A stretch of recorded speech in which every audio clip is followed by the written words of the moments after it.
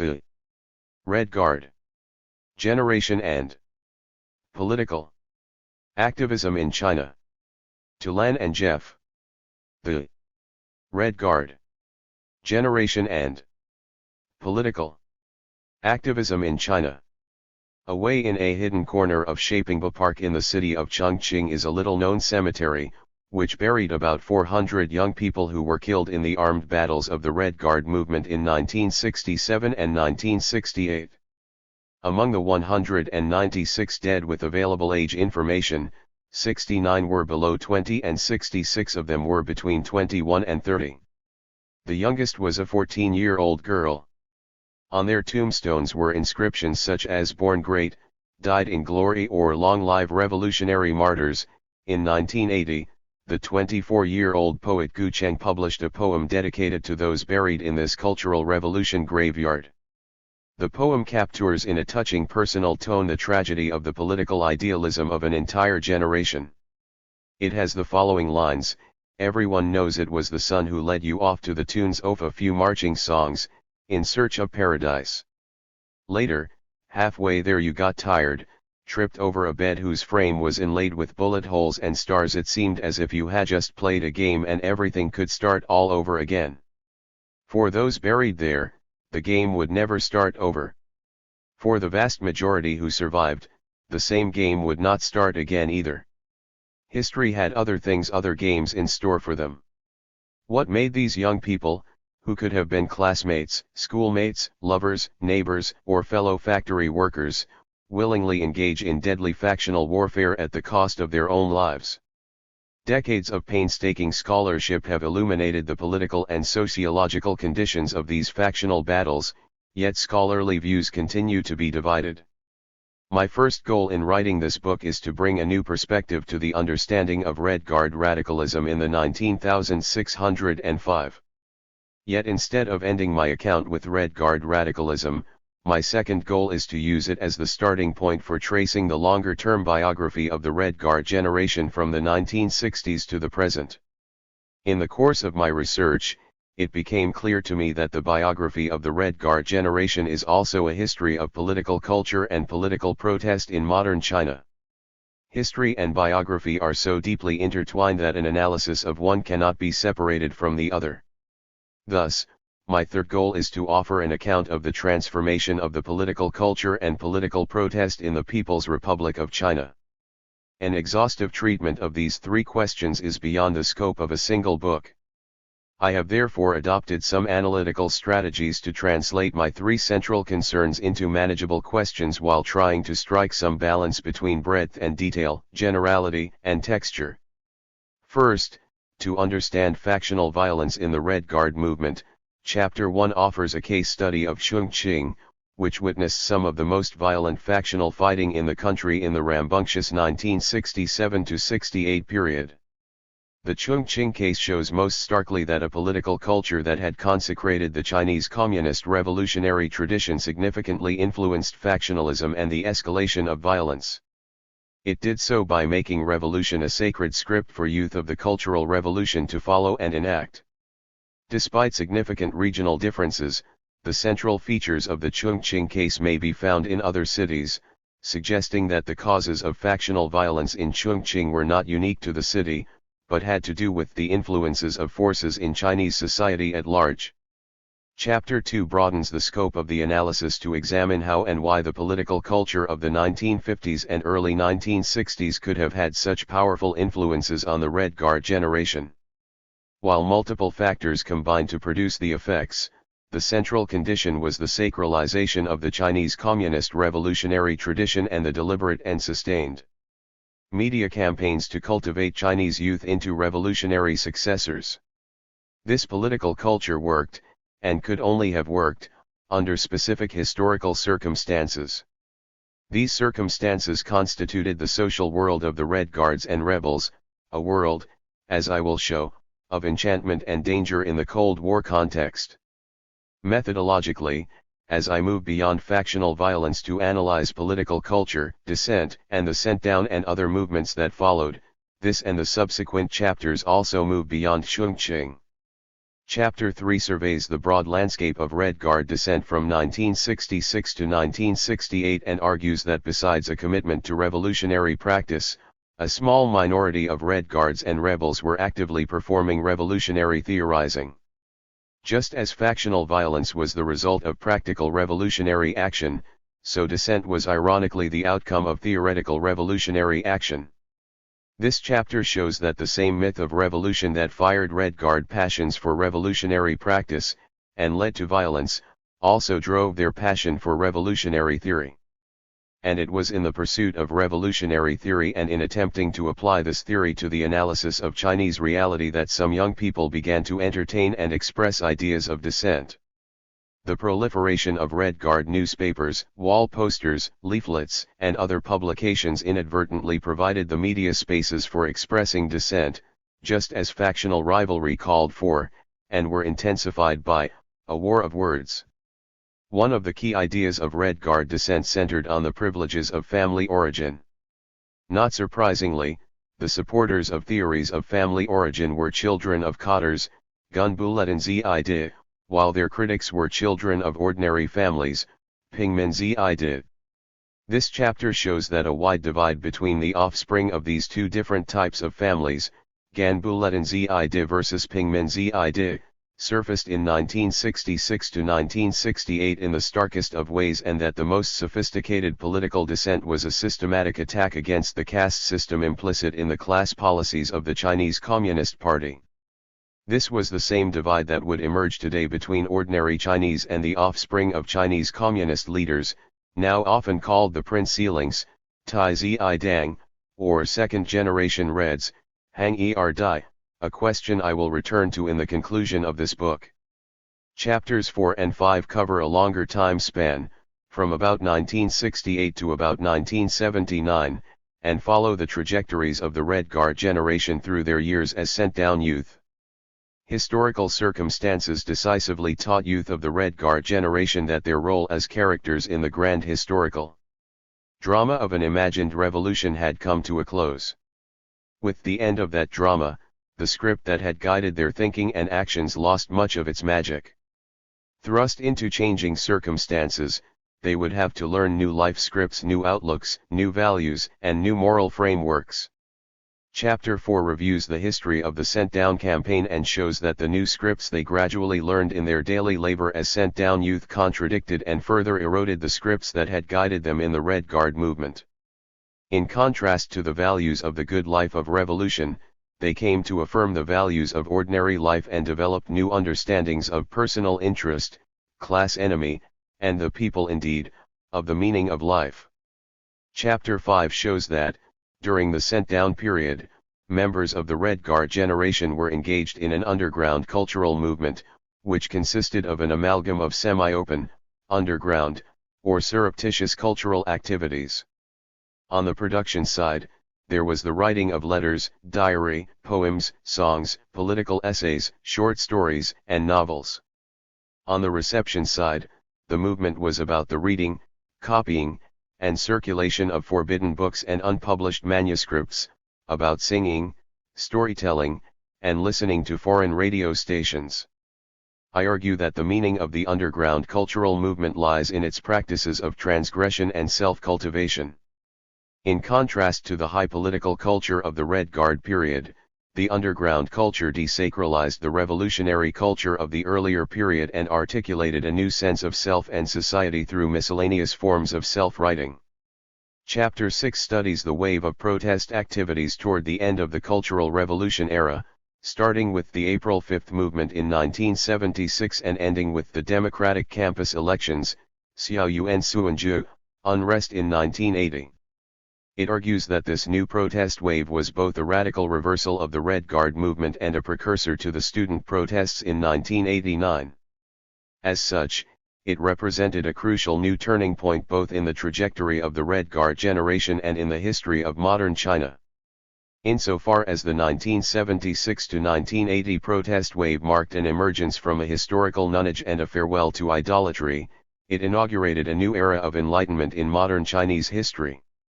Chapter 7 studies the memories of the Cultural Revolution from the beginning of the Reform era to the present. It shows that the Cultural Revolution is remembered selectively, its history broken and fragmented.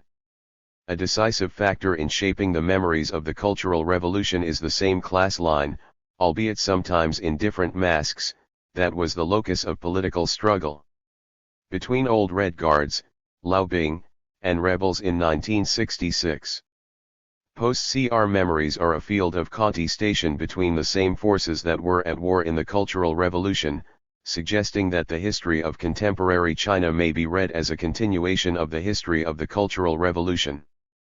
Throughout this book, I use such terms as trajectories, journey, and life course to talk about the history of the Red Guard generation.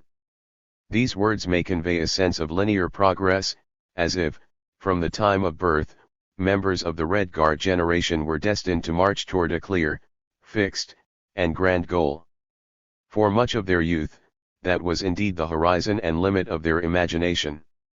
But this book is not an exercise in teleology. On the contrary, I hope it will demonstrate fully the tragic consequences of such teleologies for the protagonists of my book. By analyzing the longer history of the Red Guard generation, which will highlight the many ups and downs of the generation, I hope this book will show the futility of grand teleological perspectives for understanding history. There is neither linearity nor teleology to the trajectory of the Red Guard generation, or perhaps other political generations in other times and places. Ultimately, as I will argue in the conclusion, the historical transformation of the Red Guard generation was full of paradoxes. For the protagonists of my story, the history of a generation was nothing less than a history of perpetual disruption of personal lives. Yet remarkably, amidst these endless disruptions, they retain a sense of optimism and hope up to the present day. In what follows I will first discuss why I use the term the Red Guard generation and who belongs to it. Then I will review the state of art in the study of the Chinese Cultural Revolution and outline my theoretical approach. Defining the Red Guard generated according to Karl Mannheim's sociology of generations, a sociological generation comes into being through shared historical experiences. Among members of a generation, as Mannheim puts it, a concrete bond is created. By their being exposed to the social and intellectual symptoms of a process of dynamic destabilization, thus the same age cohort may produce different sociological generations if it is exposed to different historical experiences. Within a generation, different generational units may be differentiated due to differences in social location. The Red Guard generation refers to members of the age cohort born around 1949 who experienced the Red Guard movement. This was the first age cohort raised and educated after the founding of the People's Republic of China. Its most significant formative experiences were the Red Guard movement. The core of this generation, totaling about 10 million, was in middle school in 1965 on the eve of the Cultural Revolution. If we count the elementary school population in 1965, which was less likely to be directly involved in Red Guard activities, but not unlikely to be sent down, then the number reaches 120 million. The Red Guard generation also included students in colleges and universities in 1966 to 1968, which numbered at 674,000 in 1965. Suyu estimates that the total size of the Red Guard generation was between 10 and 30 million. At least two generational units may be identified within this generation: those that experienced only the Red Guard movement and those that experienced both the Red Guard movement and the sent-down movement. Most students in colleges in 1966 to 1968 did not experience the sent-down movement. Students in junior and senior high schools, or middle schools, in 1966 to 1968, however, experienced both. This second demographic group was by far the larger of the two generational units in sheer numbers. Often called the Old Three Classes, Lao Sanja, it also has a more distinct generational identity than the first group. For the most part, however, my study of the Red Guard generation comprises both groups without treating them separately. Many youth who were sent down in the second part of the 1970s were too young to have experienced the Red Guard movement. Strictly speaking, they do not belong to the Red Guard generation. The Red Guard generation has variously been called the Lost Generation, the Thinking Generation, the Disillusioned Generation, the Hiking Generation, the Lao Sanja, the Red Guard generation, and the Cultural Revolution generation. I use Red Guard generation, because this term captures the first major transformative event of this generation, the Red Guard movement. To be sure, the same generation also experienced the sent-down movement and is often called the educated youth or sent-down generation. Yet, as a formative experience, the Red Guard movement was the first and decisive watershed in its history. I have chosen not to use the term Cultural Revolution generation because there is no consensus among scholars as to the exact periodization of the Cultural Revolution. Chinese official historiography considers the Cultural Revolution a 10-year disaster lasting from 1966 to 1976. While many scholars follow this convention, others contend that the Cultural Revolution lasted only from 1966 to 1969, a periodization that coincides with the Red Guard movement. The term Red Guard movement is used here by convention more than with precision. I use it to refer to the 3 years from May 1966 to July 1968, even though it may be more precise to speak of the period from May to October in 1966 as the Red Guard movement and the later stage as the Zanfengpai, or rebel, movement. When the children from elite cadre families in Beijing first launched the Red Guard movement, they expressed a clear sense of ownership that the movement was theirs and that only students who met their criteria could join Red Guard organizations. Those who did not meet their criteria were not only excluded but could also become the target of their attacks. In this sense, the Red Guard movement was their way of showing that they were the true heirs of the Chinese Communist Revolution. In contrast, the rebels who gradually dominated the Red Guard movement after October 1966 often identified themselves as Zaofanpai rather than Red Guards, a distinction that former rebels still maintain today. In a broad sense, China's Red Guard generation may be viewed as part of a global 1960s generation. Almost everywhere, from France to the United States to Brazil, this generation found itself in the middle of radical social movements. There was mutual awareness among youth revolutionaries in different nations, and to all of them, Mao and the Chinese Cultural Revolution offered new ways of imagining the world. Although my book focuses exclusively on the trajectories of the Chinese Red Guard generation, I hope that a recognition of the global context of youth agitation in the 1960s will help to avert making China's Red Guard generation appear too exceptional, however extraordinary the generation's trajectory might be. Even their violent performances of a revolution, studied in Chapter 1, are not so unique as to be without international parallels. As Richard Volline notes, Italy's Red Brigades and Germany's Red Army both embraced the erroneous, Marxist view that bourgeois democracy and fascism were natural political bedfellows in their strategy of using violence to unmask the fascist character of the state, whereas, in France, from the outset the Maoists had emulated my emphasis the comportment of the disciplined, professional revolutionaries vaunted in Lenin's What is to be Done. 2 levels UF analysis. The long-term trajectory of the Red Guard generation presents several analytical difficulties. Theories for explaining the Red Guard movement, for example, may not be as applicable to the sent-down campaign. And studying these major historical events is different from studying the memories of the generation in the 21st century. My analysis is thus conducted at 2 levels.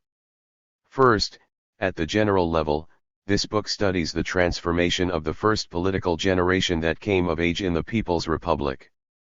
I conceptualize the trajectories of the Red Guard generation as a ritual process lasting from birth around 1949 all the way to the present. In this process, the Red Guard movement was a decisive liminal event, and what came later were different forms of reaggregation and routinization, as well as varieties of new beginnings and new liminal events. In Victor Turner's Anthropology of the Ritual Process, the liminal is the second phase of a 3-stage ritual process. The first stage separates the ritual subject from previous structural conditions. The second stage, the liminal, is anti-structural, where the ritual subject redefines his or her identity under conditions that have few or none of the attributes of the past or coming state, the final stage of aggregation marks the subjects settling back into society. The process of reaggregation may also be considered as one of routinization according to Max Weber's sociology of charisma and routinization. The transformation of China's Red Guard generation thus has two central analytical components. One is the ritual practices in the liminal stage, the other is the stage of routinization. Second, and at the more concrete level, I identify and analyze specific events within the protracted ritual process. The analysis in the individual chapters takes place at this concrete level, but without neglecting the broader framework, and draws on theories and concepts about the specific issues dealt with in the individual chapters. Thus the study of factional violence in Chapter 1 is informed less by theories of the ritual process and more directly by theories of social movements and collective violence, especially theories of performance for explaining collective action. Similarly, the analysis in Chapter 2 draws on theories of embodied memory and the invented tradition in explaining how political culture shaped Red Guard behavior, while later chapters introduce still other concepts appropriate for my analysis. The Red Guard movement being the most crucial event in the shaping of the Red Guard generation, I use most of the remaining space in this introduction to discuss the scholarship in this area and outline my own analytical perspective. At the end of this introduction, I return to the notion of routinization and re-outline the trajectories of the Red Guard generation in the decades after the Red Guard movement. The Red Guard movement occupies a central place both in the life course of the Red Guard generation and in the history of popular protest in modern China. Since studies of it are often mixed with studies of the Cultural Revolution, my review will include both types of works. An earlier tradition studies the Cultural Revolution from the perspective of political culture, but, as Lowell Dittmer points out, these studies tend to conceive of political culture as a conservative force resistant to change, functioning to reinforce the persistence and equilibrium of the system. Z-degree. Reconceptualizing political culture as a system of symbols rather than values, Dittmer examines how participants in the Cultural Revolution used symbols to inform and guide their action. He argues that the bipolar structure of political symbolism, of good versus evil and light versus darkness, both legitimate the expression of popular grievances and unleashed tendencies toward polarization and anarchy. His analysis, however, focuses on the interactions between elites and the masses without differentiating either or showing how political symbolism affected factionalism. Mao's role in the Cultural Revolution was an elephant in the room. While some scholars continue to emphasize Mao's role, others turn to the social origins of factionalism. Studies of factionalism in Guangzhou middle schools find that Red Guards and rebels were divided along the lines of class interests formed prior to the Cultural Revolution.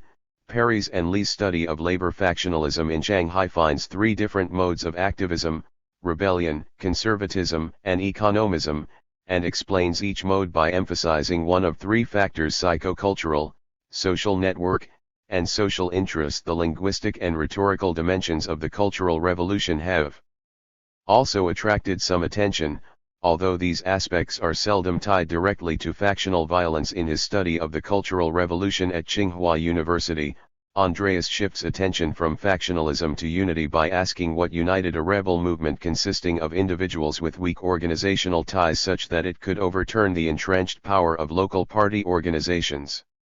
His answer is that the rebel movement derived its power from charismatic mobilization. Andreas's insightful study, however, may have overestimated the unity of the rebel movement and the clarity and coherence of the charismatic mobilization efforts. In fact, in most provinces, after overthrowing local authorities in the power seizure in early 1967, the rebel movement split from within itself.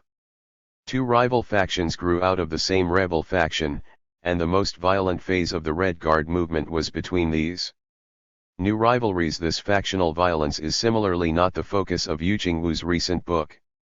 Focusing on bottom-up grievances and discontent, Wu views the protests in the Red Guard movement as expressions of a longing for equality and democracy, without considering the causes of rampant violence between rebel factions. Rejecting social explanations, Andrew Valder proposes a political explanation. In his prolific studies of factionalism in universities in Beijing and Nanjing, Valder argues that what mattered was not class interest or family origins, but the choices people made under the uncertain conditions of the initial period in June 1966. He finds that individuals in similar structural positions often made opposed choices because of the ambiguity of the contexts and the political signals from above, and the different choices they made bound them to antagonistic factions. Together, these theories have significantly contributed to our understanding of the complexities of the Red Guard movement and the Cultural Revolution. The question of faith and belief, as well as their associated passion, however, is understudied. Yet, as Michael Dutton writes of the violence enacted on the enemy within in Chinese revolutionary history, the excesses are, in the main, not the result of non-belief, the cynical deployment of smoke screens to hide true egoistic intentions which usually relate to the gaining or maintaining of power, but are produced as an effect of believing in the cause too much. In this way moral zealousness expresses itself in a semiotics of tyranny. In the conceptual language I will adopt in this book, as I will explain, this amounts to saying that the moral zealousness of the Red Guards and rebels performed itself in a drama of revolutionary violence. THIRD-WORLDISM collective violence encompasses a great variety, from brawls and duels to looting, riots, and violence in revolutionary situations. In the field of social movements and contentious politics, collective violence refers to those repertoires of collective action that involve great physical force and cause damage to an adversary to impose political ends. Collective violence has a distinctly political character and is therefore sometimes referred to as political violence. Patricia Steinhoff and Gilda Zwerman define political violence as deeply contested actions, events, and situations that have political aims and involve some degree of physical force. Charles Tilly outlines a relational approach to collective violence, arguing that the combination of a small number of relational mechanisms such as brokerage and boundary activation can explain all the main types of collective violence, from violent rituals to brawls and duels. The relational approach, however, underestimates the role of ideas, emotions, and ideology in collective violence. As Jeff Goodwin puts it, a preference for relations over ideas is problematic, because the possibility that social interactions might themselves be structured and shaped by cultural beliefs, habits, and structures of feeling is largely ignored. Donatella Della Porta similarly directs attention to the mediating processes through which people attribute meaning to events and interpret situations, although she also stresses the role of state repression. While Tilly opts for a relational approach, he did not reject the role of ideas. In fact, Tilly acknowledged his teacher Barrington Moore's insights about how religious ideas of purity led to violence. The centrality of ideas and ideology is evident in studies of a broad spectrum of historical phenomena, from revolutions and nationalism to religious and ethnic violence, student radicalism, and terrorism. Richard Drake's study of left and right-wing terrorism in the Italy of the 1970s shows the power of ideological beliefs behind those radical movements and traces their roots to the 19,605. Drake writes about one of the founders of the Red Brigades in Italy, Alberto Franceschini, who, in his memoir, Mara, Renato e 1 foot 0 inches, emphasizes his ideological itinerary, beginning with the communist indoctrination he had received as a young boy. The fabled exploits of Gramsci, Togliatti, Lenin, and Stalin took the place of fairy tales in the Franceschini home. His grandfather, one of the first in Reggio Emilia to join the PCI, had fought as a partisan in World War II and never forgave Khrushchev for de-Stalinizing communism. Alberto took his political bearings from this adored grandfather. As a young man in the 19,605, he moved from the increasingly mainstream Communist Party to the outer fringes of the extra-parliamentary left. Franceschini believed he was keeping faith with communism's true Bolshevik traditions by modernizing them to meet the needs of contemporary Italy's revolutionary situation. In helping to found the Red Brigades, Franceschini hoped to participate in a new resistance, one that would finish the work of regenerating Italy left undone by the partisans of 1913–1945. All the Red Arrogatists, he wrote, were drug addicts of a particular type of ideology. A murderous drug, worse than heroin. Works on nationalism show that sacred categories like the nation could inspire collective violence. Benedict Anderson argues that nationalism arose at a time when religion was on the decline. Thus the nation took the place of the divine in the imagination of the people. The willingness to kill and die for the nation was a willingness to sacrifice for the sake of the divine. Carolyn Marvin and David Lengla argue that American patriotism is a civil religion organized around a sacred flag, whose followers engage in periodic blood sacrifice of their own children to unify the group. The violent side of modern nationalism is thus inseparable from its sacred character. Indeed, in René Girard's work on violence and early religions, violence is identical with the sacred.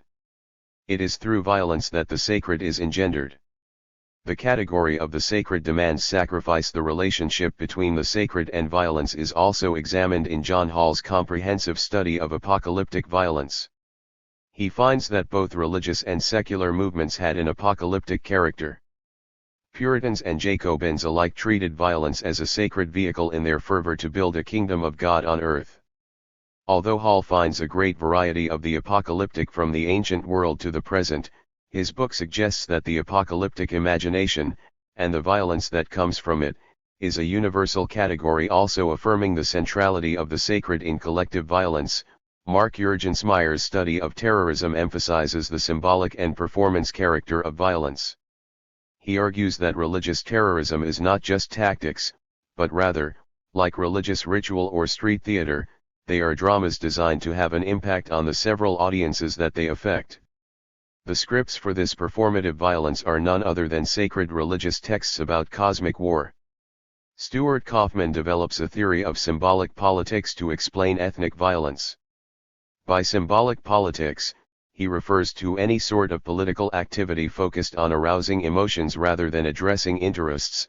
The core assumption of symbolic politics is that people choose by responding to the most emotionally potent symbol evoked. The most potent symbols, such as national flags, sacred temples, and certain social values, have a mythic and sacred quality. Although Kaufman analyzes the role of elites and opportunities, ultimately he maintains that mythic hatreds and fears are sufficient to produce violence. The divide between what Tilly calls the relation people and the idea people is a variation of the objectivism and subjectivism dichotomy much critiqued in social theory, a cluster of theoretical articulations hinging on the notions of performance practice, ritual, and cultural pragmatics.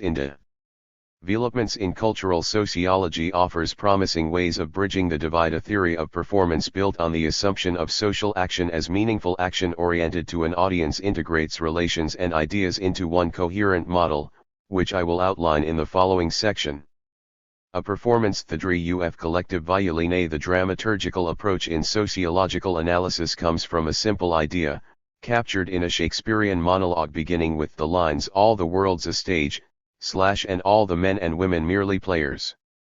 By comparing social activities to dramaturgical action and people to dramatic personae, sociologists focus their analysis on actors performing to an audience. The idea of people performing for an audience raises questions about the authenticity of the performance and the gap between performance and reality. Some may argue that performances are inauthentic by their very nature, that they are mere appearances.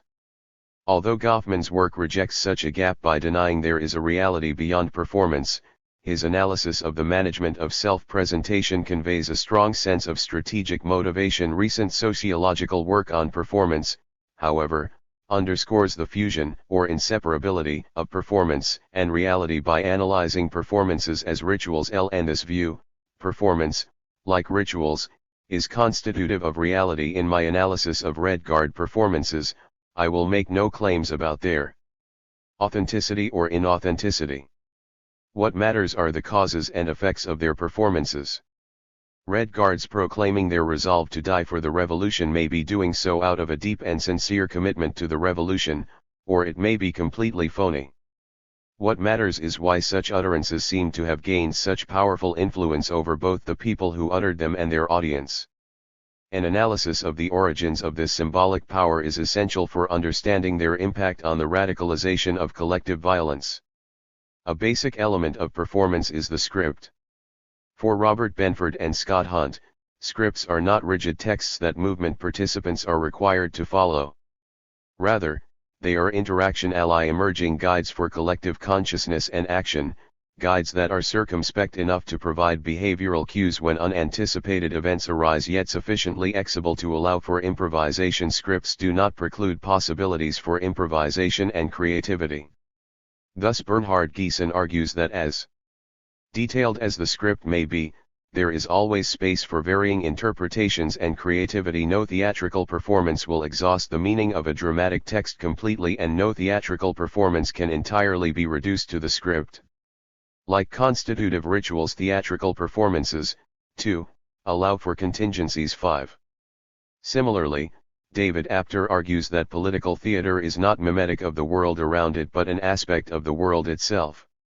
It may be theatrical and entertaining, as is often the case with political campaigns, but it may also be deadly, especially when words, symbols, and scripts become sacred and are blown up to virtually biblical proportions. Apter continues, in the past the most disjunctive and theatrical political events involved ideologies of nationalism, socialism, or other doctrinal alternatives. Today the emphasis is on ethnic and religious or sectarian forms of nationalism and identity. Incorporated into narratives and texts, the language itself is revelatory. Reconstructed in the form of a drama engaging in mythological exercises, political theater in this sense can lay claim to embodied truths that become more true the more they transcend ordinary reason, to become at the extreme the justification of self-immolation and martyrdom. Later we will see how for Red Guards and rebels in Chongqing, performance was their reality. The performance of a script takes place in concrete contexts and in often fluid processes. The contexts, such as a theater or a public square, give reality and meaning to the show. The processes of a performance involve multiple characters, including audiences, in interaction. Although they may be more or less predictable, there are always contingencies. Improvisation is an essential part of acting. When applied to political performances such as political violence, the script may be interpreted broadly as political culture or narrowly as political symbols and myths, as in Kaufman's symbolic politics. Contexts may be structural or cultural and may include class relations, organizational affiliation, regional histories, national politics, and even international relations. Process is interactive and relational and may include political opportunities and the mutual influences of different types of actors. With the notions of context and process, therefore, a performance theory of collective violence integrates the social and political explanations of Red Guard factionalism with key elements in cultural theories of nationalism, ethnic violence, and political violence such as Eichmann's theory of symbolic politics. In the first 3 chapters, a performance theory is used to explain the causes and consequences of Red Guard violence. But what about the trajectories of the Red Guard generation after the Red Guard movement? As Chapter 3 shows, the sacred script that had led to violence had paradoxically also led to dissent. The holy script of revolution achieved its pinnacle in the Red Guard movement, but it also reached its point of exhaustion. What happened in the years after the Red Guard movement was a process of desacralization of the holy script and the emergence of new values and practices. To conceptualize what happened to the Red Guard generation after the Red Guard movement, I return to Turner's notion of the ritual process. What happened to the violent political passions after the Red Guard movement was brought to an end in July 1968? The drama of the Red Guard movement had ended, but history would thrust the Red Guard generation through one new drama after another. Presumably, the stronger the liminal effects of the Red Guard movement, the more difficult it will be for the participants to forget about those experiences and move on to new lives. We will see that this is true to the extent that members of the Red Guard generation never seem to have left their past behind. Their memories of it have accompanied them all the way to the present. Nevertheless, in the long run, personal biographies inevitably confront new historical forces, and new conditions will complicate the impact of an early experience. Thus, to understand the long-term biographical impact of the Red Guard movement requires an extension of the concept of liminality in the reaggregation stage of the ritual process. The ritual subjects settle back to society. But Turner stops short of showing exactly how this process happens, essentially assuming that it is a natural, unproblematic process. Weber's analysis of the routinization of charisma becomes useful here. With the routinization of charisma, he argues, only the members of the small group of enthusiastic disciples and followers are prepared to devote their lives purely idealistically to their call. The great majority of disciples and followers will in the long run make their living out of their calling in a material sense as well.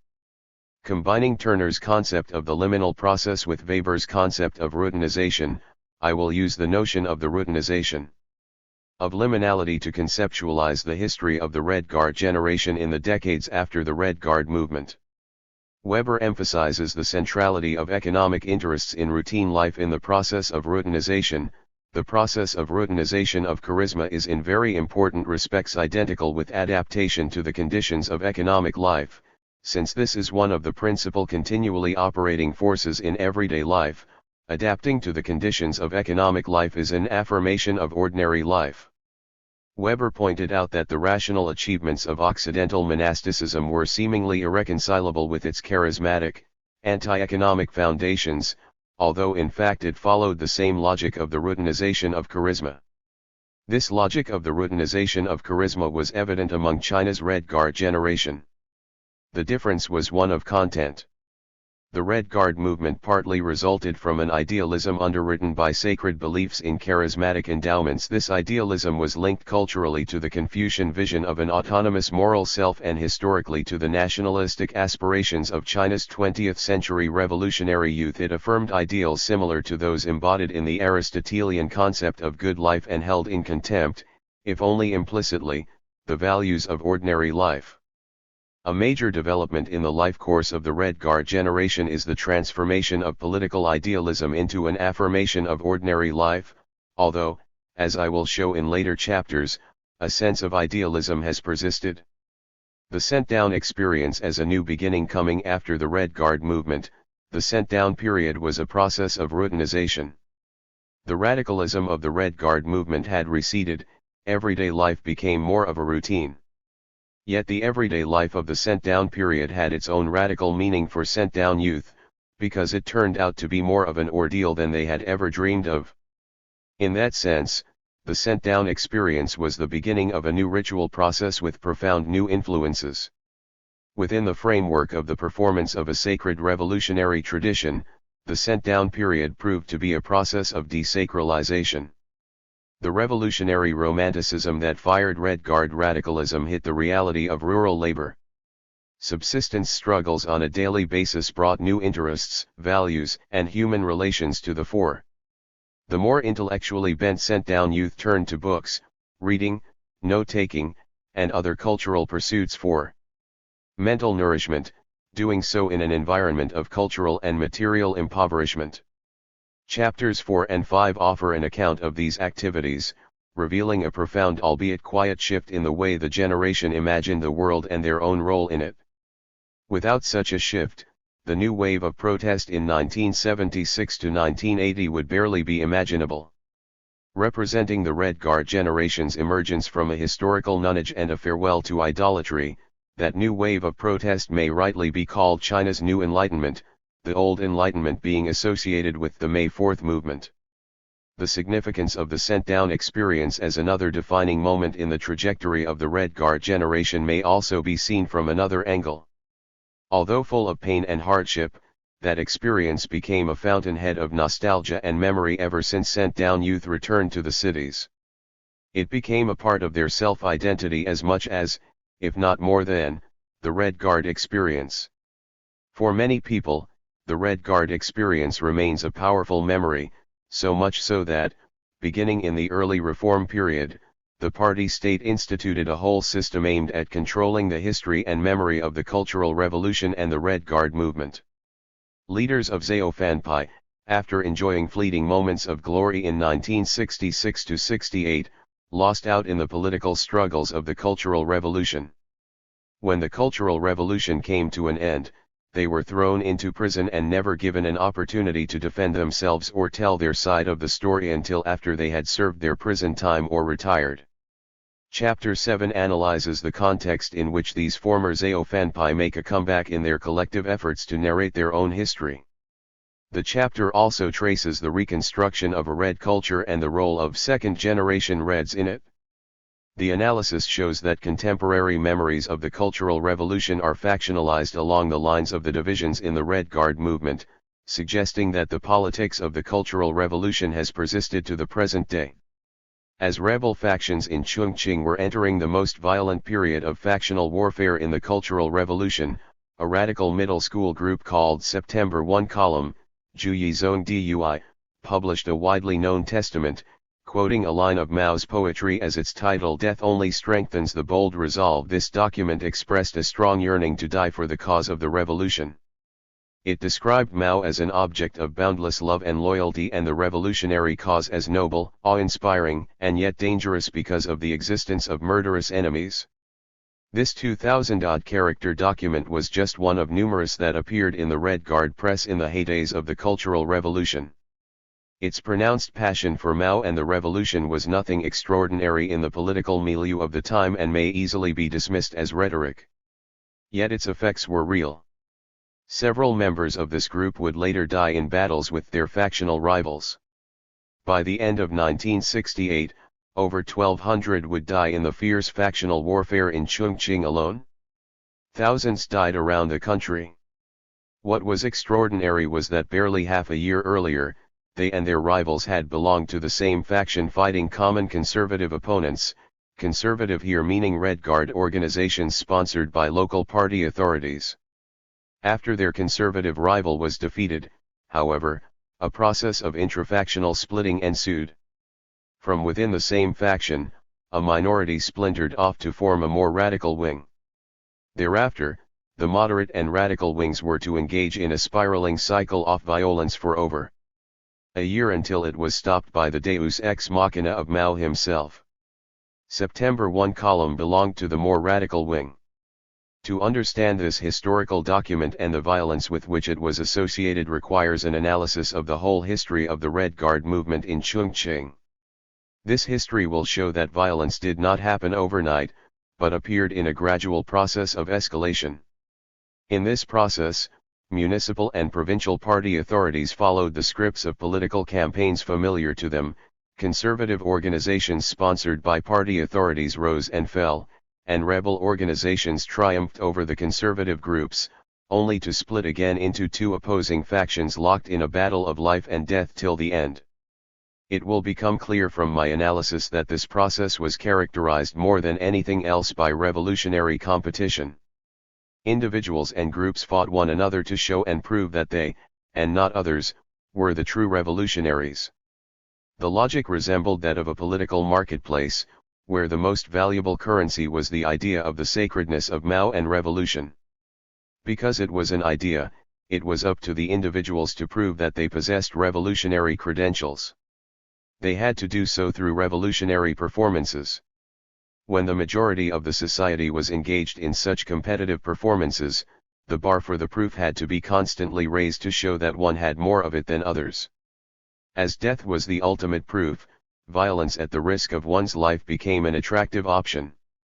The escalation of violence happened as a result of this competition. This logic was made possible by the conjoining of several conditions: a political culture that apatheticized revolution, a political context of domestic fears and external threats, and a political process of ambiguity and uncertainty that compelled public displays and performances of revolutionary faith. This chapter focuses on the political process of factional violence in Chongqing. Political culture and context will be the subject of the next chapter. Work teams in Dunbing municipal and provincial party authorities played a decisive role in the first stage of the Cultural Revolution in Chongqing. They were the interpreters, transmitters, and executors of central party policies. As such, they scripted and staged performances that directly enhanced the unfolding of the drama. The most important of their actions was the dispatching of work teams and the sponsorship of conservative organizations. In these actions, they followed the Chinese Communists' long-standing practice of political campaigns. Under the sponsorship of party authorities, conservative Red Guard organizations carried out a cultural revolution against familiar targets from before the Cultural Revolution, but without challenging party authorities. It was in this process that rebel groups appeared, clashed with the conservatives, and then were bolstered by encouraging messages from Beijing that called for national support of rebels in the minority. For authorities and conservatives, the script of the revolution was equivalent to the suppression of counter-revolutionaries. The first work team in Chongqing was sent to Chongqing University on June 8, 1966. The work team announced that Chongqing University is not the same as Peking University. In the main, the party committee at Chongqing University is good. This policy aimed to divert attacks away from the leadership down to students and faculty. Consequently, mutual attacks happened among both students and faculty and staff. The campus was in chaos. As a result, many cadres and faculty inside and outside the party, especially some senior scholars and people with historical problems, became particularly frightened, nervous, and insecure in taking this line of action. The Chongqing municipal leadership followed instructions from the leaders in Sichuan Province and the Southwest Regional Bureau on May 26 and June 7, 1966. The Southwest Regional Bureau and the Sichuan Provincial Party Committees issued policy guidelines about how to implement the May 16 notification. The May 16 notification made capitalist roaders the target of the Cultural Revolution. Yet the policy guidelines issued by Sichuan party authorities did not mention capitalist roaders as the target, but instead called for criticisms of persons with incorrect thought in the fields of culture and ideology. In effect, they shifted the targets from party leaders downward to the masses and a few known cases of problem intellectuals. In directing the target of the Cultural Revolution toward the masses rather than party leaders, Sichuan party leaders justified their policies with long-standing practices in mass political campaigns. They performed the revolution according to the script familiar to the party authorities. They compared student rebellions to the Hungarian incident and viewed the activists as rightists. Mali, a deputy mayor of Chongqing, confessed the following in March 1967, "I rarely exposed my own problems, exposed some of the problems of some other leaders, while mainly directing my target at the masses. This created a tense atmosphere among the masses. The reason why I was a conservative was because I had a wrong understanding of the situation. For example, I confused the Cultural Revolution aimed at digging out capitalist roaders within the party with the anti-rightist campaign in 1957, which was a counter-attack against rightists who had attacked the party. I exaggerated the impurity of some revolutionary organizations and did not believe that the masses could solve this impurity problem on their own." In other work units in Chongqing, the initial work teams also took this approach of targeting the grassroots rather than the leadership. At No. 6 Middle School, a work team dispatched by the party committee of the Chongqing Center City District, Shizhongchu, arrived at the end of June. Upon arrival, the work team made an announcement that was almost identical to the one made by the work team sent to Chongqing University on June 8. The Chongqing Party Committee is not the same as the Beijing Party Committee. The Party Committee at Chongqing No. 6 Middle School is not the same as the Party Committee at Peking University. There are no signs of rottenness so far. Degree. At an iron mining factory, 13,789 posters were put up during the work team stage. These posters reportedly exposed 449 anti-party, anti-socialism personnel. The number breaks down into the following: leading cadres, 7 middle-level cadres, 42 ordinary cadres, 72 teachers, 26 technical and medical personnel, 29 workers, 273. Although the targets included some cadres, the majority of the persons under attack were ordinary workers. Li Muzin, a factory worker who later became a leader of the Smashers, Ziepai, in Chongqing, explained that he became a rebel because a friend of his accidentally discovered that the party leadership in his factory had classified workers into different categories, a standard practice of investigation in the Four Cleans campaign prior to the Cultural Revolution. Li's friend was put in the fourth category, which was considered the worst. Even though Li himself was listed as a second category, he was upset because he thought he deserved to be in the first and best category. While work teams were busy mobilizing attacks against cow ghosts and snake spirits, municipal and provincial party leaders actively sponsored the establishment of Red Guard organizations. In Beijing, the earliest Red Guard groups were organized by students in elite high schools without party sponsorship. In fact, many of them were denounced by work teams and labeled as counter-revolutionary. In Chongqing, however, the launching of the earliest Red Guard organizations was orchestrated by municipal and provincial party leaders. The organizing work was done behind closed doors.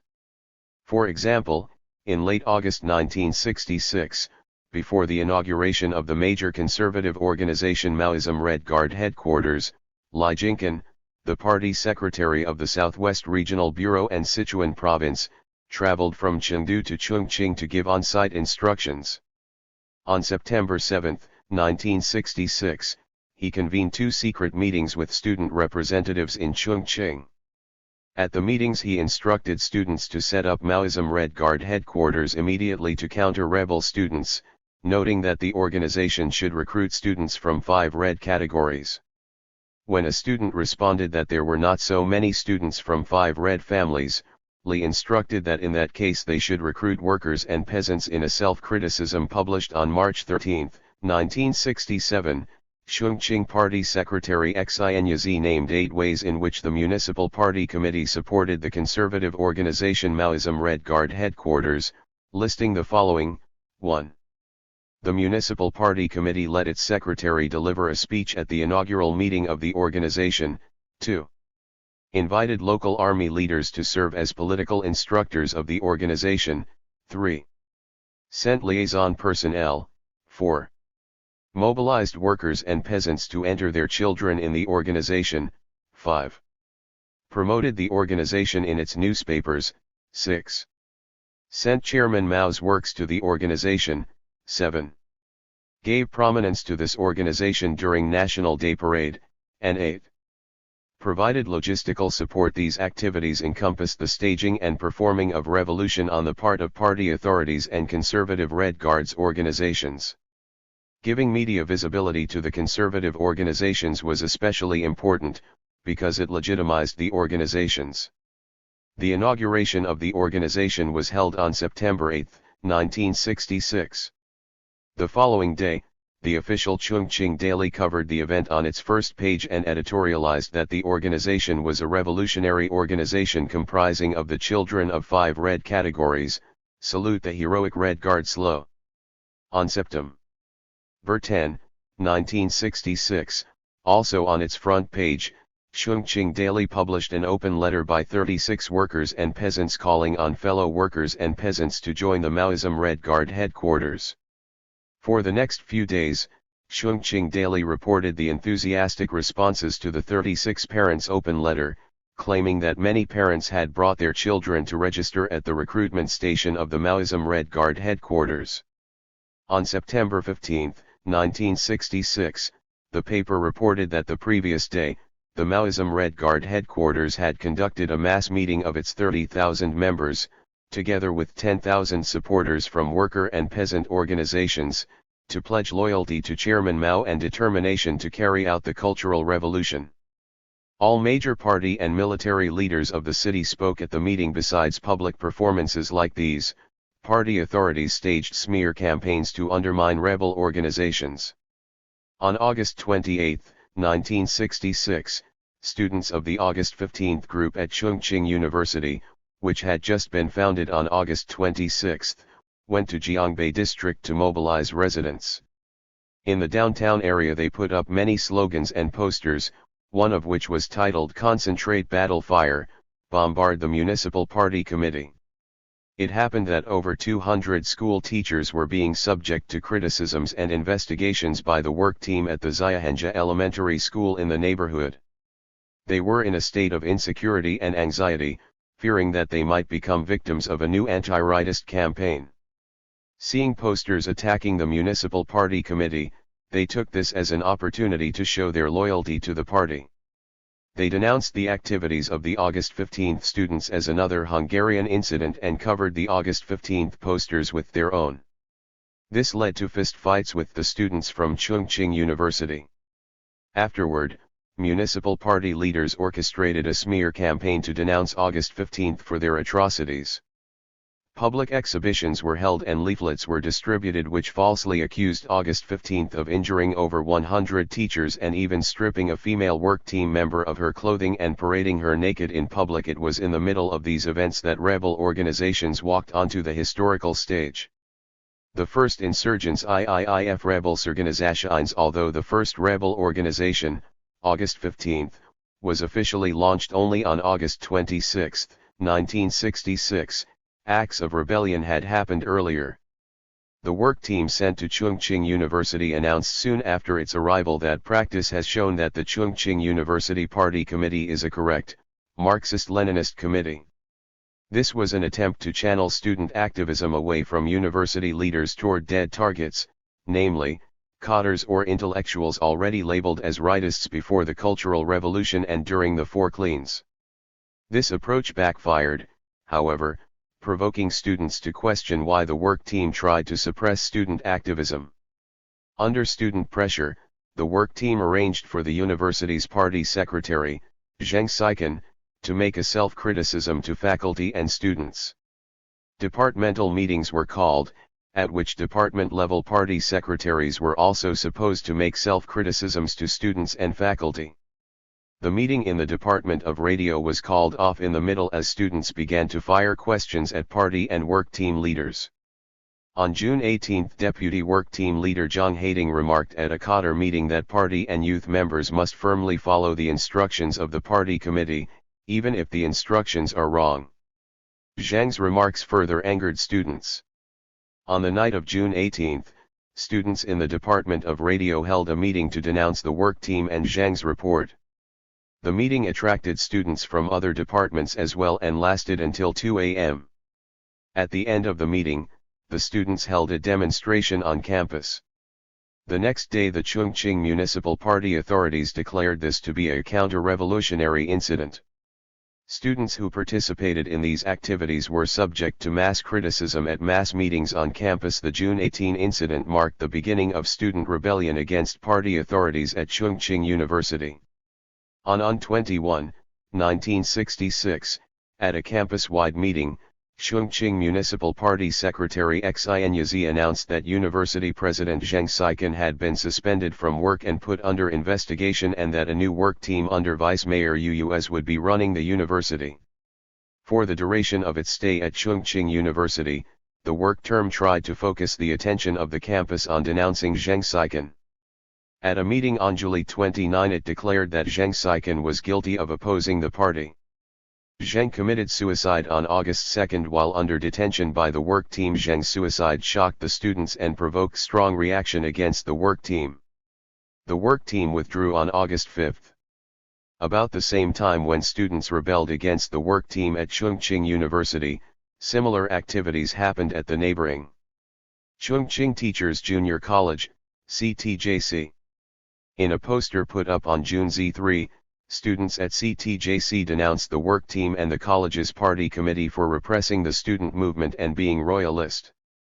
At a campus-wide mass meeting on July 19, Gong Qinting, head of the work team at CTC, ordered the disbanding of two small rebel groups. On August 12 the party committee at CTJC made another attempt to disband the rebels by announcing a plan to send them to the countryside to do agricultural work. On August 13, rebel students from CTJC pleaded for help from fellow rebels in Chongqing University. Their plea met with immediate response, and students in Chongqing University decided to go to CTJC to show their support. Upon learning that students from Chongqing University were coming, CTJC reinforced security guards at the college's entrance to prevent the unwelcome visitors from entering the campus. Students from Chongqing University arrived at around 9 a.m. on August 15 and burst open the locked gate. Once inside the campus, these students were joined by CTJC rebels and began to hold a mass meeting on the sports ground. The gathering was 4,000 strong. The meeting went on in the heat of the sun amidst power cuts, quarrels, and debates between the rebels and CTJC authorities and supporters. Angry with the opposition they met, some rebel students went to the municipal party committee to request that municipal leaders attend the meeting. Chongqing Municipal Party Secretary Xin Yazi reluctantly arrived at the scene at CTJC in the evening.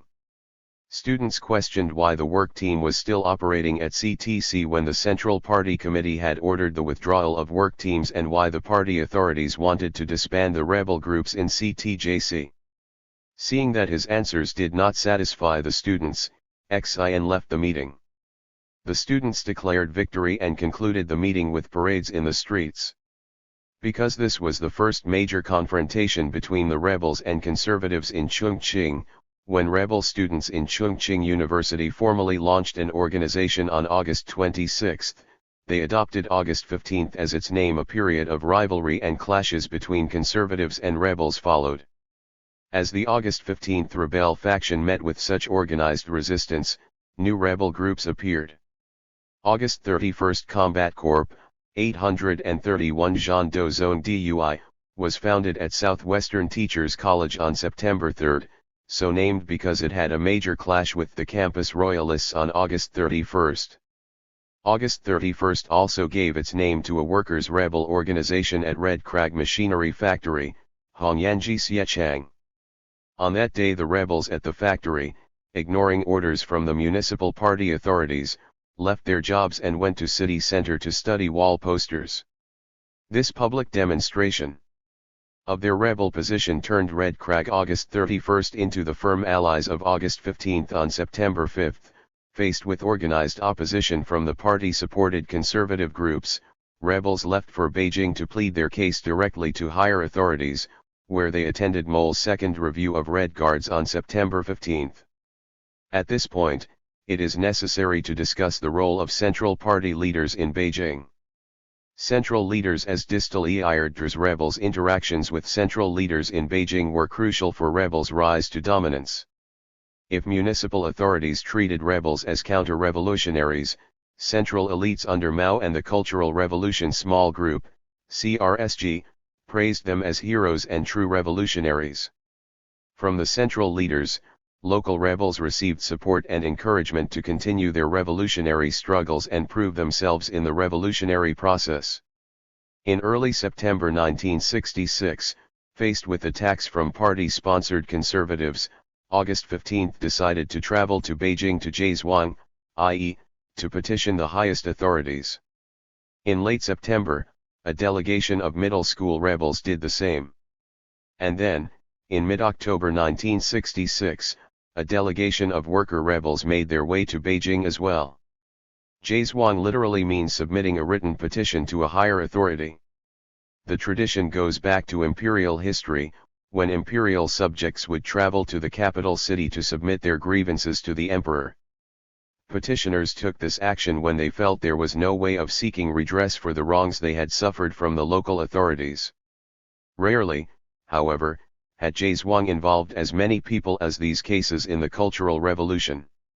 Even more important, the organizers of these trips all announced that they would travel to Beijing on foot as a way of showing their determination to undergo hardships and ordeals. These Zhejiang trips thus clearly had a performative function.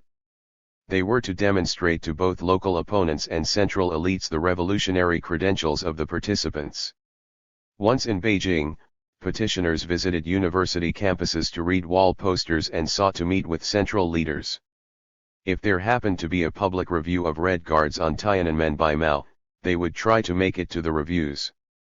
For example, on their first Zhejiang trip to Beijing in early September, members of the August 15 not only attended Mao's review of Red Guards on September 15, but their delegates, including their leader Zhou Jiao, were selected and invited onto the Tiananmen rostrum to meet with the party leaders. Among the most important morale boosters for the petitioners were the speeches delivered to them by Central Party leaders. Zhejiang petitions were not limited to rebels from Chongqing. Rebels everywhere made it to Beijing to petition their cases. Central leaders from Zhou Enlai to members of the Cultural Revolution Small Group met numerous times with these petitioners to hear their complaints, give instructions and advice, and explain central policies. Transcripts of their speeches given on these occasions were quickly printed on leaflets or in Red Guard newspapers and became guidelines for local activists. A main goal of the petitioners at these meetings was to seek affirmation from central leaders that their actions were revolutionary, not counter-revolutionary. At the earlier stage they invariably received affirmative answers. For example, on November 12, CRSG members Wang Li and Qi Binai met with the Chongqing Middle School delegates. Wang Li started his speech by saying, "You asked whether your Zhuang trip to Beijing was a revolutionary action. We believe it is. You submitted that some people said that your act of bombarding the Chongqing Municipal Party Committee was a counter-revolutionary act. Was it a counter-revolutionary act? We don't think so." Wang's responses won loud applause from the students. Central leaders rarely just used their power to give directives to Red Guard petitioners. More often than not, they resorted to persuasion and sometimes goading. Like dramatic directors, their approach was not simply to tell the actors how to put on a particular act, but to help the actors enter their role so that the actors themselves could put on a performance successfully. They did so by invoking the already familiar myth of the revolutionary struggles of the CCP, by adding their reinterpretations, and by offering tips about methods of acting. In their speeches, central leaders often talked about the meaning and nature of revolution during the Cultural Revolution. In these, they both invoked the familiar myth of the revolutionary struggles of the CCP and added their reinterpretations. They emphasized that the Great Cultural Revolution was an unprecedented world-shaking revolution, that it had to be made by people themselves rather than being directed from above, and that the best test of a true revolutionary was through revolutionary practice. At the meeting with students from Chongqing on November 12, 1966, when asked whether the Central Party leadership should intervene in the struggles in Chongqing by removing local party leaders from their official positions, Wang Li said, "It is better not to remove them yet." Why? Because that should come as a result of your own struggle. In my view, you haven't struggled enough. Under such circumstances, before effective struggles are carried out, removing them from their positions, reshuffling power thought would be too easy for them. They would no longer be responsible for anything. Usually we do not use the method of removing people from top down. This would not solve the problem. Problems in the revolution should be resolved by Chongqing people themselves. At the same meeting, Qi Binai talked about the necessity of revolution and dangers of capitalist revision by citing the history of class exploitation in Sichuan. Referring to a work of sculpture about the exploitation of peasants by landlords, which inspired a documentary film called Rent Collection Courtyard, Qi said, "One thing I want to say is that we support your rebellion. Your rebellion was well done, but has not yet done enough. You should have bigger rebellions. I have seen Sichuan's Rent Collection Courtyard. Have you seen it? It is a living textbook for class education. If we do not carry the Cultural Revolution thoroughly, then it is possible that capitalism and feudalism will have a comeback. Our country will change color." When answering questions about who was revolutionary and who was not, central leaders called on the young people to prove themselves by going through the trials of the revolutionary process. A speech given by Tao Zhu, one-time head of the Cultural Revolution small group, included the following remarks: "What is counter-revolutionary? Earlier, it refers to people from Taiwan, or people with radio transmitters. Now, the masses want to do revolution. If you suppress revolution, you are counter-revolutionary. True revolutionaries, false revolutionaries, half-revolutionaries, one-third revolutionaries, one-fourth revolutionaries, they all must be tested in this movement. Good people in the past may not necessarily still be good people. At present, there is more than one Red Guard organization in Beijing's schools. You can compare one with another to see who is red and who can be red all the way to the end. You cannot allow yourselves to organize but forbid others to do it. You cannot say you are true revolutionaries and they are fake. This is mass organizing. Their organizations may also be revolutionary. Maybe hold a revolutionary competition. Good ones will grow, bad ones will collapse. True or fake revolutionaries will be distinguished in revolutionary practice. Tao Zhu's remarks inadvertently captured the hidden logic of the Cultural Revolution. During the revolution, nothing could be taken for granted, individuals had to prove whether they were fake or true revolutionaries. The proof had to come from people's observable behavior, their performances. Thus, while there was push for people to perform from the bottom up, there was also a pull for them to do the same from party leaders at the top.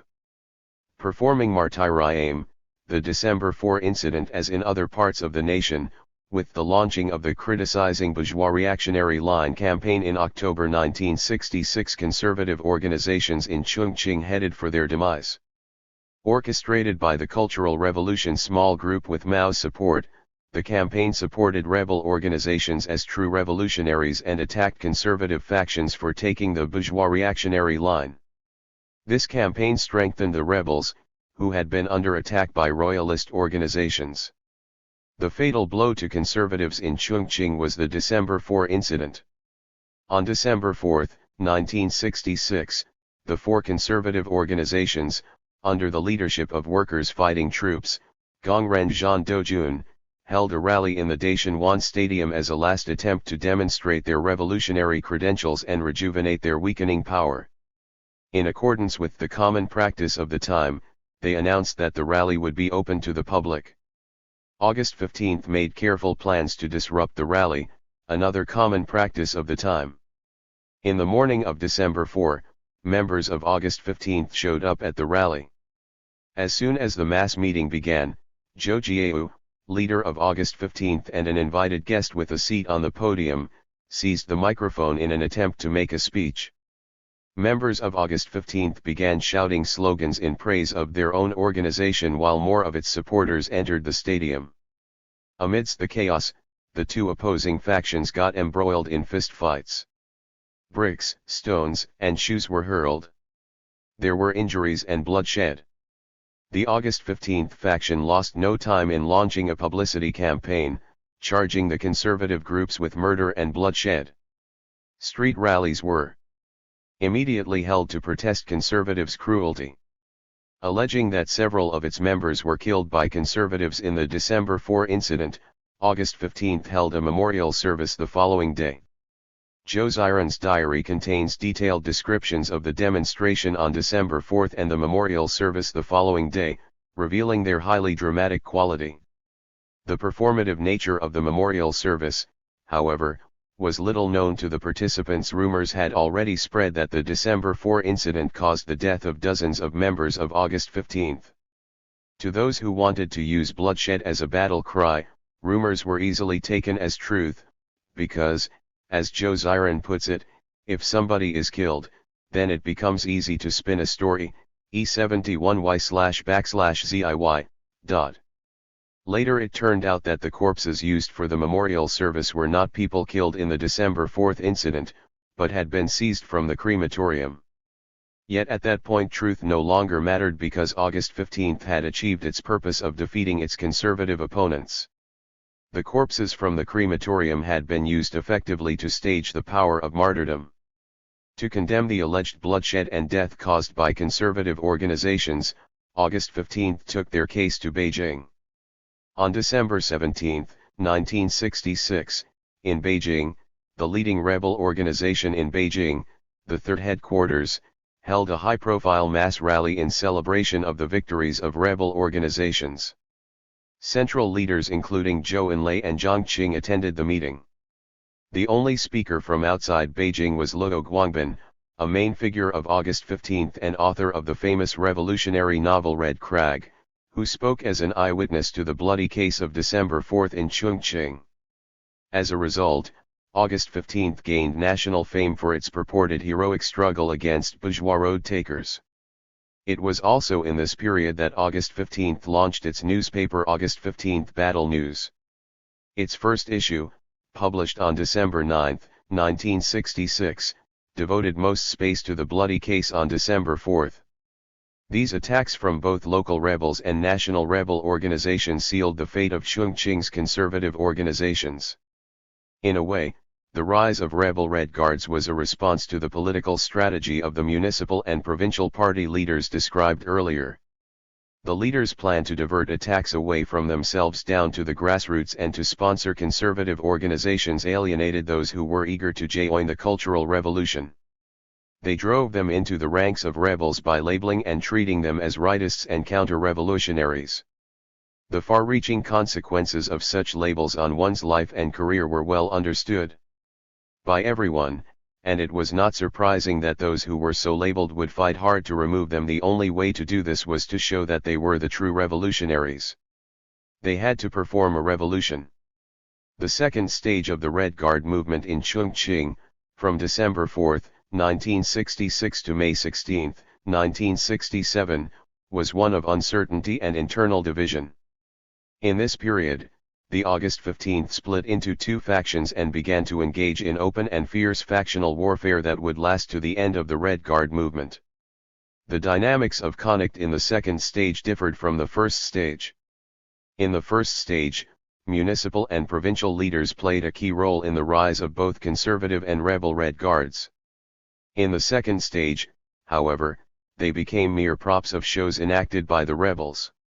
Rebel factions held numerous mass meetings at which they put capitalist roaders on the stage for mass criticism. Sometimes, rebel factions fought over the ownership of an individual cadre qua capitalist roader, and the higher ranking the official was, the more intensely they fought, because, as one interviewee puts it, the bigger the capitalist roader, the stronger the sense of accomplishment. It was a way of showing one's own status, too. /Ryan NDELI 1571 / the number one capitalist roader in Sichuan being Li Jingquan, Li was subject to many mass criticism sessions. One piece of sensational news in 1967 was that Li Jingquan went to Shanghai to hide from criticism sessions, but was abducted back to Chongqing by rebels. A turning point in the history of the Cultural Revolution in Chongqing and nationally was the January Revolution in Shanghai. On January 4, rebels in Shanghai took over power at Wenhui Daily. The next day, power seizure took place at Jifang Daily, or Liberation Dale. Then, on January 6, the leading rebel organization in Shanghai held a mass meeting and announced that they no longer recognized the leadership of the Shanghai mayor and party secretary, thus effectively declaring a municipal power seizure. On the night of January 21, the Central People's Radio broadcast a People's Daily editorial titled "Proletarian Revolutionaries Unite, Seize Power from Those Power Holders Who Take the Capitalist Road." The editorial praised the seizure of power by Shanghai rebels as a revolutionary action. On February 5, the Shanghai Commune was established as the new organ of power in Shanghai, but the name was changed to Shanghai Revolutionary Committee on February 23. This January revolution in Shanghai became a national model for rebels to seize power from the existing authorities. Chongqing's version of January Revolution followed the national model closely. On January 16, 1967, the August 15 at Chongqing University took over power of the university. On January Z2, the day People's Daily published its editorial, major rebel organizations in Chongqing met to discuss and coordinate their power seizure plans. On January 24, under the auspices of the Chongqing Garrison Command, aka the 54th Army, about 50 rebel organizations formed a preparatory committee for the United Committee of Proletarian Revolutionary Rebels of Chongqing City, United Committee, 2. TL 773, L9L$2/52€9%/pound%, and proclaimed control over all municipal party and government agencies. The seeds of division were sown at the same time. On February 1, dozens of rebel groups led by the Chongqing Workers' Rebel Troops, I/I5, August 31 Fighting Column of Southwest Teachers College, and the Chongqing Liaison Office of the Capital Third Headquarters sent a telegraph to the Party Central in Beijing, accusing the January 24 power seizure by the United Committee of being a mere show orchestrated by the power establishment and the military. From then on, the rebels openly split into two factions. The moderate and majority faction was called the United Committee, Ge-Lian-Hut, with August 15 of Chongqing University as the leading organization. The radical and minority faction was initially called the Smashers, because its slogan was to smash the United Committee. Later, its name was changed to Rebel to the End, Fan Dao Di. The August 31 of Southwest Teachers College led this faction. Throughout February and March 1967, the two rebel factions fought each other verbally and physically. Backed by the Chongqing garrison, August 15 emerged as the victor. By mid-March, many groups on the Smashers' side had been disbanded, and some of their members arrested by public security authorities after being branded as counter-revolutionaries. The August 15 faction in the Municipal Public Security Department estimated that 36 reactionary organizations were disbanded by the Public Security Bureau, Gong'anju, while 82 organizations were smashed by mass organizations and 146 organizations voluntarily disbanded. The crackdown on radical rebels happened nationwide and was later dubbed the February Adverse Currents or February Repression of Counter-Revolutionaries. On April 1, 1967, Mao approved the release of Zongfa, 67, document number 117 to curb this crackdown. The document stated that mass organizations must not be randomly disbanded or accused of being counter-revolutionary. With the issuing of this document, the United Committee faction came under attack for its role in repressing rebels. The organizations previously branded as counter-revolutionary were rehabilitated, and imprisoned rebels released. Re-energized by policies from the center and full of pent-up anger at the United Committee, the Smashers reassembled their organizations and went on the offensive. The conflicts between United Committee and the Smashers soon escalated into armed conflict. On April 23, 1967, for example, the Smashers held a 300,000-strong Down with Liu Shaokai, Smash United Committee rally in the city stadium. In the street parades following the rally, the Smashers clashed with August 15. More clashes took place in the days following. The intensifying conflicts between the two factions led to the issuing of Circular No. 159, Zongfa 67, on May 16, 1967. Titled CCP Suggestions about Resolving the Chongqing Problem, and known as the 5 Red Articles for short, it approved establishment of the preparatory group of Chongqing Municipal Revolutionary Committee, $7/%*L/ZEL, to be headed by the Deputy Political Commissar of the 54th Army, Lan Yunong. The circular demanded the rehabilitation of organizations and individuals who had been wronged in the February counter-revolutionary campaign, but was reticent on the status of either the United Committee or the Smashers.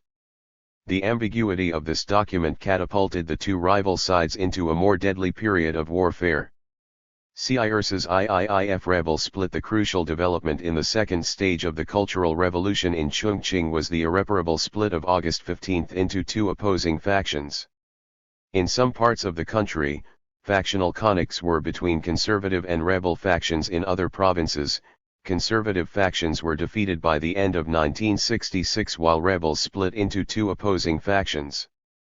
These included Shandong Ilan, Henan, Hunan, Hubei, Yunnan, Shaanxi, and Sichuan.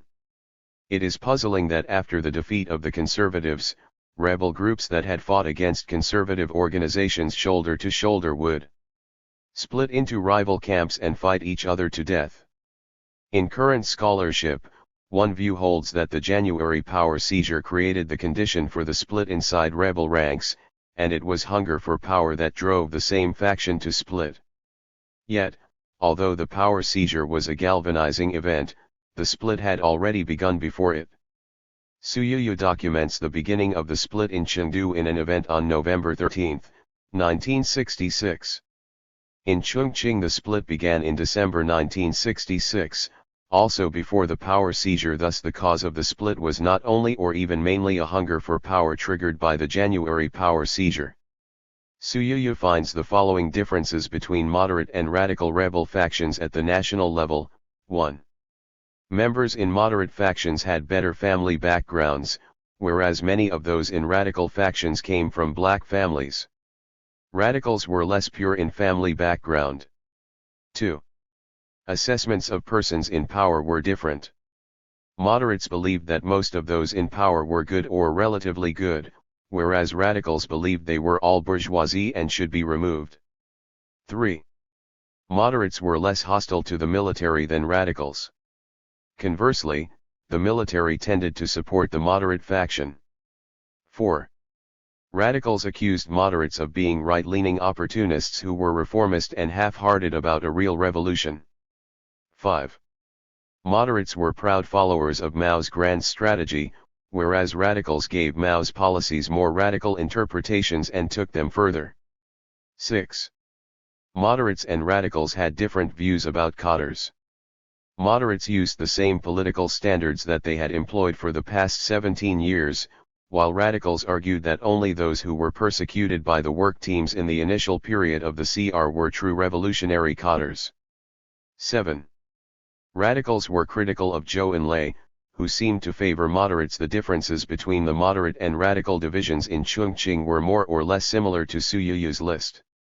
From today's vantage point, these differences might appear unremarkable, and certainly not so gravely consequential as to lead to sustained factional violence. The central issues of contention between the August 15 and the Smashers, for example, concern the political character of the January power seizure and the question of cadres. The United Committee led by August 15 argued that its seizure of power was a revolutionary act in the spirit of the Shanghai January Revolution. Furthermore, it argued that bringing in cadres who had made mistakes in its leadership structure was also a revolutionary act, because under the leadership of the party and Chairman Mao and under the historical conditions of proletarian dictatorship, 95% of the cadres are revolutionary. Over the past 17 years, most of the cadres have been on the side of Chairman Mao's revolutionary line. Most of them were not only the executors of the capitalist bourgeois line but also its victims. The Smashers charged that the power seizure led by the August 15 was not truly revolutionary but rather followed a rightist opportunist and rightist capitulation line, because the power seizure was conducted mainly by the representatives of the 12 colleges in Chongqing, while major worker organizations were excluded. They further contended that the creation of the provisional leadership structure after the power seizure did not follow the democratic principles of the Paris Commune and that including cadres from the existing regime in the new leadership team only showed that the power seizure was a fake one.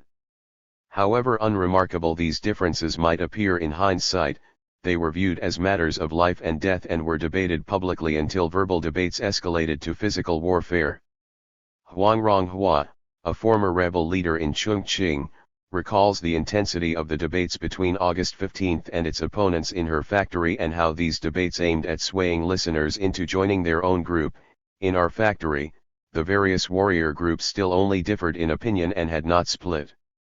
We were still debating and fighting verbal battles under the same roof, trying to persuade those with different views to join our own side. Among students, however, the conservative and smashers that split from within the citywide August 15 rebels had already formed their own camps. Their main job was to send people to grassroots units to publicize their respective views in order to win over more supporters and expand their ranks. Students from the August 15 of Chongqing University and August 31 of Southeast Teachers College set up stages in the Luguang Square of our factory to hold debates. They attracted tens of thousands of spectators. Some of these went there to show their support, some were there to decide which side to take, and some were there just for the fun of it. Undoubtedly, local conditions meant that all intra-rebel conflicts were not the same. Yet the generality of the phenomenon means that it must be due to some common underlying factor. If we look at the main differences between the moderates and radicals, it is clear that these boiled down to the nature of revolution and revolutionary conflicts. Is it possible that the visible differences between the two factions in fact only masked a deeper but common concern, namely, the concern to carry the revolution forward even if it had to be carried out in violence? Indeed, driving the violent escalation was a conviction that the revolution had to be carried out through violence for it to be worthy of the name of revolution. I will argue that the common factor was the inexorable aspiration to follow and enact the iron law of revolution. This is not to suggest that it had nothing to do with interest, but that the interest was not material but rather political, and interest-based conflicts were wrapped in such a powerful myth of revolutionary struggle that, even for those directly involved, it was not at all easy to separate them, not even almost 50 years later. Li Zimao, a rebel leader at Tsinghua University who was involved in the 100 Days of Warfare at Tsinghua, wrote in his Z014 memoir that the conflicts between the two rebel factions at Tsinghua University were driven by their goal of fighting for university leadership positions. At the same time, he wrote about people's death-defying courage and idealism in an age that worshipped heroes. Among those of the two factions who stayed to fight, the vast majority had consciously and actively participated in the Cultural Revolution from the very beginning. They had idealistic aspirations, were full of hot blood passion, and firmly believed in Mao Zedong's judgment that the bourgeoisie is within the Communist Party. They were determined to carry it to the end and to devote themselves heart and soul to the movement. The January Revolution in Qingguang in Chongqing, the period that split the rebel faction into two opposing factions decisively, was the January Revolution in 1967. During this period a majority of rebel organizations led by August 15 of Chongqing University built a coalition, staged power seizures in the city, and established a preparatory revolutionary committee. A minority of organizations led by August 31 of Southwest Teachers College contested the power seizure activities of the August 15, arguing that the power seizure was fake because the new authority structures included party leaders who had been overthrown in the earlier stage. Citing theories of revolution from the international communist movement, they reiterated that an intrafactional split was a necessary step in all revolutionary movements. They argued that the iron law of revolution dictated such a split. The Shanghai January Revolution had already positioned itself in the pedigree of sacred proletarian revolutions in modern world history. The series of power seizure events that happened in Shanghai in January 1967 was probably first named the January Revolution at a meeting of Shanghai rebel leaders on January 19. The manifesto declaring the triumph of the January Revolution, issued on February 5, 1967, gave the name of Shanghai Commune to the new leadership structure that was created with the revolution. The names January Revolution and Shanghai Commune thus put the action of Shanghai rebels explicitly in the lineage of the October Revolution in Russia and the Paris Commune of 1871, a tradition of proletarian revolution held sacred in China. Nationwide, the language of January Revolution was disseminated through the publication of the manifesto proclaiming the victory of the January Revolution in Shanghai's Liberation Daily on February 7, 1967, and of a People's Daily article on February 5, 1967, titled "Long Live the Spirit of the Great January Revolution." In Chongqing, the earliest public mention of the term January Revolution I came across was in an article published in the inaugural issue of the rebel newspaper October 5 Storm on February 1, 1967. The same issue carries polemics in praise of power seizure, arguing for the inevitability of intra-rebel struggles as a reaction of an objective law that defies human will. The launching of October 5 Storm coincided with the temporary closure of August 15 Battle News. On January 27, 1967, the newspaper stopped publishing because its editors decided that the revolution had triumphed and no more polemics were needed. It resumed publishing on February 17, 1967, however, when August 15 felt a renewed need to defend the power seizure in Chongqing and the United Committee. The February 17, 1967, issue published the following short notice explaining why the paper was relaunched. After August 15 stopped publishing, some people used newspapers as a front to distort truth and exaggerate matters and launched attacks against August 15 at Chongqing University and the United Committee. Their activity seriously sabotaged the Great Alliance and Great Power seizure of the revolutionary rebels and dictated the general orientation of the struggle. To defend Mao Zedong thought, to defend the general orientation of the struggle, to advocate for the guidelines and policies of the party, responding to the strong demands of the great masses of workers and peasants, our newspaper decided to resume publication on a temporary basis beginning with this issue.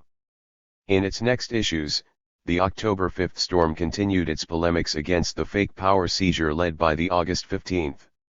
An article in the February 20, 1967, issue argues that internal splits between rebels are an inevitable law of proletarian movements. The great polemics also show the struggles over power seizure and counter-power seizure between proletarians and the bourgeoisie inevitably find their way into the rebel factions. Engels said, proletarian movements of necessity undergo various stages of development. At each stage, some people will come to a stop. With the development of our movement, opportunism of all colors will inevitably grow out of the rebel ranks. This will inevitably lead opportunists to engage in separatist activities in opposition to Marxism-Leninism. At the same time, it will also inevitably lead Marxists-Leninists to struggle against opportunism and separatism in countering the attacks from their opponents. August 15, an United Committee also invoked the tradition of the Russian October Revolution and the Paris Commune. Here is an excerpt from an article that appeared in August 15 Battle News on February 25, 1967, "The new things of revolution will inevitably defeat the old things of the counter-revolution. That the new things of revolution will inevitably triumph, this is historical dialecticism. Such was the case with the Paris Commune. So was it with the October Revolution. Such was it with the founding of the People's Republic of China. And such inevitably must be the case with the United Committee." Degree. These polemics suggest that the rebels deliberately followed theory when they tried to explain the divisions between themselves. They were fitting their practices to the scripts of revolution in the pedigree of Marxist theory of dialectical materialism. In so doing, they enacted what was prescribed only in theory. A cynical reader of the 21st century might suspect that all this was a rhetorical smokescreen for hiding self-interest.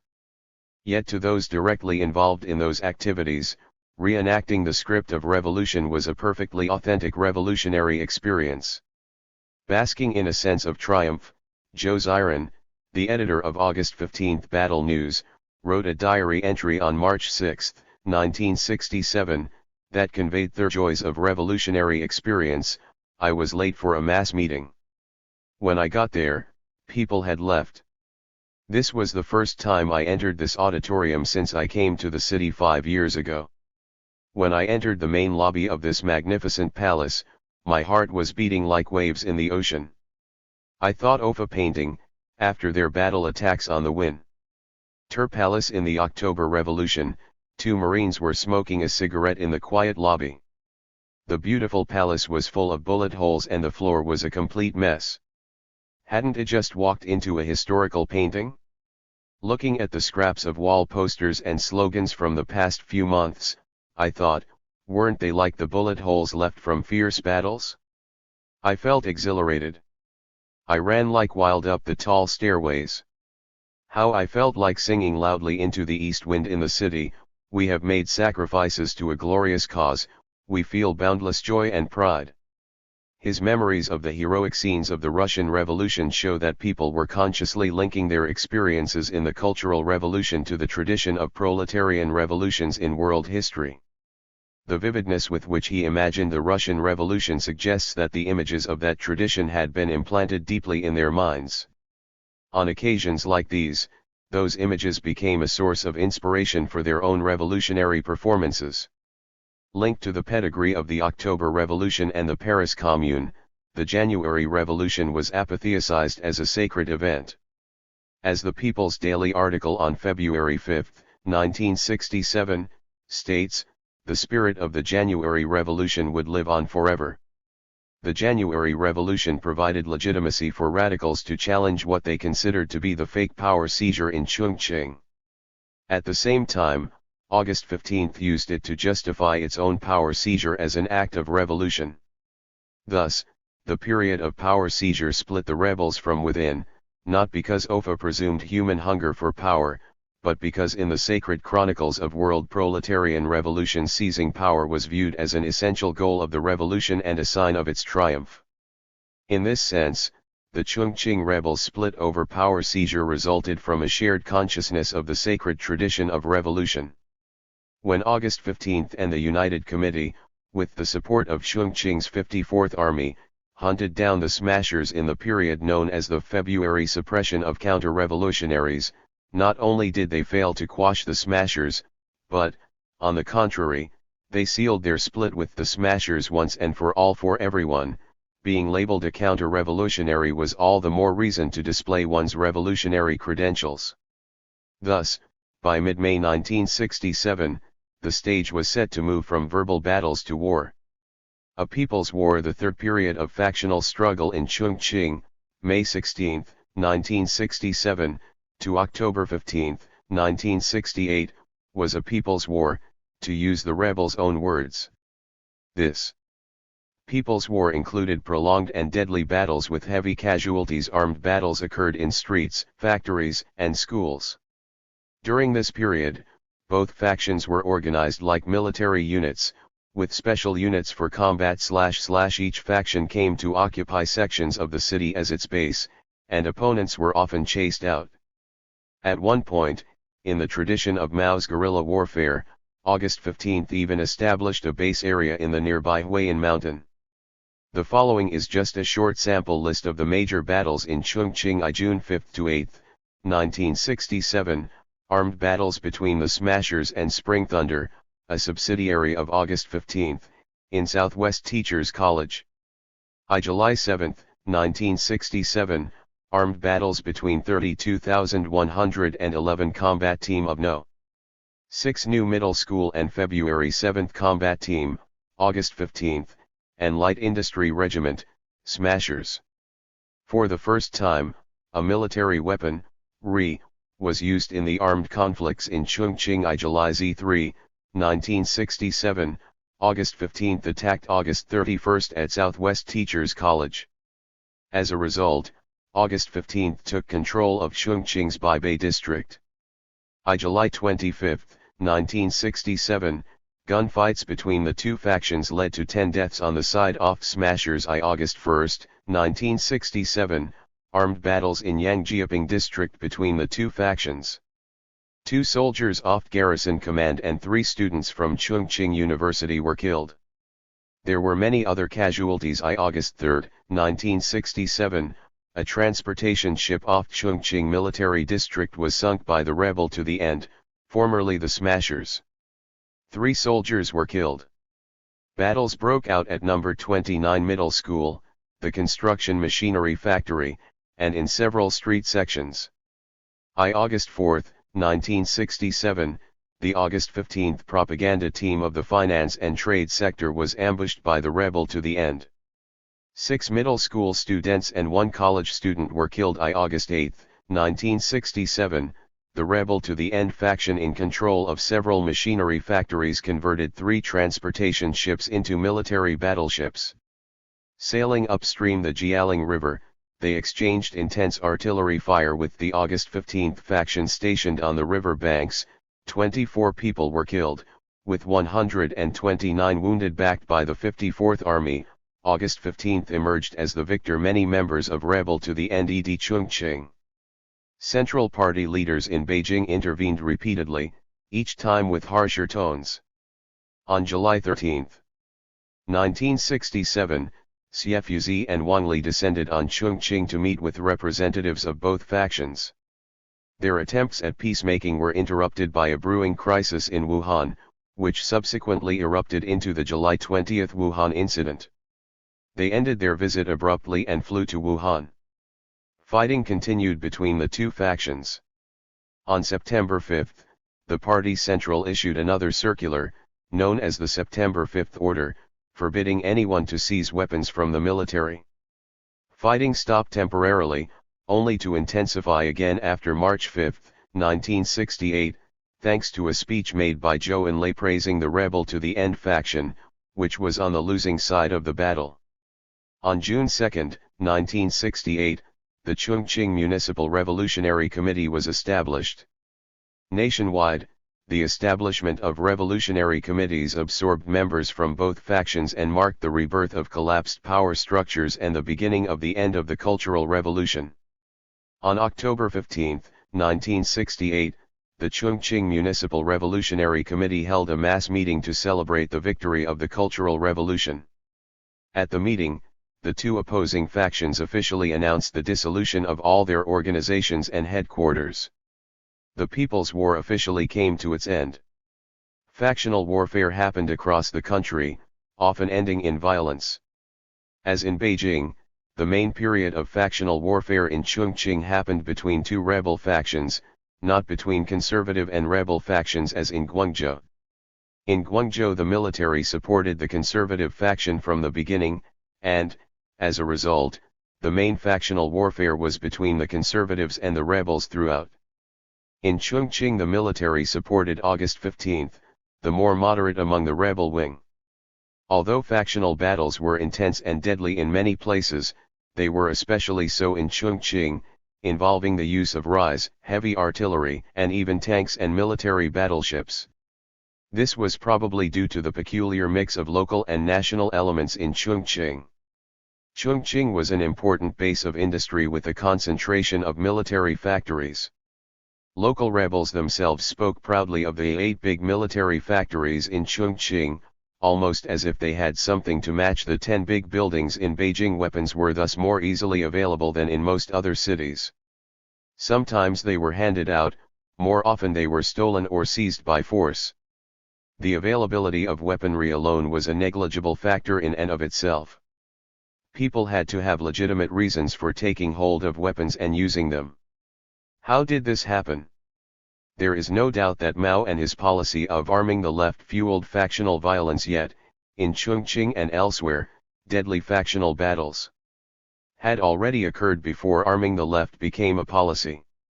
Local Red Guards and rebels had resorted to fighting before they received clear signals of support from the top. Weapons had already been used. Evidence in Red Guard newspapers from Chongqing indicates that the escalation of factional conflicts from verbal battles to armed violence was a gradual process. To extend the metaphor of performance, it was almost as if armed violence was the logical climax of the revolutionary drama of the Cultural Revolution. How so? To the Red Guard generation, no revolution would be a true revolution without violence. Violence was an integral part and ultimate manifestation of revolution in the imagination of this generation. The sacred tradition of the Chinese Revolution, carefully crafted by the party in the same period in which this generation was coming of age, celebrated martyrdom and revolutionary heroes. It exalted violence as a necessary means of revolution and glorified death for the cause of revolution. In the following section I will discuss two critical events in Chongqing to show how factional battles became imitations and enactment of revolutionary warfare in the past. TWEI battles. The first battle to be examined here was called the June 5 to 8 incident. On those days in 1967, August 15 and the Smashers fought each other at the Southwest Teachers College. The main faction of August 15 at the Southwest Teachers College was called Spring Thunder, which had occupied the college's newly built library. Spring Thunder's opponent at the college was August 31. In the afternoon of on 5, August 31 attacked Spring Thunder and took control of the two lower levels of the library, but could not take over the two upper floors occupied by Spring Thunder. As the battle continued on June 6 to 7, reinforcements from other August 15 groups in the city arrived, but were initially blocked outside the campus by August 31. Finally, on the night of June 7, major reinforcements from the August 15 at Chongqing University arrived on the scene. Under attack above from Spring Thunder and below from the reinforcements, August 31 could no longer hold out.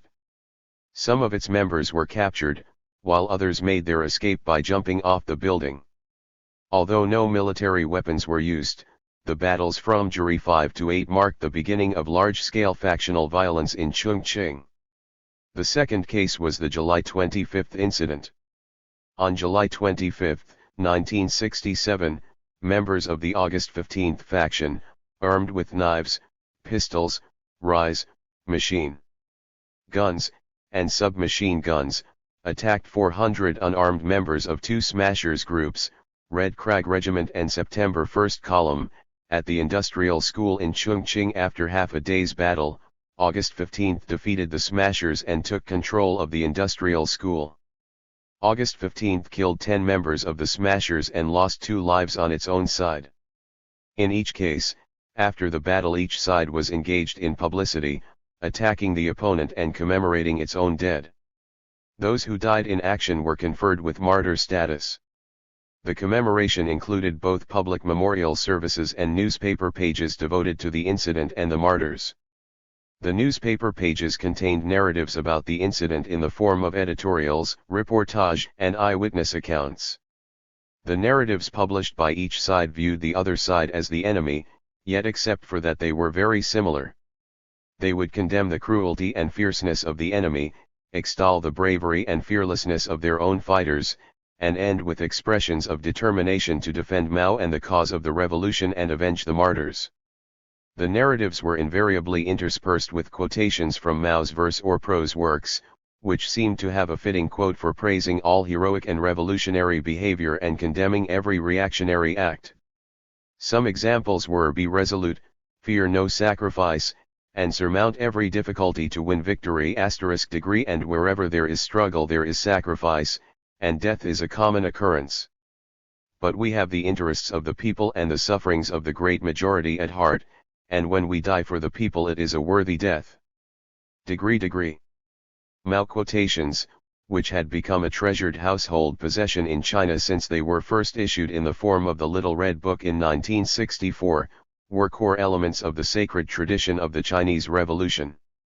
They were memorized by people and in turn had a mesmerizing effect, close to that of scripture. The narratives in these two cases usually contain descriptions of battle scenes. These battle scenes bear such close resemblance to those in Chinese war films and fiction of the revolutionary romantic style that one might argue that these factional battles were mimetic. They provide convincing evidence for my argument that Red Guard factional warfare was the enactment of an imagined revolution based on scripts familiar to these youth. Here is a description of the battle scene at the Southwest Teachers College on June 6, 1967. It is from a story in the June 16, 1967, issue of August 15 Battle News, the leading newspaper of the August 15 faction, to which the Spring Thunder group at the Southwest Teachers College belonged. The first part of the story describes how ruthlessly Spring Thunder's opponents, August 31, had attacked Spring Thunder. Now a day's battle had come to an end. Night fell on the campus of Southwest Teachers College. The situation is getting more and more serious. Looking up, we see the North Star. In our heart we think of Mao Zedong. Spring Thunder fighters could all be wiped out. But to die, what is so scary about that? Spring Thunder fighters have all made up their mind. When called upon to die, then be brave enough to die, including losing your own life. To hell with death. On the battlefield, once fighting starts, old man me just gets ready to die on the battlefield. Besides narratives about battle scenes, Red Guard papers devoted to these incidents contained photos, obituaries, diaries, and occasionally letters of the dead, as well as memorial speeches. These mnemonic genres similarly glorify the dead and exalt heroism and sacrifice for the cause of revolution. The standard scripts used in these remembrances were Mao's remarks about the need to memorialize the dead in the Little Red Book.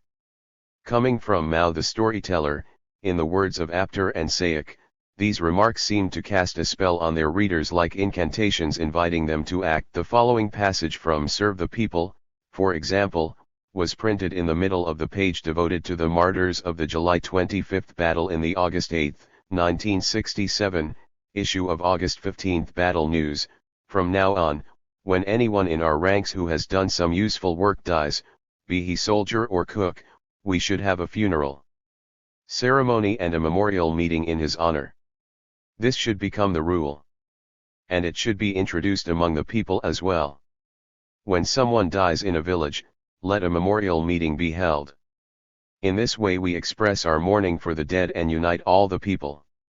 Another quotation from Mao, which appeared at the end of the story reporting the August 15th memorial service for its martyrs, is a famous eulogy of martyrdom.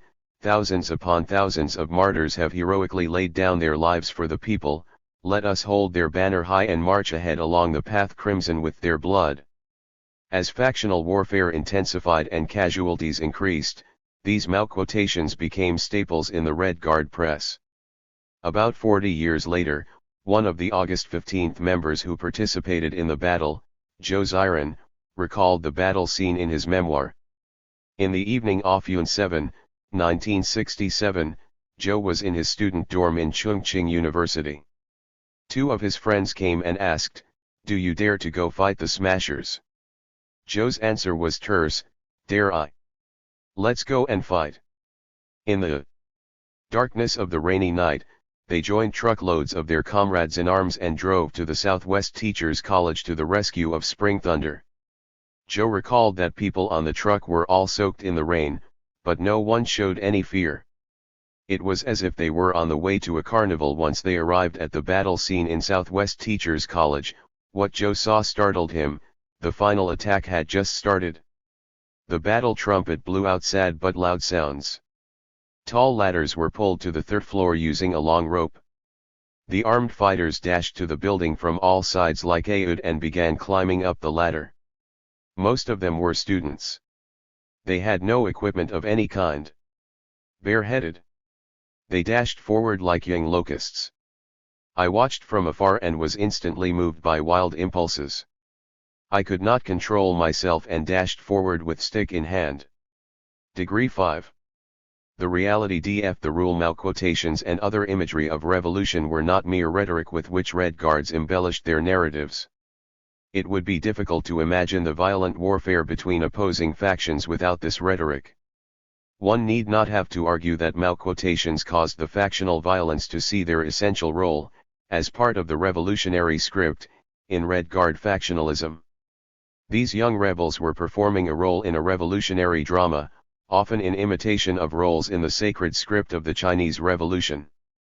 When they were in battle, they often consciously imitated the actions of soldiers in the battle scenes in the many Chinese war films and works of fiction they had grown up with. To argue that they were performing the revolution by no means implies that their action lacked authenticity. For them, performance and reality had become one and the same thing. Their role in the drama of the Cultural Revolution was their reality. We can get a sense of this unity of performance and reality from the story of one person who died several days after the battle on July 25, 1967. On July 29, Li Shenpin, a member of the August 15 of Chongqing University, was killed in an accident while training high school students to use self-made hand grenades. Li was one of the 3 people conferred martyr status in a decision published in the August 15 Battle News. The same issue published excerpts of Li's diaries, as well as a letter to a friend he wrote shortly before his death. Zhou Ziran, the newspaper's editor, revealed in his memoir that the friend was in fact Li's girlfriend. The letter provided a valuable glimpse into the inner world of the factional warriors at that time. Li Shenpin was fully aware of the dangers. His letter expressed intimations about possible death. He recalled the sufferings of his parents and grandparents in the old society and mentioned specifically that his mother had to beg for food in the streets when she was 10 years old. After this, Li wrote, "I often thought, if our country doesn't have a future, all talk about personal future is deceitful nonsense. The question now is whether to carry the Cultural Revolution to the end or to let it die prematurely. We must exert ourselves, struggle hard, and not fear death." Li asked his girlfriend not to tell his family if he died. He ended the letter by saying that she should not feel too sad about his death and should look to the future. Li's letter had a calm, intimate, and conversational tone, atypical of the Red Guard writing style at that time. It conveyed a sense of authenticity about the meaning of revolution and sacrifice to the young generation.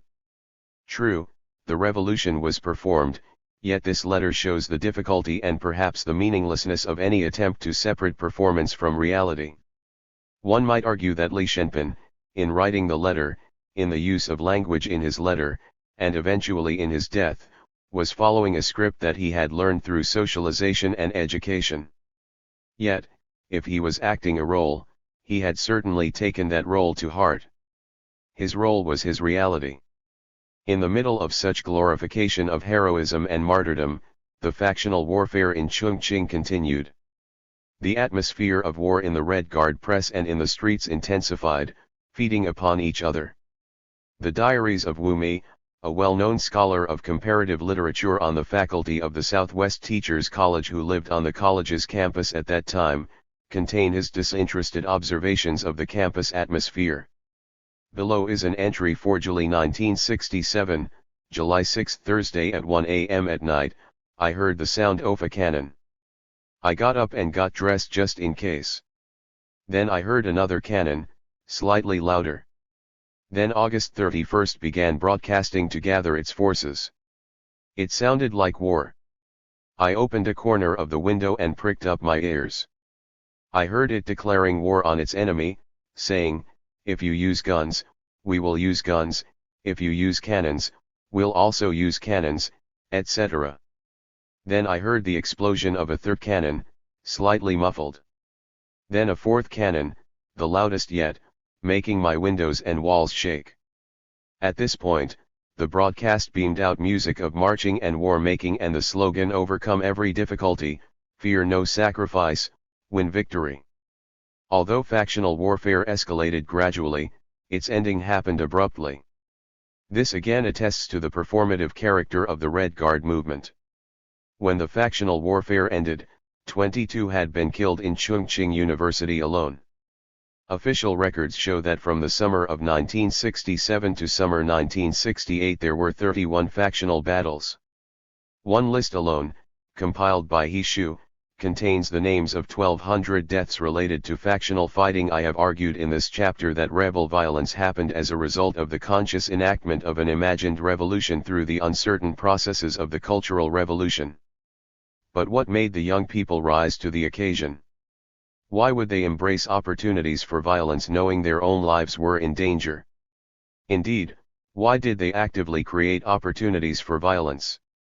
To answer these questions, it is essential to understand, in the words of Qian Likan, the way our generation imagined the world.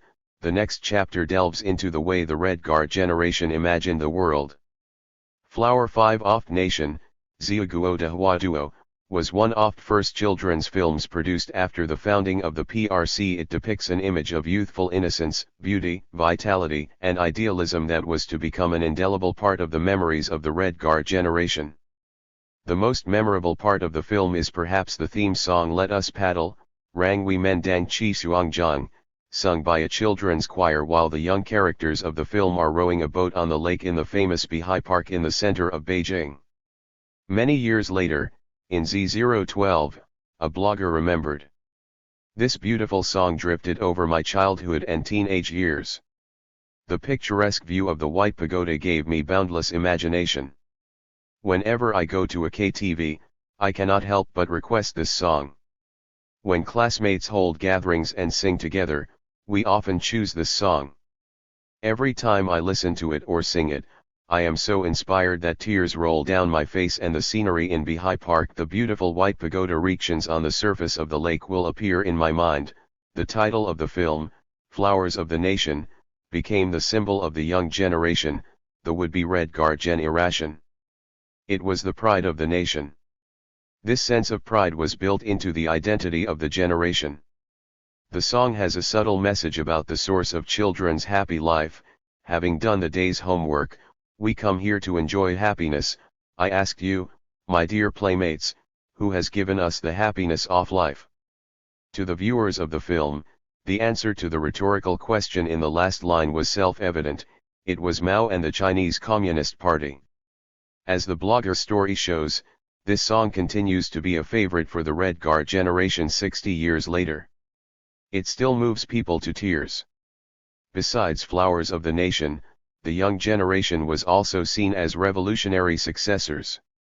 Increasingly common after the Hungarian uprising of 1956, narratives about revolutionary successors had built to a crescendo by the eve of the Cultural Revolution. To the image of flowers, narratives about revolutionary successors added a tone of militancy and the sacredness of a historical mission. Stories of revolutionary violence, class struggle, martyrdom, and heroism saturated the media and everyday life in the years before the Cultural Revolution. How did these images affect the young people? The previous chapter shows that Red Guards and rebels enacted a revolution in their verbal and physical battles, because the category of revolution had become hallowed in Chinese political culture, a central element in the imaginary of that political generation. This chapter explains how that political culture took on such power. Clearly, it is too simplistic to view it purely as the result of propaganda, because such a theory captures neither the complex context in which such powerful generational imaginary was produced nor the sense of agency that accompanied the socialization process. Accordingly, I will argue that multiple conditions combined to produce the effects.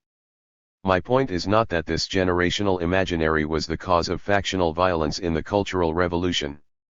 In many ways, elements of this generational imaginary, such as a sense of idealism and a passion to change the world, were shared by youth in other countries in the same period. Rather, I argue that this generational imaginary was a necessary and important ingredient in the making of China's Red Guards and rebels, and that this ingredient worked because it was an integral part of a larger set of social and political circumstances. Understanding the effects of the political culture of the early PRC on the Red Guard generation presents methodological difficulties. Official media material from the 1950s and 19,605, which is abundant, offers little information about how the political culture was received and experienced by its audiences. Even diaries from that period, which I have consulted as much as possible, have their limits when it comes to understanding people's subjective experiences. As Sangye points out in his introductory essay written for an exhibition of Chinese diaries and notebooks, diaries could be sources of great personal danger when they could be seized by party officials and used as evidence against the diarist, as often happened in the Mao era. Under these conditions, writing down private thoughts and feelings in diaries took courage, and more often than not, diaries were written with potential public readers in mind. Still, diaries are priceless for gaining insights into the details of everyday life and for knowing some of the things the diarist did, such as watched a movie, if not what he or she felt and thought. My analysis therefore makes use of as many diaries as I can find for this period. See notes on data for details. My main source of data in this chapter, however, is memory narratives.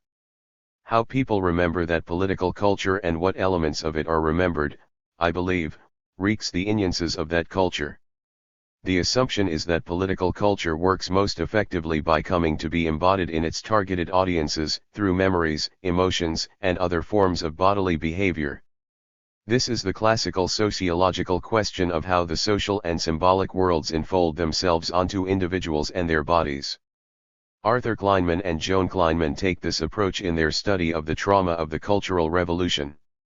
Starting with Paul Connerton's insight that societies remember through the incorporation of social memory into the human body, as well as through inscriptions onto cultural texts, example monuments, and commemorative rituals, they argue that bodily complaints such as dizziness, exhaustion, and pain are expressions of social distress and suffering during the Cultural Revolution. They are lived memories. They bridge social institutions and the body self as the transpersonal moral somatic medium of local worlds. The origins and consequences of these symbolizing sensibilities of lived distress and criticism reveal what those local worlds are about, how they change, and what significance they hold for the study of human conditions. That is to say, bodies transformed by political processes not only represent those processes, they experience them as the lived memory of transformed worlds. The experience is of memory processes sediment in gait, posture, movement, and all the other corporal components which together realize cultural code and social dynamics in everyday practices. The memorialized experience merges subjectivity and social world. In the same way, I argue that for the political culture of the 17 years prior to the Cultural Revolution to enhance Red Guard behavior, it would also have to find its expression in embodied memories. Indeed, these embodied memories may persist to the present day. Thus, for example, to understand the prevalence of red songs in the popular culture of public square dancing in China today, it is essential to understand that for many of those retirees enthused about such public dancing, the tones and rhythms of the red songs are so much a part of themselves and their embodied memories that they are naturally predisposed to favor red songs over other musical genres in their daily dancing exercises. Following this reasoning, I will contend that the embodied memories of today, while inevitably reacting contemporary conditions and concerns, may be studied as vindications of the powerful influences of lived experiences of the past. 5 Retrospective accounts of members of the Red Guard generation, when touching upon the 17 years before the Cultural Revolution or the processes and experiences of the Red Guard movement, are full of memories of the cultural symbols of the past. Particularly common are memories of heroic characters and famous scenes from films and literary works, memories of songs, music, and images, and memories of canonic texts such as quotations of Chairman Mao and the Nine Commentaries. The Nine Commentaries, Zhuping, are a series of 9 polemical articles that the Chinese Communist Party published in People's Daily and Red Flag to attack Soviet revisionism between September 1963 and July 1964. Masterminded by Mao himself and drafted by CCP's top theorists, the 9 commentaries made ideological and media preparations for the launching of the Cultural Revolution. The core issues in these polemics concern the necessity to fight Soviet-style revisionism and prevent its happening in China, the need to forestall the American strategy of peaceful evolution, and the urgency to cultivate China's younger generation as the successors of China's revolutionary cause. The 9 commentaries had profound influences on the Red Guard generation. Its polemical style and powerful rhetorical ourishes would soon become a model for Red Guard polemics. A notebook in the Cultural Revolution diary collection at the University of Melbourne was full of excerpts from the 9 commentaries. That it was dated September 1968 suggests that, although the 9 commentaries were published in 1963-64, they continued to be popular quotations and reading materials in 1968. The 9 commentaries are also among the most frequently remembered texts among the Red Guard generation. Authors of memoirs are still proud of how they used to be able to recite long, famous passages from the 9 commentaries. They talk about how they were moved by the righteous indignation of the rhetoric, and the solemn and awe-inspiring voice of the famous broadcasters who read the 9 commentaries on radio. Qin Hui, b. 1953, is a well-known liberal intellectual and a professor of history at Tsinghua University. When the Cultural Revolution started, Qin was 13 years old and had just graduated from elementary school and entered junior high school in his hometown Nanning. From then until he was sent down to a village in 1969, he said that he did not have a single day of real school, but spent all his time doing revolution. Qin wrote that he entered junior high school in earnest search of revolution. He recalls especially the influence of the 9 commentaries. At that time I already had beliefs. When I was 10 years old, the blazing open debate against Soviet revisionism attracted me powerfully. To this day I remember the scene of my whole family sitting next to the radio and listening to the 9 commentaries. Although I only had a vague understanding, the righteous and solemn tone of the broadcaster made me feel the power of truth. I was captivated. For a long time, I was able to recite gently the 9 commentaries and some articles in a volume of debate titled Proletariat of the World Unite Against Our Common Enemy. I still remember some passages clearly, such as, "Friends, comrades. If you are men enough, step forward. Let each side in the debate publish all the articles in which it is criticized by the other side. That is what we are doing, and we hope you will follow our example. If you are men enough, you will. But having a guilty conscience and an unjust case, being fierce of visage but faint of heart, outwardly as tough as bulls but inwardly as timid as mice, you will not dare. We are sure you will not dare. Isn't that so? Please answer." Whenever I think of these lines, a passion to debate people in defense of truth surges up from inside. Su Hailiang, b. 1944, is a retired hydraulic engineer and hydraulic historian and the author of a memoir about the Cultural Revolution in Wuhan titled The Chronicles of East Lake. He says that for him the Cultural Revolution may have begun in the 1950s.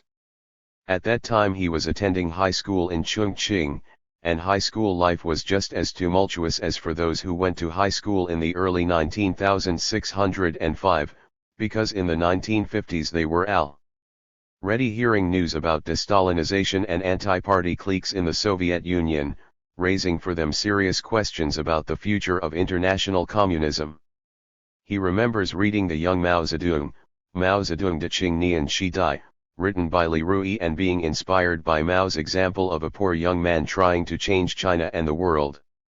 When Su started college in 1963 at the Wuhan College of Hydraulic and Electrical Engineering, the historic debate between the Chinese Communist Party and the Communist Party of the Soviet Union had just begun. He found himself fully devoted to studying the Nine Commentaries and believed that the style of the debate significantly enhanced the polemical style of the Red Guard movement. Jin Shan, b. 1948, is a well-known sports commentator and researcher in the Beijing Academy of Social Sciences. In a blog entry dated February 24, Z012, he wrote about how the voices of famous anchors broadcasting the Nine Commentaries on radio inspired him.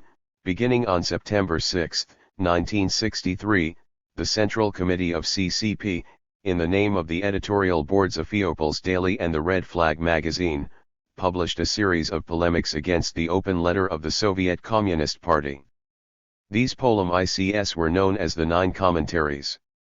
It seems that as newspaper articles their impact was not so clear. But once they were read by Qiyu and Xiaoqing on the Central People's Radio station, they stirred up cities and villages all over the nation. Their eloquent and uplifting voices were imitated by many people. Undoubtedly, the broadcasting of the Nine Commentaries at that time has become the collective memory of all Chinese above the age of 55. In those years, in many large and small cities, it was almost as if everyone was reading the Nine Commentaries, everyone was listening to the Nine Commentaries, and everyone was talking about the Nine Commentaries. The broadcasting of the Nine Commentaries on Central People's Radio station caused huge enthusiasm in its audience.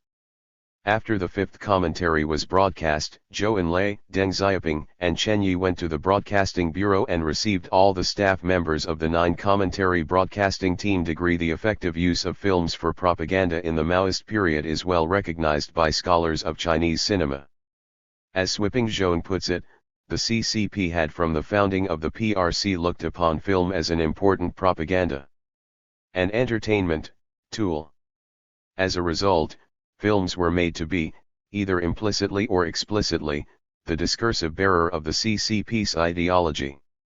In the 1950s and early 19,605, China produced about 200 feature films, nearly half of which were war movies. In the same period, 39 children's films were produced, 8 of which were war films. War films depict revolutionary heroes and martyrs in the War of Resistance against Japan and in the Civil War with the Kuomintang troops.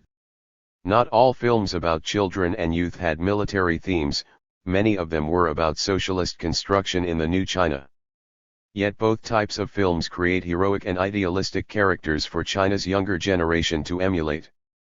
War films were especially popular. They were didactic but entertaining, because the film professionals who made the films had war experiences themselves. Overall, as Ban Wang puts it, Chinese revolutionary films had a tremendous and indelible emotional impact on audiences and, although they were ideological, many scenes provided emotional pleasures for viewers, allowing them to enjoy a sensuous and aesthetic delight not dictated by political doctrines. Table 2.1 shows a list of the films that are often mentioned in the retrospective writings of members of the Cultural Revolution generation. Zhou Ziran was a student in Chongqing University at the beginning of the Cultural Revolution and became the editor of the main newspaper of the August 15th faction, August 15th Battle News, featured in Chapter 1. His memoir about his experiences during the period contains many stories and reactions about factional violence in Chongqing.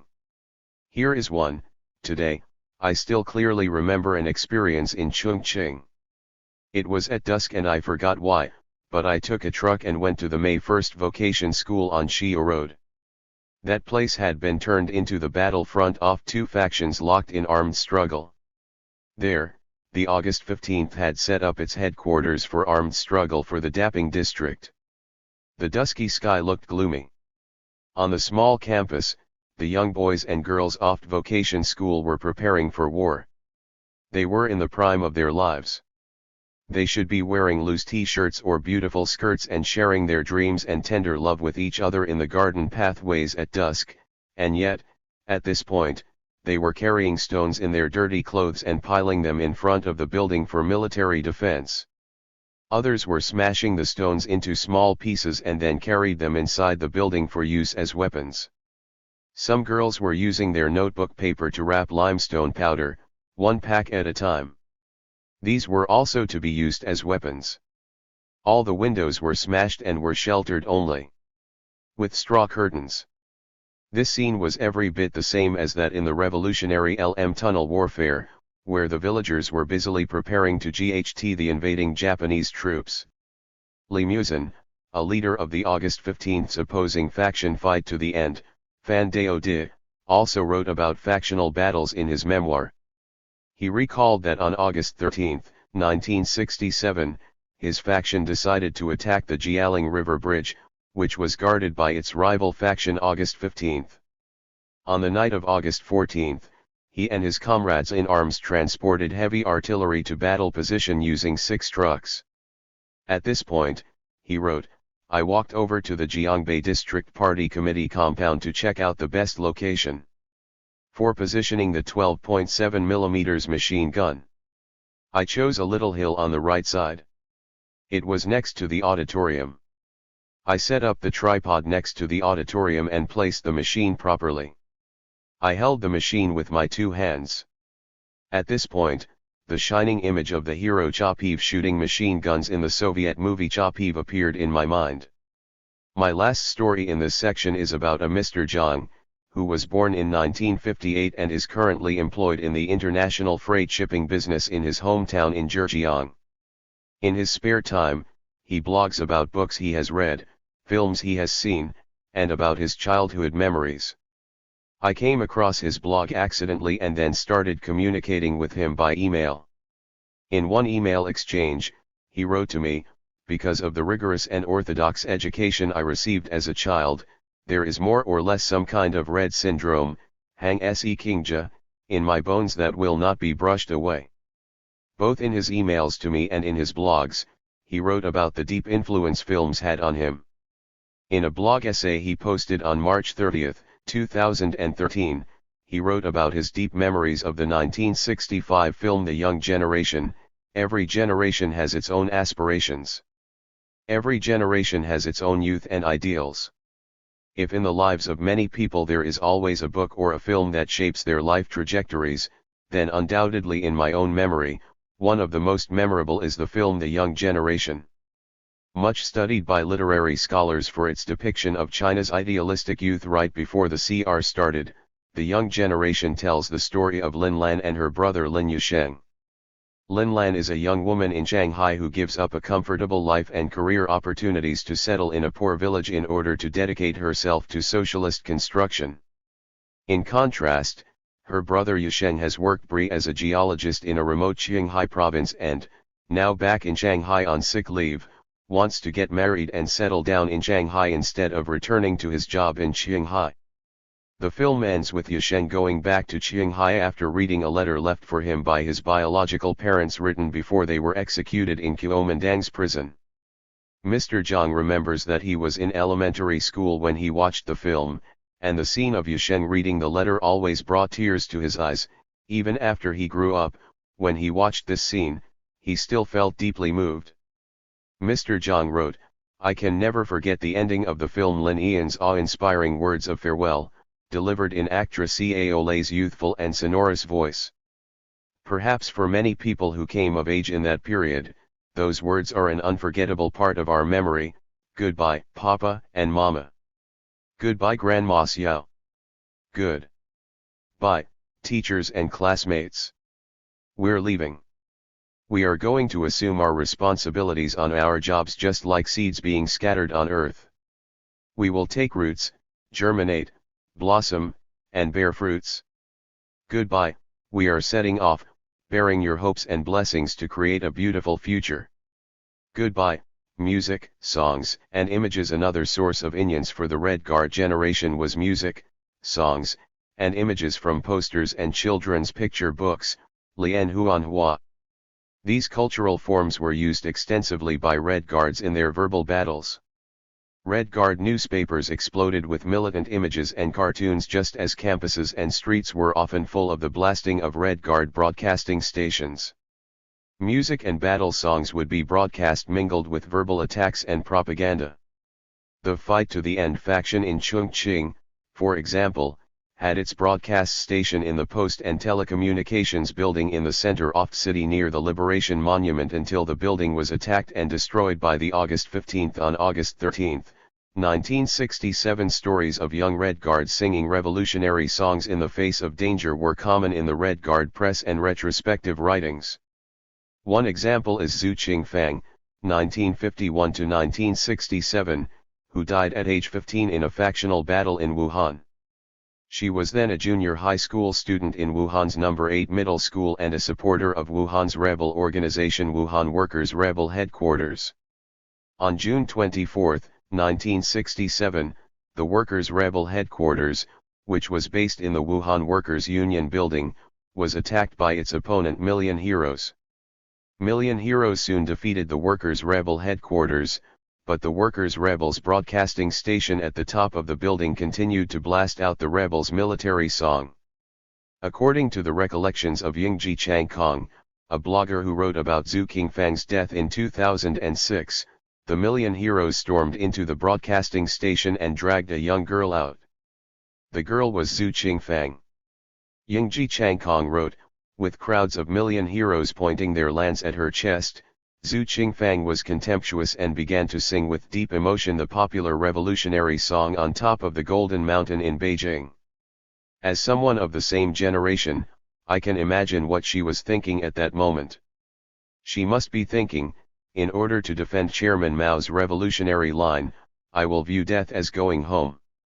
She must be thinking, I'll be like the little hero Liu Hulan, who died at my own age, and face the enemy's murderous knife calmly. She must be thinking, after she dies, her comrades in arms will continue to fight for the revolutionary beliefs she deeply upheld. Exacerbated by anger at the young girl's performance of fearlessness and contempt, the attackers killed her on the spot. One of the most thoughtful stories about the power of posters is told by Xiaomei Chen, a professor of Chinese literature at the University of California at Davis who grew up in China during the Cultural Revolution. In an essay published in 1999, Chen wrote, I have no doubt that in my unconscious, posters became indelibly inscribed as part of my childhood world of wonders, my wanderings, and the emotions associated with growing pains. My weekend visits to history museums in the early 19,605, before the Cultural Revolution, when museums, libraries, and other cultural institutions were closed, included bus trips to the architectural marvels known as the 10 Great Buildings, Shidajanzu, which were constructed in a very short period of time to celebrate the 10th anniversary of the nation's founding. I do not recall whether special posters were prompted to commemorate endeavors of this sort, but these edifices constituted the setting for many posters. The most frequently used was the Great Hall of People. Surely there would also have been commemorative stamps, Jinyan Yupiaya, souvenir badges, Jinyanjiang, and postcards that would have found their way into the treasured space of my messy drawers. In this way painting, poster, artifact, museum, and national identities and narratives all become blurred, coalescing into the most valued memories of my childhood. Biographies and literary works. Books had a special appeal to the Red Guard generation, if only because of the lack of them, and many of the personal stories of this generation are about reading experiences. As a sacred text propagated nationwide, the quotations of Chairman Mao, or the Little Red Book, was memorized by millions, and the ability to quote passages from it in the middle of mass debates in the Cultural Revolution could decide the chances of winning or losing an argument. Many retrospective writings also mention the instances of biographies of Karl Marx, Friedrich Engels, and Mao Zedong, as well as works of literature. Cai Xiang, b. 1953, a literary critic at Shanghai University, recalls. In my memory, I saw a 13-year-old boy walking toward me. As I walked to him slowly, I saw again the spirit of that time, a red age of heart-throbbing thrill. At that time, we were no longer having classes. Teachers were busy studying, making self-criticisms, and exposing one another. We took to the streets and angrily stared at those wearing sunglasses, long hair, sharp-pointed leather shoes, and snow-white shirt collars. We condemned all these people as hooligans. We worshipped Pavel Korchagin, hero in the Russian novel How the Steel Was Tempered, and emulated everything about the young Pavel. To train our bravery and will, we lined up to jump off the balcony on the second floor building. We had our own organization and published our own newspaper. All our sense of crisis was brought out by that age.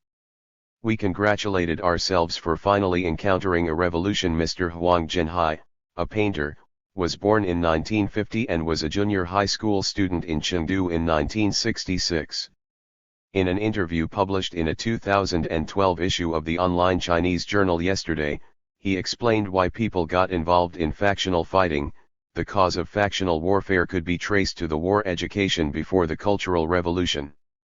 When we were kids, we dreamed of fighting wars, because wars produced the heroes we worshipped. The favorite films of young boys were all war films. In addition to war films, Huang mentioned the popular books they read, such as Red Crag and Red Sun. These books were all about the war years. Growing up in this kind of atmosphere, many of us hated the fact that we were born too late. Otherwise, we could have joined the war against Chiang Kai-shek or against the Japanese. Who knows, we could have been a little soldier. Zhang Jie or Ali Xianjiang. Xiekuan was a high school student in Chengdu at the beginning of the Cultural Revolution. He recalled that he devoted himself seriously to the Cultural Revolution and from the autumn of 1967 to spring of 1968 was engaged in deep and fearless explorations in search of truth. He remembered, however, that he was in a spiritual crisis on the eve of the Cultural Revolution. Before the Cultural Revolution began, I was in high school. I was in a state of spiritual crisis. I didn't know clearly why I was studying and did not have a clear idea of the meaning of life. He recalled that reading the biographies of Marx, Engels, and Mao Zedong gave him a sense of direction. He wrote, "I really like this passage written by the young Engels. My heart was often fermenting and boiling. My not always cool brain was burning endlessly. I strove for great thoughts which would cleanse the dross of my heart and turn energy into fiery amps. I wrote these words in my own notebook and felt that they subtly captured my own state of mind. At that time, I worshipped Marx and Engels for their spirit to pursue truth and devote themselves to truth, their great learning, and their noble aspirations. At that time, I also read Li Rui's book Mao Zedong and the revolutionary activities of his youth. I very much enjoyed some of the passages in the book. As a young man, Mao Zedong once wrote in his notebook, as an individual, I'm small, as part of the cosmos, I'm grand. As an individual, I'm but a physical being, as part of the cosmos, I'm a spiritual being. These words left a deep impression on me. I especially liked an axiom which the young Mao Zedong praised highly: civilize one's spirit, bestialize one's body. I asked a classmate who wrote good calligraphy to copy these two phrases for me. When he was writing, I asked him to reverse the order of the two phrases, because I thought what was especially innovative about this saying was the use of the word bestialize, which forms an interesting contrast with civilize. Crafting a revolutionary tradition in his reactions on the Chinese student movement in 1989, the literary critic turned political dissident and Nobel Peace Laureate Liu Xiaobo remarks that in communist China, there is no word more sacred or richer in righteous indignation and moral force than revolution. He continues, although 10 years of reform have attenuated the sacred quality of revolution and weakened the political culture built upon class struggle, We still worship revolution in our bones. We are still the revolutionary successors. As soon as we meet with a large-scale political movement, our enthusiasm for revolution swells.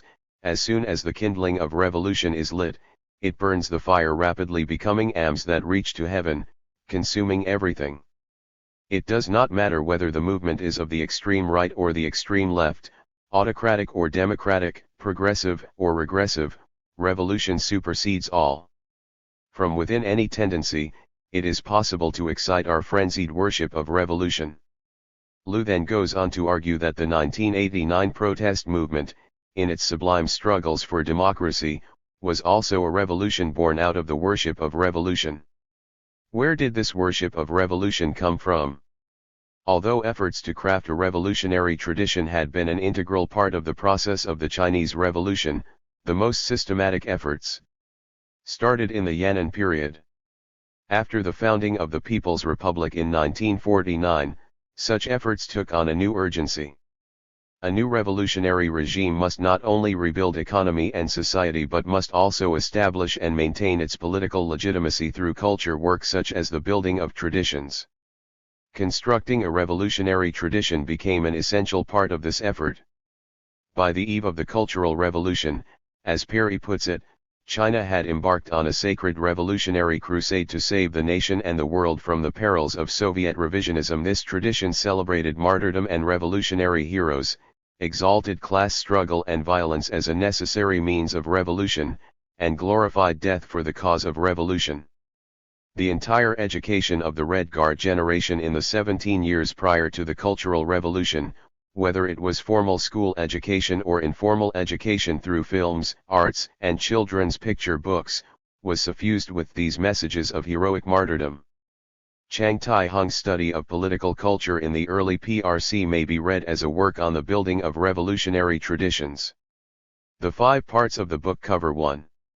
The utilization of space such as the building of the 10 monumental buildings in Beijing, 2. Celebrations such as parades and revolutionary dances, 3. The treatment of history in museums and paintings, 4. The use of visual images in depicting war, resistance, heroes, and enemies, and 5. The building of memorials in celebration of heroes. Hung shows how Chinese leaders in the early years of the PRC mobilized both traditional and new cultural forms to construct a tradition of revolutionary heroism and glory and affirm the legitimacy of the new regime. The chapter on the cult of the Red Martyr, for example, shows that part of the new political culture was about the creation of a national institution in celebration of heroes who died in China's revolutionary struggles. Called the Red Martyrs, this institution took on the quality of a political cult, calling on citizens to worship and emulate the Red Martyrs. Hung shows that the building of this cult was a top-down political project of the CCP created through a whole set of practices consisting of the establishment of a Martyrs' Memorial Day, the building of war memorials, the publication of martyrs' biographies, and even public trials of counter-revolutionaries charged with murdering communist martyrs. By the eve of the Cultural Revolution, an edifice of revolutionary tradition had been erected. The institutions and practices of the cult of the Red Martyr, built in the 1950s, did not just remain in place during the Cultural Revolution. The Cultural Revolution was in fact the ultimate manifestation and proof of the profound effects of the revolutionary tradition. Of all aspects of the Cultural Revolution, the factional battles were the manifestations in their most concrete form. They reenacted familiar scenes in the representations of war and revolution that had become an integral part of the social and mental landscape of the Cultural Revolution generation prior to the Cultural Revolution. Tradition building as person-making. Hobsbawm identifies 3 overlapping types of invented traditions: a. Those establishing or symbolizing social cohesion or the membership of groups, real or artificial communities; b. Those establishing or legitimizing institutions, status, or relations of authority; and c. Those whose main purpose was socialization, the inculcation of beliefs, value systems, and conventions of behavior. He finds that type A was prevalent, while types B and C were implicit or derivative from type A. Types B and C were evidently more important in China in the years before the Cultural Revolution. The building of the Chinese revolutionary tradition, such as the remaking and sacralization of the political space of the Tiananmen Square, had everything to do with legitimizing the new revolutionary regime and its political and moral authority. It also aimed explicitly at the remaking of citizenry, or rather the making of a new citizenry. The prime target of this political project was the Red Guard generation, the first cohort born under the Red Act. The Chinese Communist Revolution had started as a youth movement, and the Communist Party had always relied on youth as revolutionary vanguards. In the decade after the Communist victory, the question of cultivating revolutionary successors took on unprecedented urgency. The socialist state devoted great attention to the making of the new socialist person. Thus, from early on, efforts to craft a revolutionary tradition in the period before the Cultural Revolution went hand in hand with political designs to cultivate revolutionary successors. In the 1950s, shortly after the founding of the PRC, the first national conference of cadres involved in adolescence and children's work formulated the educational objectives of the new nation. Our educational aim is to nurture the new generation in correct ideological consciousness and revolutionary qualities, to give them basic cultural and scientific knowledge and healthy bodies, in short, to bring up virtuous and wise future masters of a new society, outstanding sons and daughters of New China. 3.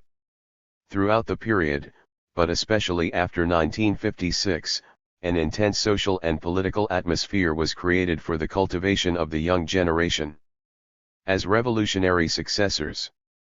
An editorial, Lun 1, in a 1959 issue of People's Daily claimed that children were the army for building communism in the future. Another called for stories about the revolutionary struggle and heroic and exemplary exploits in actual life. June 1, 1960. In his analysis of the revolutionization campaign in the early 1960s, Townsend writes, in short, Chinese youth were given a clear message to revolutionize themselves through study, struggle, and self-cultivation.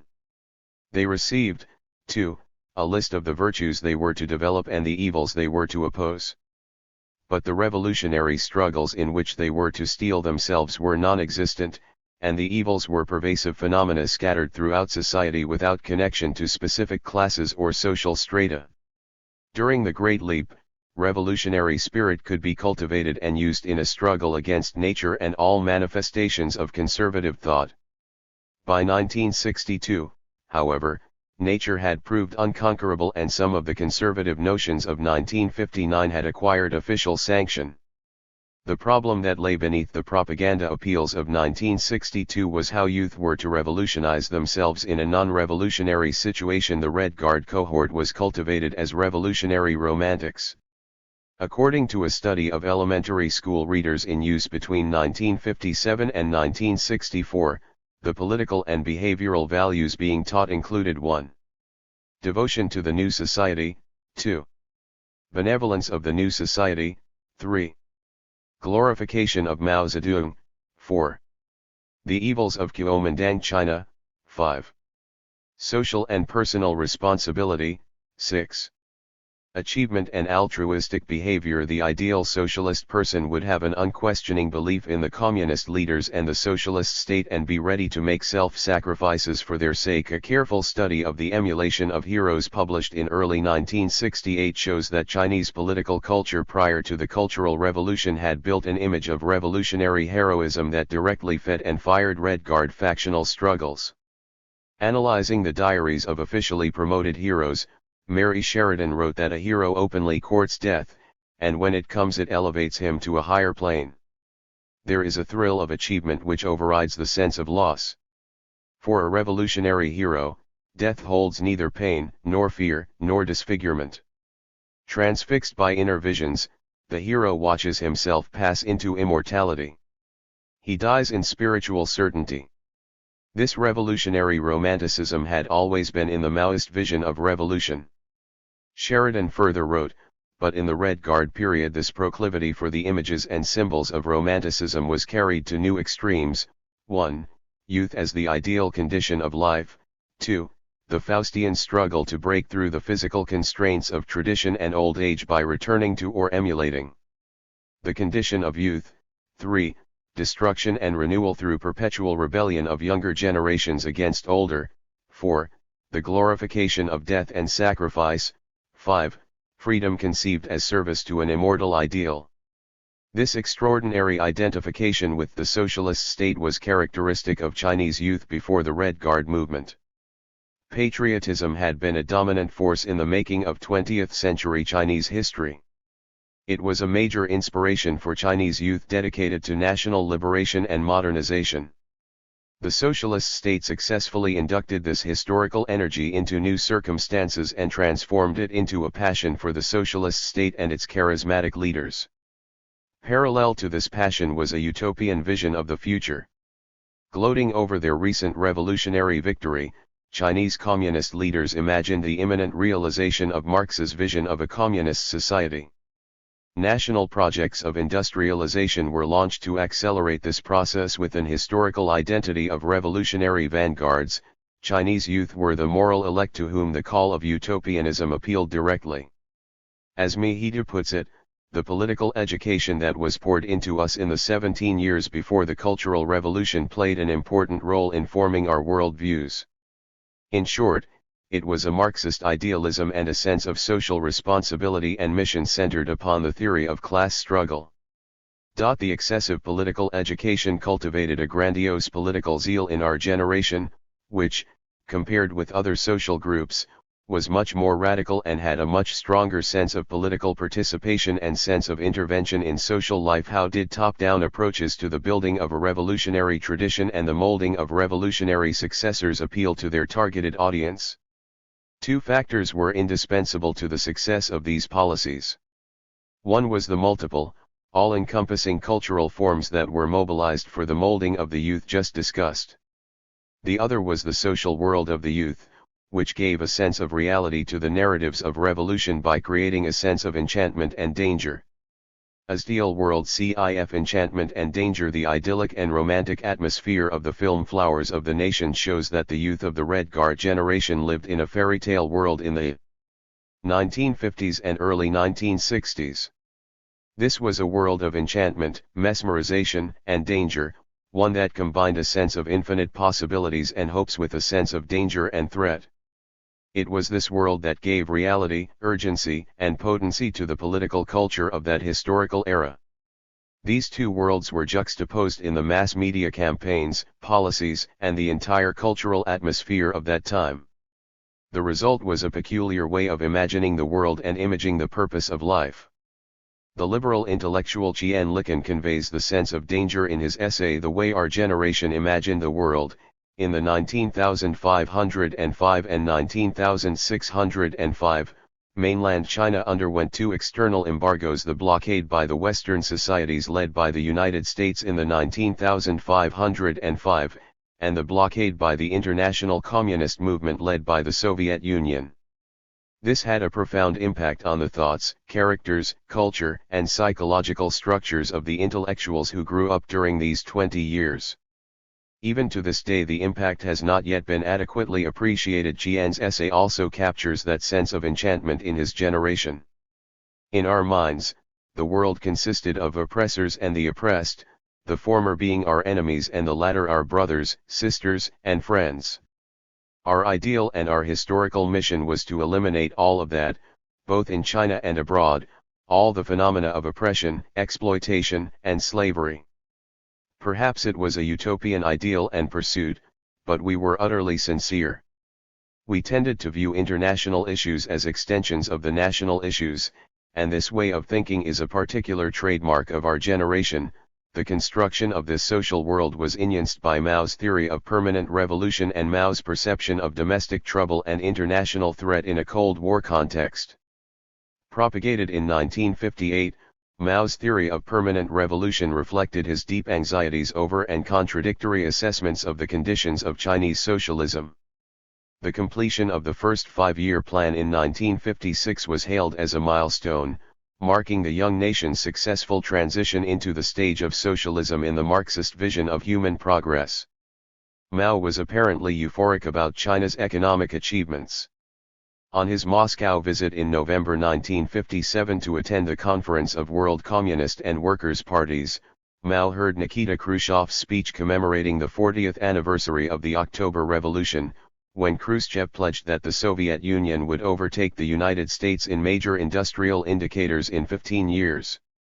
In his own speech, Mao surprised his fellow communists from around the world by boasting that China would surpass the United Kingdom in 15 years. He returned from his Moscow visit to prepare and launch the Great Leap Forward so as to leapfrog China from socialism into what utopian Marxism viewed as the final destiny of humankind, communism. While preparing to launch China into a communist society, Mao was burdened with worries about both domestic challenges and international threats. This led to a series of policies and campaigns aimed at forestalling Soviet-type revisionism and American imperialism. First was the perceived danger of Soviet revisionism to the international communist movement. De-Stalinization by Khrushchev led Mao to fear a future deMaoization in China. Such concerns were exacerbated by the large-scale popular demonstrations in Poland and Hungary at the end of 1956. Reacting on these events, Mao was quoted as saying, "It is destined that our socialist revolution and reconstruction will not be smooth sailing. We should be prepared to deal with many serious threats facing us both internationally and domestically. As far as the international and domestic situations are concerned, although it is certain both are good in a general sense, it is also certain that many serious challenges are waiting for us. We must be prepared to deal with them." To forestall similar happenings in China, Mao decided to reform the party. A rectification campaign was launched in May 1957, calling for 100 flowers to bloom. In a short period of 5 weeks, intellectuals and students poured out so many pent-up grievances against the party that the party hurriedly gathered itself together to fight back. As a result, about 400,000 rightists, persons who had spoken against the party, were seized and subjected to punishments, including imprisonment. From the unexpected and unprecedented outspokenness of the intellectuals, Mao and other Chinese party leaders derived the message that it would be extremely hazardous to base the country's economic future on their skills. Mao's hope rested on the young generation. On his same visit to Moscow in November 1957, at a meeting with Chinese students studying in the Soviet Union, Mao expressed his faith in China's young generation in the following terms: "The world is yours as well as ours, but in the last analysis, it is yours. You young people, full of vigor and vitality, are in the bloom of life, like the sun at 8 or 9 in the morning. Our hopes are placed in you." 55. These remarks were to inspire millions in the following years to live up to Mao's high expectations. That Mao made these remarks in the context of the imminent Sino-Soviet split and Mao's prediction of a Third World War added a somber premonition to what may now sound like simple words of encouragement to young people. As Perry notes in her study of the construction of the Anyuan revolutionary tradition, paranoid as those warnings about hidden counter-revolutionaries and secret agents may seem today, events on the ground at the time did lend some credence to these dire admonitions. In the early years of the PRC, the Communist Party's hold on power appeared more tenuous than is sometimes remembered. The international environment became more treacherous in the years after the 1957 Moscow Conference. In May 1957, the nationalists in Taiwan reached an agreement with the United States that permitted the emplacement on Taiwan of U.S. Matador surface-to-surface missiles, capable of delivering a nuclear warhead into the Chinese mainland. The most serious event was the Taiwan Strait crisis in 1958, which, according to recent studies, almost pushed the world to the verge of a nuclear war. Although Jieri Chen argues that China's abrupt bombing of the Jinmen Island, an outpost of the Kuomintang regime in Taiwan, was Mao's strategy of using anti-imperialism to mobilize domestic fervor for the Great Leap Forward, Nancy Tucker shows that American policymakers seriously considered the possibility of launching nuclear warheads at targets in mainland China. Although the military crisis ended soon when China abruptly stopped shelling Jinmen Island, Mao came to be preoccupied with the threat of peaceful evolution. According to the memoirs of Bo Yubo, who was the PRC's first Minister of Finance and then a Vice Premier from 1957 to 1966, although Mao paid attention to the U.S. Secretary of State John Dulles' strategy of fading Chinese communism through peaceful evolution as early as in 1953, it was not until 1958 and 1959 that Mao brought up the issue of preventing peaceful evolution. By then the mass protests in Poland and Hungary and the de-Stalinization in the Soviet Union had convinced Mao that the American strategy of peaceful evolution was already taking effect. Other developments further enhanced the Chinese regime's perception of threat. In September 1959, the Soviet leader Khrushchev met with President Dwight Eisenhower on a visit to the United States. He then briefed Chinese leaders that Eisenhower wanted peaceful coexistence. The Chinese leaders did not share Khrushchev's view. Chinese analysis of the situation pointed to the irreconcilable hostility of the imperialists to the socialist camp. Degree. Eisenhower's strongly worded State of the Union address in 1960 served to confirm Chinese fears. Then on July 16, 1960, the Soviet Union notified the Chinese Foreign Ministry of its decision to withdraw Soviet advisors from China, marking the final rupture between China and the Soviet Union. From 1961 to 1963, while President Kennedy was in office, American commitment to South Vietnam increased. After Lyndon Johnson assumed office, the American commitment escalated. Johnson and his advisors came to see the struggle in Vietnam as one which the West had to win. Subsequently, Chinese aid to North Vietnam increased. By 1964 the Chinese foreign minister was assuring foreign experts that the Chinese were prepared for attack by the United States from the south, the Russians from the north, and the Japanese from the east. Z.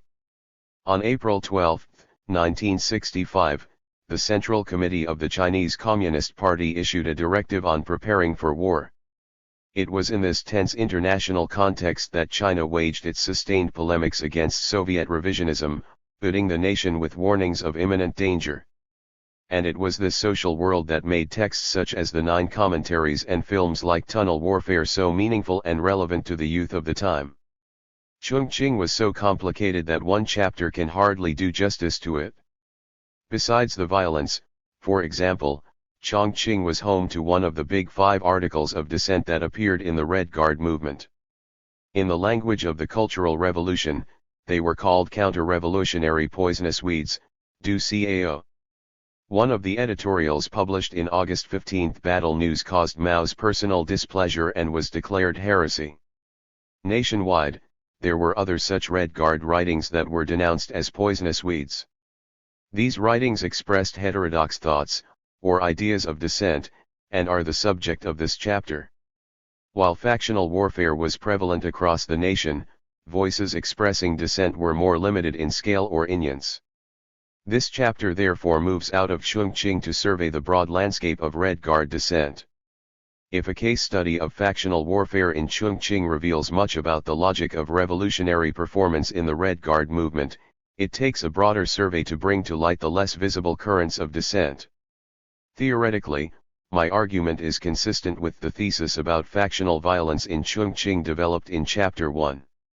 I argued there that the escalation to factional violence was the result of Red Guards and rebels consciously enacting a hallowed revolutionary culture in response to political circumstances that called for such enactment.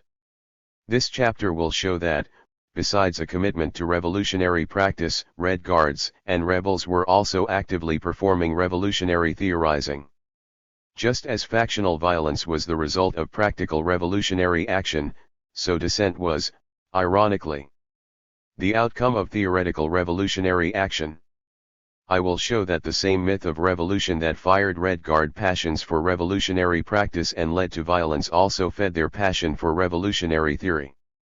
And it was in the pursuit of revolutionary theory and in attempting to apply theory to the analysis of Chinese reality that a small minority of youth began to formulate and express ideas of dissent. The major texts of dissent in the Cultural Revolution are collected in a volume edited by Song and Sunday. These are arranged under 9 groups of essays. 8 of these groups of essays appeared during the Red Guard movement, whereas the last one, a wall poster by Li Yij, appeared in 1974. The 9 groups of essays are as follows. Bloodline Theory. Theories of Family Origin Doubt Everything. The April 3rd New Trends of Thought. The May 16th Trends of Thought. Shenguolian in Hunan. Beizhuyang in Wuhan. New Trends of Thought in Shanghai. Liège's wall poster. This chapter does not intend to offer a comprehensive analysis of all expressions of political dissent in the Red Guard movement. My analysis will focus on 4 clusters of heterodox essays: 1. Theories of Family Origin, 2.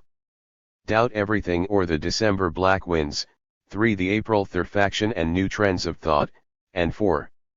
Shenguolian in Hunan.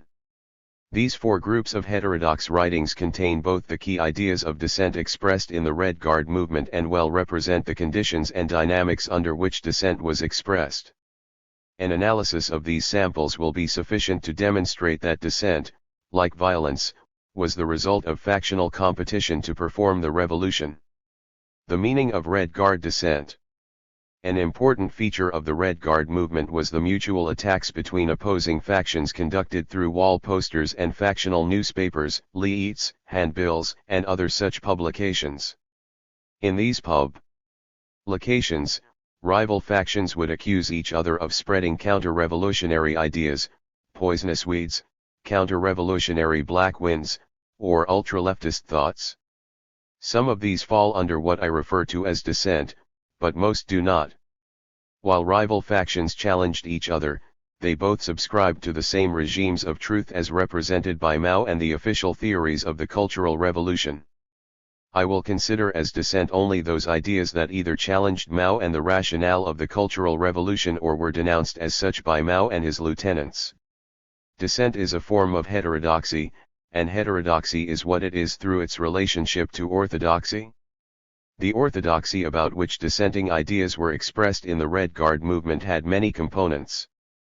Foremost among them were Marxism and Maoism. The core idea taken from Marxism was class struggle. Mao's main contribution was the idea of ceaseless class struggle even after a proletarian revolution. Enunciated as the theory of continuous revolution under the conditions of proletarian dictatorship, it provided the theoretical basis for launching the Cultural Revolution. For the practice of the Cultural Revolution, these abstract ideas were translated into concrete political terms in the official party document Decision Concerning the Great Proletarian Cultural Revolution, known as the 16 Points. The 16 Points set out 2 basic rules of the game for the Cultural Revolution. One is that individual party leaders may be attacked, but not the party itself, not the socialist system, not Mao Zedong or his ideas. Further, the raison d'être of the Cultural Revolution was beyond doubt because it was launched by Mao Zedong as a new stage of the Chinese Socialist Revolution. Point 5 Dissent, then, refers to ideas that violated these terms of the Cultural Revolution, or, as Su Yuya puts it, all attitudes, ideas, theories that disagreed with officially promulgated doctrines. Degree. To the extent that ideas of dissent were not isolated slogans but formed trends of thought, Yi Duan Si Chao, they had a systemic nature, aiming at more or less systemic critiques of the political system and the official establishment. If individual party leaders were denounced, it was mainly in order to attack the system and orthodoxy that the individuals represented. It is in this sense that Andrew Valder considers these subversive ideas as dissident radicalism and their authors as dissident radicals. Dissident radicals were descended from heterodox radical groups that came to dissent from the officially defined orientation of the Cultural Revolution. These radicals developed a systemic critique that did not place blame on degenerate individuals within the party. Rather, there was something about the party system that encouraged this degeneration, and so the system of power and privilege must be restructured in order to prevent similar degeneration in the future. Ideologically oppressive atmospheres anywhere have chilling effects on voices of dissent. How was dissent possible in a movement whose zealous participants pledged themselves to be the loyal Red Guards of Red Power and fervently performed their loyalty even if they had to resort to violence? It is worth emphasizing that almost all the heterodox writings appeared in small waves of a sequence of essays. Such was the case of the December Black Winds, Ulug's on Family Origins series, the Beijuyang manifestos and investigation reports, and Yang Ziguang's series of essays discussed below. It seems that these young authors could not, or would not want to, stop writing. They seem to be driven by an imperative to theorize. I propose that these ideas of dissent did not originally appear as dissent, but rather as the efforts of sincere believers to theorize the cultural revolution. They were the product of the conscious imitation and enactment of what their authors imagined orthodox Marxists would do in these contexts. In their imagination, these young authors were playing the role of revolutionary theoreticians personified by Marx, Engels, Lenin, and Mao. They were performing the revolution theoretically, just as their comrades were doing the same practically. And they were doing so consciously and passionately in order to provide guidance to practical revolutionary action. It was the same kind of emulation and enactment that characterized Red Guard's performance of revolutionary violence discussed in Chapter 1. This interpretation would put our understanding of Red Guard dissent in a new light. Some scholars view these critical voices as prophetic thinkers who were ahead of their times. Thus, in his study of the new trends of thought in the Cultural Revolution, Xiao Guangwan considers the theorists of New Thought to be clairvoyants who were trying not only to reshuffle the bureaucracy but also to create a new society, a society modeled after the Paris Commune of 1871. They sought to make fundamental changes in the existing social and political order. The desire to create a new society modeled after the Paris Commune could be as genuine as the dissatisfaction with the existing social and political order. But it was also true that the Paris Commune was the only imaginable model for these young people, and that was the model that had been planted in their minds in the years prior to the Cultural Revolution. Zheng Qian, a historian of the Chinese Communist Party, argues that there was such an obsession with the Paris Commune among both party leaders and the grassroots during the Chinese Cultural Revolution that there existed at that time a Paris Commune complex. The reason for the existence of this Paris Commune complex was that the Chinese Communist Party, before the Cultural Revolution, had conducted national campaigns to study the Marxist classic The Civil War in France, where the ideals of the Paris Commune were most powerfully stated and were made popular to Chinese youth through the promotion of the Marxist classic. Another important reason for the appearance of dissent was that it had an organizational context. Dissent had more of a collective than individual character. It was likely to be formulated in the context of a Red Guard organization, often as an attempt to thwart opposing factions ideologically and theoretically. For this reason, the appearance of dissent was related to another distinct feature of the Red Guard movement, the booming of a Red Guard press. Almost all the new trends of thought were publicized in Red Guard newspapers, handbills, or big character posters so named because the posters were typically written in extra-large calligraphy with traditional Chinese writing brushes. The officially endorsed practices of voluntarily forming mass organizations and using mass publications to carry out the Cultural Revolution inadvertently provided the conditions for expressing dissent. These conditions allowed a small minority of individuals with intellectual aspirations to take what they imagined to be the historically unprecedented revolutionary movement to a new theoretical level by emulating Marx, Mao, and other revolutionary theorists. They enthusiastically imagined themselves to be revolutionary theoreticians, and it was in this process that they formulated and published ideas of dissent. It is essential, therefore, to examine how the Red Guard press was conducive to dissent. The Red Guard press. The voicing of dissent in the Red Guard movement was inseparable from the Red Guard press. Most Red Guard organizations or coalitions had their own newspapers or little papers, Xiaobaa. Red Guard newspapers were published and distributed without any official registration, although some were designated as internal publications not for public circulation. They were, by and large, distributed locally, but the most influential ones were distributed nationally through post offices. The Red Guard press encompassed a wide variety of forms, including wall posters, leaflets, handbills, magazines, newsletters, pictorials, and newspapers. The contents of Red Guard newspapers resembled those of an official newspaper. Typically, they carried editorials, reprints of articles from People's Daily or other national newspapers, news items, leaders' speeches, essays, poems, cartoons, songs, letters to the editor, and so forth. Red Guard publications also carried much that would normally not appear in official newspapers, including grapevine stories about party leaders at the top and regional politics, which added popularity to the Red Guard press. Even in the middle of the Red Guard movement, there were underground black markets for trading Red Guard publications. Red Guard publications exploded with information related to factional conflicts. Many papers carried detailed accounts of incidents of conflict in order to challenge and discredit opponents and justify one's own action. Photographs of those wounded or killed in factional battles were published along with stories hailing them as heroes or martyrs. Polemics against rival factions were a staple feature. The Shanghai-based historian Jin Dalu differentiates among 4 types of mass newspapers and journals. Kunzhongbaogan, in Shanghai the first type was the official newspapers, such as Liberation Daily and Wenhui Dabe/. In most cases these official newspapers were taken over by rebel groups after the 1967 January Revolution. In some cities the official newspapers were simply suspended, which affected the local print runs of national newspapers.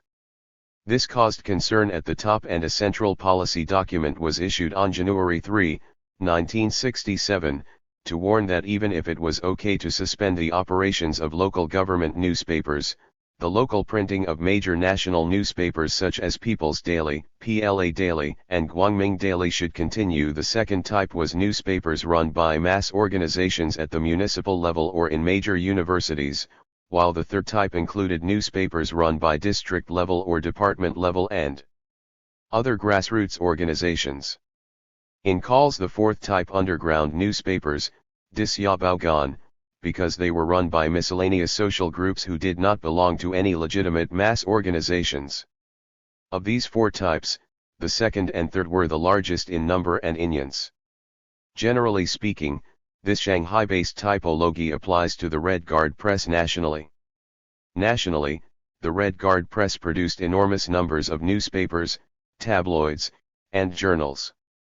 According to one source, the Chinese National Library has 2,611 different titles of Red Guard tabloids in its collection. From 1975 to 2005, the Center for Chinese Research Materials, CCRM, in the United States published 148 volumes of reprints of Red Guard publications with a total of 3,155 titles in the city of Chongqing alone. Over 1,639 Red Guard papers were in circulation in Chengdu. There were about 200 different Red Guard papers in Shanghai, according to a survey conducted in July 1967 by the city's political propaganda department. There were 256 mass newspapers at that time. Of these, about 50 were newspapers and 65 were magazines or journals. Ganwu. 25 of the newspapers and 36 of the journals were printed by the municipal printing press. Reasons for the expulsion of the Guard publications. The crucial condition responsible for the blossoming of the Red Guard press was Mao's support and the institutionalization of mass debate and wall posters in Chinese politics. During the Cultural Revolution, people were officially encouraged to air their opinions in a big way, to contend in a big way, to debate in a big way, and write big character posters.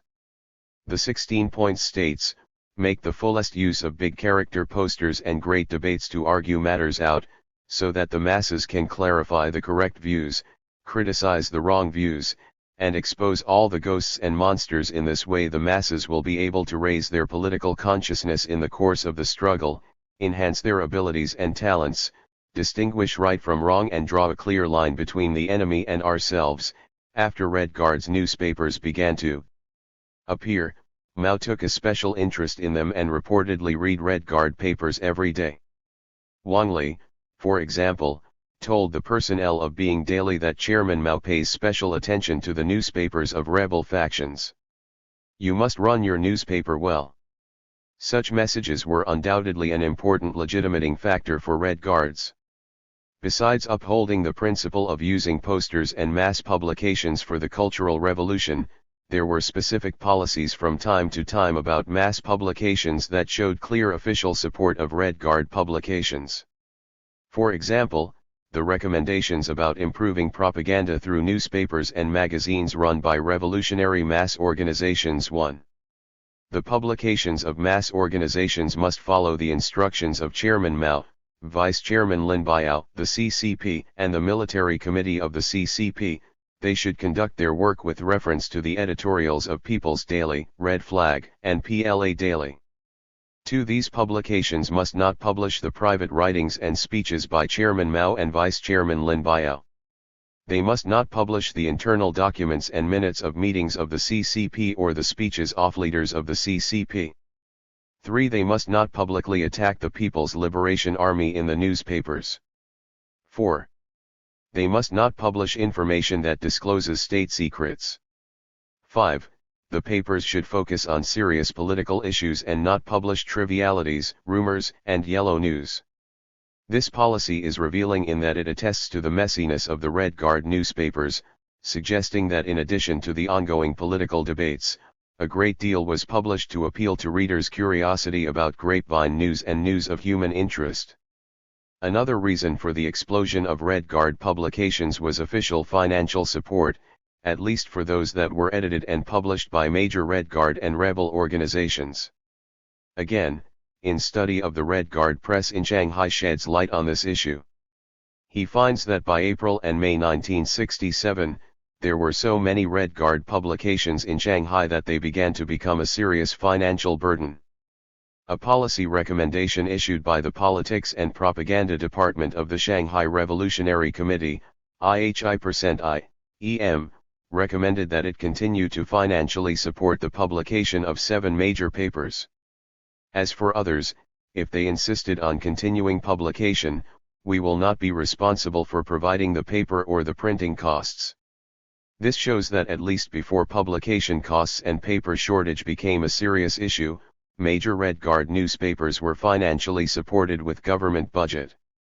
There was a limit to how much financial support was available. As the Shanghai case indicates, Red Guard publications put such burdens on the city's finances that eventually efforts were made to reduce their numbers after mid-1967. Not all Red Guard newspapers were financed with government budgets, however, some papers had to raise their own funds and resources. In some cases, printing equipment and paper sheets used for printing were appropriated or forcefully seized from printing factories. And while in the earlier period most Red Guard publications were distributed for free, after mid-1967 more and more of them charged a subscription or retail fee. One newspaper in the city of Yangzhou ran an advertisement as follows: "This paper now wishes to expand its subscribers. All work units and revolutionary masses are welcome to take subscriptions at the local post office. We publish 6 times a month. The subscription fee is 12 cents for every month." In addition to political and financial support from the top leaders, the most important reason for the proliferation of Red Guard publications was that they were crucial weapons in factional conics, and their editors and authors threw themselves into the editing, production, and distribution of their papers with great passion and dedication. Weapons df Fiatinal warfare. Red Guard publications served many functions. A few classmates could proclaim the founding of an organization by putting up a poster or by launching a small paper, much as an organization today might declare its existence by setting up a website. More established Red Guard organizations had editorial offices with a staff, much as regular newspapers did, and their newspapers would serve as hubs of information and organization, publicizing organizational activities or announcements for a rally or demonstration. The most important function of Red Guard publications, however, was as a weapon of factional warfare. Up until the Red Guard movement, posters had been used mainly for 2 purposes. They were a means of state propaganda and mobilizing public support for official policies. The major official wall poster campaign before the Cultural Revolution happened during the Great Leap Forward. As Chinese communication scholar Su Jing details, the poster campaign in 1958 was an official effort to mobilize public support for the Great Leap Forward. In many places, individuals and work units alike competed to see who put out the most posters. Posters had also been used for political debate and political dissent in earlier times. The earliest cases are traced to the Yan'an period in 1942, when Wang Shiwei wrote a poster challenging party leaders for suppressing dissent. The most important case before the Cultural Revolution was the 100 Flowers campaign in 1956 to 1957. Its background was similar to the Cultural Revolution in one crucial aspect: both started with Mao's support. And Mao himself lauded the wall poster as a great development in our democratic tradition. Z5. A precedent was thus set for using posters as an institutional means of social and political criticism. Red Guards followed this tradition. Many posters were declarations of support for official policies, while others staked out positions in public debates. It was in the midst of these verbal battles that ideas of dissent found their channels of expression. Red Guards used their publications as tools of propaganda in their factional struggle. They promoted their own political views and positions and attacked their opponents. For this reason, Red Guard newspapers often became the targets of attack. Opposing factions sometimes sabotaged each other's publishing facilities and distribution centers. The May 22, 1967, issue of Xin Nankai, the paper of a rebel organization in Tianjin's Nankai University, published a blank front page with only a notice and a slogan that reads, "Long, long, long live our great teacher, great leader, great commander-in-chief, great helmsman Chairman Mao."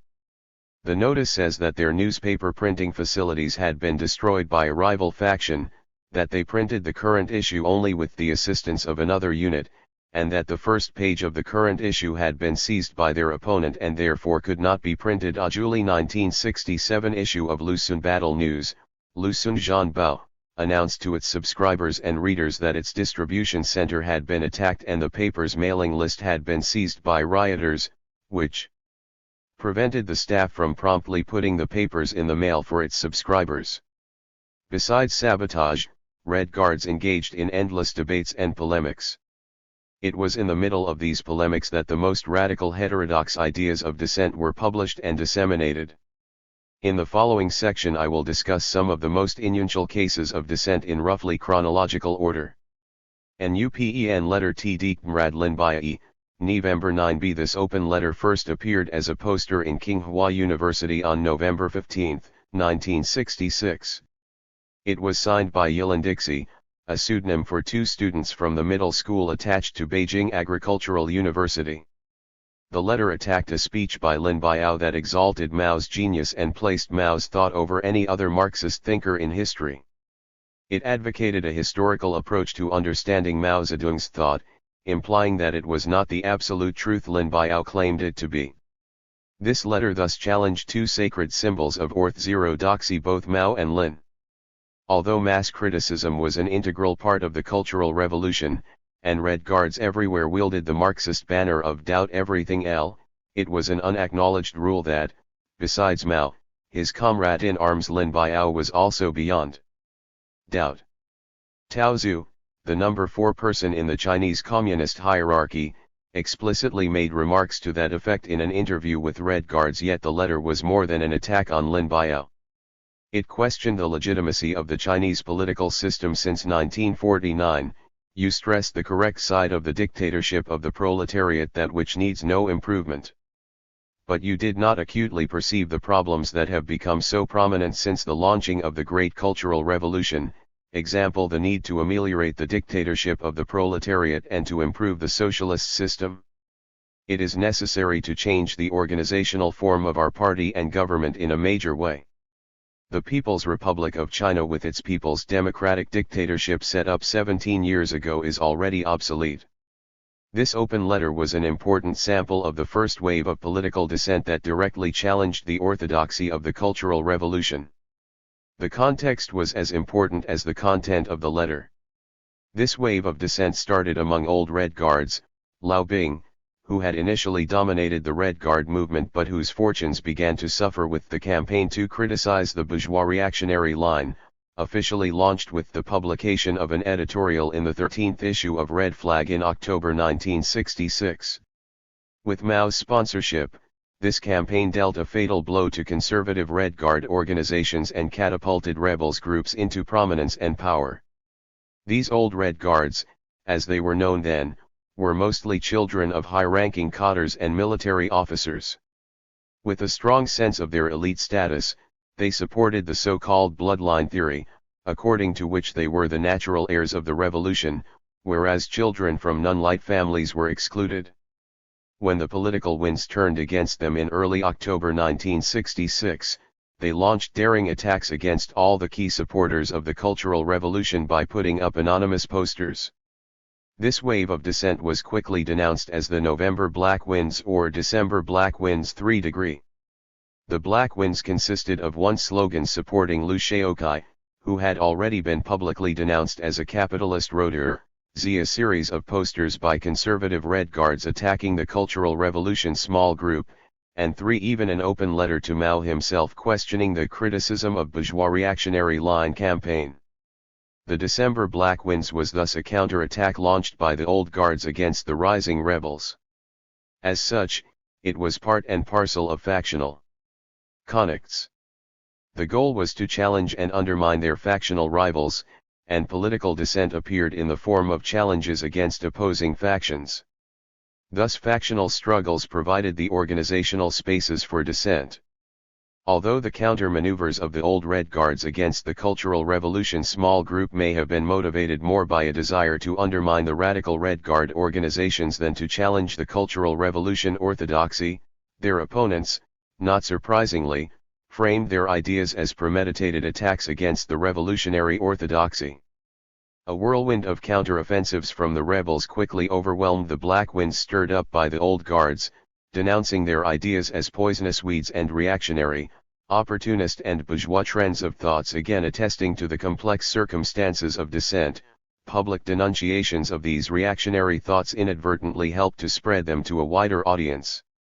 At Beijing University, a liaison station was formed to criticize to the Tiger Mountain, Shanxing, one of the many old guard organizations associated with the December Black Winds. In a lengthy editorial, the liaison station named the 5 members of Tiger Mountain and enumerated their reactionary crimes. Their first crime was that they malignantly attacked Chairman Mao and Comrade Lin Biao.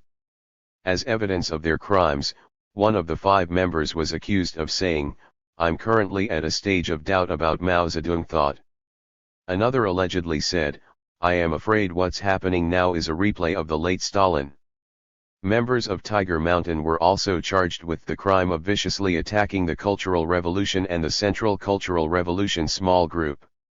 Thus a third member had reportedly written the following in a letter: "I think the Cultural Revolution has a pretty dark side." The first 2 months were devoted to mobilizing the masses, the next 4 months to letting the masses fight among themselves. I would say that in a sense the Cultural Revolution is a failure. These were the unpublished heterodox thoughts among some of the old guards, yet, in exposing their reactionary crimes, the rebels gave publicity to these ideas. Ein family Origin, January Lele 7. Another powerful expression of dissent was a series of essays that systematically critiqued what was then referred to as the bloodline theory, Shui Tang Lun. All these essays were authored by one person, Yu Luk, who was a 24-year-old worker in 1966. The most important of these essays was titled On Family Origin, Chu Shen Lun. The systematic use of social and political labels by the Chinese Socialist state was a major cause of symbolic immobility. Among these labels was a category based on class origin. 3 broad types of class origin, good, middle, and bad, respectively dubbed red, gray and black, were distinguished on the basis of the head of household's economic and political status. In the years before the Communist Party took power, different class origins bestowed different political and social statuses on their incumbents. Thus the good ones ranked highest socially, the bad ones were condemned and stigmatized, and the middling ones occupied a limbo space between the red and the black. Like a caste system, class labels both divided the society and put its members under strict control. Class labels, once assigned, went into everyone's dossiers and would permanently affect almost all aspects of one's life, from educational opportunities to careers. Labels like these created and perpetuated ascribed statuses or social stigmas.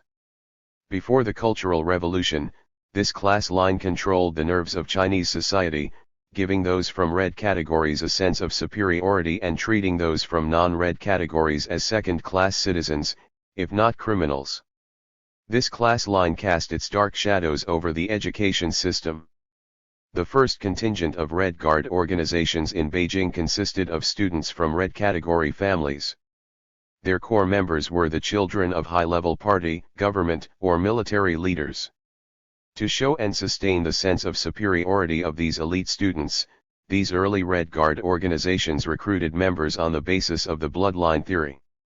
On this theory, only students from families of red categories were eligible to join Red Guard organizations.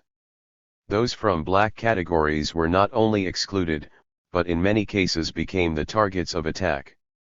Whereas before the Cultural Revolution such a theory was in de facto effect but not publicized as a party doctrine, the Red Guards lost no time in pronouncing it publicly, and they did so in the most blatant manner.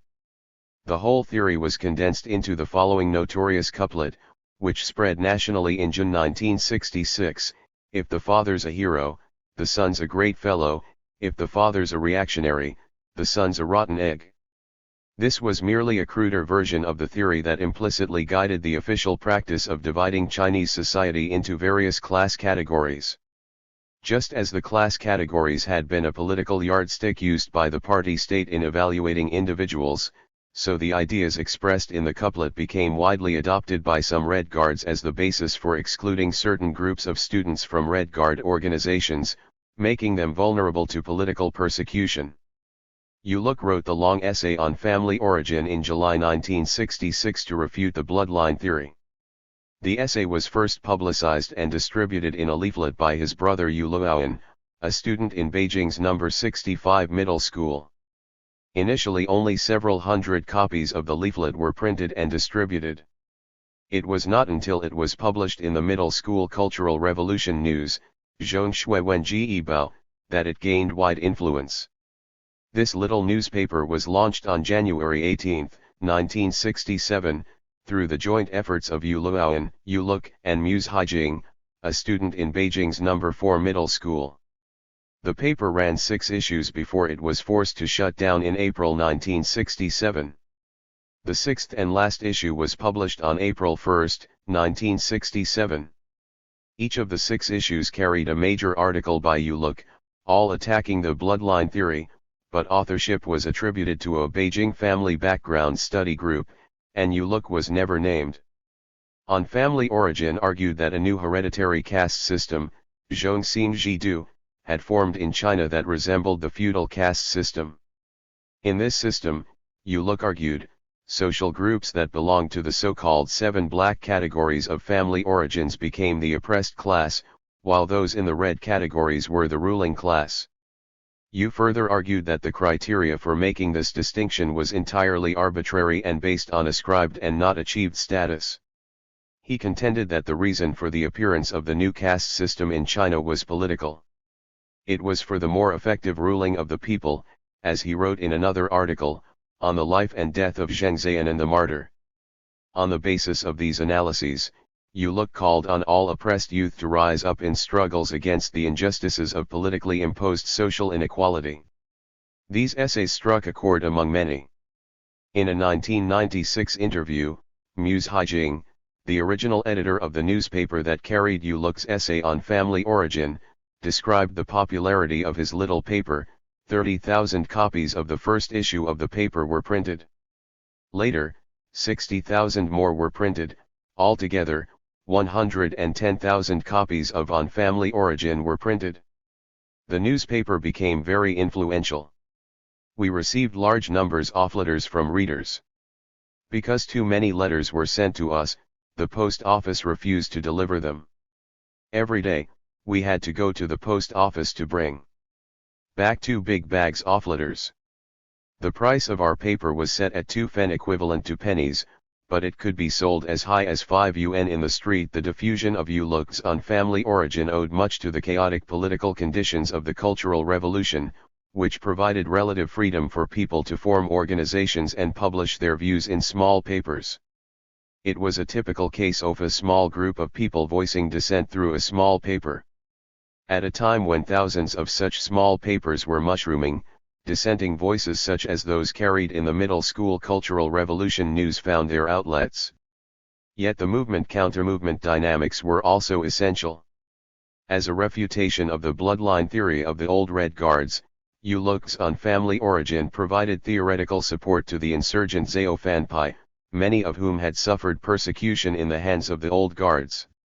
Not surprisingly, although his essay was written in July 1966, its widespread circulation through the publication of middle school Cultural Revolution news happened only in January 1967, after the old guards had lost their domination of the Red Guard movement. In this sense, the voicing of dissent became possible because the insurgent rebel ranks needed these voices to challenge their rivals. As soon as the voices of dissent had spread, however, their power became a threat not only to the old Red Guards but also to the political establishment. Uluk's challenge against the bloodline theory could be easily interpreted as a challenge to China's political system. Thus, before long, in April 1967, use on family origin was denounced by top leaders as counter-revolutionary and the middle school Cultural Revolution news was shut down. Uluk was arrested on January 5, 1968 and ruthlessly executed on March 5, 1970. Such was the irony of radical mass action during the Cultural Revolution. Sponsored by the very center of political power in China, mass action inadvertently provided the conditions for political dissent that challenged the same power that had sponsored the mass action. UN New Trends if Thu Ughaita Manifesto EIF the April 3 Fatyin, June 1867. The notion of the existence of a specially privileged class was the theme of the manifesto of the April 3 faction among Beijing's middle school students.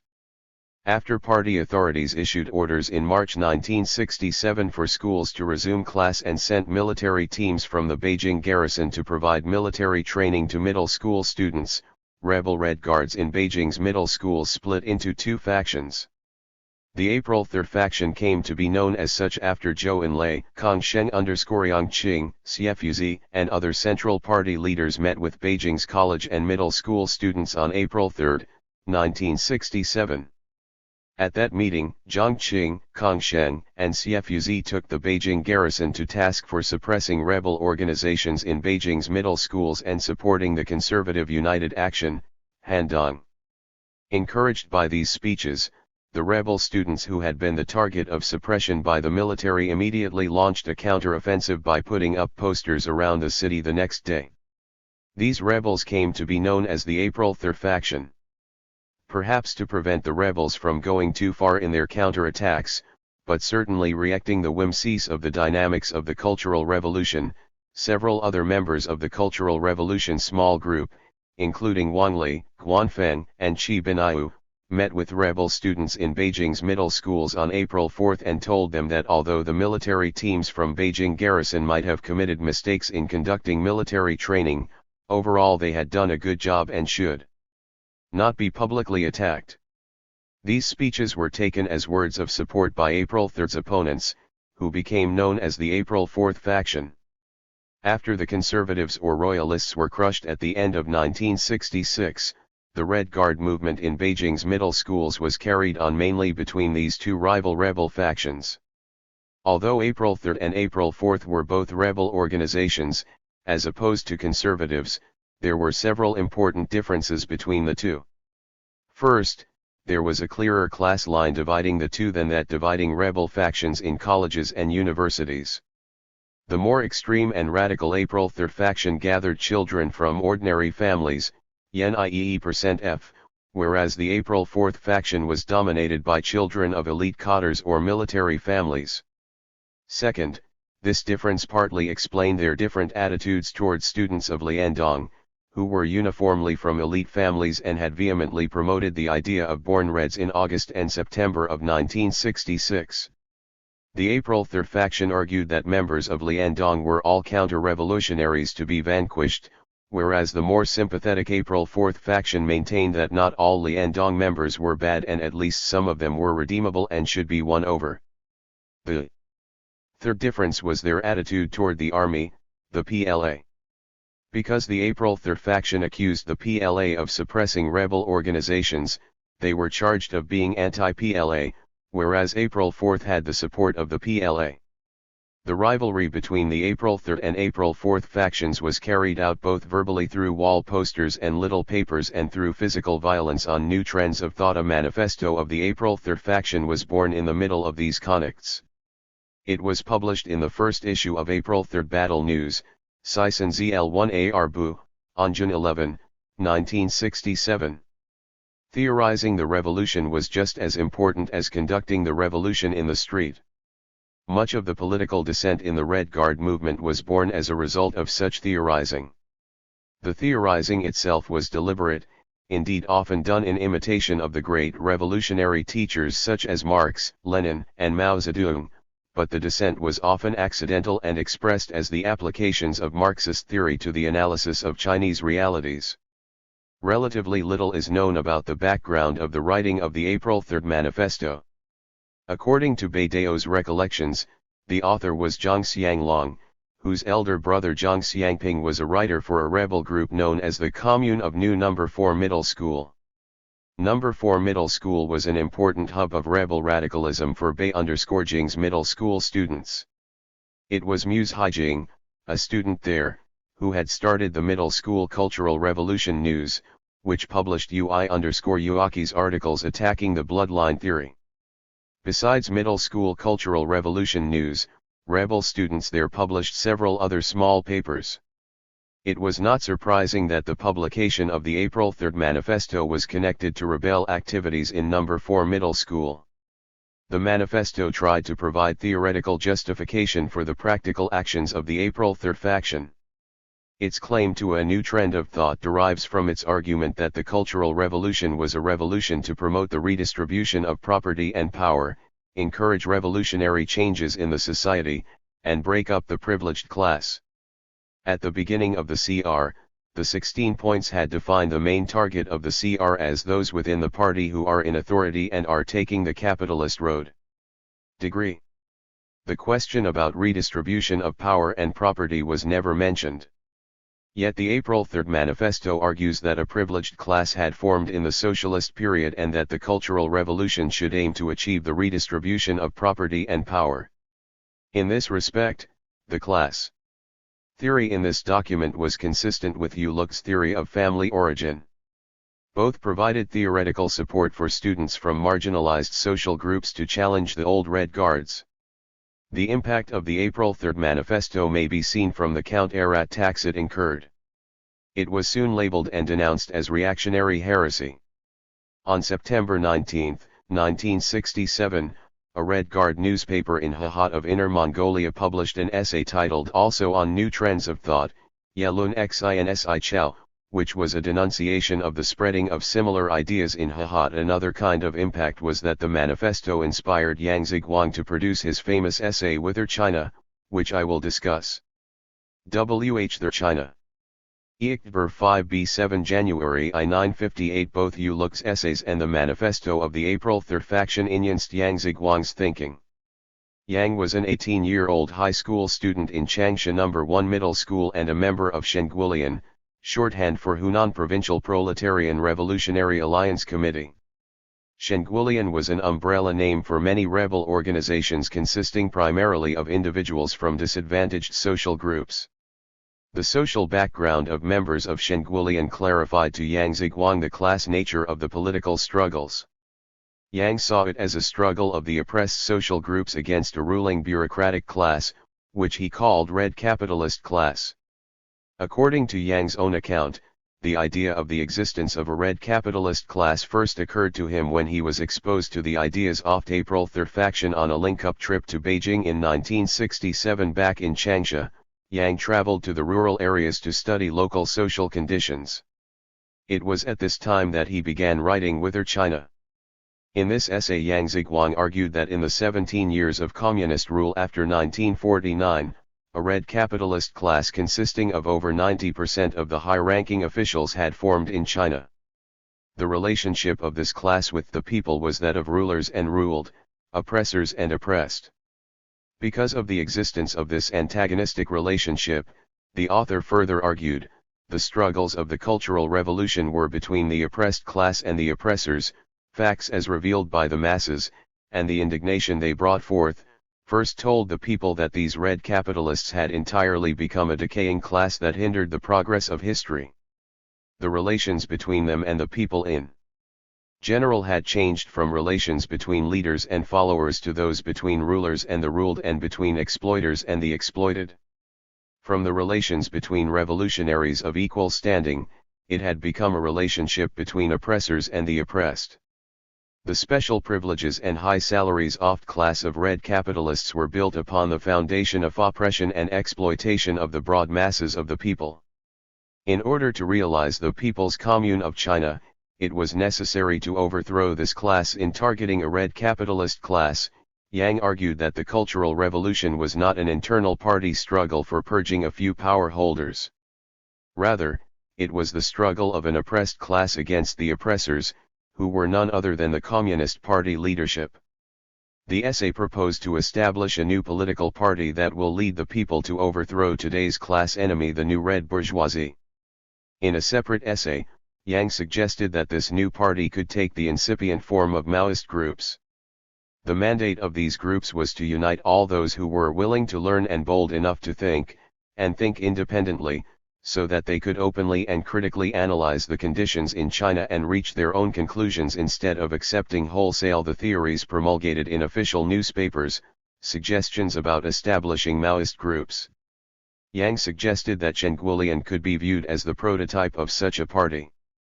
As Jonathan Unger puts it, Zhenguolian was a congeries of groups that held one element in common: they all had been persecuted and shortchanged by the state and party apparatus before and during the Cultural Revolution. To be sure, elsewhere in China, too, there were obvious distinctions in the overall social composition of the rebels as against the conservative faction.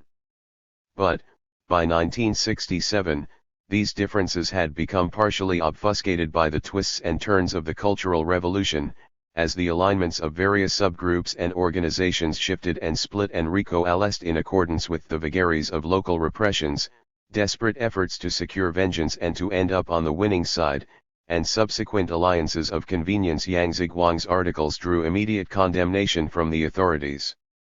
Yang himself was charged by party authorities as a counter-revolutionary, arrested in February 1968, and imprisoned for 10 years. Scholars generally agree about the radical nature and significance of Yang's ideas as expressed in Whither China. In particular, Yuqing Wu's book analyzes the tortuous trajectories of Zhenguolian and the radicalism of Whither China. Still, an important question remains: why the imperative to theorize the revolution? The stylistic features of Yang Ziguang's radical essay suggest that he was consciously imitating the style of Mao, the revolutionary theorist. He borrowed Mao's words both in the title of his essay Whither China and in its opening sentences. Yang's use of Mao's classic texts was an act of emulation and reenactment of an ideal, namely, Mao and his revolutionary practices, and it was by means of such emulation that the young radicals wished to become the revolutionaries of their own times. Yang Ziguang's borrowing of Mao's words was not limited to Whither China. Another important essay he wrote, titled Report on an Investigation of the Youth Movement in Changsha, was modeled on Mao's famous Report on an Investigation of the Peasant Movement in Hunan. Here is a famous passage from Mao's 1927 essay. It's terrible. Or 1ts fine. The peasants' revolt disturbed the gentry's sweet dreams. When the news from the countryside reached the cities, it caused immediate uproar among the gentry. Soon after my arrival in Changsha, I met all sorts of people and picked up a good deal of gossip. From the middle social strata upward to the Kuomintang right-wingers, there was not a single person who did not sum up the whole business in the phrase, "It's terrible, Below is a strikingly similar passage from Yang's 1967 essay. It's terrible. Or it's fine. Educated youth who returned to the city to make rebellions disturbed the sweet dreams of bourgeois masters, mistresses, young masters, and young misses. From the middle social strata upward to the rebels' right-wingers, there was not a single person who did not sum up the whole business in the phrase "it's terrible." The emulation of the young Mao was not just a matter of prose style, though the significance of style must not be underestimated. The young radicals of the Cultural Revolution emulated Mao's whole way of being a revolutionary, his method of social investigation, his boldness and ambition, and his theoretical vision. In the steps of the young Mao, reading Marxist and Maoist theories and applying them to Chinese realities became a way of clarifying the goals and methods of the Cultural Revolution when many young people began to entertain doubts and ambivalences about the gaps between the Cultural Revolution and Chinese realities. Hence the rise of what Yang Ziguang calls theoretical movements in the second half of 1967. Yang saw such a theoretical movement happening when he was studying the educated youth and preparing his report on the educated youth movement. Financially, educated youth had the most difficulties, yet they ran the largest number of newspapers. Whenever a new view appears which offers an explanation of the conditions of educated youth, in less than a day's time it can spread to every educated youth. Therefore, when you visit the educated youth, you will find a special characteristic, that is, that their views about the educated movement was almost entirely the same. Among educated youth, theory has become a flourishing movement. Unger's detailed study of Yang Ziguang's intellectual trajectory explains this well. On the one hand, Yang Ziguang was seeking out such complaints at the bottom of society, while on the other he was searching feverishly for explanations and, idealistically, for alternate ways of organizing society that would avoid inequalities and repressive hierarchy. In particular, he and two other students of like mind ruminated over Lenin's State and Revolution, and discussed the 1966 Cultural Revolution articles commemorating the 95th anniversary of the Paris Commune. There was, in Yang Ziguang and other self-designated young theoreticians of the time, a confidence and audacity that was both the result of the idealistic education the Red Guard generation received and a mark of the times. Even in their most dangerous and difficult moments, these young people carried with them a strong sense of optimism and idealism. Thus Unger writes of how Yang Ziguang faced his arrest. The turmoil of the Cultural Revolution thus far had provided him with an adventure in self-education, and he looked forward to more of the same. It was a reaction akin to that of other interviewees rebel Red Guard similarly crushed in 1968. Yang Ziguang recalls, "On the way to prison, I felt excited, not scared. I felt I had been living in upper-class society. I felt I'd now have a chance to experience a fuller variety of society, what the bottom felt like. It was idealistic. 5 degree. Lu Lian of Wuhan, another important author of Essays of Dissent, who was also imprisoned for 10 years like Yang Ziguang, writes about a similar kind of optimism and sense of mission in his 2005 memoir. He said that he and his friends often proudly imagined themselves as belonging to the young Mao Zedong group. At that time we were thinking, if the canons of the October Revolution and the outbreak of the May 4th movement had led Mao onto a career of rebelling against the old society, then the proletarian cultural revolution that he personally launched and led must lead us onto the revolutionary road to accomplish the historical mission of permanent revolution under the conditions of proletarian dictatorship." 5. Lu wrote about how he and his friends gathered at the East Lake in Wuhan to discourse on the nation. It was October on the East Lake. The autumn sky was high and the air was clear. It was refreshing and pleasant. The warm sunshine was as gentle as silk. We gathered on the lakeside, talking, laughing, and feeling so happy that we did not want to leave. We felt we were the pride of the nation, the brave swimmers in the tidal waves of the times. We sang Mao's poem pointing to our mountains and rivers, setting people afire with our words, we counted the mighty no more than Mach 5Z. The historical significance of Red Guard dissent. The Red Guard movement was a period of intensive protest and counter-protest. Because of incessant conflicts and factional struggles, ideologically driven polemics were prevalent. Most of these polemics fell squarely within the party orthodoxy.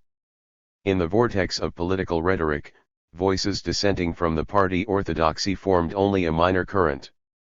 They were eventually suppressed without exception. Dissent was not a cause of the Red Guard movement, but its unintended outcome. As the movement progressed and conflicts escalated, dissent became more widespread and more radical. This progression indicates that the Red Guard movement itself was not about the voicing of dissent, but it unwittingly furnished the conditions for its expression. This attests to a paradox of the Cultural Revolution. The making of the revolution contained its own seeds of destruction. So far as the Red Guard generation is concerned, the paradox is that at the very moment when it imagined itself to be making a revolution, it was undoing its own revolutionary convictions. The rise of dissent in the course of making a revolution shows that the transformation of the Red Guard generation was coeval with the revolutionary process. What is the significance of Red Guard dissent? First were the new revelations and analyses of social conflicts in Chinese society. While the official decisions on the launching of the Cultural Revolution designated bourgeoisie as the revolutionary target, the authors of dissent redefined the bourgeoisie as the red capitalist class, a new class formation consisting of the majority of the leaders within the Chinese Communist Party itself. At the same time, the experiences of factionalism exposed and deepened the cleavages between the children of the red elites and those from black or gray family backgrounds. Once formulated by you look into a theory of social inequality and oppression, these class differences, which had already been in existence, became unusually threatening to the regime. At least theoretically, therefore, there was a perceptual shift of the locus of social conflict from between the people and the bourgeoisie to between the people and the privileged class within the party. This new understanding of social conflicts and social relationships implied, however vaguely and incoherently, a new understanding of the self. In Uluk's writings, this notion of the self was implicit in his theoretical defense of human equality and choice. He wrote, for example, that human beings are capable of choosing their own directions for progress and that we reject any right that cannot be achieved through individual efforts. In Yang Ziguang's essays, this notion of the self was adumbrated in his championing of original and critical thinking. In a political context where the goals of national development were set by the party, Yang and his associates in Shengwulian called on all social groups to search for alternative routes based on independent analyses of China's actual social conditions. The popularity of the essays of Uluk and Yang Ziguang suggested that this notion of the self was not limited to a few individuals or small groups. The subversive elements in the political agendas that contained this notion of the self were so obvious to the party authorities that politically divided factions within the party lost no time in joining forces to crush the proponents of these ideas. The harsh punishments dealt to Uluk, Yang Ziguang, Lu Lian, and others prevented them from developing their ideas further and for a short period of time even curtailed the spreading of their ideas. But, as we will see in later chapters, the seeds of dissent that were sown in the Red Guard movement would grow in new soil.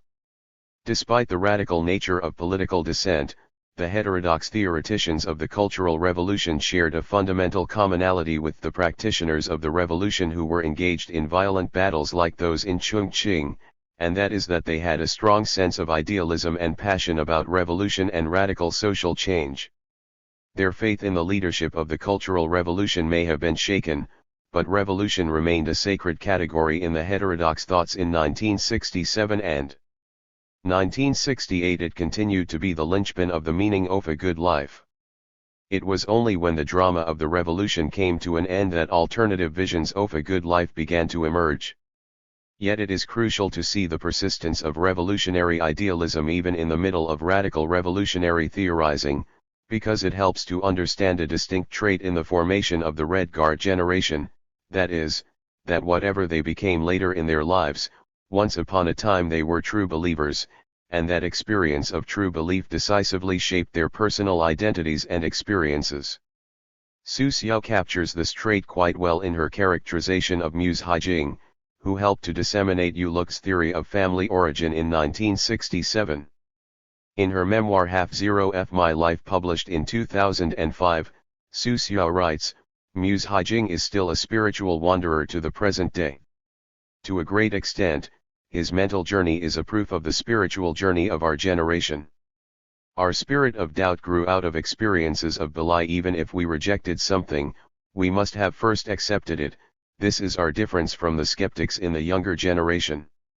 They doubt and reject something for the sake of doubting and rejecting it. They do not care whether it is a kind of nihilism, or maybe nihilism is precisely what they are after.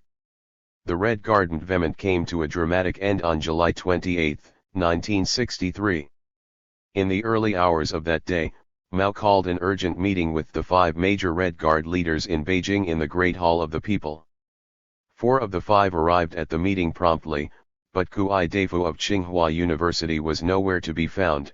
He was trapped in the middle of violent factional battles on campus. When he was finally located and brought to the meeting room, Kuai burst into tears upon seeing Mao.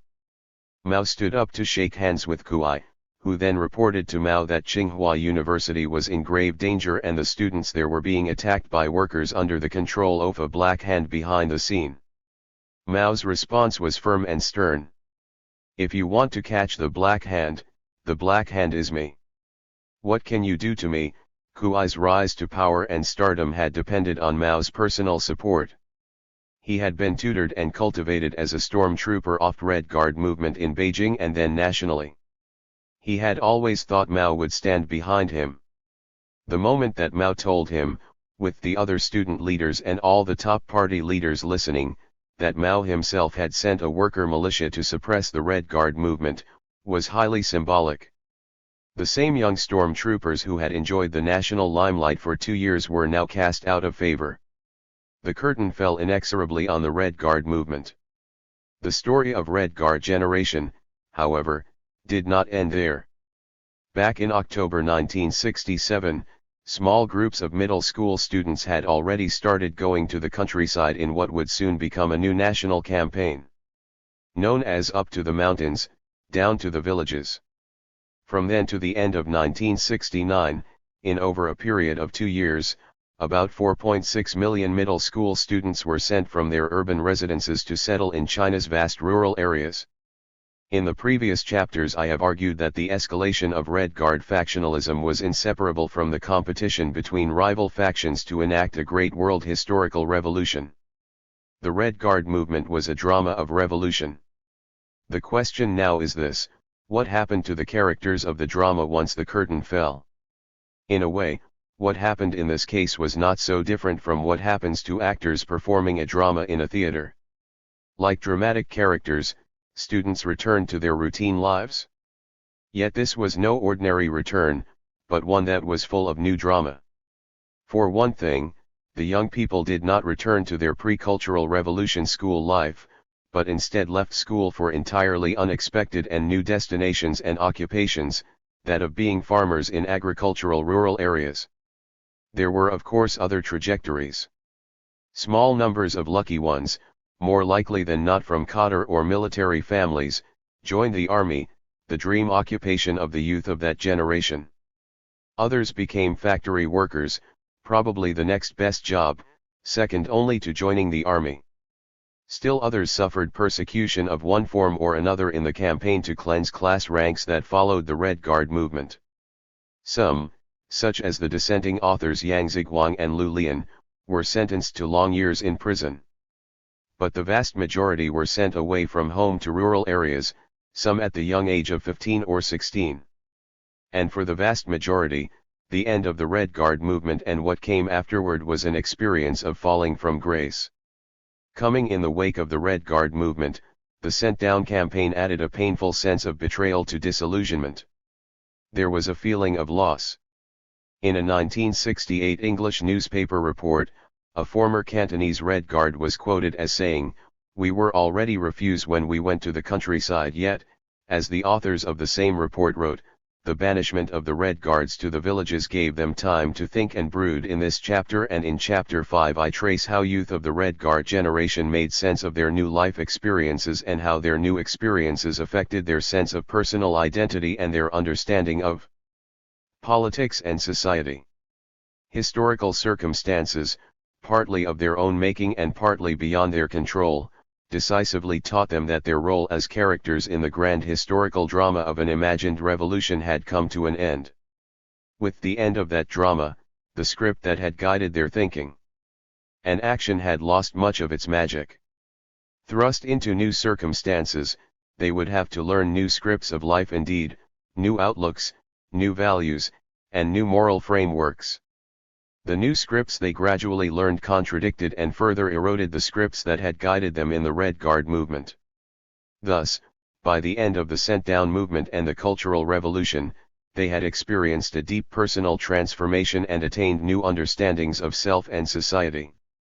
These new understandings, I will argue, provided the social foundation for China's great reversal from the ideology of class struggle to the ideology of economic development at the beginning of the Reform era, as well as for new forms of political activism that would have reverberations all the way until the student protests in 1939. This chapter first reviews the history of the Sent-Down campaign and discusses its connections with the Red Guard movement. Then I will turn to aspects of their experiences that shaped, or rather reshaped, their moral frameworks. Unlike earlier chapters that have either a regional focus, Chongqing, or a thematic focus, Descent, this chapter is not confined to a region or a narrow theme, but rather surveys the experiences of the Red Guard generation in broad terms. My evidence is drawn from personal documents such as diaries, letters, songs, and literary works produced in the middle of the Cultural Revolution as well as retrospective writings and interviews. The nature of my evidence puts some limits on the generalizability of the findings. I do not pretend that the conclusions I draw apply to the entire Red Guard generation. They represent, rather, the views and experiences of the more articulate members of the generation, those who have contributed to the vast library of works about this generation through their own writings. Yet the vast size of the treasure trove of works produced by this generation attests to some degree of commonality in the experiences. Given the extraordinary character of the about-face from the Red Guard movement to the Sent-Down campaign, it is necessary to introduce a few new concepts for framing the analysis in these two chapters. The values EIFIRE life. Ordinary life refers to the productive and reproductive activities of individual persons, in contrast to the Aristotelian good life deemed morally superior to mere life. Daily labor and family life are among the concerns of an ordinary life. The affirmation of ordinary life is thus the affirmation of the values of everyday existence. Max Weber speaks of the affirmation of worldly life, which developed as an unintended consequence of a religious movement and its associated doctrines. For Charles Taylor, ordinary life refers to those aspects of human life concerned with production and reproduction, that is, labor, the making of the things needed for life, and our life as sexual beings, including marriage and the family. Taylor argues that the rise of the values of these aspects of human life was a modern phenomenon in Western culture.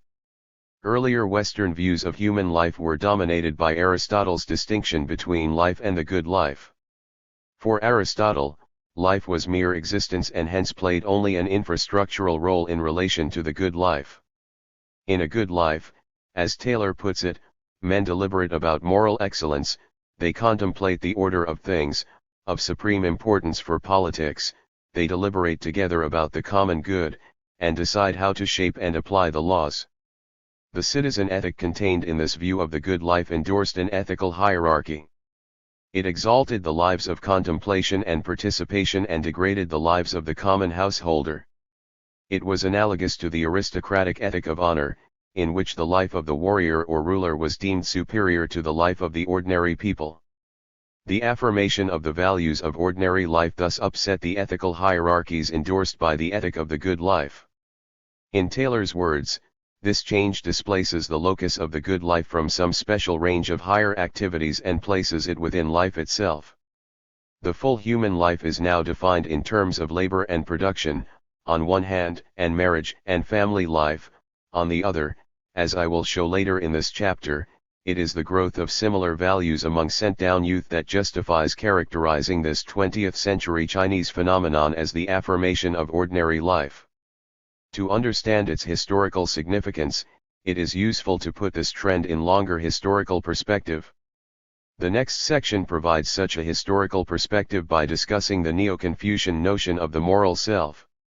There is a rich literature on Confucian morality and self-cultivation, as well as historical studies of key Confucian figures in modern and early modern China. However, Thomas Metzger's work provides the most relevant background for my argument, because he not only shows clearly the key characteristics of the Neo-Confucian notion of the moral self but also demonstrates its continuity with notions of the self still essential in the Maoist era. The historical significance of the affirmation of the values of ordinary life among sent-down youth cannot be fully appreciated without an understanding of the enduring influence of the Neo-Confucian notion of the moral self. Metzger's analysis is based on an explication of the works of the modern-day Neo-Confucian scholar Tang Junyi, 1909–1978. Tang's works were chosen as his focus, not because they were the most popular or the most philosophically rigorous, but because they provide a richly detailed and comprehensive interpretation of the Neo-Confucian position within an analytical framework easily accessible to those accustomed to modern days of thought. According to Metzger, Tang's vision of the Neo-Confucian notion of the self can be summed up as the participation of self in a noumenal flow of empathy. Instead of a Humean self cut off from the cosmos except for a flow of fragmentary sense impressions, Tang describes a self that shares feelings of empathy with the cosmos's immanently ordered processes of transformation. 33. The mutual empathy between self and heaven not only means that the self is a conscious self, but also that it is aware that this feeling of empathy is given by the objective noumenal world and that the self is engaged in constant interchanges of empathy with the cosmic force. Such interchanges have a context of inexhaustibility and are inherently subsumable under universal and transcendent categories. It is this relationship between the self and the cosmos, an ethos of interdependence, that gives the Confucian notion of the self a pathos of immensity and a kind of Panglossian optimism. 36. Metzger further explains, for Confucians, man in his ordinary condition has available to him a power which the Judeo-Christian tradition reserves for God. Because man draws on sources of moral power given to him by heaven, man is not God. But man is God-like because he is the sole existing vehicle of that moral assertion needed to put the world right. Other aspects of human experience also contribute to the godlike quality of Confucian self-assertion, a feeling of oneness with heaven, involving a pathos of immensity, the direct experience of a noumenal, Panglossian world free of grounds for angst and teleologically unproblematic, an intellectual ability to know this world, both as fact and as value, with complete objectivity, and the ability, based on utilizing man's unique moral energy with complete intellectual objectivity, to achieve a society free of distortions of self-interest. The notion of a godlike autonomous self is also the source of the Neo-Confucian predicament.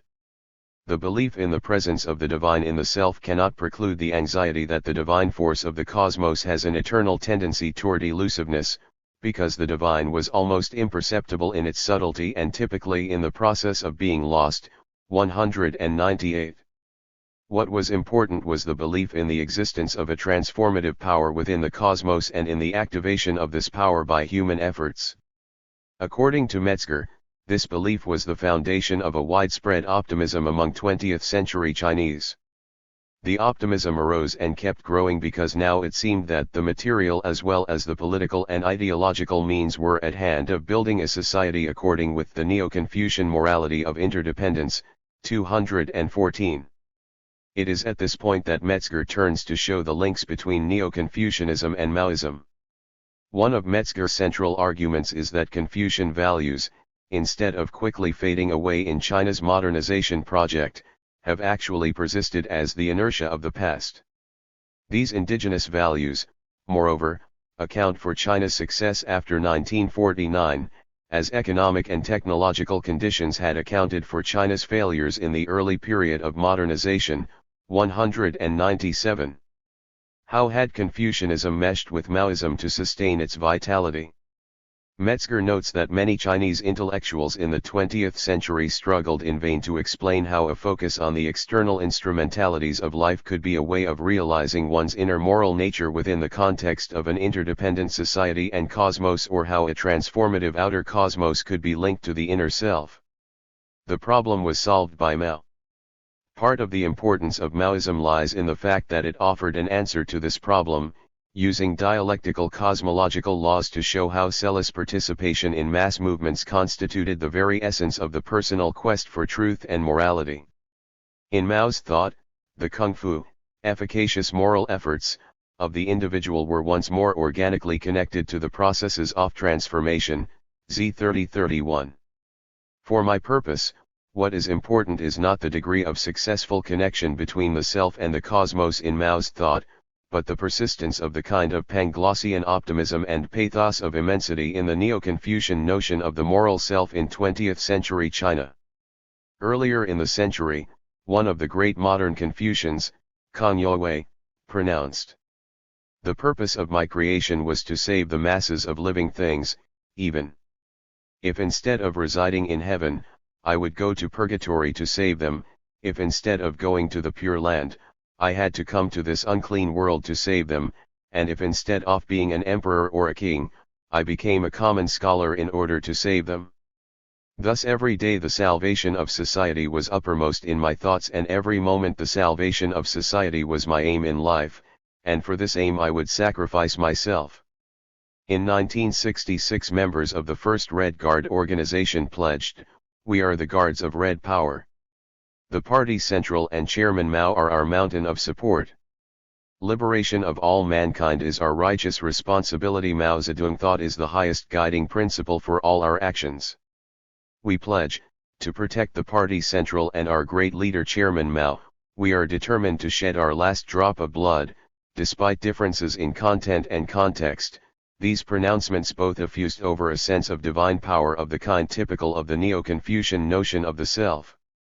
They both exhibited an aspiration to purportedly higher orders of life and an implicit rejection of the values of ordinary life. The Red Guard pledge was characteristic of the identity of the Red Guard generation at the beginning of the Red Guard movement. It was only in the course of the movement and then in the rustication period that the self-understanding began to change.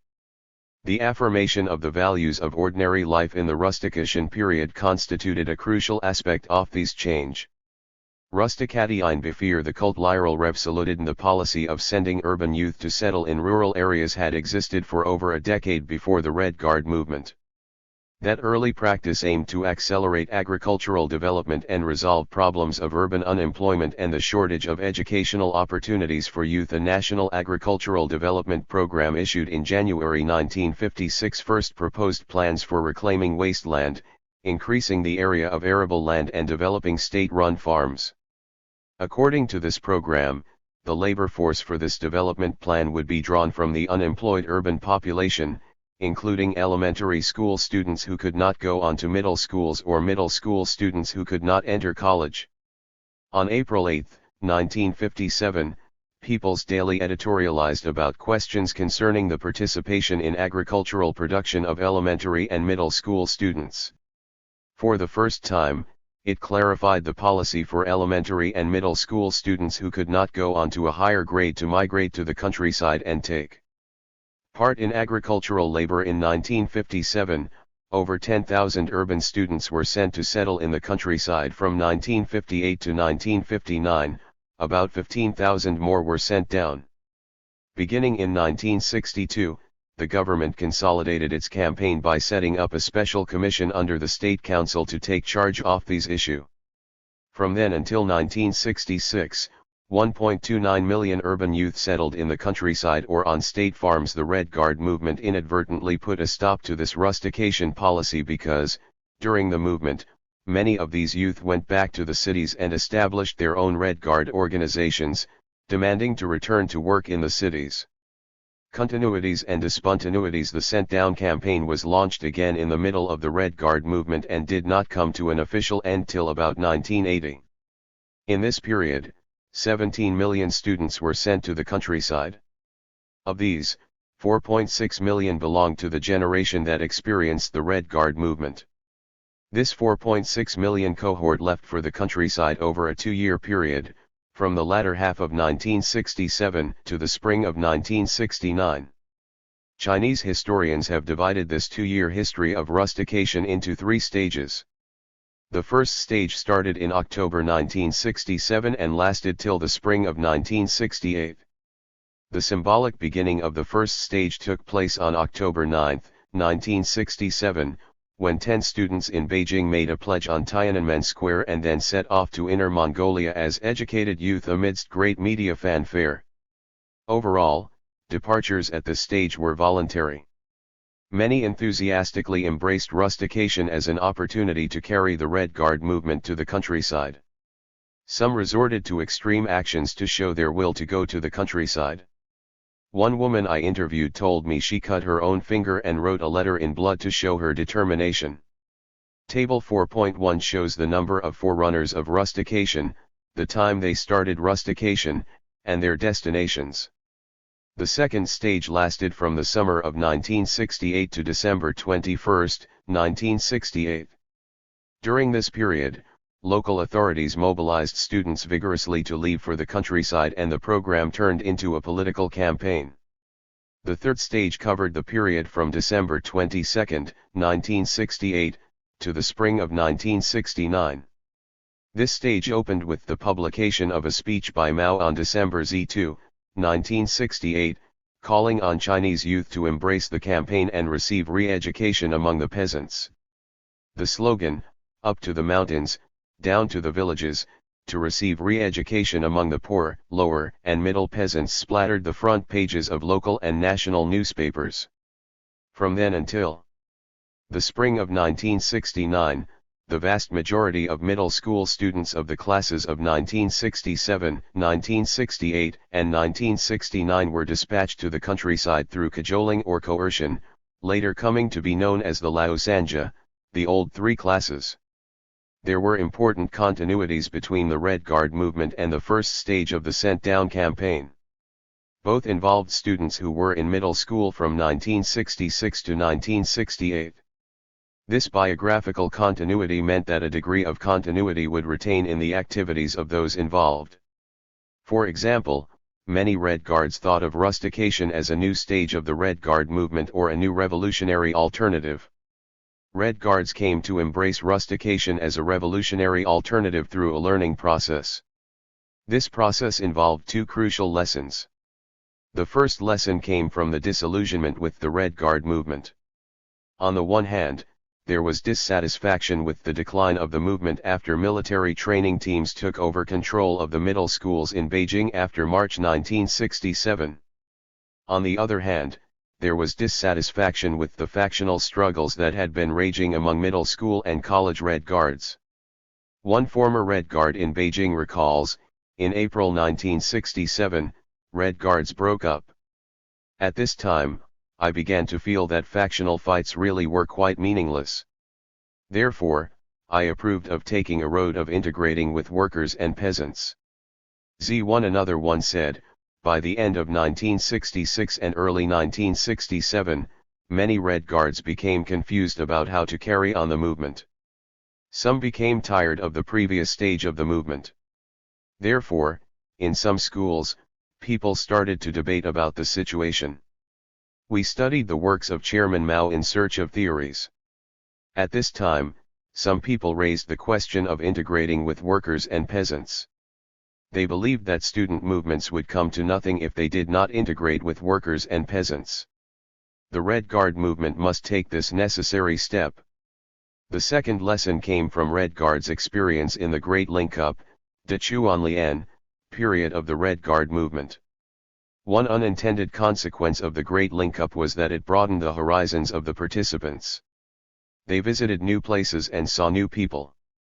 The destitute living conditions they saw in rural China began to change their understanding of Chinese society. Small groups even began to think about how to further study China's rural conditions and help transform them. Under these circumstances, some Red Guards conducted social investigations on their link-up trips as a means of improving their understanding of China's social problems. In addition to social investigations, Some Red Guards on link-up trips stayed in the villages they passed through to live and work with the peasants. The best-known example is that of Ca Iljian, a female student in the Changxindian Railway Middle School in 1966. In December 1966, together with 3 other Red Guard friends, Cai went on a long march to Yan'an by foot. On their way, they entered a small village called Dujiashan. There were only 5 families in the village, with a total of 16 family members. Of these, only 4 could be counted as labor force, and the youngest of the 4 was over 40 years old. Life was difficult in the village. After a one-day stop over, the Red Guards continued on their way to Yan'an. Several days later, however, Cai parted company with her friends and walked alone back to the village they had just visited. Soon, school resumed and she was called back to Beijing. Cai deposited all her luggage in a peasant's home and returned to school. Upon seeing the widespread factional struggles in Beijing, Cai put up a poster and expressed her yearning to go and live in the village of Dujiashan in search of a new revolutionary path. She eventually returned to the village in March 1968 and was joined by 4 classmates. 2 months later, many other Red Guards chose to go to the countryside because of their exposure to rural conditions during the Great Link-Up. It is in this sense that, as one Chinese scholar argues, the sent-down movement may be viewed as a continuation of the Red Guard movement. There were fundamental differences, of course. The social context had changed. The Red Guard movement was mostly an urban phenomenon, whereas the sent-down movement had a rural setting. The Red Guard movement involved rebellion and protest, whereas the sent-down movement was about rural labor. The goals of the Red Guard movement were amorphous and varied with factional alignments in different regions. Nationally, the abstract goal of the Red Guard movement was about defending the party from the dangers of revisionism and about rebellion against authorities and capitalist rulers. The official goal of the sent-down movement was the re-education of students by peasants. In Mao's own words, it is very necessary for sent-down youths to go to the countryside and receive re-education by the poor and lower-middle peasants to degree. Behind the ideological smokescreen of the term, Thomas Bernstein's analysis shows that the purpose of re-education was to re-socialize the elitist attitudes of urban youth so that they would become qualified revolutionary successors, a concern of Chinese leaders since the mid-1950s.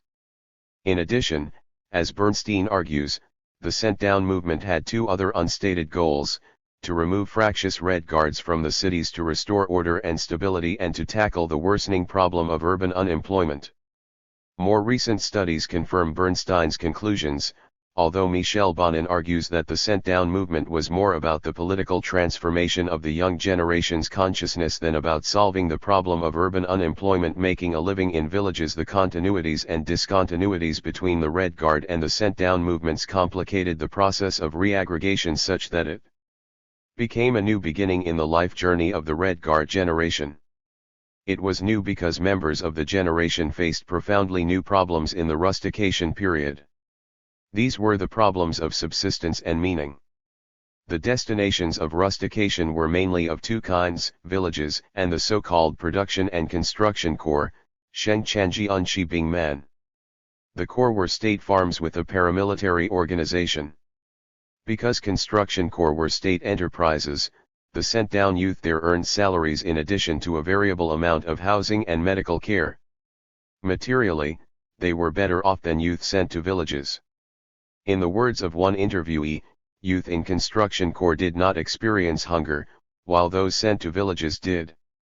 Students sent to the villages were provided for only in the first year. Afterward, they had to make their own living. This was no easy job, even for the villagers. Urban youth faced additional difficulties because they had to learn from scratch. For them, farm labor was hard and the pay was often excessively low. In many villages a full day's labor could only earn a few cents. As a result, after several years in the countryside, many urban youth could still not support themselves and had to depend on their parents for some financial assistance. According to a government document issued in July 1973, of the total number of 4.2 million youth remaining in the villages or core in 1973, Only 1.43 million or 34% could earn their own food, clothing, and some pocket money to spend. 35% could earn their food, but needed family assistance for clothing and other daily necessities, and 31% could not even earn their own food. Apart from the difficulties of earning a meal, housing was another serious problem. The same document shows that in 1973, 64% of the 4.2 million youth, or 2.68 million, had been provided with housing, but the other 1.52 million lived either with local peasants or in temporary housing facilities. Rural life was an utterly unexpected challenge for the sent-down youth. The hardships were recorded in diaries. According to an entry dated April 18, 1969, written by a young man sent to Yan'an, Shaanxi, "We are extremely short of grain. Every day, we had to eat a lot of wild herbs and husks as substitute food. We mix dandelion, hare's lettuce, buckwheat, and things of this kind into our food. Life is very hard." Another entry dated June 3, 1969, written by a sent-down youth in Yangzhou, Shaanxi, has the following: "Why are we sent to the countryside as peasants, but are not provided with living expenses? Does the government have financial difficulties? Why is there no explanation then? This makes me very doubtful. If this problem is not solved within half a year, I will go to the commune to borrow money. I cannot depend on my parents for my whole life. I'm dissatisfied, because the value of work is low here, there are no subsidies, and there is no way I can support myself. Even if this is a thought reform, basic living should be guaranteed. It is correct to work by living a hard life, and I will never work for my personal interests, property, or family in my life. However, I want to live an economically independent life, to be able to make a living for myself. Let me plan how to spend the 5 yuan that I borrowed, a little over 2 yuan for a lampshade, sesame oil, vegetables, salt, soy sauce, newspapers, and stamps, about 53 cents as pocket money, and then there is a little over 1.7 yuan left. Unbelievable. More than 2 yuan for half a month. I would need at least more than 5 yuan a month, as this diary entry indicates. Faced with the hardships of material existence, sent-down youth were compelled to ponder many things: the adequacy of government policies regarding rustication, the contradictions between ideology and material existence, the importance of living an economically independent life, of being able to make a living by oneself, and so forth. The bare necessities of life and the difficulties of making a living raised fundamental questions about the meaning of life, and, as one interviewee puts it, it was the experiences of hunger, the most brutal aspect of human existence, that forced sent-down youth to return to humanity. The meaning of life. Questions about the meaning of life centered on two contradictions experienced by the sent-down youth. One was between the political rhetoric of socialist revolution and the realities in rural China. An awareness of this contradiction had already appeared in the middle of the Red Guard movement. It became acute in the rustication period, when this awareness sprang directly from the personal experience of daily life. In a diary entry dated April 10, 1969, one individual wrote about peasant life in the following terms: "At lunchtime, I saw Guo standing at a distance from us and kept smacking on his tobacco pipe alone. I asked Suo, who told me that Guo had no lunch. He could only afford to have 2 meals of thin porridge each day. After hearing these things, I became very upset for a long time. What I saw today was different from what I learned about socialism in the past 35. Related to this contradiction between the rhetoric of socialist revolution and the actual social conditions was the contradiction between altruism and self-interest. As mentioned earlier in this book, one of the dominant values inculcated in the Red Guard generation was altruistic dedication to the revolutionary cause and the relinquishment of personal interest. However, for sent-down youth who had to make their own living, to talk about altruism or relinquishment of personal interest was a self-contradiction.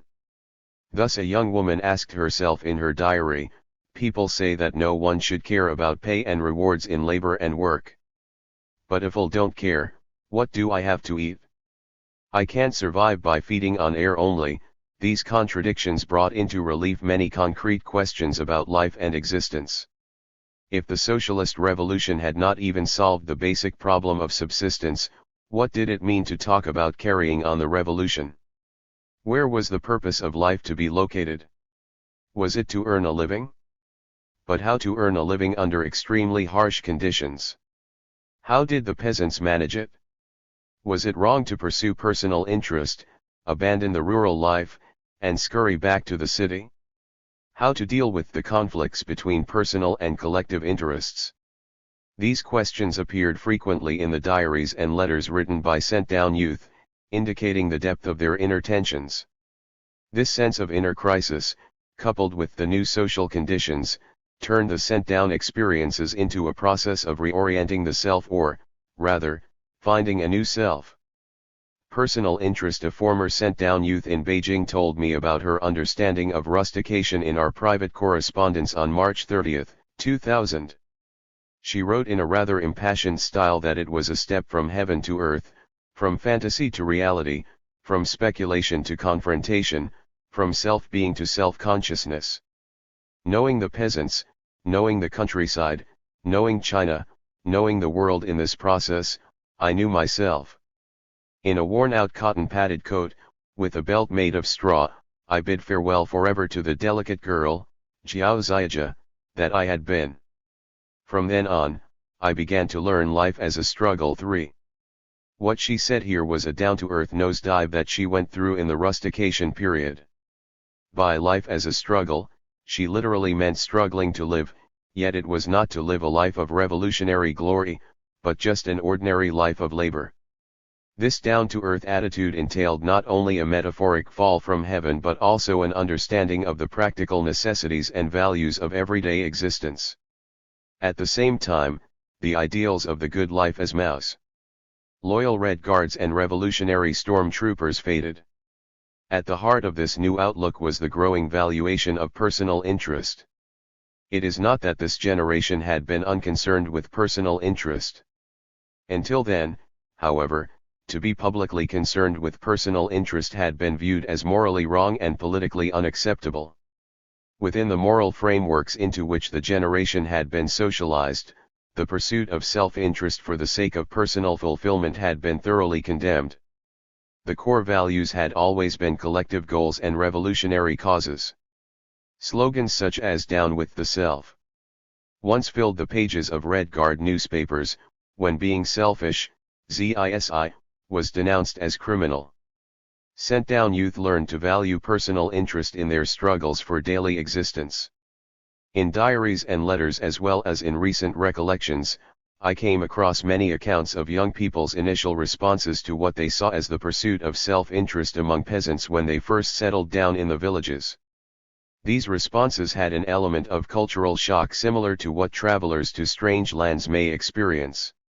Recalling his experience, a former sent-down youth wrote that the day after he and a few others settled in their designated village, the village party committee convened a welcome meeting. The party secretary opened the meeting by saying, "From now on, you will be the educated new peasants in this village. You should remember, farming is for yourself." As this individual recalled, this statement came as a total shock for a generation that had been accustomed to being told to study for the sake of revolution. From the first day of our rustication life, the contrast between school life and rural life was brought into relief. The fervor for the revolution was instantly transformed by the necessity of taking care of oneself. Each of us had a small room, a stove, an iron rake, a sickle, a pair of shoulder poles.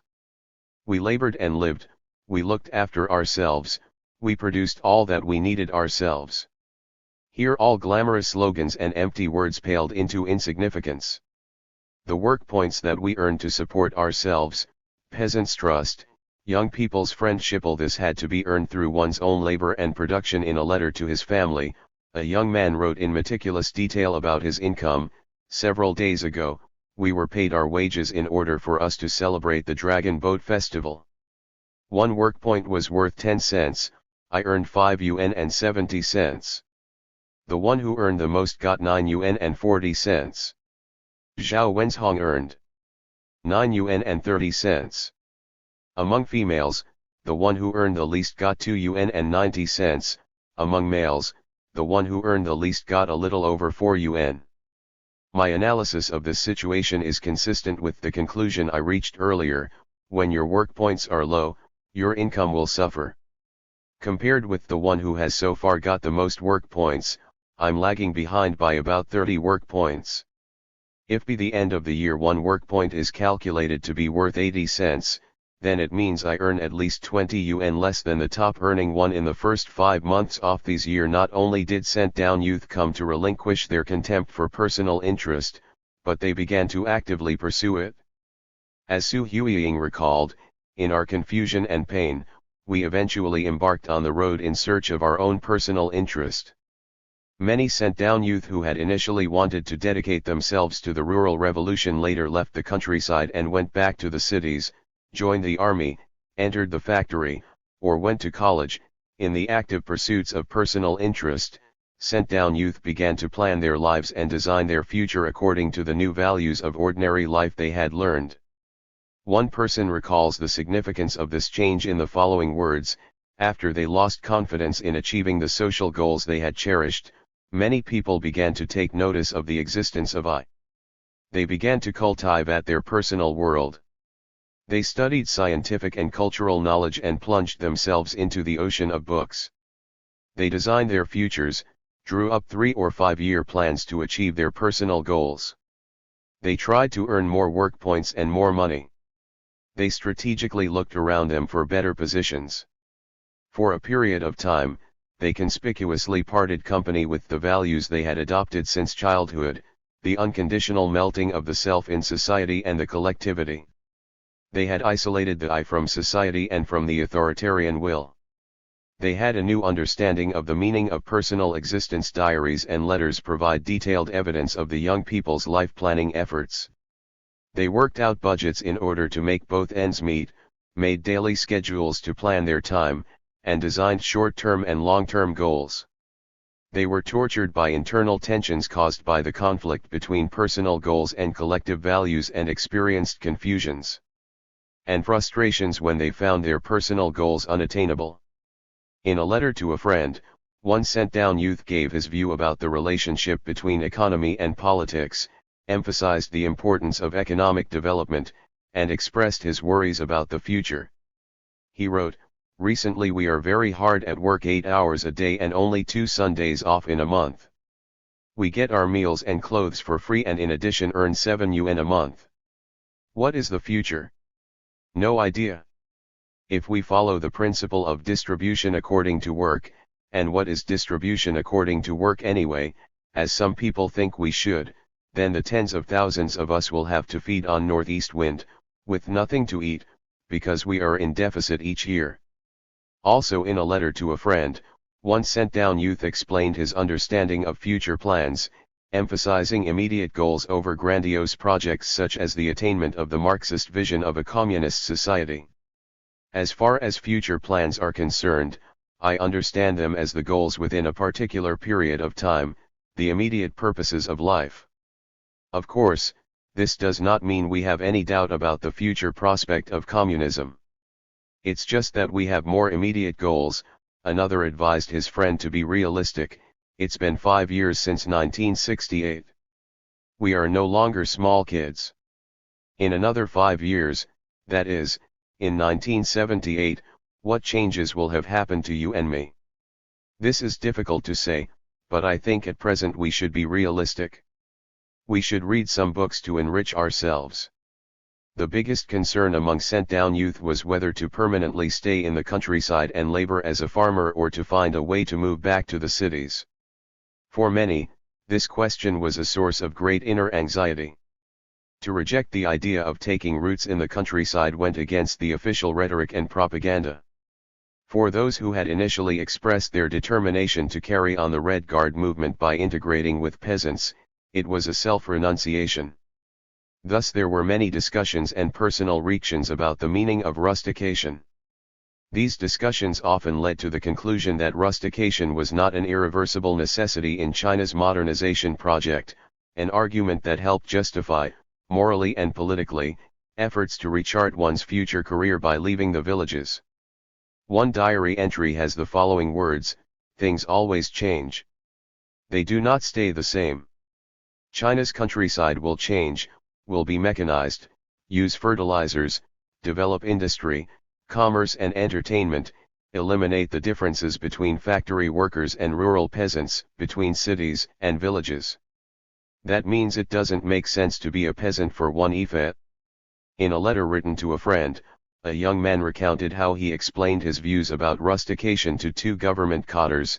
"I told them that most sent-down youths were not prepared to remain in the countryside for life and that there were historical, class, and social factors involved. This problem cannot be solved in a short period, because it is determined by the material conditions of the society. I think that in the long run, industrialization is the main direction. This is a general law in political economy. Industrialization develops at a geometric speed, while agricultural development is a mathematical development. With industrialization, the industrial population will increase, and the agricultural population will decrease. Does anyone doubt this? By this point, it is clear that the affirmation of personal interest eventually led to the complete rejection of the official policy of sending young people to do farm labor in rural areas. The rhetoric of class struggle, the experience of rural life, gave sent-down youth a new understanding of ordinary people. First, they began to see the emptiness of the rhetoric of class struggle that they had learned at school and practiced in the Red Guard movement. Second, they developed a personal understanding of the daily worries and concerns of the rural people. The result was a new kind of identification with the ordinary people. Before the Red Guard movement, the moral frameworks into which members of the would-be Red Guard generation were socialized and within which they defined themselves and their social relations hinged on three axes: party, state, and socialism. The building of a new socialist society in a process of class struggle provided the ultimate value orientation in the party ideology. Devotion to the party and its leaders was promulgated as a necessary part of the central value orientation.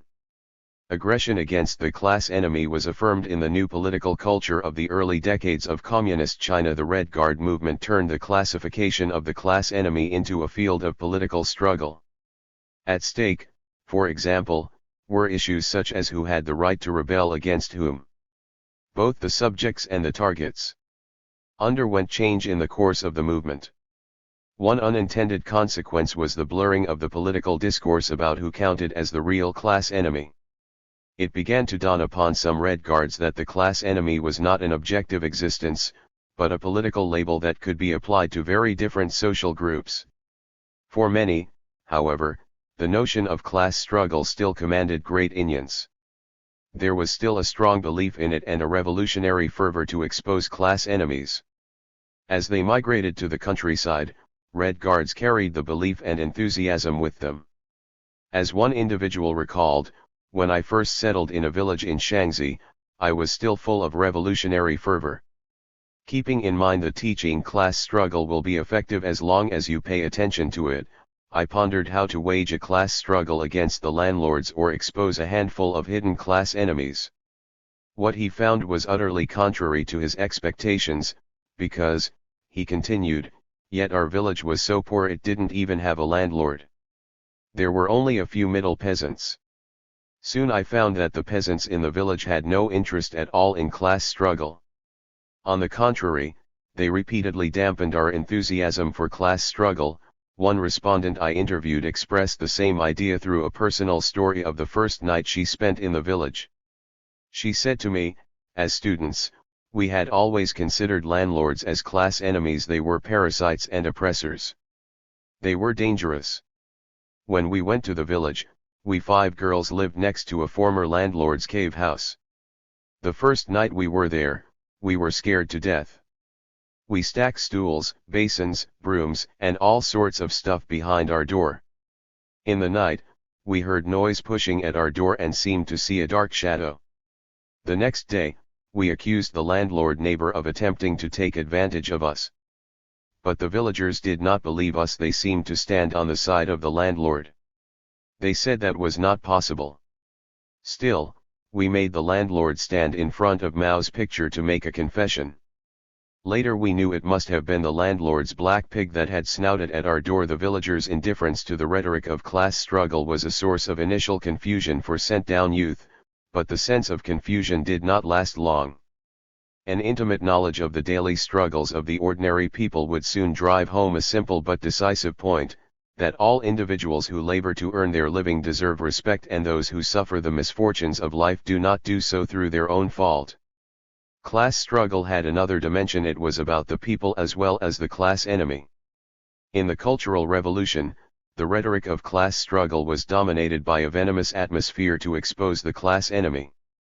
In the crusade of class struggle, people was invoked as an abstract category endowed with moral persuasion and political power. Those who were disowned as members of the people could be classified as class enemies and persecuted. The party and the government spoke and acted as the sole representatives of the people. This produced a natural logic of identity. To be identified with the party and the government was nothing but an identification with the people.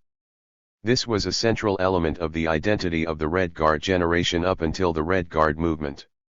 It was this identity that began to undergo change from then onward. A new understanding of the people developed in the rustication period. It was a notion of the people as ordinary individuals with personal likes and dislikes, thoughts and feelings. They live a hard life, are hard-working, may be selfish or generous or both. In short, they are ordinary individuals. The life documents, interviews, and retrospective accounts collected for this study provide abundant evidence of this notion of the people.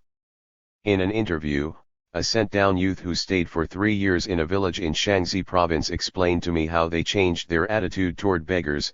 In Beijing we were brought up to think that beggars were social outcasts, that they were lazy and undeserving of help. In Beijing, when we saw a beggar we would hurry away, as if staying away from a disease. In the village where we were sent, most oft villagers had been poor migrants from further north. They had begged their way to the village and then settled down there. Therefore, the villagers had a very sympathetic attitude toward beggars. No matter how poor they were, they would never let a beggar go away empty-handed. When we first went there, we used to drive away the people who came to beg. We had a dog that was especially wary of beggars. Later, the villagers talked to us about the way we treated beggars and we began to change our ways. A young man who was sent down for 4 years in a village in Liaoning province wrote about the good-natured humor of the local peasants. The author was a good storyteller. Quite by accident, he told a story to several village women and soon became popular for his storytelling skills. Thus, during work breaks in the farm field, peasants would ask him to entertain them with stories. Once, he was telling them the story about the Monkey King from the well-known novel Journey to the West. When it was about time to resume work, they found Uncle Gao, their team leader, had fallen asleep. They decided not to wake him up in order for the young man to continue the story. So they made a shade to block the sunshine from Uncle Gao's face, and the storytelling continued for 2 more hours. When the sun was about to set, Uncle Gao woke up, and said, "It's late. Let's get back to work." In the evening, back in the village, the storyteller asked Uncle Gao, "Why did you sleep so fast?" Uncle Gao smiled and replied, "You think I was dozing off? I heard everything you said." The fact was that Uncle had pretended to sleep because he also liked the story. Another sent-down youth described his surprising discovery of peasants' openness toward sex, as well as their selfishness. As students in Beijing, they had been brought up in an urban culture that repressed sexuality. Talk about sex had been considered shameful and immoral. Among villagers, however, he found that sex was a perpetually fascinating topic. Villagers even had a popular saying, "The sun will not set in the west, if there is no talk about the vagina." He also found that villagers were not so selfless as they had thought they were. He discovered that when peasants' private interests were in conflict with collective interests, almost no one would sacrifice personal interests for the sake of the collectivity. Eventually, the image of the perfect socialist peasant evaporated from his mind. At the same time, as the young man puts it, the hollow and abstract idea of the peasant also evaporated.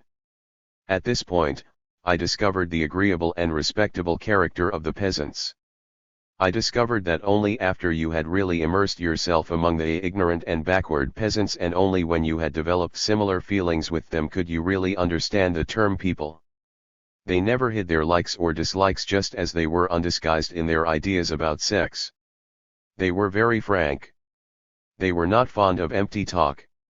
They believed that one practical action is better than a dozen programs. They were down to earth to the extreme. They might be cunningly selfish, yet at the bottom of their hearts, they were gentle and kind.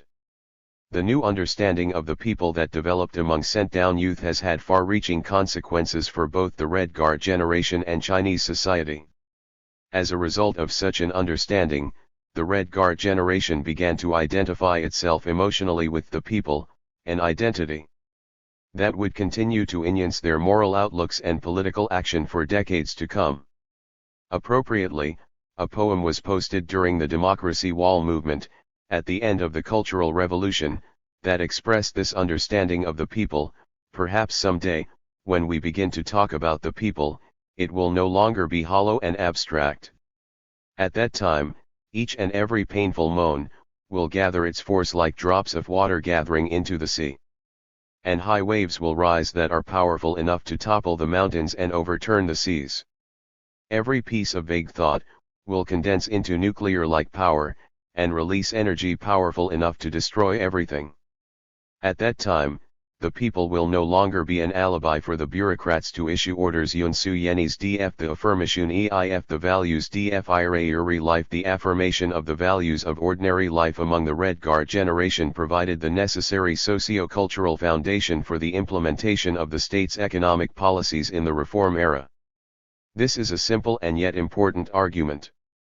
It is simple because the link seems to be too obvious to be ignored. It is important because, surprisingly, it has been ignored.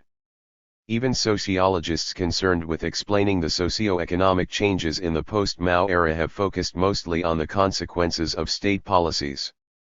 Little attention has been given to the social basis of these policies. Retracing the steps from the mid-1980s to the late 1970s, when the reform officially took off, it is easy to say that the changes in this period resulted from state policies. This state-centered perspective on social change, however, gives short shrift to the grassroots impetus for change. Other scholars have looked beyond the party state for sources of change. Works with a focus on the rural origins of reform have produced what may be termed a rural initiative perspective. A useful counterpoise to state-centered approaches, it nevertheless leaves open the question of whether or not there was a parallel urban initiative. With a partial focus on the role of local governments in China's economic transition, the chapters in Zuping in Transition, the process of reform in rural North China, edited by Andrew Valder, give an affirmative answer to this question. A similar answer emerges from a study by White, who shows that local interests supported by local networks pushed and pulled state decision-makers toward change. To these works, my analysis of the affirmation of the values of ordinary life adds a bottom-up perspective that highlights the changes in the attitudes, values, and daily concerns of the Red Guard generation. I argue that the formulation of the reform policies in the early post-Mao period was in part a response to the grassroots demands for socio-economic change. Their implementation, furthermore, was not as difficult as it might have been, given the dramatic nature of the policy reversal, because members of the Red Guard generation had already been predisposed, through their experiences of rural life, to support economic development in order to attain a better material life. Two historical developments associated with the Red Guard generation contributed to major policy changes in the early years of the reform era. One was the growing demand among sent-down youth to return to the city and the eventual return of the majority of them. The other was the unemployment problem in China's urban centers in the late 70s and early 80s. Beginning from the early 1970s, sent-down youth began to drift back to the cities through various channels. But the policy of rustication remained in place, and many people had to resort to illegitimate means to achieve their goals of returning. After Mao died and Guobin assumed office as the party leader, Hua reaffirmed the rustication policy in his report to the 11th plenum of the Chinese Communist Party in August 1977. A national conference was convened in Beijing from December 12, 1977, to January 13, 1978, to discuss the rustication policy. At this conference the rustication policy was upheld by Hua's new leadership. Although the resumption of college admissions in 1977 absorbed about 350,000 sent-down youth in 1977 and 1978, there were still 8.6 million of them in the villages or on collective farms in 1978. Some began to publicly protest against the rustication policy and demand urban jobs. The first of these collective protest activities took place in April 1978 in Fushan City, Liaoning Province. Large-scale demonstrations took place in the second half of 1978 in other cities in Liaoning Province, with national reverberations. At a Politburo meeting on October 18, 1978, the concern was expressed by top party leaders that if all the 8 million people start to make trouble, who could deal with it? Soon after this, at the end of October, sent-down youth in Yunnan province began to petition government leaders to allow them to return to their home cities. About 40,000 signatures were collected from a total of 80,000 sent-down youth in Yunnan province. A strike was announced and won when the party secretary of Yunnan province finally accepted sent-down youth's demand to return home. I will discuss this case in greater detail in Chapter 6. The return of sent-down youth from Yunnan marked the beginning of a national wave. Youth in other parts of the country soon followed suit. Altogether over 4 million of the total number of 8.6 sent-down youth returned to the cities in 1979 alone. Their return exacerbated unemployment in the cities. Urban unemployment was a serious problem in the late 70s and early 80s. Tom Gold identifies 4 social groups that constituted the population waiting for employment in the decade from 1978 to 1987. One of these 4 groups were youth who had returned to the cities. Exactly how many were waiting for employment is unknown. According to one source, from 1979 to 1982, Shanghai provided jobs for 1.54 million unemployed. 58% of these, or 886,000, constituted youth who had returned from the countryside. Of course, the unemployed population included other social and age groups, but sent-down youth posed the most serious challenge. By 1979 the typical age of the Red Guard generation had reached 30. Many of them were unmarried. Without jobs, they had to be supported by their parents. They had grievances and, as the process of their return to the city indicated, they could use the tactics of protest they had learned as Red Guards to champion their cause. Under these circumstances, semi-private or private business practices began to be endorsed by the state as legitimate economic practices in a socialist economy. Such practices had existed before the Cultural Revolution. They came under attack during it, most vehemently by Red Guards themselves in the early days of the Red Guard movement. Thereafter they mostly disappeared, but began to re-emerge in the 1970s, first in the countryside and then in urban areas.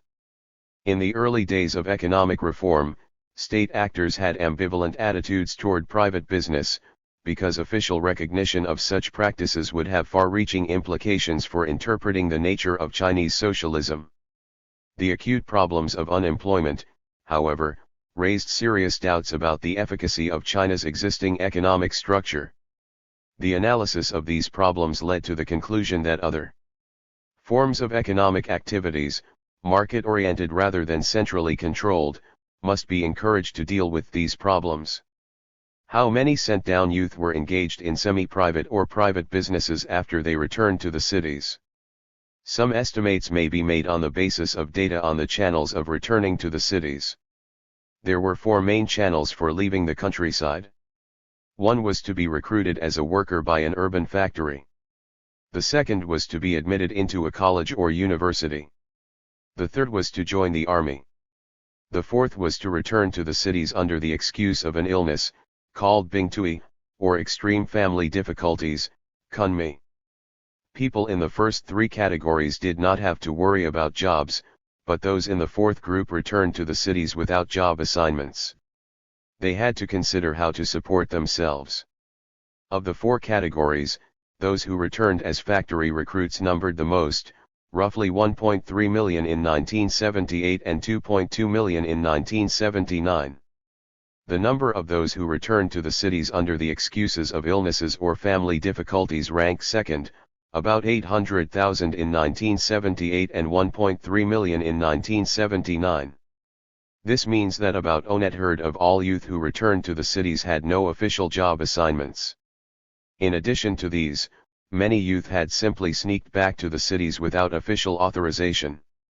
They too had to worry about earning a living, because they had no chance of finding a job without legal urban residence status. Many had to do odd jobs of all kinds to make a living. Others engaged in small-scale individual business practices, such as repairing radios or bicycles on the streets. These practices belong to what Solinger called activities in the petty private sector, the embryonic forms of a privatization that was to occur in large scale as China's economic reform forged ahead. It remains to consider the attitudes of sent-down youth towards such business practices. I have argued so far that 1. The valuation of personal interest was an underlying factor behind sent-down youth's return to the cities. 2. Their return to the cities exacerbated the existing unemployment problems in the urban centers. 3. They engaged in semi-private and private business practices that had been viewed as illegitimate. 4. This situation pushed state actors to recognize their legitimacy. And 5. Such practices were the embryonic forms of privatization in the process of economic reform. A counterargument may be raised that members of the Red Guard generation had been forced to undertake private business activities after they returned to the cities, because for many of them, that seemed to be the only option for making a living. This may well be true, but it does not refute the hypothesis that the rustication experience significantly contributed to a more positive attitude towards such politically ambivalent undertakings. As noted previously, in the early days of the reform era the political discourse about privatization was ambivalent. There was hostility toward privatization because of its potential ideological challenge to the socialist economic system then in place. To engage in such practices, therefore, demanded a self-understanding of the legitimacy of what one was doing, to say the least. For the Red Guard generation, such self-understanding had by then become available. What they had learned in the countryside they could not put to better use after they returned to the cities, that ordinary life embodied the meaning of existence and that social respect is due to all who earn a living through their own labor. It is in this sense that, as one of my interviewees put it, without the rustication experience, these people would never doff their stinking airs and go into petty business. In other words, by the time they returned to the cities from the countryside, members of the Red Guard generation had rejected their earlier attitude toward what they considered bourgeois practices. In the New Culture movement in early 20th century China, key intellectual figures such as Lu Xun, Chen Duxiu, and Hu Shi rejected traditional Confucian culture and argued that rejuvenation of the modern Chinese nation must be based on the construction of a new culture. This new culture would promote a new philosophy of life with strong beliefs in individualism, freedom, science, technology, and democracy.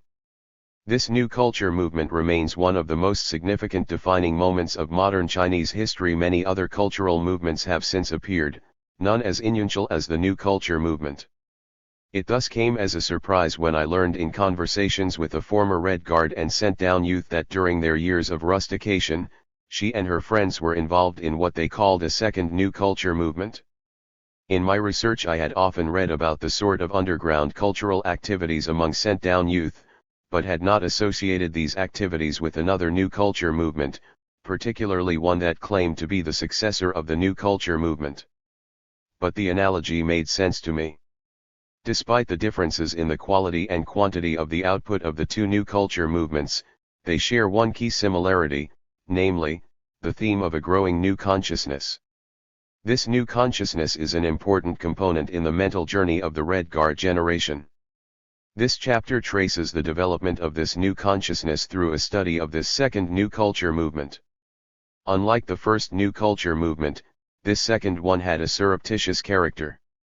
It consisted of an amalgam of semi-open, underground, or surreptitious cultural activities, and it was primarily a phenomenon involving the Red Guard generation. On the production side, there was the writing of letters, diaries, poems, songs, political essays, short stories, and novels. The output of letters and diaries was presumably large, because diary writing and letter writing were prevalent. Letters were not only written for private communication but also for sharing ideas. Some letters went into underground circulation because they contained serious discussions about social and political issues. 5. The output of poetry was similarly large. Exchanging a self-composed poem, in classical or modern free verse, was common among sent-down youth. Many such poems were a way of expressing personal connection and friendship. However, fine poetry did emerge, as evidenced by the volumes of Misty poetry, Menglongshi, later published in the post-Mao era. The most influential poets and artists who began to publish after the Cultural Revolution were already honing their skills in the early 1970s. There were fewer stories, songs, and political essays, though they were equally widely circulated. Dozens of sent-down youth songs, Hiking Ge Chu, for instance, were in underground circulation, the best known of which was a song of sent-down youth from Nanjing. The reception cycle story was even more fascinating, because it was more multifaceted and involved many more people. It was about the reading, copying, and circulation of forbidden books and unpublished manuscripts, about singing, storytelling, and listening to foreign radio stations. The most popular hand-copied manuscripts were unpublished works, which Perry Link refers to as hand-copied entertainment fiction. Link classifies them into 6 story types, namely, detective stories, anti-spy stories, modern historical romance, modern knight-errant stories, triangular love stories, and pornographic stories. They are estimated at over 100 in number, but only fewer than half are extant today. Their authorship is usually unknown, though some of them were likely to be written by Red Guards or sent down youth. Unpublished manuscripts were only a small part of the reading materials. The majority were published works. Because of the scarcity of books, people would read anything they could lay their hands on. Works of Mao, Marx, Engels, Lenin, and Stalin were legitimate readings and available in bookstores. Other books they read were published before the Cultural Revolution but were then banned.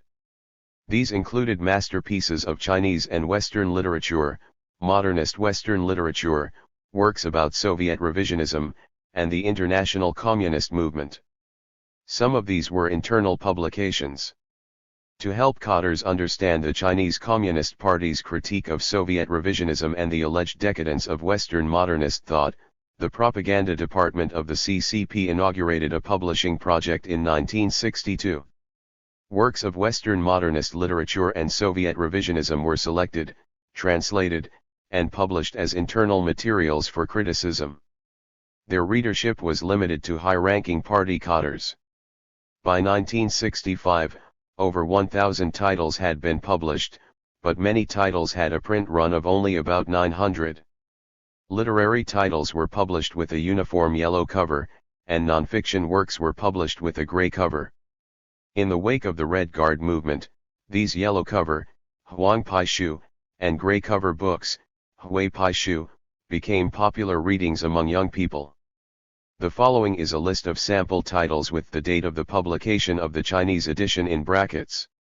The Stranger by Albert Camus, December 1961, Waiting for Godot by Samuel Beckett, July 1965, On the Road by Jack Kerouac, September 1963, Look Back in Anger by John Osborne, July 1965, The Catcher in the Rye by J.D. Salinger, December 1962, Nausea by Jean-Paul Sartre, April 1965, One Day in the Life of Ivan Denisovich and the Gulag Archipelago by Alexander Solzhenitsyn, February 1963, Men, Years, Life by Ilya Ehrenberg, 3 volumes, 1962 L964, The Thaw by Ilya Ehrenberg, 1963, Khrushchevism by Theja.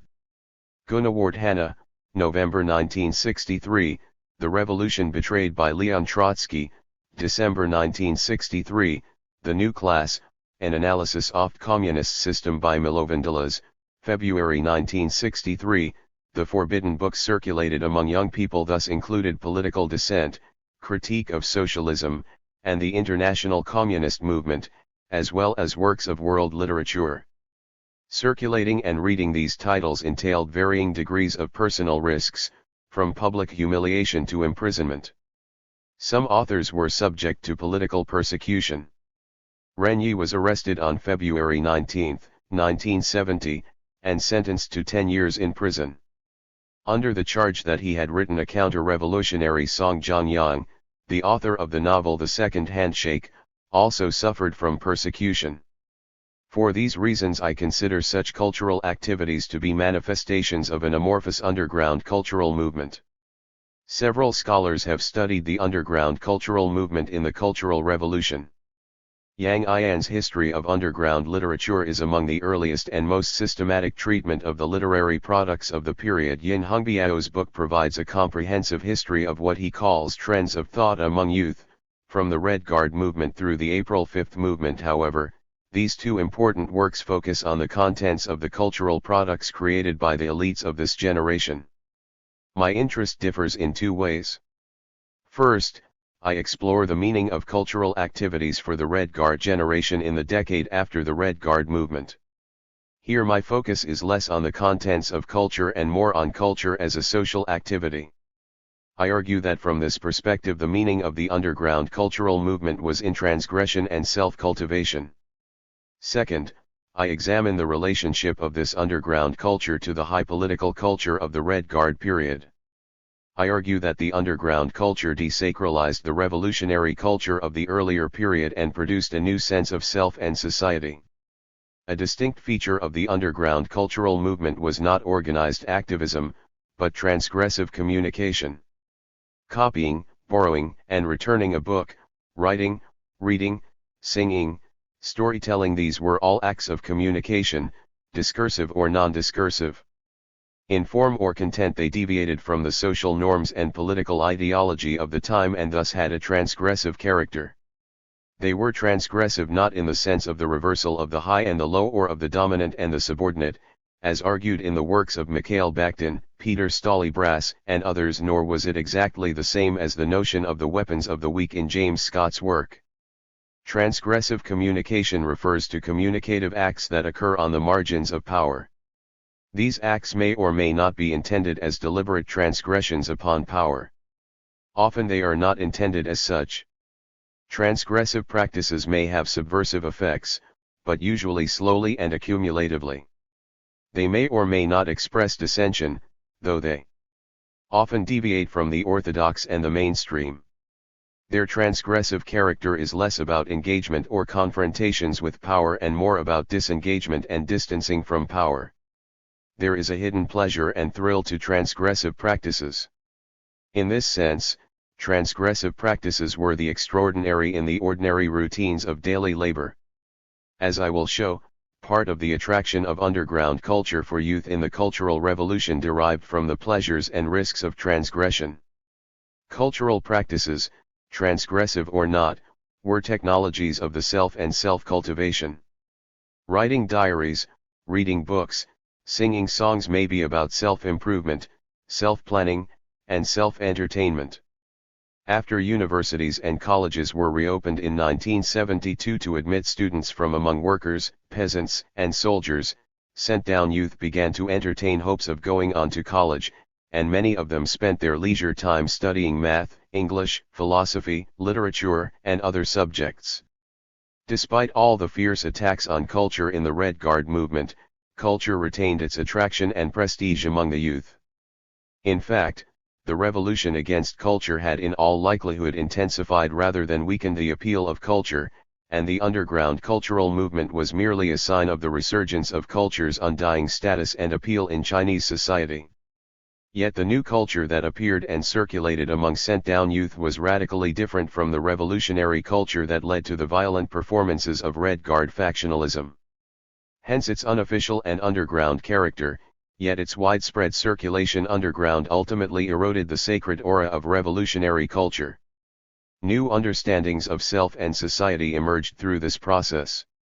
In the rest of this chapter, I will analyze the many ways of producing, accessing, and consuming underground culture among sent-down youth. The chapter ends with an analysis of the contents of the cultural products and the new ideas they expressed. Letter writing. The production and reception of culture among sent-down youth can be distinguished only loosely. In many cases, the cultural activities combined production and consumption. Writing a letter to a friend was an act of production, but the letter writer expected a reply and was thus also a would-be reader. The act of note-taking, a common practice among youth at that time, was an act of reading as well as producing something new. The product could be a collection of quotations and sayings, like the commonplace books popular in early modern Europe, which could then be shared with friends. Letters were a dear part in the lives of sent-down youth. A letter dated April 18, 1971, has these lines: "In the boring and monotonous days of rural life, it is always a delight to get a letter from a friend." A former sent-down youth writes that in the villages letter writing became an important matter in our lives. When we were lonely, hopeless, sad, and homesick, we relied on letters for mutual care, mutual comfort, and mutual encouragement. The poet Shu Ting recalls that writing and reading letters was an important part of the lives of educated youth and my greatest joy. 2°. Letters were written to families, lovers, friends, and classmates. They linked up those scattered in isolated rural areas into friendship circles. A collection of 124 letters written between 1966 and 1977 shows that the letters were sent to or from almost all the provinces in mainland China, weaving together a web of connections from places such as Shaanxi, Inner Mongolia, Yunnan, Sichuan to Heilongjiang, Beijing, and Shanghai. Letter writing was not only a means of keeping in touch with the outside world but also of sharing ideas. Some letters may run as long as 10 or more pages, in which their authors would engage in serious debates about practical and political issues. For example, among the most famous letters were two exchanged between Huang Yiting and Lu Ning in 1975. Huang and Lu had been classmates. They had both left Beijing for Heilongjiang as sent-down youth in 1969. In 1975 Huang moved back to Beijing. In a letter to Lu, Huang advised Lu also to return to Beijing. He wrote, "My life at home was okay. Every day, I read, go out in the street, do grocery shopping, clean the house, do the laundry. I've changed. I've changed from a farmer to a loafer, from a Marxist to a bourgeois liberal. I have no clear goal now. I want to stay away from politics and study technology.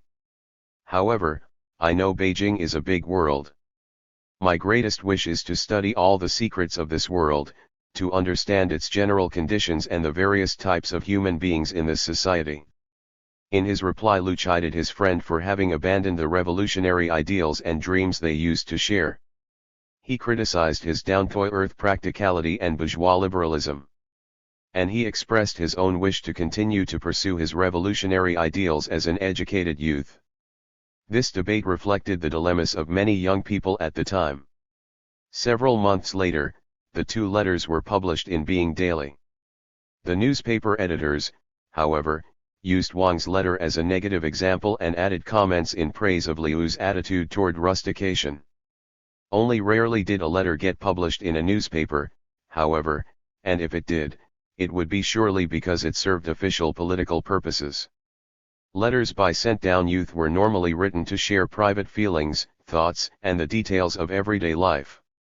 I examined 162 letters published in 3 collections. Of these, 98 were written to friends or classmates, 47 to family members, and 17 were love letters. The expressions of personal feelings and thoughts were a remarkable feature of these letters. Generally, letters to family members, parents and siblings included more details about daily life and activities, whereas letters between friends and classmates featured more discussions of personal thoughts and feelings.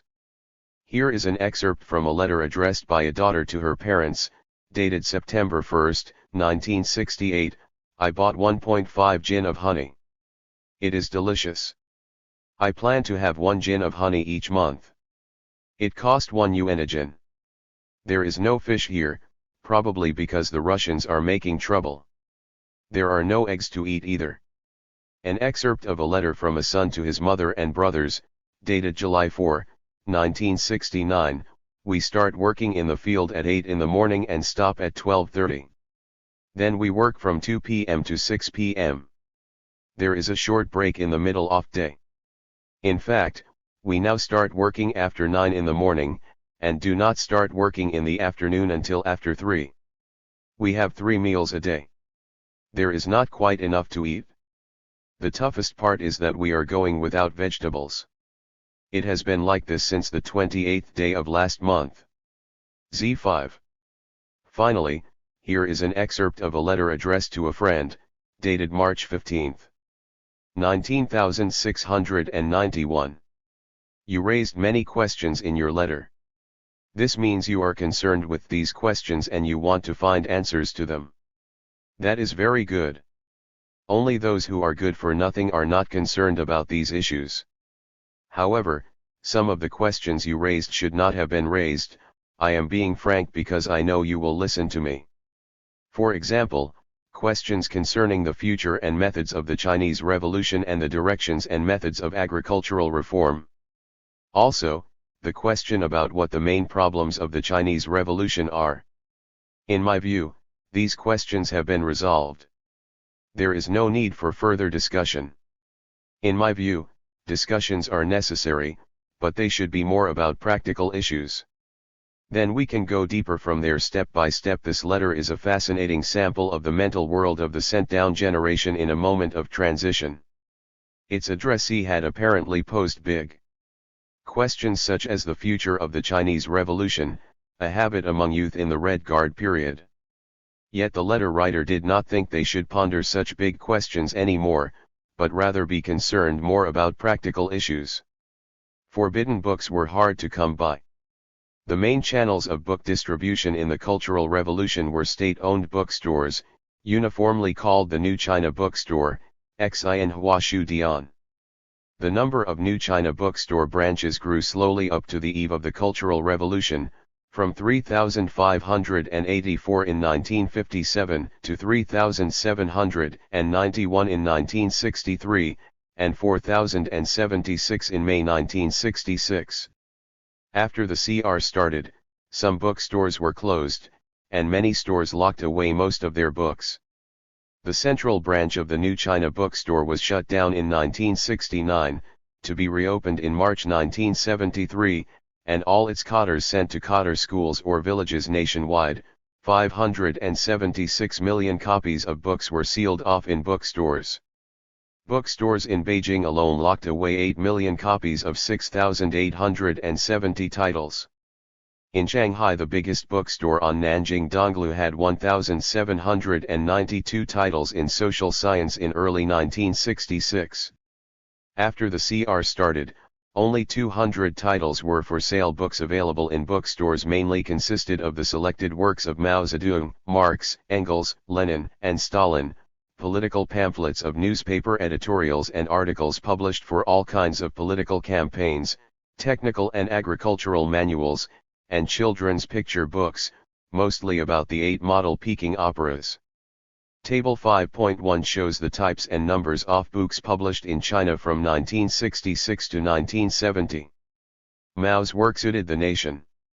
A village in Anhui had 20 households and 97 people, but these 20 households had 21 sets of Mao selected works, 100 copies of Mao quotations, and 1,003 Mao portraits. When Nixon visited China in 1972, Zhou Enlai wanted to present him with a set of the complete works of Lu Xun. Yet the set that was published in the late 1950s had been banned and was considered inappropriate as a gift. Zhou ended up giving Nixon a set from the Lu Xun Museum that was published in 1938. The Cultural Revolution thus changed the supply-demand conditions of the book market. Books with strong ideological contents, as shown in Table 5.1, flooded the market. Works of foreign and classical Chinese literature were scarce, because most of them were banned. And many libraries were closed. It was under these conditions that youth resorted to transgressive acts to obtain books to read. Two main forms were stealing and borrowing. One way of obtaining books among the young people was stealing. A favorite place to steal books from was libraries, many of which were closed down, but there were other unexpected locations as well. According to one memoir, 3 friends in Shaanxi once saw a carriage of books being taken to paper mills for pulping. They wanted to buy a few, but the driver turned them away. They followed the carriage to the paper mill and went back at night to steal the books. In another case, 2 sent-down youth on a state farm learned that there were some books locked away at the headquarters of their regiment. They traveled many miles there and stole several bags. Stealing books had its risks. People might steal a few at a time or at most a few bags.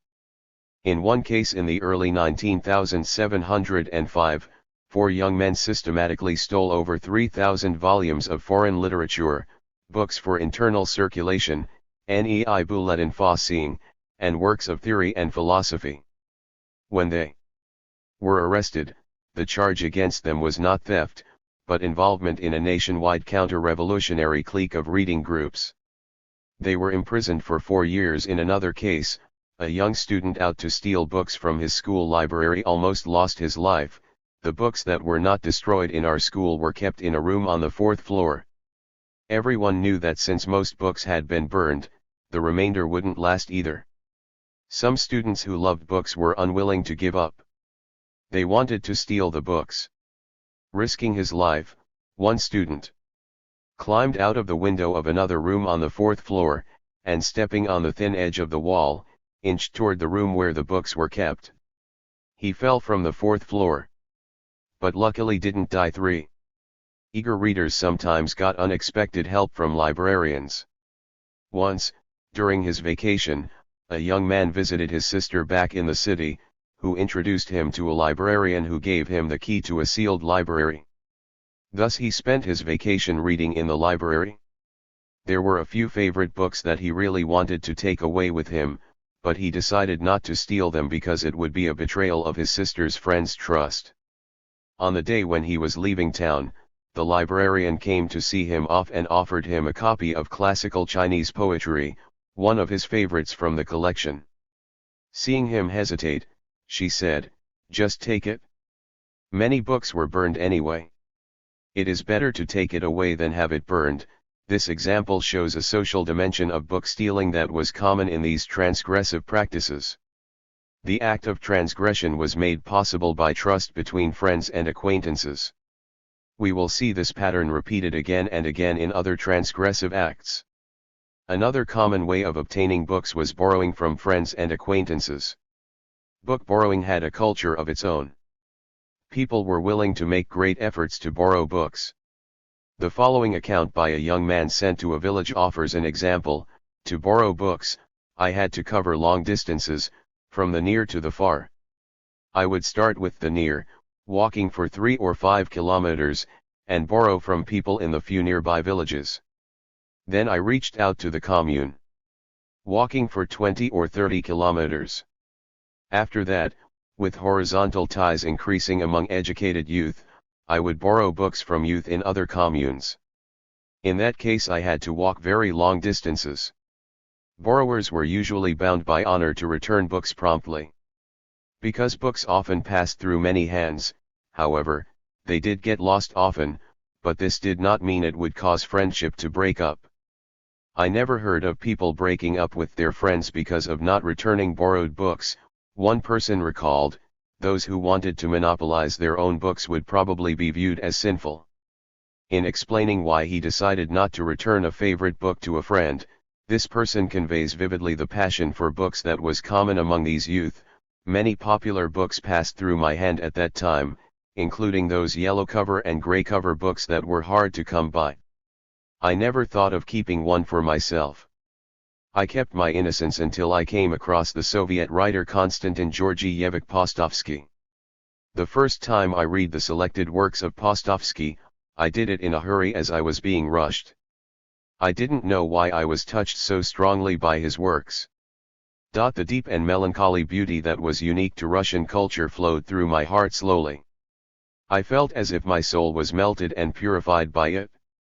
4 days after I returned the book, I experienced the pain of lost love. I asked all around to find the whereabouts of that book, but never heard of it again. One day about a year later, I accidentally saw the book in a pile of books at a friend's home. Grabbing it, I said to my friend casually, "Let me take a look at this book." My friend took a glance and replied just as casually, "Sure." From the moment when I got hold of the book again, I decided not to give it up anymore. After a long time, the owner of the book casually asked me about the book. I replied just as casually that I had loaned it to somebody and didn't know where it was. I did loan it to my friends many times. But each time I repeatedly warned them to return it in time, and they had kept their promise. Another year passed. Then one day, the book's owner came to visit me.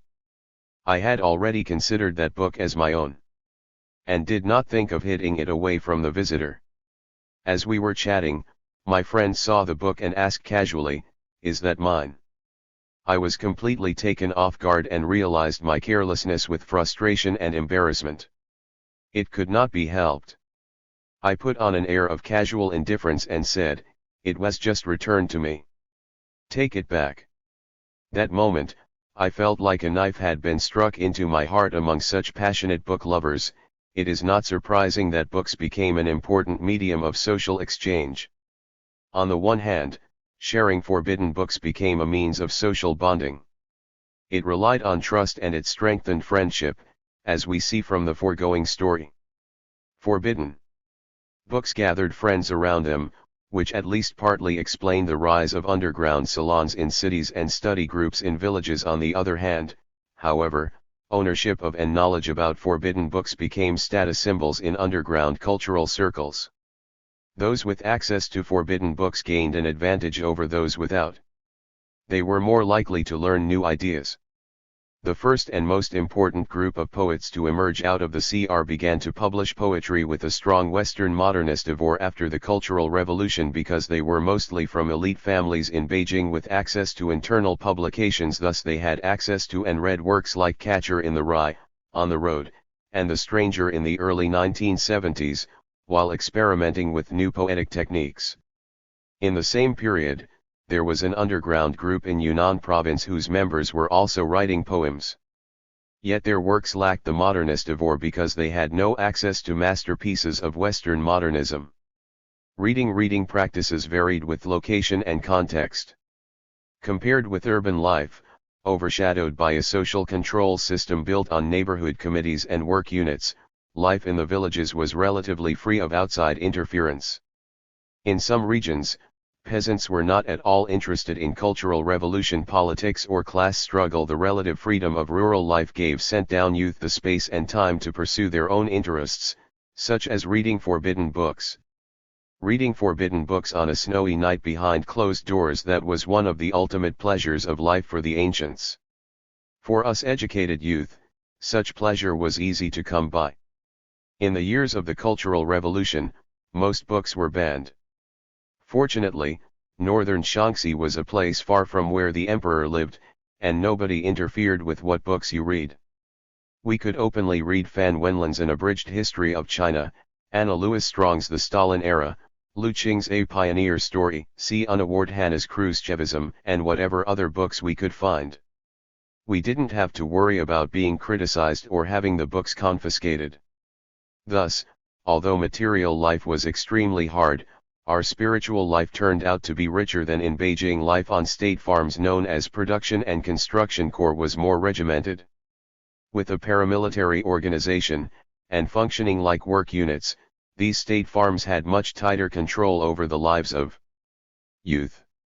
They also developed systems of organized cultural activities, such as singing contests, to provide organized entertainment as a safety valve to channel unregulated energies and sentiments. As a result, the pursuit of independent intellectual activities was more difficult.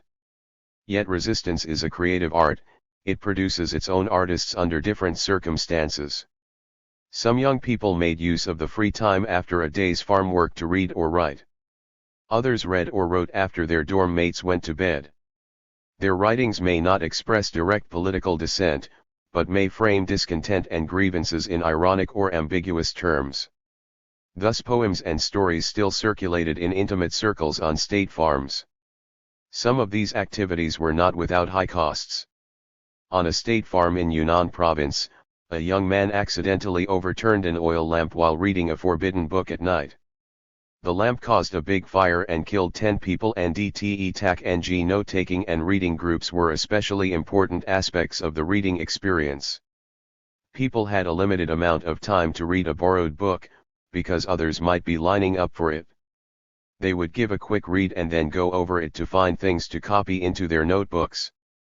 Notebooks were a common gift item for many ordinary occasions during the Cultural Revolution, just as music CDs and books are common gift items today.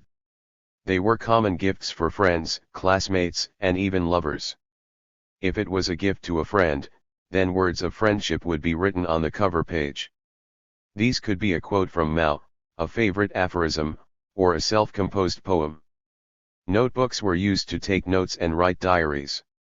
They contained collections of aphorisms, poems, songs, and book excerpts. Mainly for personal use, they were also shared among friends.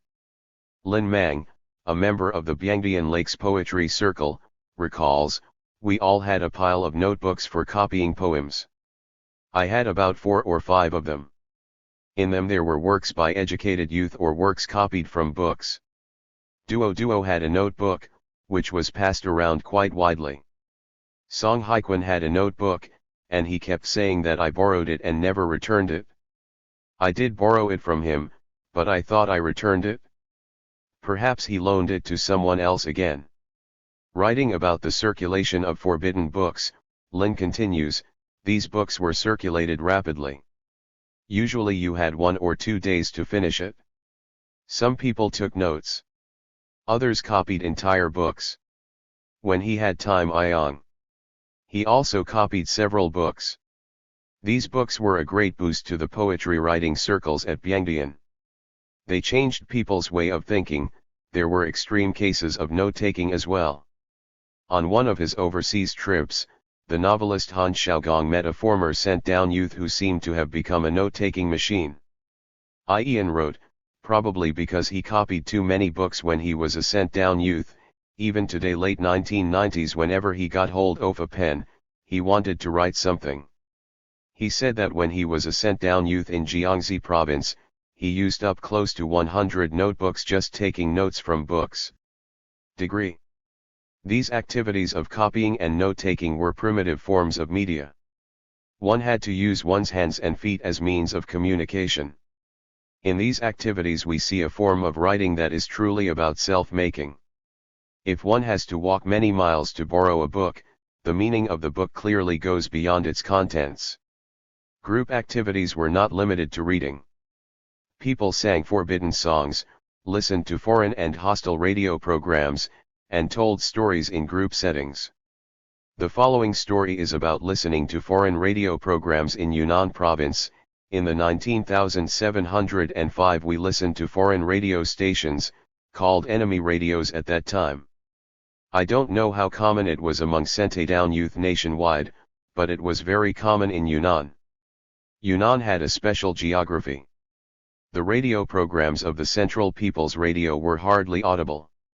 Newspapers reached the mountain regions many days late. So we listened to enemy radio programs, not just for political news but mainly for entertainment. I remember there was a Taiwanese radio drama series on an Australian radio station called Small Town Story.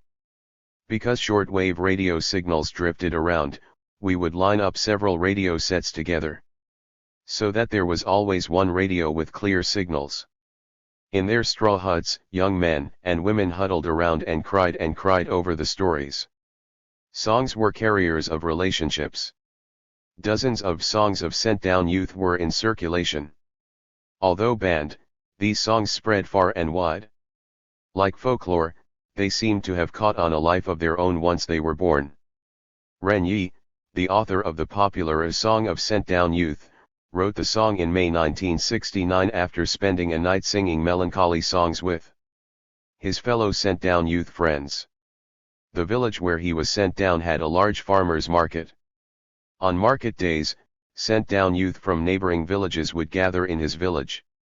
They were among the first to learn to sing and spread the song. After summer harvest, Ren Yi spent 2 months at home in Nanjing.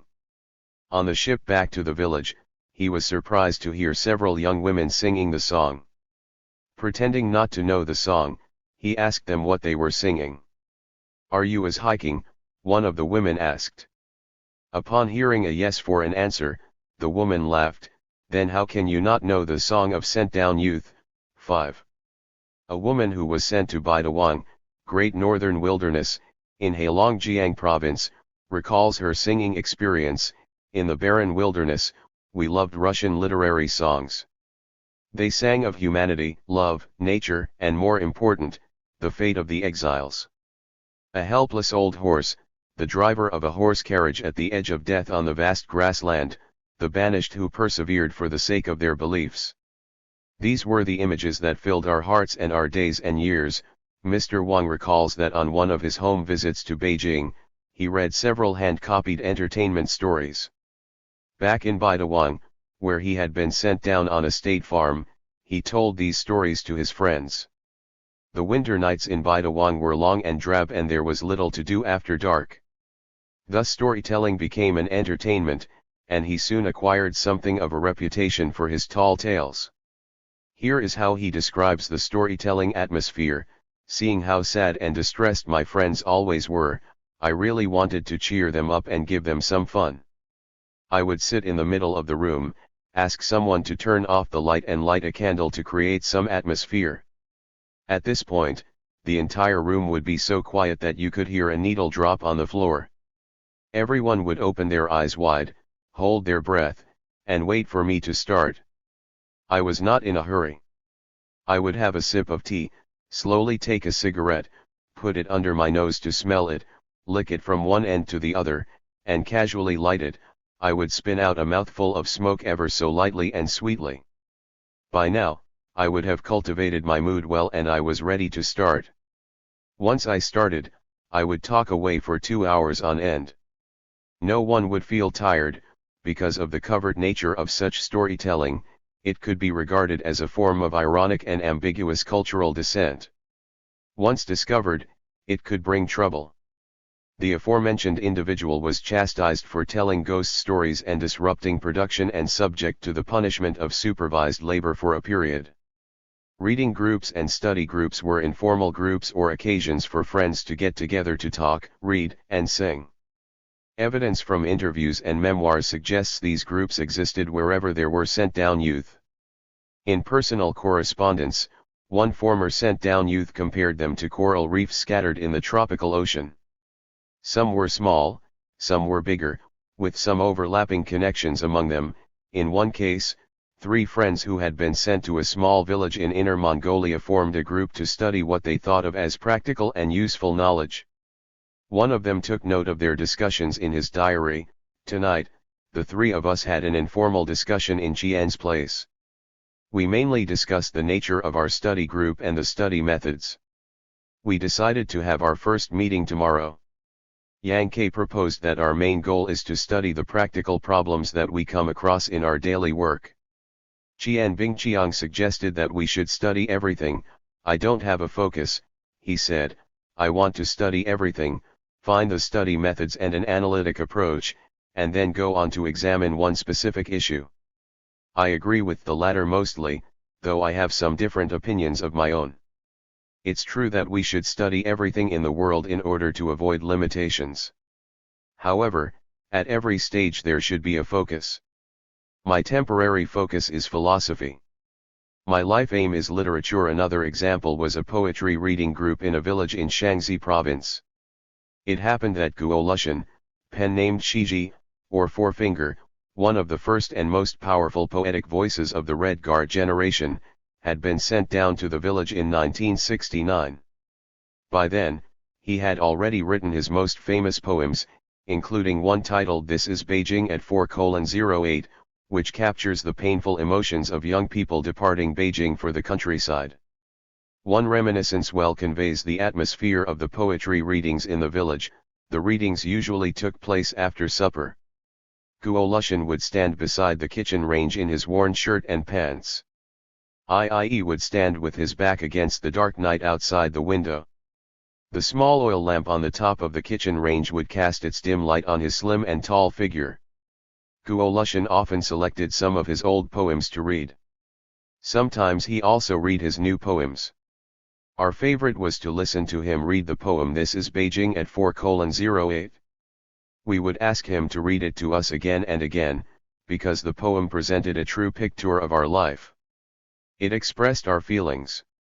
Underground cultural activities existed in both rural and urban areas. Several such underground circles existed in Beijing and Shanghai, which have sometimes been called salons by scholars but were not necessarily called such in the Cultural Revolution. The Narn salon is an embellishment used by people today. There was no such a thing then, said Chen Suning. Both Chen and her husband Sun Hengzi were of the Red Guard generation, and Sun was and is still known as the host of the famous Yaodonglu underground salon in Shanghai. Said Sun Hengzi, it is just that a group of friends who shared common interests would get together to talk. Some wild talk. Chen added, mainly because at that time, during off-season, sent-down youth in various places would return to the cities. With nothing to do back in the cities, would they get stuck at home? They would naturally gather together to talk about books they had recently read, to share their personal thoughts, and to exchange news and information they had heard of. 5. Another sent-down youth, Ji Likan, recalls similar gatherings during their holiday trips back to the cities. Every year, around the Lunar New Year, many of us returned to Beijing for a short period. During this period, we held social gatherings, and one salon after another was formed among sent-down youth. Through letters from distant places, ideas and thoughts were exchanged among sent-down youth. Through visiting and social gatherings, educated youth communicated their ideals and aspirations. Salon activities had already started among Red Guards in the latter stage of the Red Guard movement. When the movement was on the decline, school was open only half-heartedly, and there was time to kill. The better-known ones include the Biangdian poetry circles in rural Hebei province, the poetry circles in Inner Mongolia, groups of sent-down youth sent from Nanjing to rural Jiangsu, from Shanghai to Henan, from Xiamen to rural regions of Fujian province, from Chengdu to the villages of Sichuan, and from Beijing to Jilin. Many others existed on an occasional basis. While most activities took place in the sent-down regions, they were not confined there. A few underground circles were active in Beijing, Shanghai, and Guizhou. Table 5.2 shows a list of such groups and their main participants. As Table 5.2 shows, the participants were most likely from the same city and even the same school. Some had been friends or been involved in salon activities before being sent down. One group had been friends in the Red Guard movement. In the village, they edited and published an underground magazine with skills learned in school as Red Guards. As one often recalls, first we talked about it among a few friends. Then we wrote to friends in other places to ask them to contribute.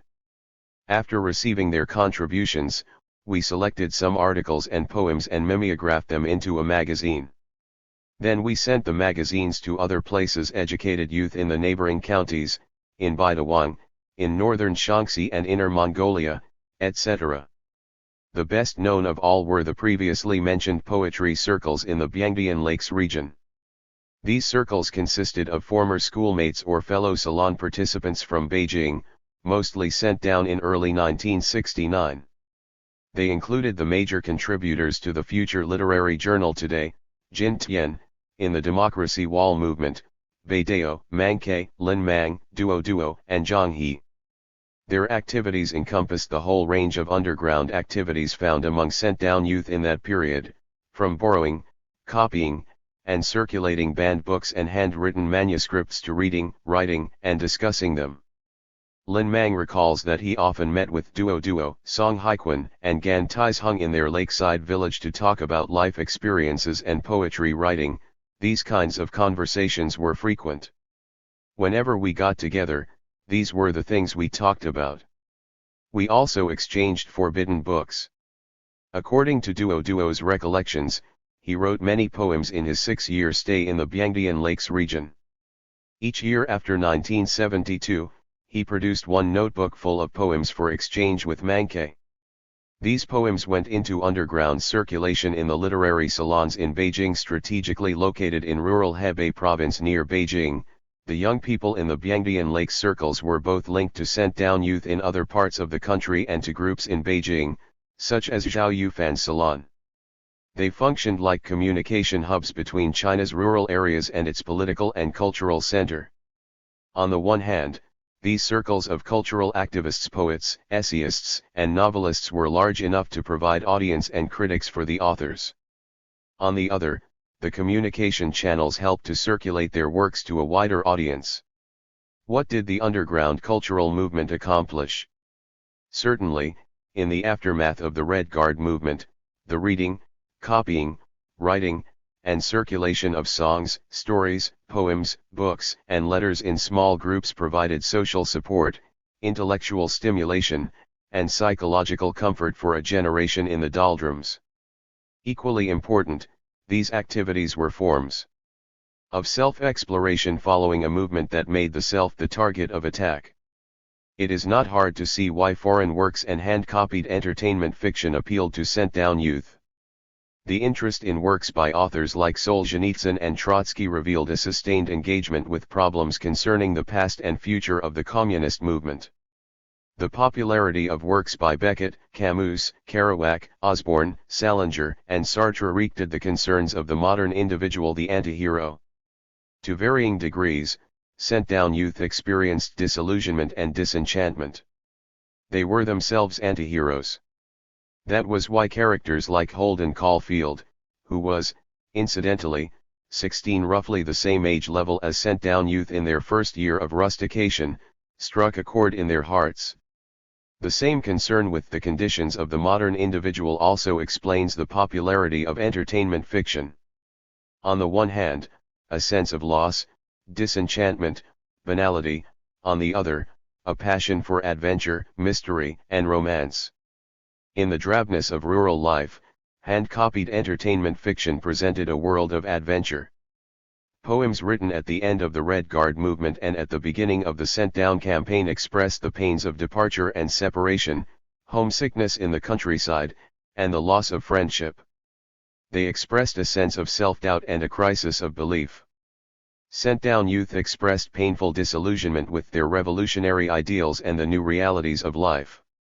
The moral frameworks that had supported their self-identity were on the verge of collapse.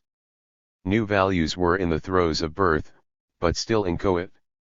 It was a time of death and rebirth, made tragically powerful by profound inner anxieties and contradictions. The poet Huang Xiang compared himself to a beast. I am a wild beast hunted down / I am a captured wild beast. Degree. Guo Lushan described himself as a mad dog. I no longer see myself as a human being, / it was as if I had turned into a mad dog. In another famous poem, Guo expressed hope for the future, but in a sad and somber tone: when spider webs relentlessly sealed my stove, when wisps of smoke from the ashes sighed pitifully over poverty, I stubbornly unfolded the ashes of disappointment, and wrote in the beauty of snow aches, believe in the future. In a letter to a friend dated February 18, 1972, Zhao Zhenkai, who would become known as Beidao, expressed the loss of belief that the future poet in him would translate into powerful poetic images. He told the friend not to believe in noble ideals, but to scrutinize the base rock upon which the ideals were built, to study the attributes of the rock and test its solidity. Without such scrutiny, he argued, then you will not have that supporting point that is necessary for every aspiring person, a spirit of doubt. He wrote that he was not all against having beliefs. I think that someday perhaps I will have a belief too, but before I stand on it, I will study it thoroughly, just as an archaeologist would study a rock, knocking it here and there. There were cynical expressions too. An anonymous poem described how a young man who had returned to the city from the countryside rejected his political ideals and adopted what was then considered a bourgeois outlook. The young man in the poem said that for him life still had its heroic style, except that it was a different kind of grandeur. The earlier heroic style derived from a sense of revolutionary mission and, with it, asceticism and self-sacrifice. Today's heroic style was about self-appreciation. This hair of mine is carefully done by the best barber on Zidane Avenue. This cashmere scarf gives me a handsome look. And he declared that he no longer wanted a revolution, but a worker's wage, a peasant's freedom, / a student's life, a petty bourgeoisie's ideas. This was a straightforward rejection of the heroic style of revolution, the moral framework that had defined the self-identity of the generation up to the Red Guard movement. This rejection signaled the weakening of the generation's identification with the party state, its charismatic leaders, and its hallowed revolutionary tradition. A historically significant shift, it marked the starting point of a crisis of political confidence that would soon find its open expression in the democracy wall movement. Finally, with the old moral frameworks losing ground, new understandings of self and society surfaced. One central aspect of this new understanding was the affirmation of personal interests and the values of ordinary life that I discussed in the previous chapter. The growing concern with personal interests by no means implies that the generation had been unconcerned with personal interests before. Nevertheless, within the moral frameworks into which the generation had been socialized, the pursuits of self-interest had been condemned as morally wrong and politically reactionary. The core values had been collective goals and revolutionary causes. Affirmation for the values of ordinary life was evident in the diaries, letters, and poems produced by sent-down youth. Some poems contain vivid descriptions of the hardships of rural life as well as expressions of optimism, humor, love, joy, and friendship.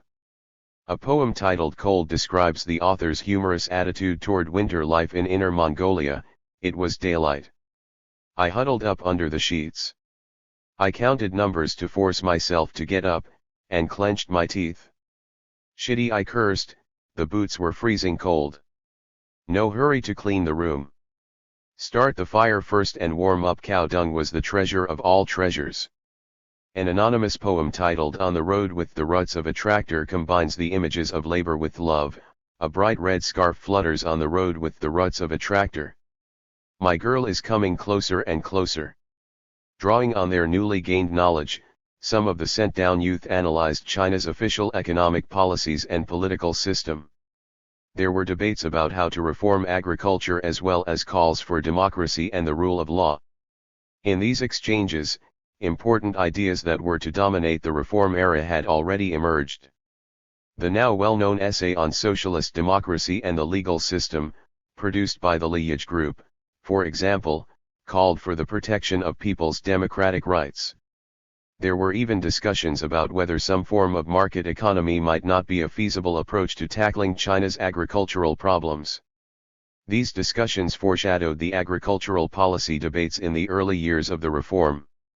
In time, the underground writers, poets, and other cultural activists would emerge above ground throughout the 1980s to redefine China's cultural landscape, introducing a new cultural politics that stretched all the way to the pro-democracy movement in 1989. A new wave of popular protests started in China. There had been many other protest activities in between, notably in 1974, but 1976 marked the dawn of a new era.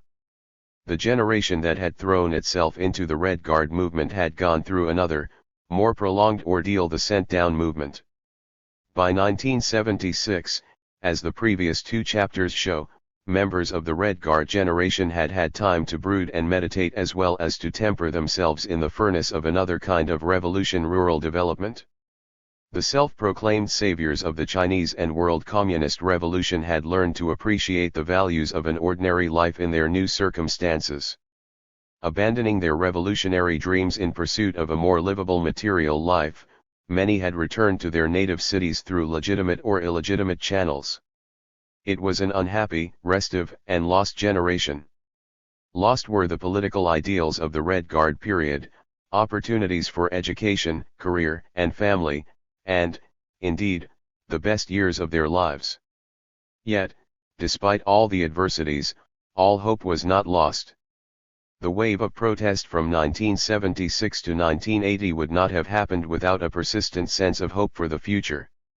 The April 5 movement in 1976 was the first salvo of this new political wave, followed by the Democracy Wall movement and the sent-down youth protests in 1978 to 1979, and finally the agitation during the Democratic election campaigns in major universities in 1980.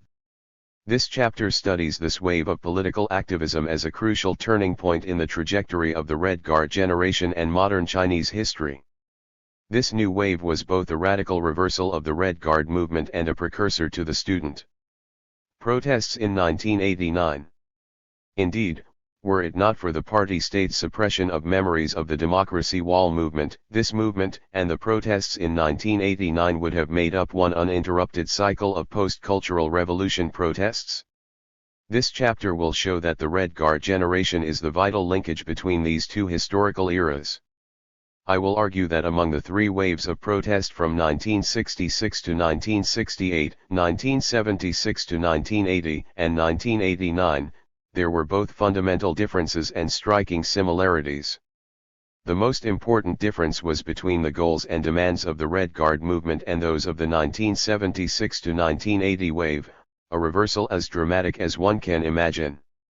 This reversal was the unintended consequence of the Red Guard movement and the sent-down experiences. I will also argue, however, that there are three important continuities among these three political waves. First, members of the Red Guard generation were involved in all three waves, though to varying degrees. Second, the repertoires of collective contention in the Cultural Revolution were, in part, inherited in the later waves of protest and net of violence. Third, a political romanticism, driven by visions of a strong Chinese nation, was discernible in all three waves. I will start with an overview of the four sequences of political activism from 1976 and 1980 and then compare their similarities and differences. The April 5 movement, 197b political and natural earthquakes shook China in 1976. The first fatal hit was Zhou Enlai's death on January 8, 1976. Then Zhu De died on July 6. And on July 28, a catastrophic earthquake hit the city of Tangshan and killed 250,000 of its population. Several weeks later, on September 9, Mao died. Mao had already installed Guobin as the premier back in February. Soon after Mao's death, joining forces with Ye Jianying and Li Xiannian, Hua crushed the radical leftist elements within the party, the so-called Gang of Four.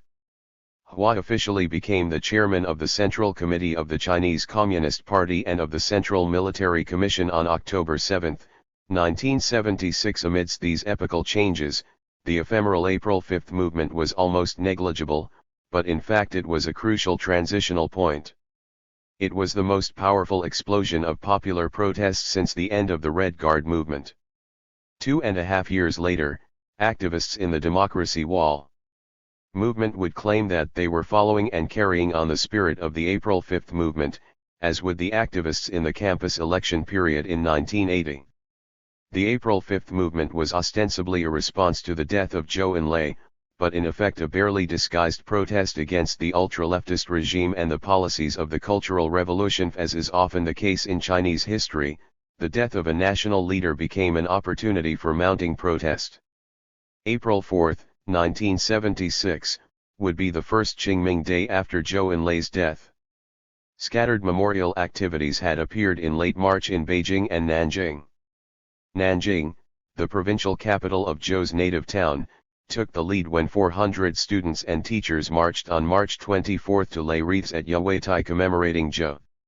The largest public protest event was a demonstration on March 28 by students from Nanjing University and led by Li Xining, secretary of the Youth League in the Department of Mathematics, a former sent-down youth, Li Zining spoke publicly about how his experience in the countryside influenced his participation in the movement. At the beginning of the Cultural Revolution, we were quite young, about 14 or 15. We didn't really understand what this revolution was all about, and we didn't know what we were doing when we followed others in the fighting. I had no idea then what revolution was all about.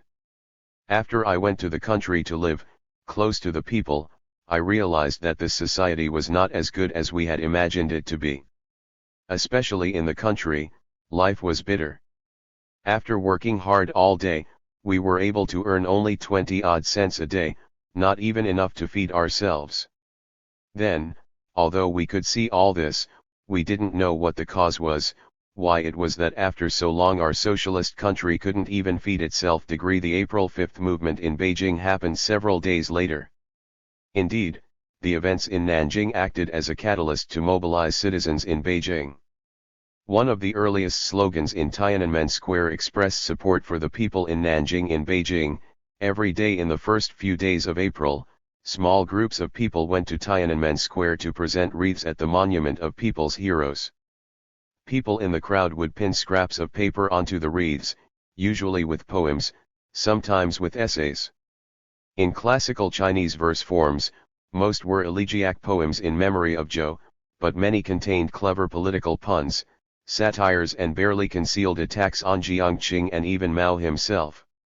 One of the most famous poems to come out of the movement condemns those who secretly rejoice at Zhou's death and expresses the desire to fight to defend Zhou's honor. As in many other public protest activities since the Cultural Revolution, there were public speeches and the chanting of slogans.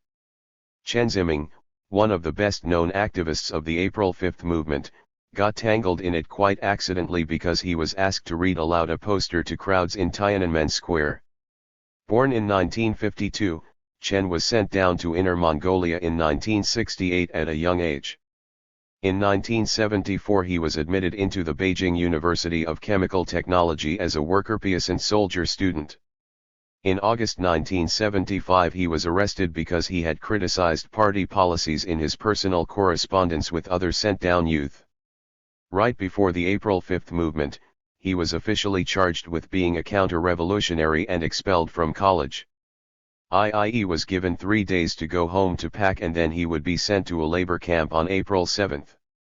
Thus he hit upon the April 5th during his short home visit. Considering his situation, Chen did not want to get involved, but he could not help going to Tiananmen Square to read the posters. It was while he was reading the posters that he was sucked into the protest activities. On the eve of April 4th he found himself reading a poster that directly attacked Jiangqing. There were large crowds around him, and because he was the closest to the poster, he was asked to read it aloud. What happened then was something that the Occupy Wall Street protesters did as well: the creation of a human microphone. Chen recalled the scene in his 2009 memoir, "When I read a sentence, the dozen people around me would repeat after me." This created a human microphone. This peculiar microphone system worked for a long time. Later on, I read from the newspaper that the person who took it over from me to continue the reading was arrested by plainclothesmen when he was leaving Tiananmen Square. April 5th was a nationwide movement. Sebastian Heilmann estimates that commemorative activities took place in at least 41 places across the country. In Beijing, the commemorative activities reached their climax on April 4th with demonstrations and large gatherings in Tiananmen Square. On April 5th the regime sent in worker militia to crush the movement, calling it a counter-revolutionary incident. Arrests were made, followed by months of witch hunting. Accused of being the backstage supporter of the protest, Deng Xiaoping was removed from his position as vice premier. Not surprisingly, after Mao died and Deng Xiaoping came back to power in 1977, the verdict on the April 5th movement was quickly reversed in an editorial in the People's Daily published in November 1978. The verdict's reversal had a direct impact on the Democracy Wall movement. When Democracy Wall activists claimed they were acting on the spirit of the April 5th, they had a good reason. On November 15, 1978, An editorial in People's Daily announced the decision of the Beijing municipal government to reverse the verdict on the April 5 movement. It was declared an entirely revolutionary event, not a counter-revolutionary incident. The reversal of the verdict led to the rehabilitation of hundreds of April 5 activists who had been imprisoned or persecuted and provided an opportunity to voice new protests. In the unofficial periodicals, or Minban Ganwu, of the ensuing Democracy Wall movement, many essays appeared about the April 5 movement and activists, linking the new protest activities back to the just rehabilitated April 5. In fact, one of the first unofficial publications to appear in Beijing was called the April 5 Forum. The Democracy Wall movement literally started in front of a wall 7 or 8 feet high and about 100 yards long. It sat humbly at the intersection of Zidong Road and Chang'an Avenue. Several blocks to the east are Zhongnanhai, the government compound, and Tiananmen Square. It was as if by gathering and speaking out at this dilapidated section of a wall, people wanted to squeeze open the awesome gates of power that were literally close by the compound that sheltered China's national leaders. From November 1978 to December 1979, when the Beijing municipal government shut it down, the wall served as an informal center for public information and gatherings. People put up posters or went there to read or copy posters. Many of the people's publications were sold there. There were public speeches and discussions. Some discussions led to the founding of organizations.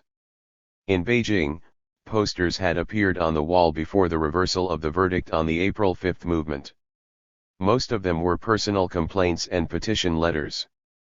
Posters increased significantly after the reversal of the verdict and reached a climax on November 25 with American journalist Robert Novak's visit to the wall. Novak told the crowd there that he was going to see Deng Xiaoping the next day and would be happy to deliver questions to Deng and report back any responses that Deng might have.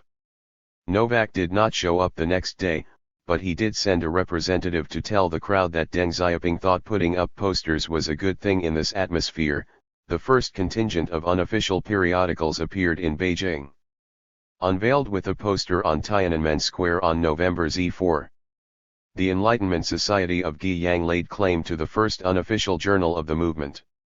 The core members of Enlightenment were 4 workers from Guiyang City in Guizhou Province: Huangxiang, Ljiawa, Fang Iawa, and Moji Ungang. They had put up a poster of a long poem in Beijing's busy commercial center Wangfujing on October 11, 1978. They then went back to Guiyang, only to return to Beijing again on November 24, when they headed straight to Tiananmen Square to announce the inauguration of Enlightenment Society.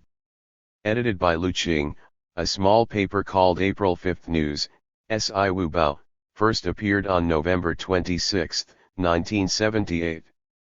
It then merged with another small paper edited by Su Wenli to form April 5 Forum, Si Wu Luntan. In the next few months, such periodicals blossomed in Beijing and other cities. Today, Jintian, and Mass Reference News, Gunzhong Kinkao Xiao 11, were launched on December 23, 1978. Beijing Spring, Beijing Jichun, and Exploration, Tansuo, first appeared on January 8, 1979 nationwide. At least 182 people's journals appeared in 27 cities, with 45 on university campuses, making up a total of 227. Besides Beijing, the largest number of unofficial periodicals appeared in Guangzhou, Shanghai, Tianjin, Hangzhou, Wuhan, Changsha, and Guiyang. The editorial boards of these journals usually also functioned as bases for organizing group activities such as meetings and public speeches. Some editorial boards were synonymous with their organizations. The Enlightenment Society in Guiyang, for example, published a journal called Enlightenment, Gi Meng. The China Human Rights League published China Human Rights, Zhongguo Renquan. While most of the publications were inaugurated in the first few months of 1979, new journals and organizations continued to appear even after the initial wave of repression in March 1979, often as a protest against the repression and in order to keep the movement alive. Thus in the first half of 1980, Without a Name, Wu Ming, appeared in Kaifeng, Henan, New Era, Xin Shi Dai, in Anyang, Henan, and Folk's Voice, Shusheng, in Shaoguan, Guangdong. In late 1980, Zhi River, Zhejiang, appeared in Hangzhou, Flying Saucer, Fei Dai, in Ningbo, Times, Shi Dai, in Beijing, and Responsibility, Zi Ren, in Guangzhou. On September 15, 1980, an All-China Unofficial Journals Association was established, with its organizer, He Chiu, still in jail. A regional East China Unofficial Journals Association was formed in late 1980, launching the East China Unofficial Journal, Hua Dongmingan, on January 15, 1981. The first and only issue advocated the abolition of one-party rule. Another regional organization was the Beijing Unofficial Journals Association headed by He Dep, editor of Begging Youth, Beijing Jingnian. Two central themes emerged from the wall posters and unofficial publications of this movement. One was the critique of the Cultural Revolution. The other was a call for democratic political reforms. The critique of the past was imbued with a sense of misplaced confidence in the party leadership, particularly Mao, while calls for democratic reforms were uttered with a sense of mission to modernize the nation and an optimistic attitude toward the future. The inaugural statement of Enlightenment announces, for example, "We want to sing a song for the future. We want to light the torch of enlightenment with our own lives." The fifth issue of Explorations, published on China's National Day in 1979, carries a cover poem that opens with an apostrophe to the nation, "Republic today, the day of your adulthood, young explorers present our bleeding hearts as a birthday gift." Explorations is the same magazine that carried Wei Jingsheng's essay, The Fifth Modernization. That the call for democracy and a devotion to the nation should go hand in hand is a historically important fact that I will come back to later. Suffice it to note here that the moral identification with the nation was the direct heir of Red Guard's devotion to the party state articulated at the beginning of the Red Guard movement. The state's repression of the democracy wall activists was quick and decisive. Wei Jingsheng was arrested on March 29, 1979, and sentenced to 15 years of imprisonment on October 16. In September 1980, the article that protected individuals' rights to use wall posters was removed from the Chinese constitution. Meanwhile, other core democracy wall activists were arrested. Lin Muchen, editor of the Petrol, was arrested in 1981 and imprisoned for 4 years. He Chiu, who was involved in publishing People's Road and Responsibilities, was arrested in 1981 and sentenced to 10 years imprisonment in 1982. Wang Zijie was arrested in April 1981 and sentenced to 14 years in prison in May 1982. All the members of the Enlightenment Society were also arrested. Although there were scattered protest activities among sent-down youth between 1968 and 1976, large-scale and relatively sustained sent-down youth protests did not occur until 1978. The main demands in all these protests were to be allowed to return to the cities and to be assigned city jobs. In the lingering language of the Cultural Revolution, these might well be labeled as blatant economic, materialistic, bourgeois, and selfish demands. Yet sent-down youth unabashedly voiced these demands. These protests thus signaled a rejection of the generation's earlier revolutionary ideals. In April 1978, large numbers of married sent-down youth in Fushun city of Liaoning province petitioned for job assignments.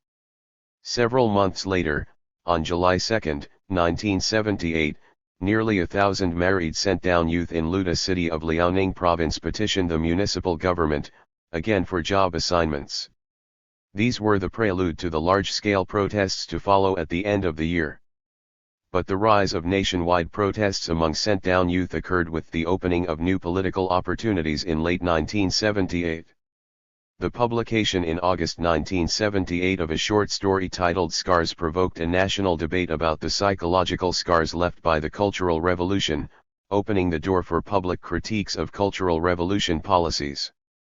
From October 31 to December 10, 1978, a national conference was held in Beijing to re-examine the sent-down policy.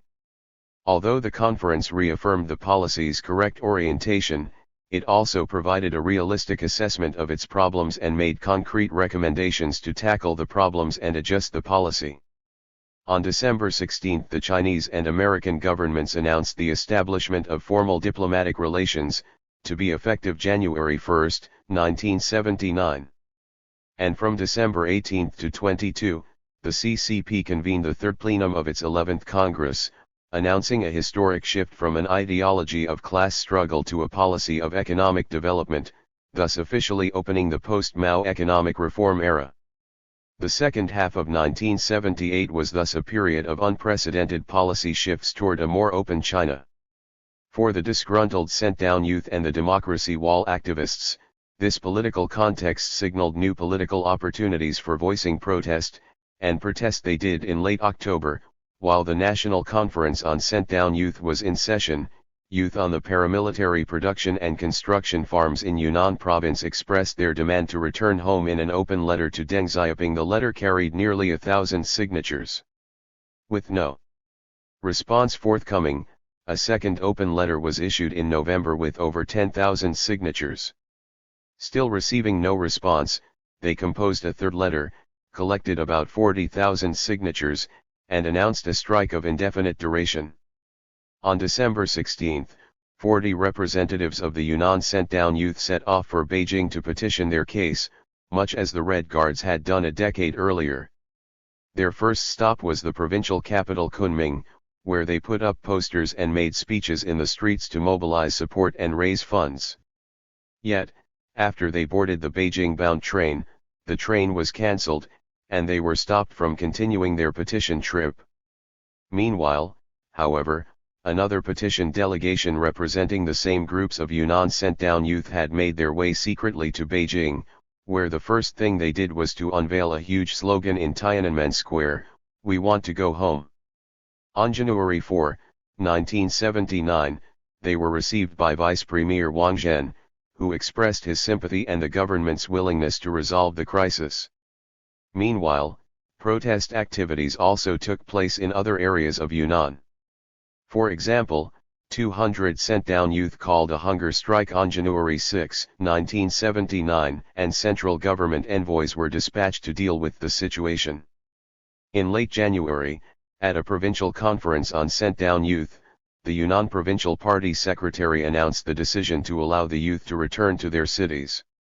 The successful protests in Yunnan sent encouraging signals to sent-down youth across China. Throughout 1979, protests by sent-down youth took place in other cities including Hangzhou, Xi'an, Chongqing, Nanjing, Tianjin, Nanchang, Harbin, Urumqi, and Akzhou in Xinjiang. While the basic demand in all these protests was to return to their native cities, in Shanghai protesters tied it to the issue of human rights. More than in other cities, the petitions of sent-down youth in Shanghai were intertwined with the democracy wall movement. By 1979, the sent-down campaign that started in the middle of the Cultural Revolution had sent about 1 million middle school graduates in Shanghai to villages or state farms. Public petitions to return to Shanghai began to appear in November 1978. The first major rally took place on December 10. Demonstrators chanted slogans such as "We want work, we want food, and we demand human rights." The most radical action was an attempt to block the Shanghai railway station on February 5, much as Shanghai's rebel Red Guards did at the Anting incident at the beginning of the Cultural Revolution. Another demonstration took place on March 15, 1979, organized by a group called Association of Sent-Down Youth in Especially Dire Circumstances, Te Kunji Qinghui. This was their last major exercise, in Tom Gold's words, because soon the spokesman of the group, along with other democracy activists in Shanghai, would be arrested. The petitions in Shanghai were framed in the language of human rights, indicating some degree of interaction between these petitioners and the democracy wall movement. The first major rally of sent-down youth was deliberately staged on December 10, the International Human Rights Day. Demonstrators shouted slogans calling for human rights. Among the organizers of the rally were members of the Human Rights Association, Renquan Xiehui, a product of Shanghai's democracy wall movement, which might be more properly called the PE0PLES Square movement, because in Shanghai the center of activities was this square to deliver its message about China's need for democracy. Members of this association saw it necessary to link democracy with human rights. They realized that the most important human rights issue in 1978 and 1979 that could win the widest public support was the issue of the grievous sent-down youth. It was with these considerations in mind that they launched the demonstration of sent-down youth on Human Rights Day. Yang Zhou, a member of the Human Rights Association, recalls in an interview, "In the People's Square movement, we democracy activists took pains to figure out how to let the ideas of human rights and democracy penetrate people's hearts. Initially, when we made speeches in the square, we talked a lot about theoretical issues. Soon we found it hard to go deeper, and the people in the square began to dwindle. At this time we realized that we should focus on concrete issues that were directly linked to people's interest. Sent-down youth was such a human rights issue. After we raised the issue of sent-down youth, the crowds in the square came to a second peak. The Shanghai sent-down youth protests were not as successful as those in Yunnan, for reasons that I will not detail here. While some lingered on in Shanghai during the Chinese New Year, most were pressured to return to their villages or farms, and it was not until later, when the sent-down policy was finally scrapped, that they returned to Shanghai. As I will later discuss, however, their activism would continue to the present day. The ephemeral revival of the unofficial periodicals of the Democracy Wall in late 1980 coincided with the enthusiastic participation in democratic election campaigns on university campuses around the country. This form of political activism aimed at producing change from within the political establishment rather than through extra-institutional channels of protest. In 1979, the revolutionary committees that had been set up in the Cultural Revolution as the new structures of state power were abolished and replaced by people's congresses. With the establishment of people's congresses, procedures were instituted to elect representatives to the township and county level people's congresses in the fall and winter of 1980. Such elections had taken place before the Cultural Revolution, but at that time voters could only vote on officially approved candidates. This was the first time in 13 years that the government had allowed direct elections. Popular passions about their democratic implications were strong. At that time, leading members of Democracy Wall journals or organizations had been arrested. Some had been sentenced to long prison terms. In September 1980, the article that protected individuals' rights to use wall posters was removed from China's constitution. Under these circumstances, public protest became an increasingly dangerous form of political activism. While some persisted in protest, others saw the elections as a new opportunity to participate in politics through institutionalized channels. Thus, Democracy Wall veterans took a special interest in the elections. In Peking University, 3 of the 17 candidates had been editors of unofficial journals, namely Hu Ping of Fertile Land, Fang Ziwen of People's Voice, and Wang Juntao of Beijing Spring. The debates among these candidates focused on the nature of socialist democracy, the same theme in the Democracy Wall movement a year earlier. Besides Peking University, there were about a dozen known cases of Democracy Wall activists participating in elections in other universities around the country.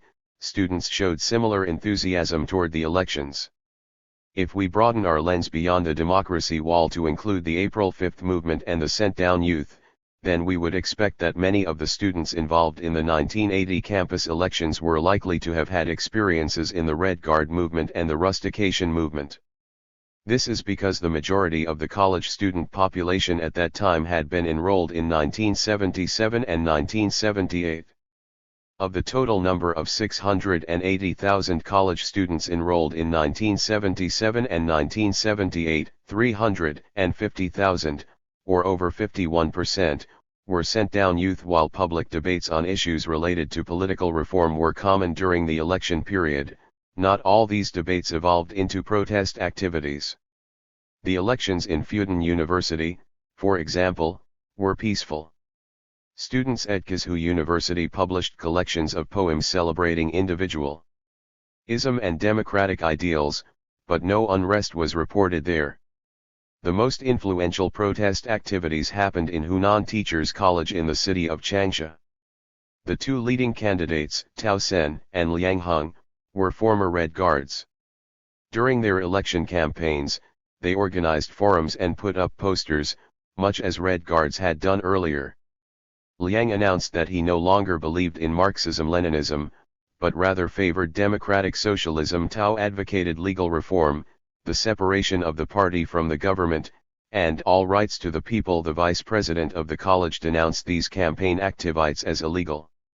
To protest official interference, Tao and Liang organized a hunger strike, launching what turned out to be the strongest protest nationwide during the campus election period. In a move that connected the protest activities of the election period directly to the Democracy Wall movement and the Red Guard movement, Tao Sen and a few others traveled to Guangzhou, in the fashion of the Great Link-Up popular during the Red Guard movement, to seek counsel with Wang Zizhi and other Democracy Wall veterans. No sooner had some of the most contentious elections taken place than the party launched another crackdown on the democracy activists. In a speech at a party conference on December 25, 1980, Deng Xiaoping accused the activists of being counter-revolutionaries, whereas they had been labeled as disruptive elements in 1979. Document number 9 of the Chinese Communist Party, issued in early 1981, instructed that there be a crackdown on Democracy Wall activists by firing any work unit members and expelling party and youth members associated with the activities. Over the next few months about 50 leaders of the movement were arrested. The new wave of protest had come to an end. The significance of this wave of protest can only be fully grasped by situating it between two world historical events: the Red Guard movement in 1966-68 and the student movement in 1989.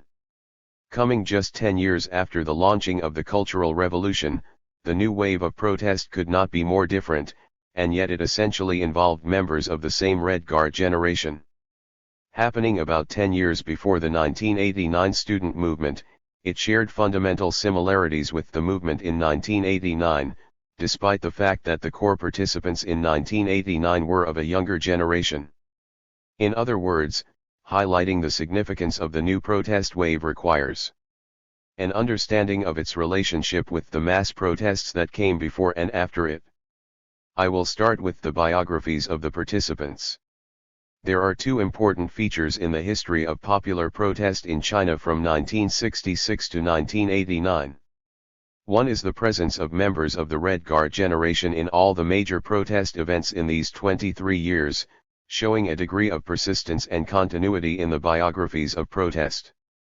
The other feature is the gradual funneling out of the radical activists of the generation through state suppression, which significantly limits the degree of movement continuity.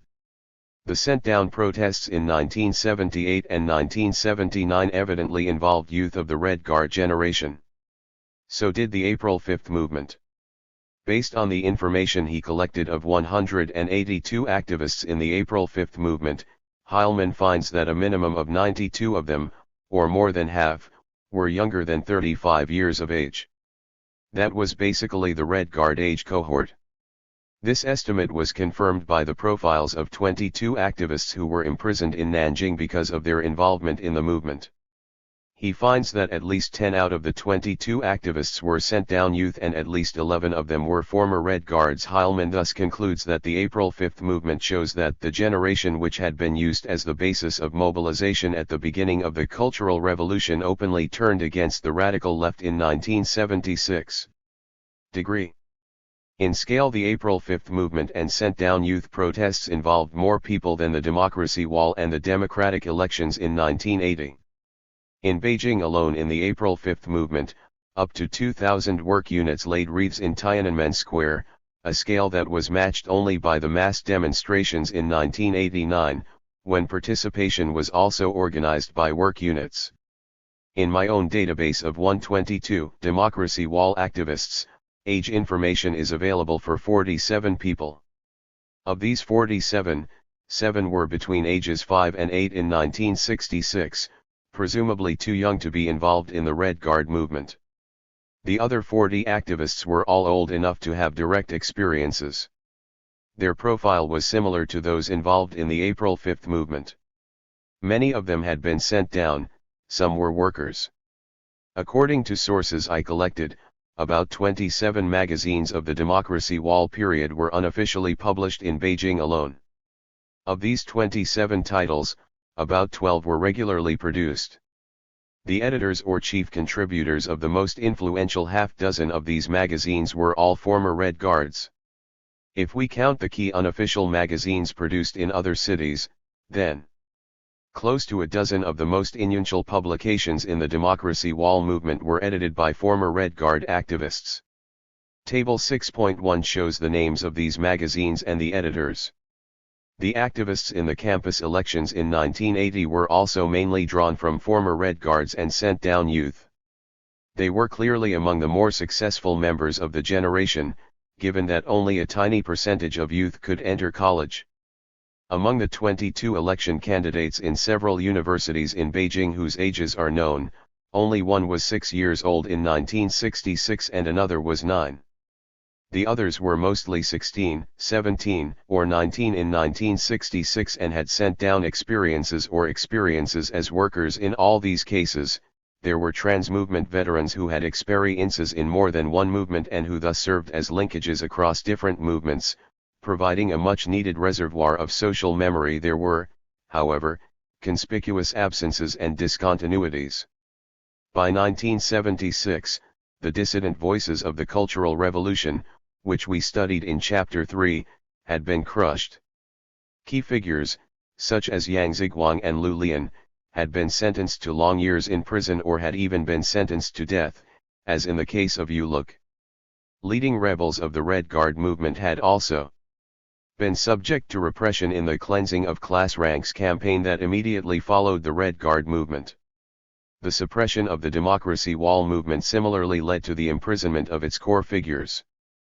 They were missing in the democratic elections in 1980, although Wei Jingsheng, who had been imprisoned, was present as an issue of debate.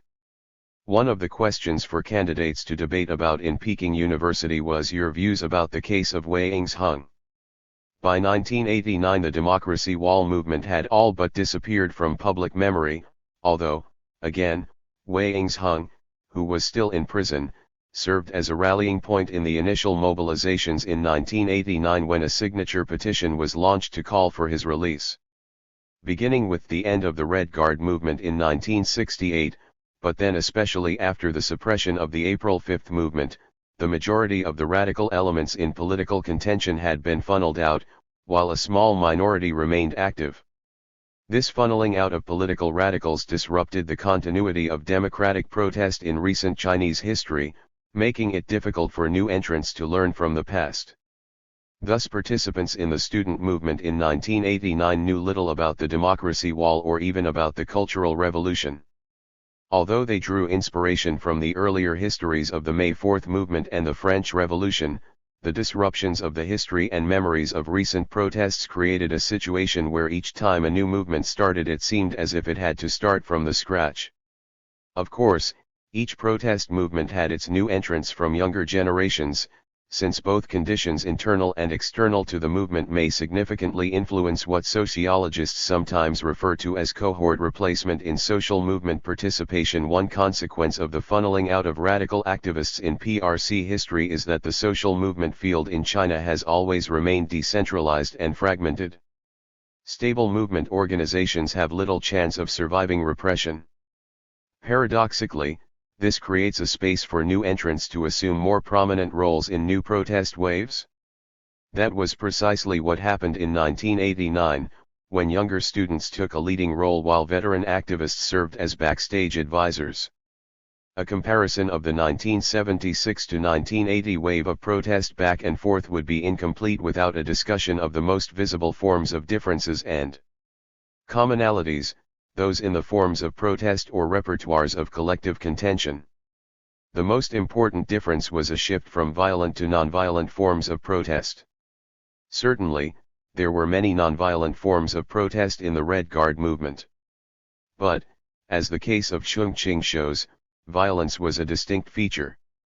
In calling for the rule of law and democratic reform, The April 5 and Democracy Wall protesters rejected the violence of the Cultural Revolution and embraced nonviolent forms of protest.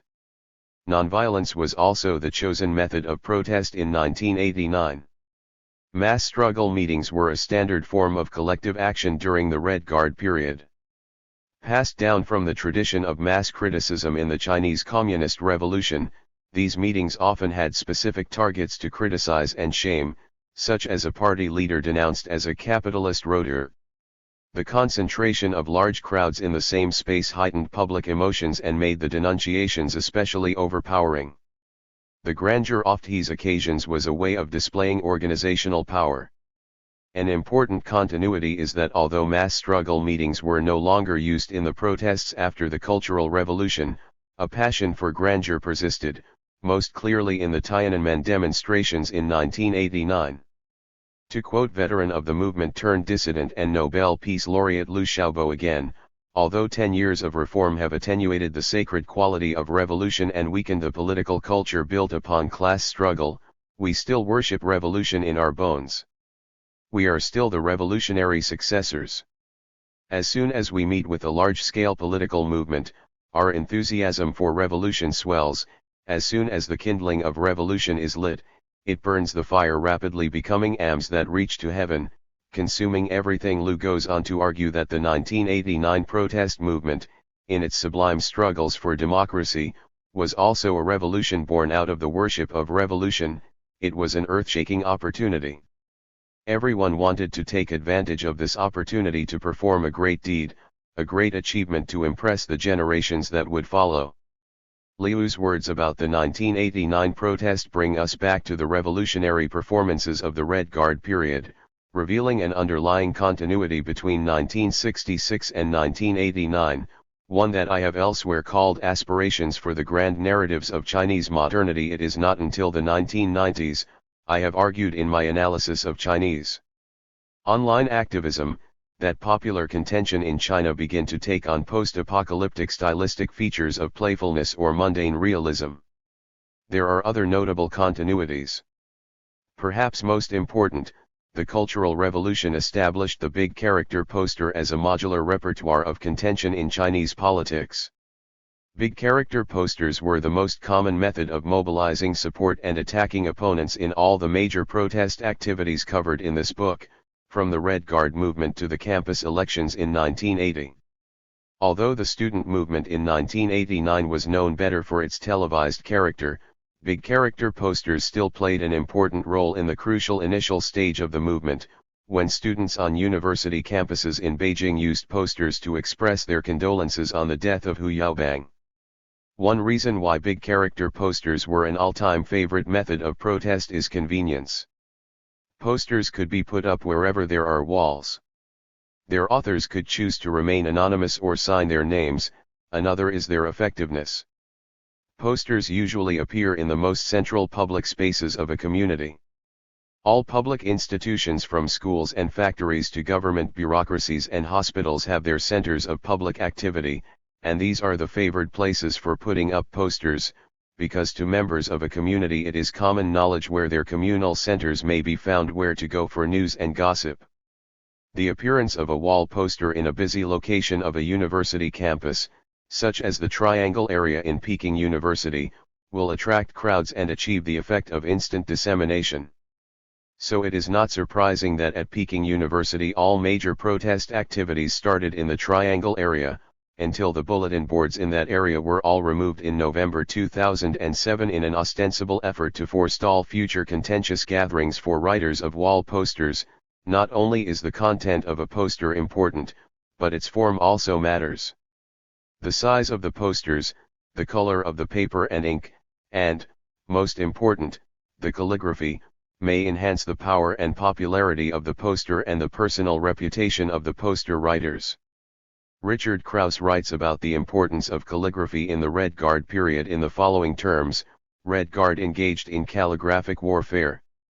The students with the best handwriting were selected to copy out manifestos and proclamations and to prepare forceful characters for armhands and newspaper mastheads.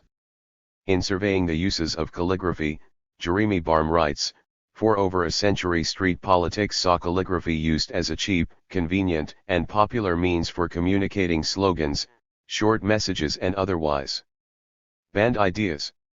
Anonymous protest, calls to arms, revelations, exhortations, and denunciations could all be written up using the traditional brush, ink and paper and posted with facility on walls in cities, towns, or even villages. These slogans and exhortations could act as a form of public outcry. They were posted outside government offices, they could give expression to interrogations on the doors of publishers, direct accusations at miscreants, appeal for justice to the courts or the police, or just give voice, in written form, to personal grievances. Might calligraphy and Chinese characters lose their magic in the 21st century culture of internet expression? Certainly, sounds, images, and videos are easier to create and disseminate online. Yet the fascination with words has not weakened. But instead of calligraphy, which is an art of writing the same character in multiple ways, creative character making is especially popular in the online culture of protest, as evidenced by the Grassmud Horse lexicon compiled by the China Digital Times. Today, the art of making up characters, instead of the art of writing old characters, has become a new protest technique. The new enlightenment between the and I-559 comparing the three protest waves in 1966 to 1968, 1976 to 1980, and 1989 shows that the most striking differences were between the goals and demands of the Red Guard movement and the new wave of protest in 1976 to 1980. The wave of protest in 1976 to 1980 made Mao and the Cultural Revolution its targets. It is hard to imagine traveling the distance from total loyalty to doubting and even rejecting Mao and the CR in a matter of 10 years. The main ideas advocated by activists in the democracy wall and the campus elections of enlightenment, democracy, rule of law, human rights, political reform were alien in the Red Guard period. I have tried to show throughout this book that this great reversal represents the transformation of both a political generation and Chinese political culture. It is the unintended consequence of the Red Guard movement and the Sent Down campaign. Insofar as the 1976 to 1980 protest wave marked an emergence from a historical nonage and a farewell to idolatry, it inaugurated an era of new enlightenment in modern Chinese history, as the decade of the 1980s has come to be known. The striking difference between the goals of the Red Guard movement and the 1976 to 1980 New Wave is matched only by the New Wave's equally striking similarity to the student movement in 1989. The April 5 and Democracy Wall activists rejected the Cultural Revolution as much as student protesters did in 1989. In 1989, students were at pains to distinguish themselves from Red Guards while government authorities attempted to discredit them by comparing them to Red Guards, and the same calls for democracy, enlightenment, human rights, and modernization put forward by activists in 1976 to 1980 remained central to student protesters in 1989. The ideals of the 1989 movement were crystallized in the new May 4 manifesto issued by student protesters on May 4, 1989. Fellow students, fellow countrymen, the future and fate of the Chinese nation are intimately linked to each of our hearts. This student movement has but one goal, that is, to facilitate the process of modernization by raising high the banners of democracy and science, by liberating people from the constraints of feudal ideology, and by promoting freedom, human rights, and rule of law. 5. The reference to the May 4 movement raises an intriguing question. Historian Rana Mitter argues that the Cultural Revolution was in many ways a child of the May 4 movement, however distorted a version of that earlier era it might have been. The celebration of youth, violence, and iconoclasm characterized both the Cultural Revolution and the May 4. And yet May 4 was and remains the fountainhead of China's Enlightenment project. The ideals of democracy, science, and freedom embraced by the Democracy Wall and 1989 activists were the same ideals of the May 4 generation at the beginning of the 20th century. Did the 1976 to 1980 wave of protest and the 1989 movement share some underlying commonality with the Cultural Revolution, despite their obvious differences? Was there a century-long lineage running from the May 4 movement in 1919 through the Red Guard movement, the democracy wall, and the 1989 protest? There was, but the lineage was not just an emphasis on youth, violence, and iconoclasm. Violence was rejected in the wake of the Cultural Revolution, and the protest waves from 1976 to 1989 were anything but violent. On the contrary, nonviolence became the conscious method of popular struggle in the post-Mao era. Viewing Mao as the heir of European Romanticism, Mitter argues that this European Romanticism runs through the May 4th generation to the Cultural Revolution. The mindset Mao revealed in setting the policy forward is heavily rooted in European Romanticism, one of the most powerful cultural threads of May 4th. Romanticism encouraged the belief in a transcendent hero, in a figure who could drag an entire people into the future through the force of sheer will. As I have shown in my analysis of the practices of violence and theorizing in the Red Guard movement, and as we see in the analysis of the new wave of protest in 1976 to 1978, while Mao was the arch-romanticist, generations of Chinese young people were romanticists as well. Indeed, members of the Red Guard generation were brought up as young romantics, imagining themselves to be the heroes of a worldwide communist revolution. They had a sense of a mission to save the world from capitalism and imperialism and bring the communist utopia to earth.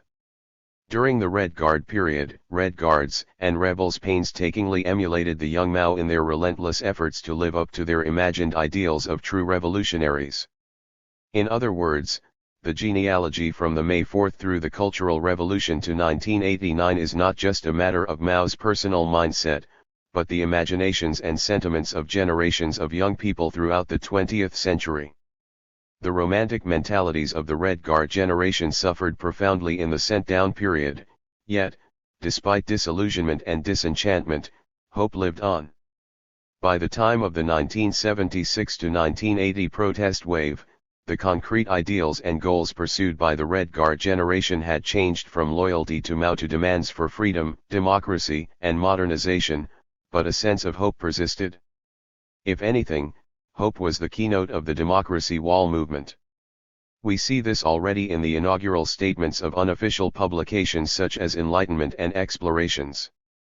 Even the poems in the pages of Today, the only purely literary publication of the democracy wall period, carried words of great hope.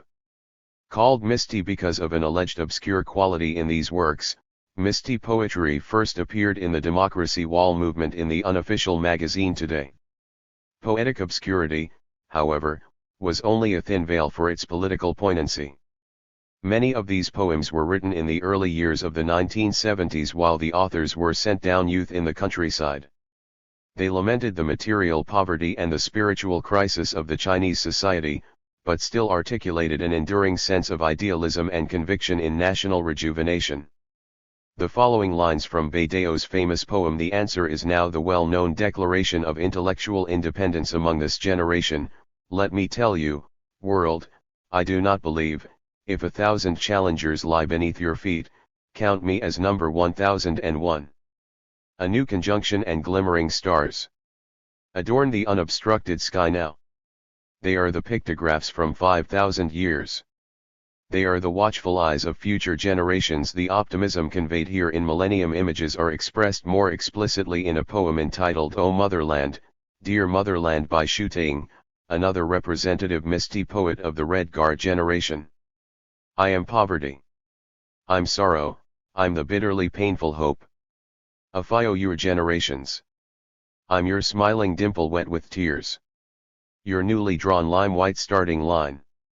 I'm the scarlet dawn emerging with long shimmering rays. O motherland, it seems that the unifying thread running from 1919 through 1966 and 1976 to 1989 was what Calhoun and Wasserstrom see as the underlying connection between the Cultural Revolution and the 1989 student protests.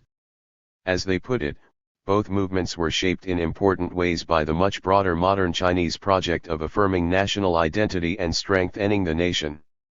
This is not something the Cultural Revolution brought to the 1989 student movement, but rather a basic problematic of the last 100 years of China's history. This basic problematic of 20th century China was translated into passions for social change on a grand scale, culminating in the grandiose protest rallies in Tiananmen Square in the spring of 1989. At this point, we may summarize the general social and political outcomes of the historical experiences of the Red Guard generation through the Red Guard movement to the protest wave of 1976 to 1980. In brief, the historical experiences of this generation created a generation that first embraced and then rejected the Cultural Revolution and the Red Guard movement, eventually providing the critical intellectual and social foundation for the reform policies of the 1905. Such rejection was a negation and a remaking of the self, which began in the middle of the Red Guard movement and was completed in the long years of the sent-down period. Thus the entire decade of New Enlightenment in the 1980s, to the extent that it was built on an intellectual consensus about the directions of Chinese modernity, was built on a negation. It was in the negation of the Cultural Revolution that the Red Guard generation, indeed intellectuals of the nation, found common ground in their vision for a new Chinese modernity, one based on economic reform. The negation was never total, however, because a common thread of political idealism ran from the May 4 movement to the Cultural Revolution and through the New Enlightenment of the 1980s. Rebecca Klatch's study of the 1960s generation in the United States shows a clear generational divide between the New Left and the New Right emerging out of their years of political activism despite the factional rivalry of the Red Guard movement. However, no clear generational divide appeared from within the Red Guard generation in the decade following the end of the Cultural Revolution. Surely, those who would most likely have dissented from the intellectual consensus of the New Enlightenment, such as rebel leaders from the Red Guard movement, had met with political repression. And surely, the intellectual discourse even in the relatively open 1980s was significantly shaped by politics. Yet still, a broad-based consensus for reform and change characterized the cultural discourse of the 1980s, and that had to be viewed as a major unintended outcome of the Cultural Revolution.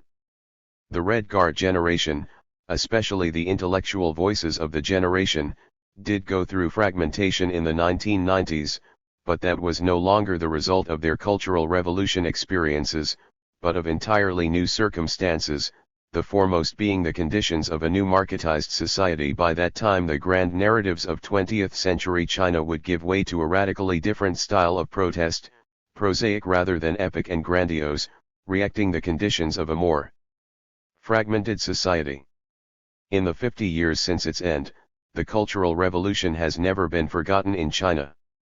But it is remembered selectively, and what is remembered depends on who does the remembering and when, and is highly contested. In broad terms, each decade since the 1980s has had a different memory politics. The general features of Cultural Revolution memories in each decade are significantly shaped by the politics of that period and the social conditions of specific units of the Red Guard generation as agents of memory.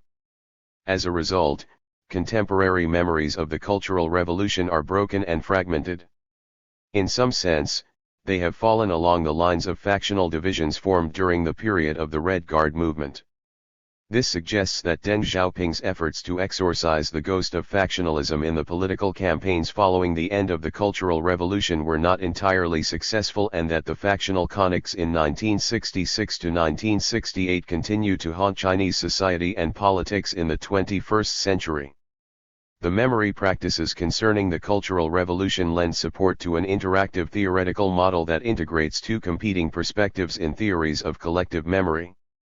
In the presentist model, what is remembered of the past and how it is remembered depend on present circumstances and the mediated practices of memory. In the cultural model, the present is rooted in the past, and the past is in some respects, and under some conditions, highly resistant to efforts to make it over. In an integrated model, memories of the past are the result of interactions between the deep-rooted character of past experiences and the conditioning of the present.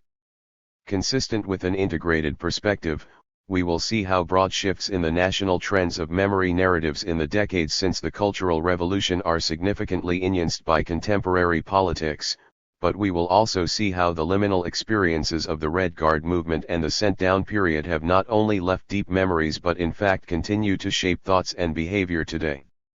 The 19,805 was a forward-looking decade, a period of consolidating a new regime of post-Mao leadership and jump-starting economic reform. Public memories of the Cultural Revolution were condemnatory and negative, reacting the rising fortunes of party leaders who had been persecuted in the Cultural Revolution as well as general social discontent with the CR. The faction that emerged as the victors of the Cultural Revolution, represented by Deng Xiaoping at the top and by conservative Red Guards at the grassroots, dominated the narration of the history and memories of Mao and the Cultural Revolution. Most memory stories are told by intellectuals and party cadres who were victimized in the Cultural Revolution. In the late 1970s, as the Mao era came to an end, its history and memory became arenas of intense political struggle, and retrospective views of the CR wreaked the factional balance of power at the top. The fall of Mao's handpicked successor, Guobin, and the rise of Deng Xiaoping were played out in these symbolic struggles. One of the first feats Hua accomplished in his 6 years as China's post-Mao leader, 1976 to 1982, was the construction of the Chairman Mao Memorial in Tiananmen Square. In his maneuvers to undermine Hua, Deng similarly resorted to mnemonic struggles, though of a different kind. As Harry Harding puts it, Deng encouraged popular pressure for a more explicit repudiation of the Cultural Revolution and a more rapid and thoroughgoing rehabilitation of its victims. Popular pressures for repudiating the Cultural Revolution took two concrete social forms. One was the literature of the wounded literary movement, the other was the democracy wall social movement discussed in Chapter 6. Works of the literature of the wounded tell stories of the victims of the Cultural Revolution, where the culprit was invariably Lin Biao and the Gang of Four and their Zhao Fanpai followers, while the Cultural Revolution was dismissed as 10 years of disaster. Although the term literature of the wounded applies mainly to works of art and literature, memoirs produced by party cadres and intellectuals who were persecuted in the Cultural Revolution fall under this category and were published in large numbers. In comparison, the democracy wall movement was much more wide-ranging in its assessment and critiques of the CR. The wall posters and unofficial publications of the movement voiced alternative views. These alternative critiques were linked with demands for a democratic political reform, which could potentially undermine Deng's own position. Consequently, as Kleinman and Kleinman put it, when these popular expressions began to coalesce into the early phase of a movement for democratization, they were attacked. Thus the social memory of the Cultural Revolution was silenced or reworked in an authorized version. In these two movements, then, mnemonic practices about the Cultural Revolution were appropriated as a means of winning political gains by the emerging Dengist regime. The CR was made to form a historical foil to the rise and moral rejuvenation of the post-Mao regime.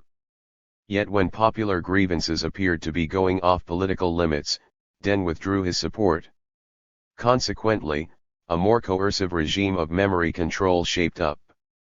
Deng's regime shaped the history and memories of the CR through party policies and political campaigns.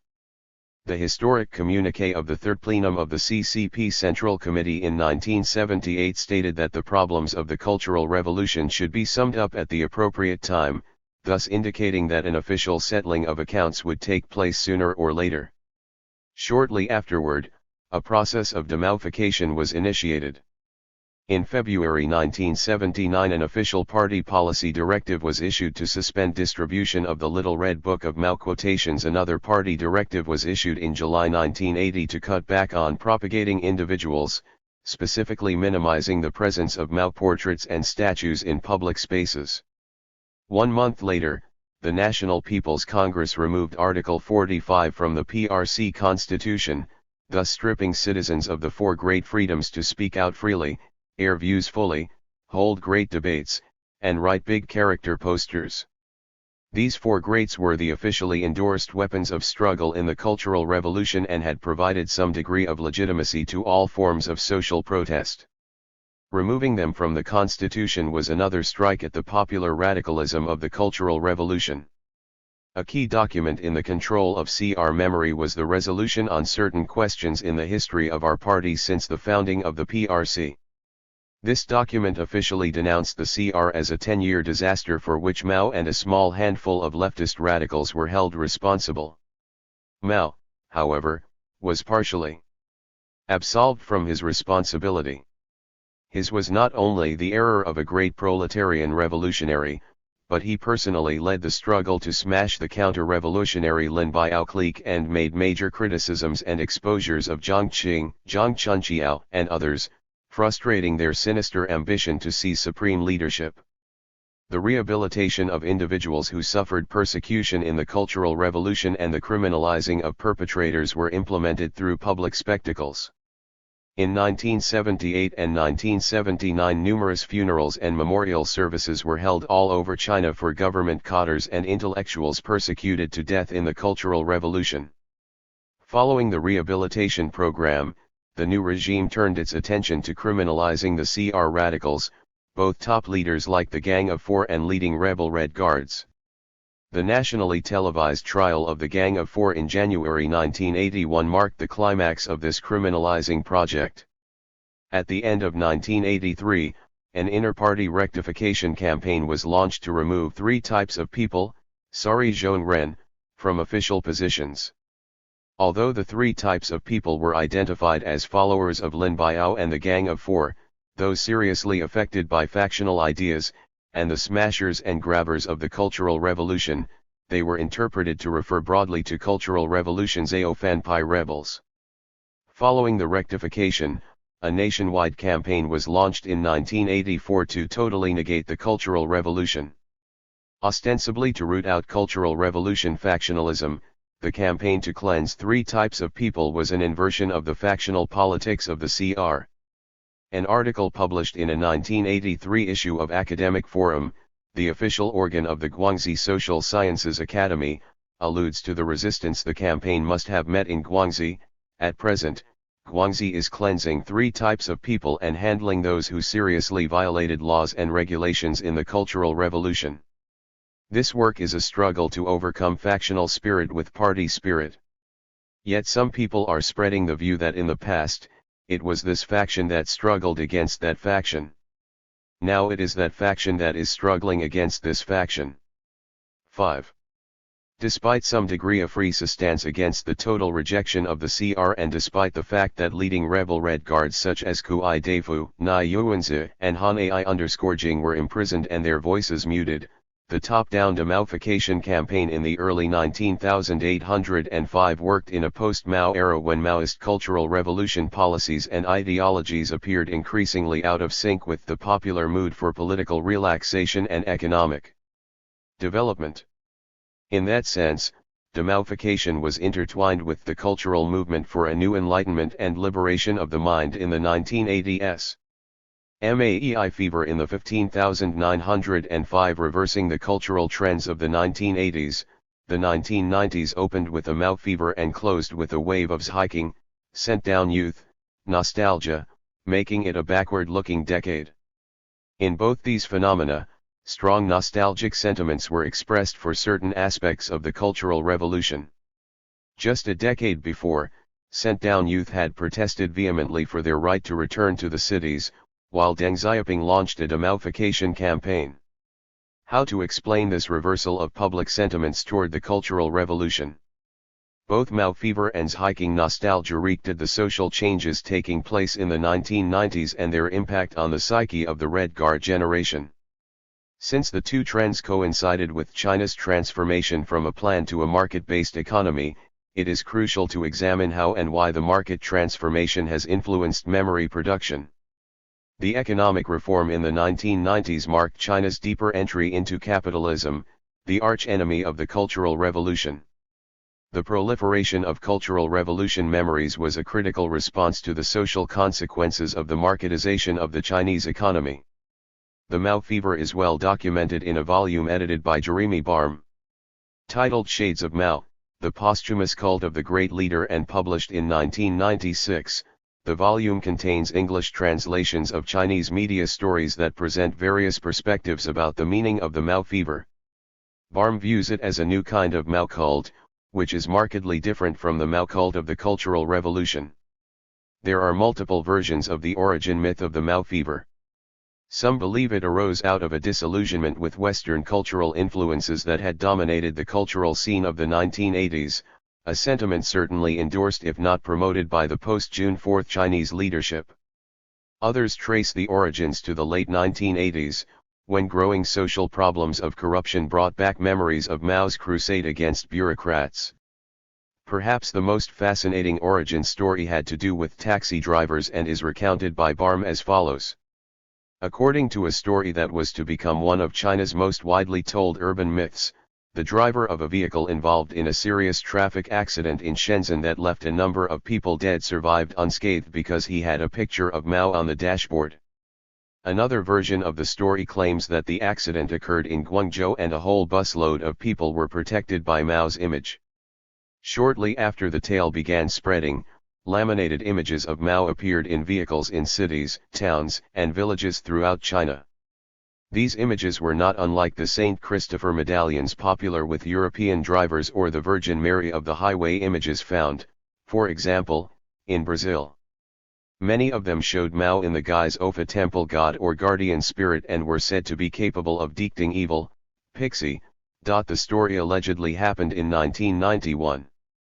That would put it about 1 year later than another major event, a museum exhibition that opened on November 25, 1990, in Beijing dedicated to the history of the sent-down movement in the northernmost part of China. Titled Our Spiritual Attachment to the Black Soil, a retrospective exhibition about the sent-down youth of Baidawang, it featured the history of the sent-down movement through displays of not only documentary descriptions but also old photographs and mementos of ordinary life from that historical period. Attracting 150,000 visitors, mostly former sent-down youth who had spent years in Baidawang, the exhibition triggered the wave of hiking nostalgia that would sweep across China throughout the 1990s. The Mao fever has two faces, a government-sanctioned propagandistic Mao craze and a non-official and spontaneous Mao cult. The government-sanctioned Mao craze culminated with the centenary of Mao's birth in 1993, which was observed nationally with the issuance of Mao commemorative coins and stamps, movies about his life, the unveiling of his statue in his birthplace, a flourishing memorial literature, and reprints of Mao's works and portraits. In 1989, 370,000 copies of the official portrait of Mao were printed. In 1990, 22.95 million Mao portraits were printed, of which 19.93 million were sold. 50 million Mao portraits were printed in 1991. Government sponsorship of a Mao revival in the early 1990s wreaked the political exigencies in 1989 and 1990, especially a counter-offensive led by Chen Yun and other Conservative Party elders against Deng Xiaoping's reform policy following the 1989 student protest. According to Sui Hongzhao, numerous articles published after June 1989 in Renmin Raibao, Huangming Raibao, Xinwen Chubanbao, News and Publication, and Zhendi, Front, had simultaneously criticized the cat theory and sought to provide inspiration to a Mao Zedong craze. These articles promoted the struggle against peaceful evolution in an attempt to restore Mao's ideas and discredit Deng's reform policy. If the government-sponsored Mao craze was rooted in an inter-party factional struggle triggered by the political crisis of 1989, the populist Mao cult was a response to changing social conditions. That Mao became something of a guardian spirit wreaked the growing sense of insecurity among the Chinese population at a time of accelerating change. It is for the same reason that a religious revival was taking place in Chinese society during the same period, with all kinds of Qigong groups attracting large followings, from which Falun Gong would eventually emerge. The Mao fever coincided with the commercialization of the culture industry in the 1990s.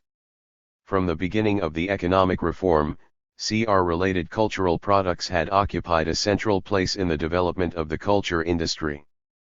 In the field of literature, some of the most influential literary movements focused on the representation of the Cultural Revolution. Besides the literature of the wounded mentioned earlier in this chapter, these literary movements include Misty poetry, root-searching literature, hiking literature, self-reflexive literature, Fan Si Wen Shui, and prison literature, Deqiang Wen Shui. In reportage literature, Baogao Wen Shui.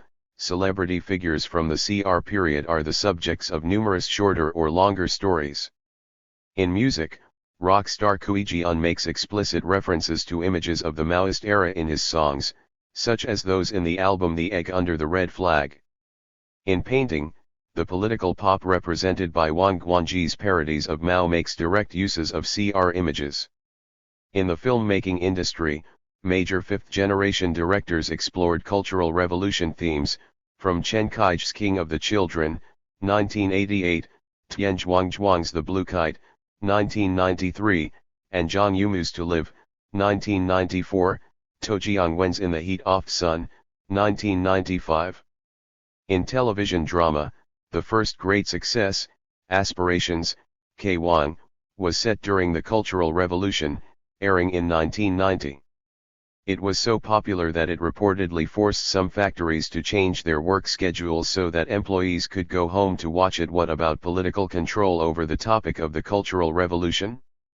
In the late 1980s and throughout the 1905, the CCP Central Propaganda Department and the State Press and Publication Administration issued several directives concerning the publication of CR-related materials. One set of regulations, issued in 1988, states that from now on and for quite some time, publishing firms should not plan the publication of dictionaries or other handbooks about the Great Cultural Revolution, and that under normal circumstances, one should not plan to publish titles specifically researching the Great Cultural Revolution or specifically telling the history of the Great Cultural Revolution. A party circular issued in March 1992 concerning the commemoration of Mao's centenary required works published in conjunction with the centenary be strictly reviewed and approved according to the stipulations and guidelines that have been set out. In 1997, the State Press and Publication Administration issued more regulations about the reporting of weighty and big, zhongde, publication projects, including projects related to the CR. Despite these restrictions, CR-related cultural products multiplied in tandem with the rise of a consumer society. Historian J. Winter has argued that affluence is a precondition of the memory boom in the West. Dwelling on memory is a matter of both disposable income and leisure time. He notes that economic growth and the expansion of the service sector after World War II increased the demand for cultural commodities such as those having to do with memory books, films, television shows, and museum exhibitions about the past. Similarly, in China, growing affluence provides the disposable income and leisure time for people to dwell on the past. Ziyuan nostalgia's hiking nostalgia started in the early 1990s and reached its apex in the late 1990s. The nostalgia is for a specific segment of the historical experience of the generation, namely, the sent-down movement. Although many former sent-down youth were involved in the Red Guard movement, that aspect of their lives provides relatively little of the material of hiking nostalgia. The Red Guard movement was officially denounced as a source of social chaos, and the label Red Guards took on negative connotations in the political discourse of the post-cultural revolution period. In contrast, the hiking identity does not have such politically negative resonance. If anything, the hardships of rural life gave the prolonged hiking experience a tinge of glory, making it the ideal material for nostalgia.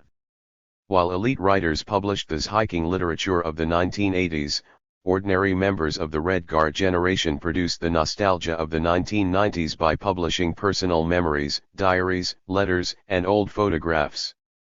One collection of essays, for example, was edited by a restaurant manager in Beijing.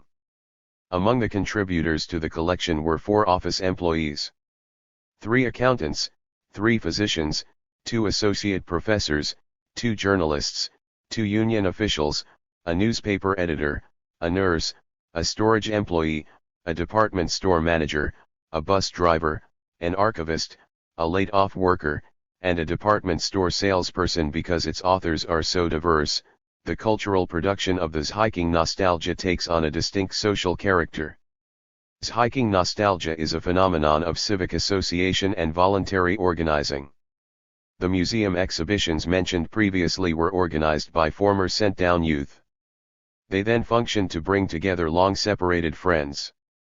Editing a book brought people together, as did social gatherings.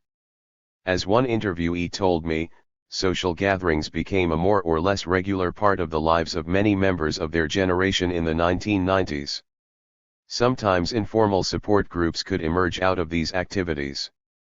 Members of one such association I came across in Beijing in 1999 raised funds to support the children of the poor families among them. When the internet became popular in the late 1990s, it became both a virtual gathering space for former sent-down youth and a digital archive for publishing and collecting their personal narratives. Finally, the scope of this hiking nostalgia is matched by its emotional intensity.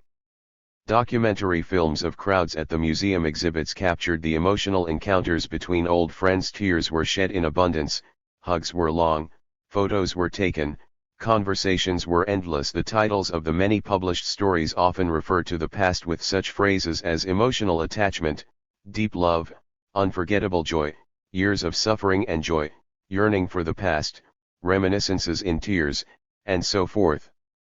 Why did all this happen? How to account for the rise of hiking nostalgia? Nostalgia and destabilized identities. China in the 1990s saw unprecedented changes in all areas of social life. As the country shifted from a planned to a market economic system, its economy took off, but new social problems, such as unemployment and increasing social inequality, followed. These economic developments are accompanied by the rise of new cultural values, notably materialism. As a value system that reifies goods and possessions, materialism had fought a losing battle against revolutionary asceticism in the Maoist period, but the tide has turned. The contemporary culture of materialism appears in many forms, consumerism being its most conspicuous incarnation. Rapid social change can disrupt the continuity of life and strain identities. Members of the Red Guard generation are among the most vulnerable to such change. By 1990, the average age of former sent-down youth was about 40. Most had been back in the cities for a decade or more, and they had not found the process of settling back to urban life easy when they first returned. Many had difficulty finding jobs, housing, or marriage partners. Nevertheless, despite these challenges, members of the generation did not despair. Having returned from a difficult period of their lives, they looked forward with hope to a future of material prosperity. By the late 1805 and early 1990s, most of them had settled back to routine urban lives. Into the 1905, these lives began to come unsettled again as a result of new social transformations. One of the most serious problems facing this generation in the late 1990s was unemployment caused by the restructuring of state-owned enterprises. According to some estimates, former sent-down youth accounted for as much as 40 to 60% of the total laid-off workforce in 1998. The depths of the psychological consequences of unemployment are hard to gauge. For many people, being laid off from work was an entirely new and unexpected experience in a socialist society that had at least nominally tried to provide job security. In 1999, at the height of the unemployment wave, an interviewee described to me how she felt after losing her job for the first time in her life. Since I was a child, I have never had the feeling that there was no place for me to go. As a child, as soon as I woke up in the morning, I had to get up to hurry to kindergarten. Then elementary school, middle school.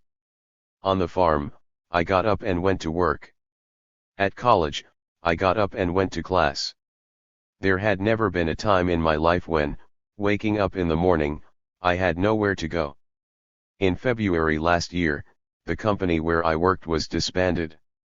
After that, there were days when I woke up in the morning and found I had no place to go. I had never had that kind of feeling. Sobbing. So I lay in bed and thought to myself, I have been a hard-working person since elementary school. This is not my fault, many other people have lost their jobs. Yet despite such thoughts and self-comforting, I really felt bad, to be honest. From morning until night, there was nothing I could do. There are many books in my house, and I could read if I wanted to. Yet I always felt that my heart had lost its anchor, as if I were riding a bottomless boat. I felt empty in my heart, hollow and empty, Changes in cultural values also disoriented the hiking generation. Lu Xing a hiking novelist whose works mostly concern the life experience of her generation, expresses this sense of disorientation in 1998 in the following words. At that time 1986, I was still full of pride for our generation. My stories about our generation are optimistic and cheerful.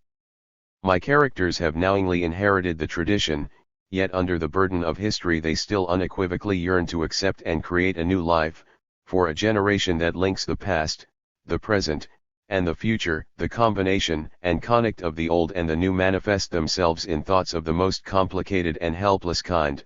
In 1986 and 1987, there still seemed to be various ways of resolving these problems.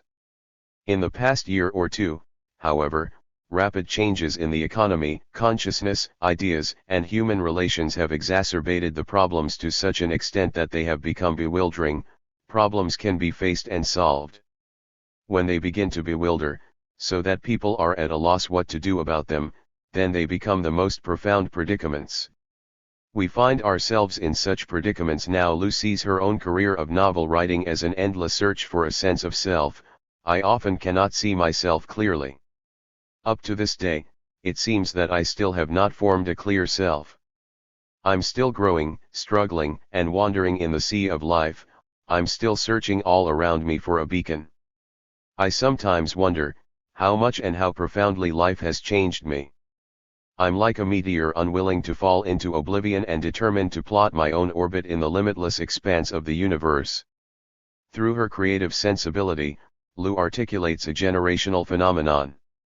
More than any other social group in contemporary China, the Red Guard generation finds itself again in the vortex of social change and in renewed struggles against disruptions of identity.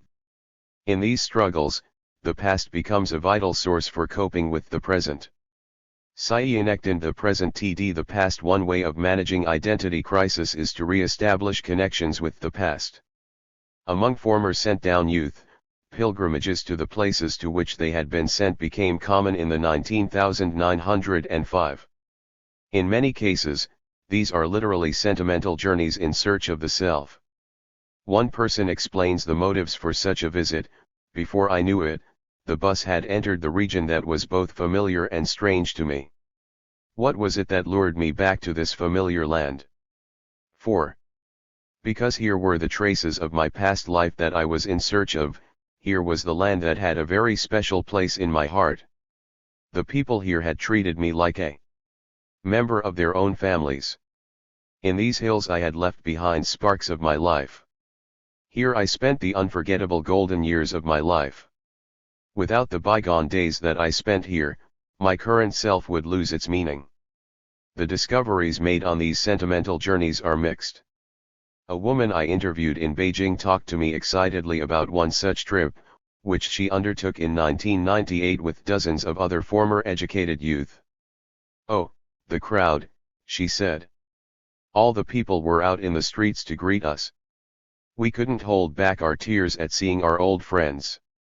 She clearly felt great joy and excitement. The warm reception helped to validate her identity.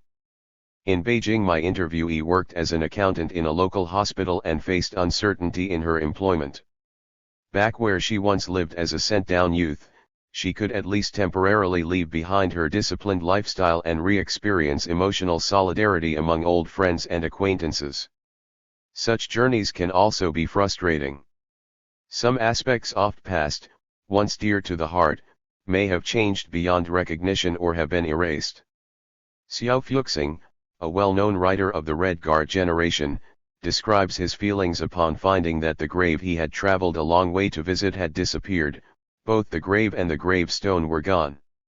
Only a patch of wild grass stood swaying in the lonesome wind. This was a female educated youth. I was once on the same team with her. At that time, she was not yet 20 years old. In front of her grave, we once held a solemn funeral. We mourned the dead, held a memorial service for her, made her our model, and promised we would never forget her. We planted several poplar saplings to show that we would always stand by her. Alas, everything was gone now. The grave had been leveled, the trees cut. I had come to visit an old friend, only to find my heart broken. I lowered my head in shame. Here nostalgia took an unexpected twist, as yearning for the past was confronted by cold reality. Efforts to renew personal links to the past were thwarted by the discovery that the past had been literally erased. It dawned on the writer that his generation now faced the danger of being left out of history. At that point, the sense of personal identity crisis characteristic of this generation in the 19,905 turned into a generational identity crisis. As a writer, Xiao has devoted much of his life to writing stories about his generation in the hope that when history gently turns its pages it will not casually omit us. The other way of connecting with the past is remembering. Remembering may take different forms, such as exhibitions and museums. Several museum exhibitions in China's major urban centers in the 1990s helped to build the national wave of hiking nostalgia. The power of these exhibitions derived from the connections they established between the present and the past, but also because, as David Davies shows, they created spaces for formers hiking to talk about past experiences. Another form of remembering is the social gathering of former sent-down youth. A reencounter with old friends is a double meeting. It is an encounter with an old self as well as with the present self, as the following passage makes clear. At the time of our reunion, many pairs of eyes look into each other in search of something unspoken. Our past appearances and images have become vague and hazy. We all look old now. The pretty faces of yesteryear are now mostly darkened with pigmentation. A sculptor named Time has jokingly and relentlessly carved stories into the faces of this generation. Some sad thought surges into my heart. We don't want old age, yet we cannot sell it. We want youth, yet cannot buy it. Women are grieved to tears, as if they have lost their lovers. Men also want to cry, but they have no tears. Writing and publishing personal narratives is also a form of remembering. In the hiking nostalgia of the 19,905, ordinary people, not cultural elites, became the authors of nostalgia narratives. Numerous collections of personal narratives were published by formers hiking. Many more appeared in blogs and keep appearing until today. An analysis of 3 collections of hiking narratives I conducted shows that although the themes in these collections are quite wide-ranging, example marriage and family life, love and death, conflict and friendship, hard labor, poverty, joy, loneliness, freedom, hunger, bravery, adventure, 3 are especially prominent, namely, suffering and misfortune, humanity and meaning and purpose. These experiences of the past are contrasted to the commercialism of the present. In this sense, the hiking nostalgia is less about the past and more about the present. Their narratives of past sufferings are often associated with a sense of pride in the ability of the generation to undergo these sufferings with courage or resignation and a mixed sense of sacrifice and achievement. The narratives of hiking nostalgia produce a collective critique of the dilemmas of a rapidly modernizing present. The first 15 years of the 21st century in China was neither forward-looking nor backward-looking, but oriented to the present.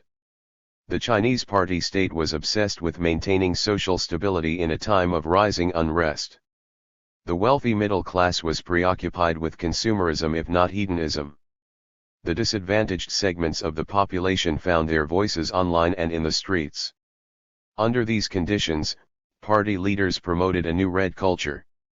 Making a mockery of the militant red culture in the 19,505 and 1960s, this new red culture celebrates not violence or revolution, but harmony and stability.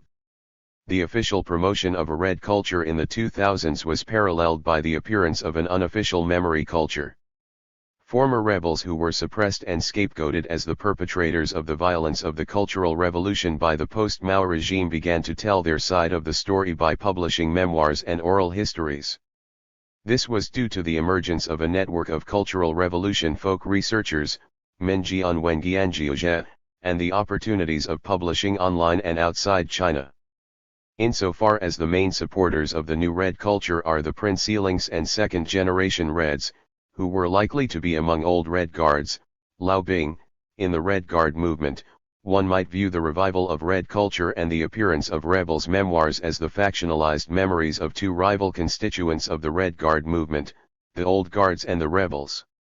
In a 2012 article, Willie Lam dates the beginning of the new wave of Mao fever to 2008 and its culmination to the festivities surrounding the 90th birthday of the CCP on July 1, 2011. Although a new red culture had been in the making before 2008, I agree with Lam that 2008 was an important turning point. From the vantage of 2016, however, the end point of Mao fever would not be the 90th birthday of the CCP in 2011, it turns out that after Xi Jinping took office in November 2012 as China's new top leader, the Mao fever heated up instead of cooling down. As of this writing, the new red culture is running strong, with no end in sight. Compared with the Mao fever in the early 1990s, the one that started in 2008 has clear signs of a top-down political campaign. Soon after he became the party secretary of Chongqing in November 2007, Bo Xilai decided to make red culture a core element of his efforts to build a Chongqing model. Shortly afterward, he launched a campaign to sing red songs and crack down on black criminals, Chang Hang Da He. The campaign to sing red songs was supposed to revive China's revolutionary culture to counter the corrosive influences of contemporary commercialism and consumerism. Red culture was billed as the core of new socialist values, and inculcating these values was seen as necessary for building a harmonious and prosperous society, a new vision propounded under President Hu Jintao. Bo's campaign used CR-style methods to mobilize Chongqing residents to join in the group singing of red songs. According to one estimate, by the end of 2010, Chongqing had organized 155,000 red song singing events. By per head count, these activities involved almost all of Chongqing's adult population. In addition, 170 million text messages of red classics were reportedly sent to and by Chongqing residents on their mobile phones and the online texting service QQ in May 2009.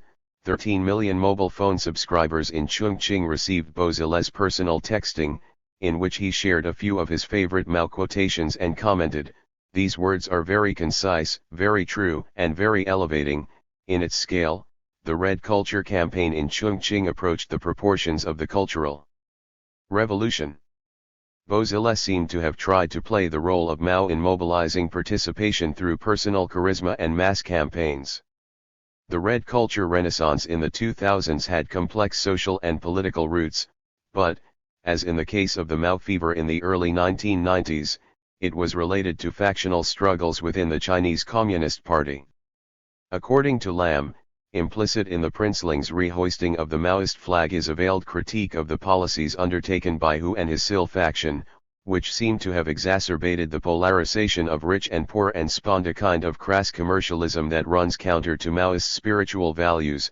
But, more important, Bo Xilai attempted to mobilize public support in his desperate bid for a top leadership position in the upcoming 18th CCP Congress. Bo Xilai met his downfall in a public scandal in 2012, while she became the CCP leader late in the same year. Yet the ousting of Bo Xilai only ended the Red Culture campaign in Chongqing, not the national Red Culture renaissance. As CCP vice chairman, Xi Jinping had already shown his support for Bo Xilai's Red Culture campaign by touring Chongqing in December 2010 and speaking about affirming the practice of singing red songs and studying Maoist classics as a means of pursuing education in Marxist ideals and beliefs. 5.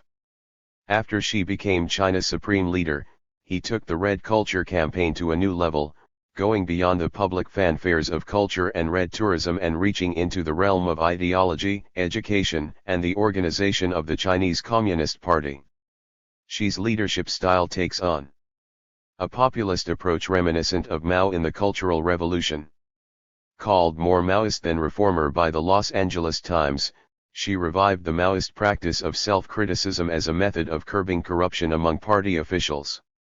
Maoist political practices such as the mass line are brought back to official discourse, while the notion of civil society came under attack in the summer of 2013 as a Western import that ill-fits Chinese reality. Indeed, By 2014, China's Minister of Education was publicly warning educational institutions against allowing into our classrooms material that propagates Western values. Although nurtured in the shadows of the collapse of the former Soviet Union, this deep fear of Western values follows in a direct lineage with the Cultural Revolution.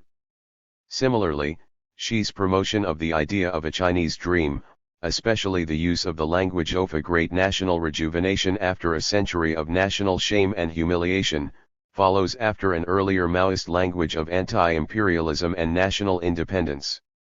There are complex reasons why red culture is being promoted in recent years. The reason most relevant to the theme of this book is that the proponents of this new wave of red culture, whether it is Bauzillet or Xi Jinping, are themselves members of the Red Guard generation.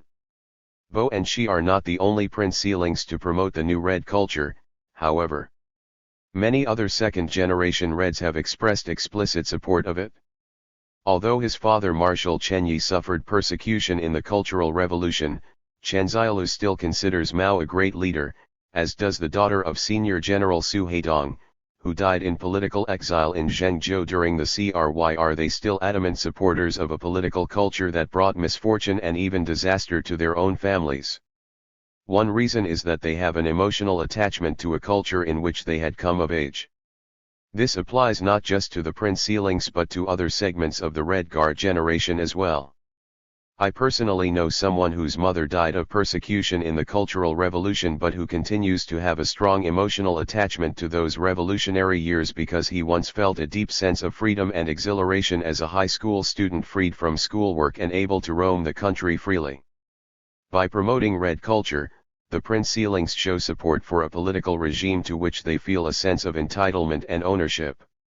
Many members of the Red Guard generation experienced disillusionment and a sense of betrayal by the Communist Party they had pledged their loyalty to. When their parents came under attack, children of elite cadres resisted, as I have shown in Chapter 3. Yet the sense of privilege and superiority derived from being children of elite families has never disappeared. When the old guards of the Red Guard movement were losing out toward the end of the Red Guard movement, they vowed to make a comeback, claiming, in 20 years' time, we will know who the real winners are. You may have pens, by Ganzi, but we have guns, Chiang Ganzi. Let's see who rules the Tianxia in the future. It seems that this mentality persists among the Prince Sealings. So, then the promotion of red culture is only a subtle way of promoting their own entitlement to the power of the regime. The rebels are back while red culture has become the main melody in the public memories of the Maoist past. The memories of former rebels have added discordant tunes to the main melody. In the Red Guard movement, rebels came onto the scene by challenging and thwarting royalists, conservatives, and old guards. Today's former rebels and Prince Sealings would likely be opponents in the Red Guard movement period. In this sense, the factional rivalry of the past has persisted down to the present day. Earlier in this chapter, L noted that rebel leaders were mostly criminalized toward the end of the Cultural Revolution and sentenced to many years in prison. The collective memories of the Cultural Revolution in the 1980s were dominated by narratives of trauma and condemnation. There were few memoirs from the losers of the Cultural Revolution, the rebels and alleged followers of the Lin Biao and Gang of Four anti-party clique. Since the 1905, but especially since the 2000s, many of these people have begun to accept interviews or publish memoirs. Because these narratives deviate from the official line, they are non-mainstream or alternative. They include mainly two types, those written by former Zhao Fanpai and those by top party leaders accused of being followers of the Lin Biao and Gang of Four clique. I will discuss narratives by former rebels only, since they are the members of the Red Guard generation and not the party leaders. Recently, many people who belong to rebel organizations in the Red Guard movement have spoken out by publishing diaries, blogs, essays, and book-length memoirs. Among the nationally famous 5 Red Guard leaders, one of them, Ten Hulan, died of cancer in 1982 and did not seem to have left behind any personal writing. Nor was Ten prosecuted due to her terminal illness. The other 4 were tried, convicted as counter-revolu, Tionarise, and sentenced in 1983. Because they had all been detained in or around 1970, their term of imprisonment was retroacted, so that with a 15 or 17-year term when they were sentenced in 1983, they only had several years left to serve in prison. Han I-jing was sentenced to 15 years and released in 1986 upon serving his prison term. Wang Dabin was sentenced to 9 years and released in 1983. Kui Dafu was sentenced to 17 years and was released in 1987. Nai Yuanzi was sentenced to 17 years and released on medical parole in 1984. All four of them have spoken out, Wang Dabin and Han I-jing through interviews and Nai Yuanzi and Kui Dafu through their memoirs, published in Hong Kong. Many other former rebels have also published memoirs. By my count, there are now book-length memoirs of former rebels in the following provinces or direct-governed municipalities: Anhui, Beijing, Guangzhou, Guangxi, Heilongjiang, Hubei, Hunan, Inner Mongolia, Jiangsu, Shandong, Shanghai, Shaanxi, Sichuan, and Zhejiang. These narratives contain detailed accounts of the author's experiences from childhood through the Cultural Revolution. Their views toward violence are, not surprisingly, critical and negative. Their assessments of the Cultural Revolution, Mao and Zhao Fanpai, however, are not all the same. Some are still believers in Mao and the legitimacy of the Cultural Revolution. They feel that as a group, Zhao Fanpai has been wronged and made into the scapegoat for the horrors of the Cultural Revolution. Zhou Lunzuo, a former rebel in Chengdu, Sichuan, has the following to say in the afterword to his book about Zhao Fanpai in the Cultural Revolution: "The main thing that motivated me to write this memoir is naturally not any utilitarian need, which has long died out. It is rather an inexpugnable indignation. Since the 1980s, intellectuals within the establishment, on the margins of the establishment, and even outside of the establishment, have all distorted the popular dimensions of the Cultural Revolution and demonized the popular rebel lion to such an extent that I felt the horror of a dirted conscience. When people talk about the Zhao Fanpai of the past, they are almost unanimously denunciatory, which makes me see even more clearly the seriousness of the nation's amnesia." Chen Yunan, a former rebel from Changsha, Hunan, writes in his preface to Yang Zhengtai's memoir, "The rebels' movement in the Cultural Revolution was a history of specific social circumstances of the time combining both passion and suffering. However, because of the authorities' deliberate suppression of the history of the Cultural Revolution and the propaganda used to demonize the Cultural Revolution Zhao Fanpai as a whole, even today, 38 years after the end of the Cultural Revolution, many people, especially young people born after the Cultural Revolution, know the Cultural Revolution Zhao Fanpai only through the distorting propaganda, which is far from historical truth, if they know anything at all." Lu Zigong writes in a review of Xi Minggang's book Shammed in the Cultural Revolution, "About 50 years have passed. Many of those who personally experienced the Cultural Revolution are older than 60 years, some are in their 70s or 80s. Those things of the past are carved in their bones and hearts. Yet young people today know very little about that past, many people have forgotten about it and official histories have distorted it. Those who personally experienced it still remember it, understand it, and talk about it, but there is not much time left. The urgency of time and the demand of history compel the contributors to this book, who all experienced the CR, to write with an attitude of salvaging history and with a strong sense of responsibility to try to leave behind a truthful history of the Cultural Revolution in Shaanxi. The official history institutions and research institutes in Shaanxi, in accordance with the needs and intentions of the authorities, distort history, cover up the evils, and magnify the good deeds of sworn politicians who did evil in Shaanxi. Those who experienced the Cultural Revolution are witnesses to history. They must speak out without hesitation in order to reveal the truth and correct the distortions."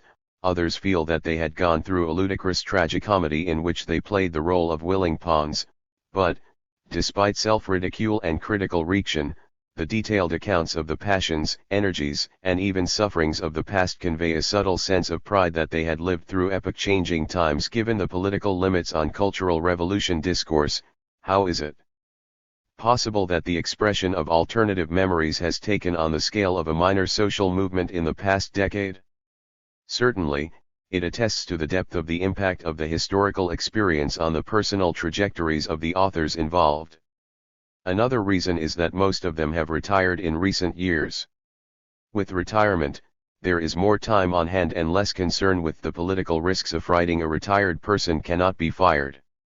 The most important reason, however, is the appearance of networks of Mergian Cultural Revolution researchers inside China, Minjian in the sense that they cannot publish or discuss their research in open and mainstream channels in mainland China. He Shu and Wu Di are two of the most influential ones. The two of them have been long-term researchers on the Cultural Revolution. They have each developed an informal network of researchers, authors, and former participants who share an interest in collecting, preserving, and studying the histories and memories of the Cultural Revolution. In this sense, they are memory entrepreneurs of the Cultural Revolution. A Chongqing resident, He Shu has devoted himself to the study of the Cultural Revolution in Chongqing and Sichuan. His book on armed fighting in Chongqing was published in Hong Kong in 2010. For many years he has not only encouraged former rebel leaders in Chongqing to write memoirs but has also edited many of them. Wu Di is a retired professor of film studies in Beijing. Wu became interested in researching the Cultural Revolution in Inner Mongolia when he was a sent-down youth there. He published a book on this topic in Hong Kong in 2010. In Z008 He Shu and Wu Di launch Yi, Remembrance, a self-run, irregular, non-profit electronic publication, L7977-5B5 IV.7 ILFL? LE. TLW, devoted to research on the Cultural Revolution. Michael Schoenhals characterizes it as an electronic journal edited by Cultural Revolution historians in China in the May 4th tradition of the joint intellectual venture that does not so much put a premium on uniformity of opinion and even less on common party political affiliation as on a shared desire to explore a subject without prejudice in the pursuit of historical truth. The semi-underground character of Remembrance puts it in the lineage of the unofficial journals during the democracy wall, though of course the production and distribution processes are very different now, with computerization and internet connection. In 2012 He Shu decided to produce his own journal, titled Zhoutian, Yesterday, whose mission is to save Cultural Revolution memories, collect Cultural Revolution material, exchange related information, and promote Cultural Revolution research. Wu Di continues to produce Remembrance. As of this writing, the latest issue of Remembrance I received is number 126, published on March 15, 2015. The latest issue of Yesterday is number 48, published on March 30, 2015. With each of these 174 issues running from 60 to 90 pages, the two journals have together produced over 10,000 pages of documents. Although the contents cover a good variety, example research reports, news items, conference notes, book reviews, and archival documents, the majority consists of documents of life, such as oral histories, memoirs, diaries.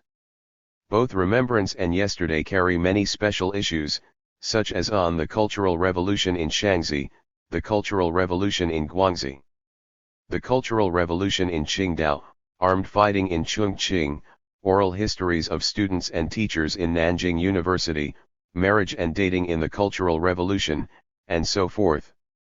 Some of these special issues feature the research output of local researchers who, like He Shu and Wu Di, began to study the Cultural Revolution in their own cities or provinces after retirement, suggesting that the networks of Cultural Revolution researchers are a national phenomenon. These researchers combine the hobby of collecting with research and writing, and in this way have both discovered and preserved new historical documents and produced a reservoir of oral histories and memoirs. In some cases, as in Chongqing, small circles of researchers and authors were former comrades in arms during the Red Guard movement. Common experiences of the past and current interests and circumstances bring them together. The difficulties EIFA Piliagi I cannot end this chapter without examining the politics of apology.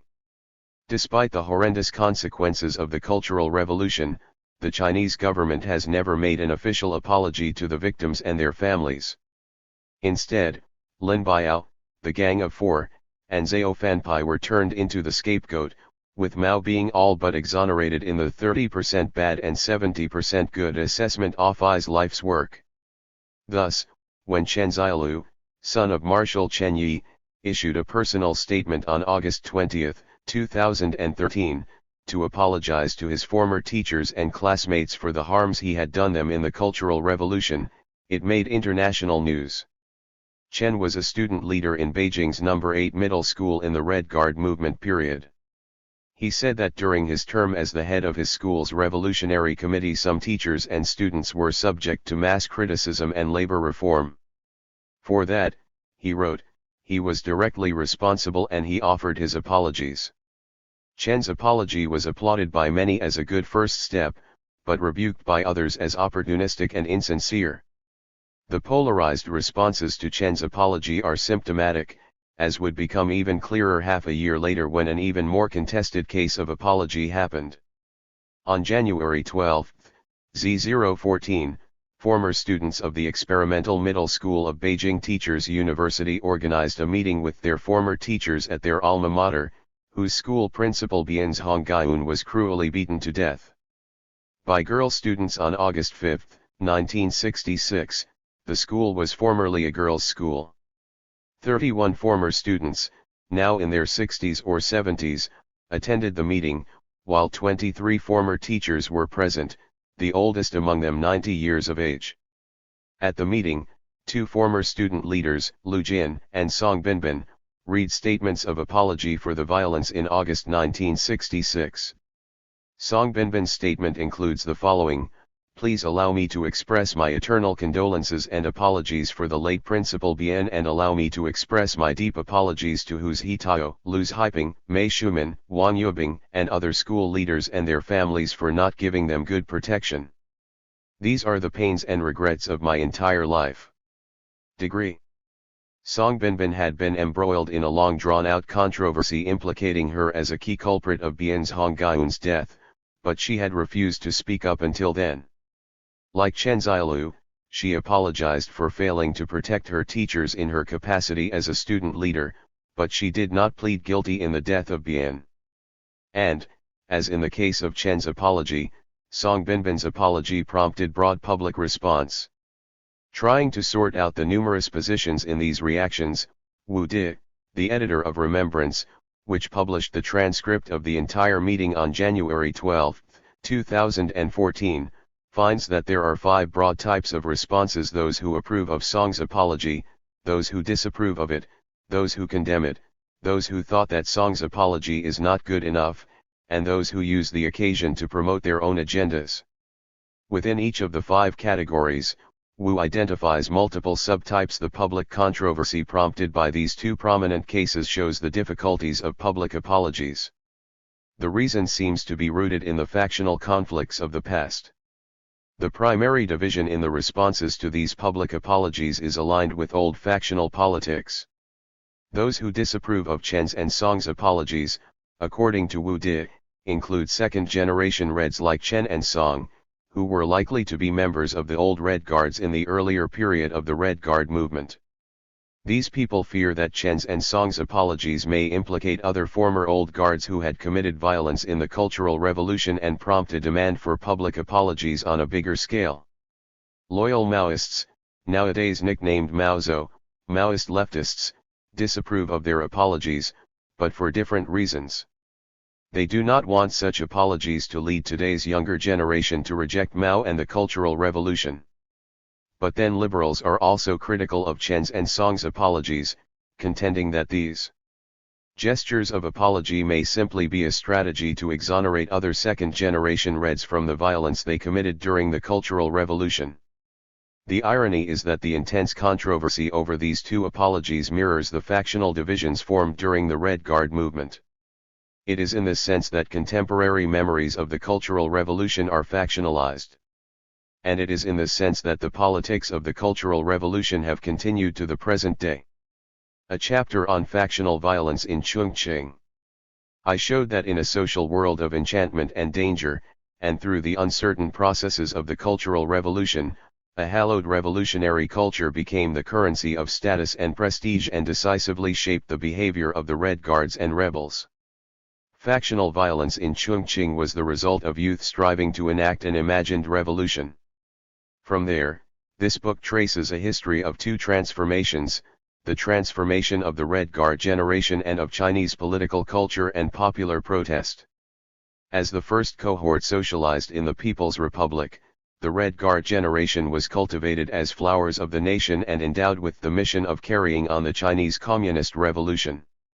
In 1966, when small groups of high school students in Beijing launched the Red Guard movement pledging their loyalty to Mao and the revolutionary cause, and when Mao publicly supported these students in his own clarion call to launch the Great Proletarian Cultural Revolution, a political process was set in motion in which students competed to show who were the true revolutionaries. Death being the ultimate proof, the competitive process led inexorably to the radicalization of factionalism and eventually to violence and death. Ironically, the same process of revolutionary competition also led to political dissent. The passions for revolutionary practice that led to violence were matched by passions for revolutionary theory. It was in the pursuit of revolutionary theory that small groups of youth expressed ideas of dissent, the most radical of which challenged the legitimacy of the Chinese political system by arguing that Chinese communist elites had formed a new privileged class to be overthrown. There began to appear a perceptual shift of the locus of social conflict from between the people and the bourgeoisie to between the people and the privileged class within the party. The transformation of the Red Guard generation continued during the sent-down period, when the necessities of making a living under harsh rural conditions confronted and eroded their political idealism. In tandem with a growing disillusionment with their political idealism, they came to reaffirm the values of ordinary life and personal interest. They began to appreciate what they had attacked and to doubt what they had held sacred. The fundamental transformation came at the end of the Cultural Revolution and was expressed in the wave of protest from 1976 to 1980. It was a rejection of the sacred symbols of Mao and a hallowed revolutionary culture, and with it the expression of aspirations for a new enlightenment. Ultimately, the historical transformation of the Red Guard generation was full of paradoxes. Launched with a pledge of loyalty to Mao, the Red Guard movement caused untold violence and ended by shaking the beliefs of the true believers. The sent-down experiences tempered this generation further, creating many more skeptics and critics of Chinese politics and society. For the individuals in these historical processes, a generational transformation was nothing less than a history of perpetual disruption of personal lives. It is hard to imagine what kind of social and psychological traumas individuals had to go through. The proliferation of memory narratives produced by members of the generation attests, perhaps only in a small way, to the depth of their historical experiences amidst these endless disruptions. However, members of the Red Guard generation retain a sense of optimism and hope. For some, the Maoist ideals of a socialist revolution still hold appeal at the beginning of the 21st century. Surely, the lingering appeal of past ideals may have a great deal to do with dissatisfactions with contemporary realities, but this does not negate the nuances of the past. Generational change, like social change in general, is not a linear process, but is uneven, contradictory, and necessarily complicated by new social conditions. The transformation of the Red Guard generation is intertwined with the transformation of Chinese political culture. As political culture molds PLE, so people change political culture. The chasm between the political culture at the beginning and end of the Cultural Revolution was the result of the mutual making of culture and people. The desacralization of the holy categories of revolution, class struggle, and Mao, and the corresponding ascendance of new values of life, work, family, and the self took place as the Red Guard generation encountered fundamentally different life experiences after being sent down. These new values laid the foundation for new forms of protest from the end of the Cultural Revolution until 1989. A distinct feature of the Red Guard generation's trajectory is its deep entanglement with political activism and protest. The Red Guard movement that gave its name to this generation was a decisive, liminal experience with long-term influences on the cultures of protest ever since. The spirit of rebellion, however destructive its consequences were, has been an inspiration to protesters at home and abroad in the decades after. Many of the repertoires of collective protest in the Red Guard movement continue to be used, in their original or adapted forms. Outside China, the Red Guard movement influenced the worldwide student radicalism of the 1960s and 1970s and the cultural politics of the New Left more broadly. Yet there are clear disruptions to the history of this political culture. The history of political protest from 1966 to 1989 is like a long funnel. The funnel narrows gradually, screening out all but the most radical members of the Red Guard generation. Thus the number of protesters in 1976 was significantly smaller than in the Red Guard movement and smaller still in the Democracy Wall and Democratic Campus elections in 1980. This funneling effect was the result of state suppression. At the end of the Cultural Revolution, Zhao Fanpai leaders were prosecuted, imprisoned, and made the scapegoat of the violence and chaos of the Cultural Revolution. Even after their release from prison, they are watched by the police. The most active members of the Democracy Wall movement were prosecuted too, while the student movement leaders in 1989 were put on the most wanted list and forced into exile if not arrested. Because of state suppression, the history of political activism in the People's Republic is all but forgotten, if not totally denied. Among the younger cohorts, few know the social conditions of the Red Guard movement or the Tiananmen protests in 1989. Fewer would have even heard of the Democracy Wall movement, the sent-down youth protests in Yunnan, or the democratic elections in universities in 1980. These defining moments in the life course of the Red Guard generation are neither written into history books nor publicly discussed or debated. The result is the suppression and fragmentation of a protest tradition. It is against this background that a study of the Red Guard generation assumes special importance, because this generation provides biographical continuity to a broken tradition. Another important characteristic of the political trajectory of the Red Guard generation is the extent to which its generational identity was defined by media. The Red Guard movement was associated not only with violence but also with the explosion of wall posters and small papers. In the underground cultural activities during the sent-down period, forbidden books and hand-copied manuscripts were sought after by sent-down youth who also produced large volumes of diaries, letters, verse, and notebooks of famous quotations.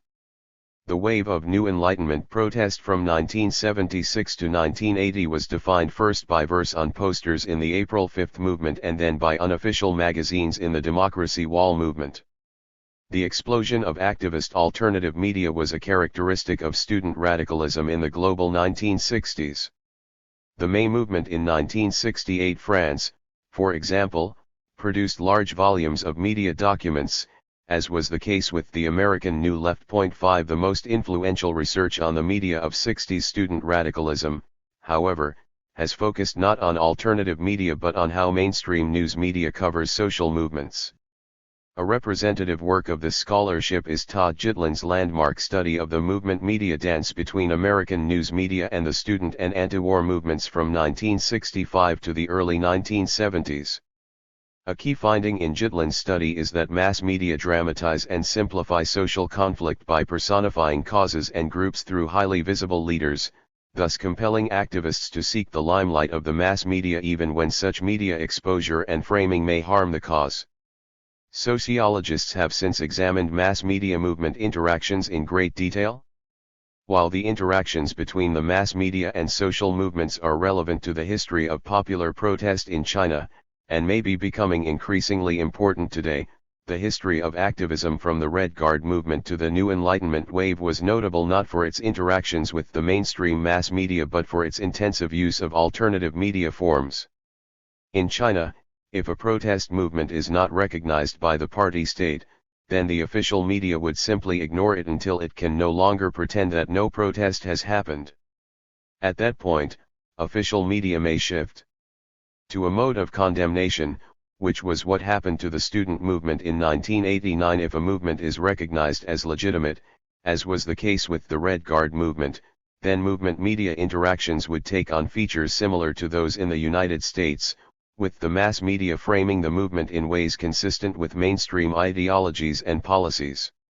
What was remarkable about the Red Guard press was that it created a parallel universe alongside the official press. In some cities, important newspapers run by Red Guard organizations, such as those run by organizations in Peking and Tsinghua universities, were as influential as official newspapers.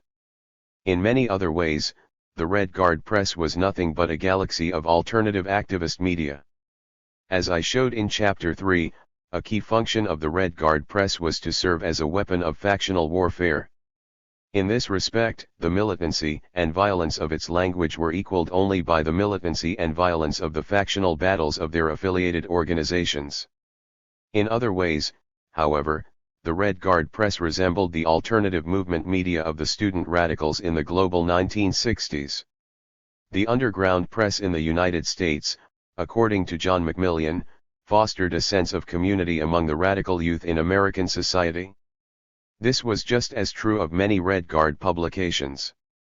The bustling editorial office of the August 15 Battle News in Chongqing, as recounted by its editor Joe Zirin, was full of camaraderie degree the study groups and theory circles that gathered around Lu Lian in Wuhan and Yang Ziguang in Changsha, which produced some of the most subversive political pamphlets and posters of that period, similarly demonstrated a strong sense of community and solidarity.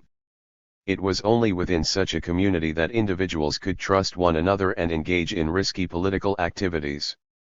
Similarly, the cultural pursuits of sent-down youth were as much about community as about knowledge-seeking or politics, and in these they relied on media forms that would appear primitive by our contemporary standards. As I discussed in Chapter 5, letter writing, note-taking, copying and circulating hand-copied manuscripts, borrowing books from friends, telling stories, all these seemingly primitive forms of media took on special meaning for a generation in the doldrums. The same may be said of the editorial collectives that produced unofficial journals and subversive commentaries in the democracy wall movement. In these social practices, media was not just a bare technology. Each media form became a reservoir of historically specific meanings.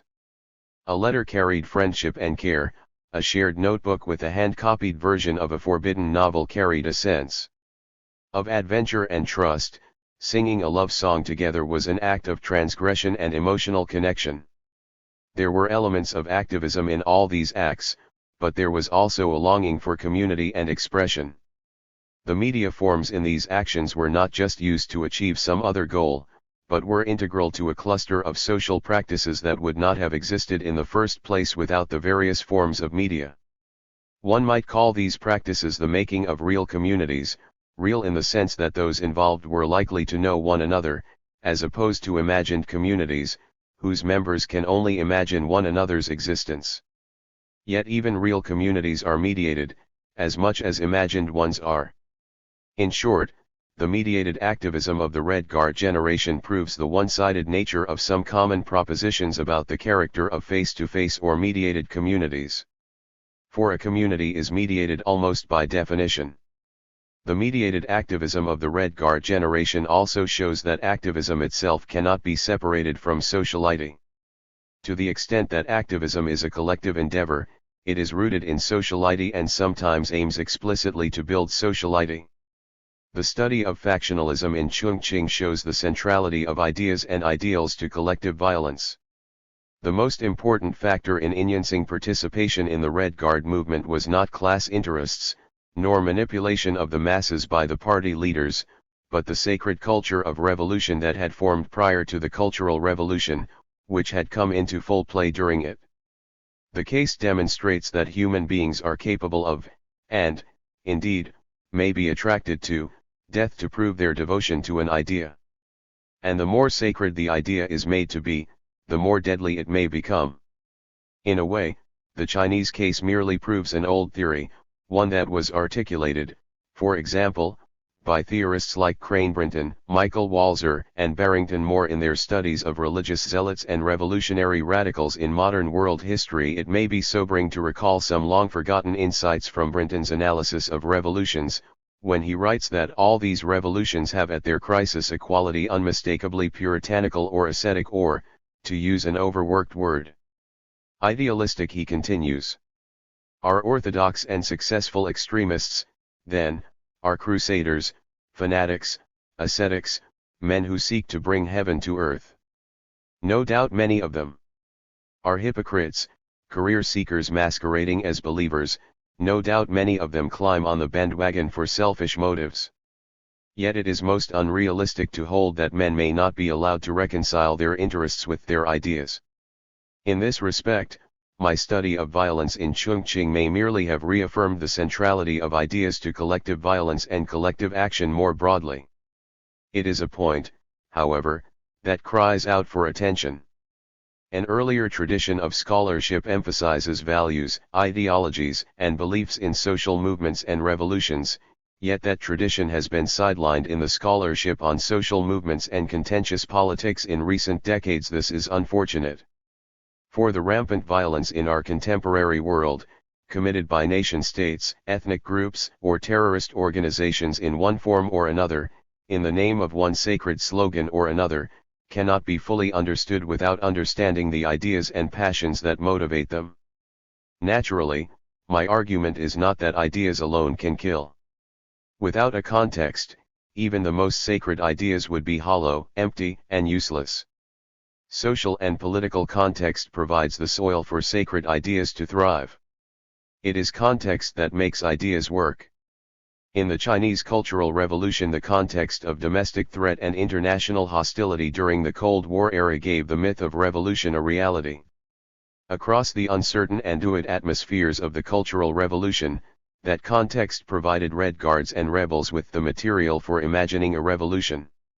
Strangely, however, deadly ideas seem to seek out or create their own context, just as a social and political context seems to take shape precisely at the moment when deadly ideas begin to emerge.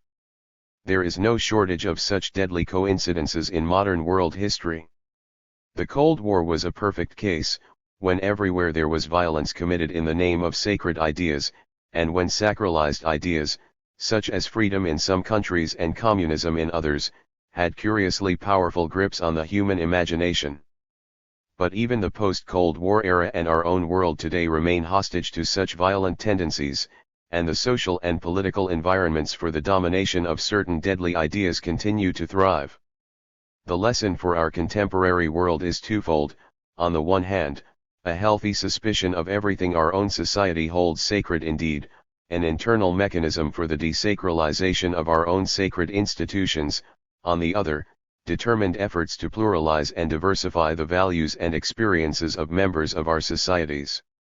What is happening today to the revolutionary tradition and experiences that enchanted the Red Guard generation in the 1950s and 19,605?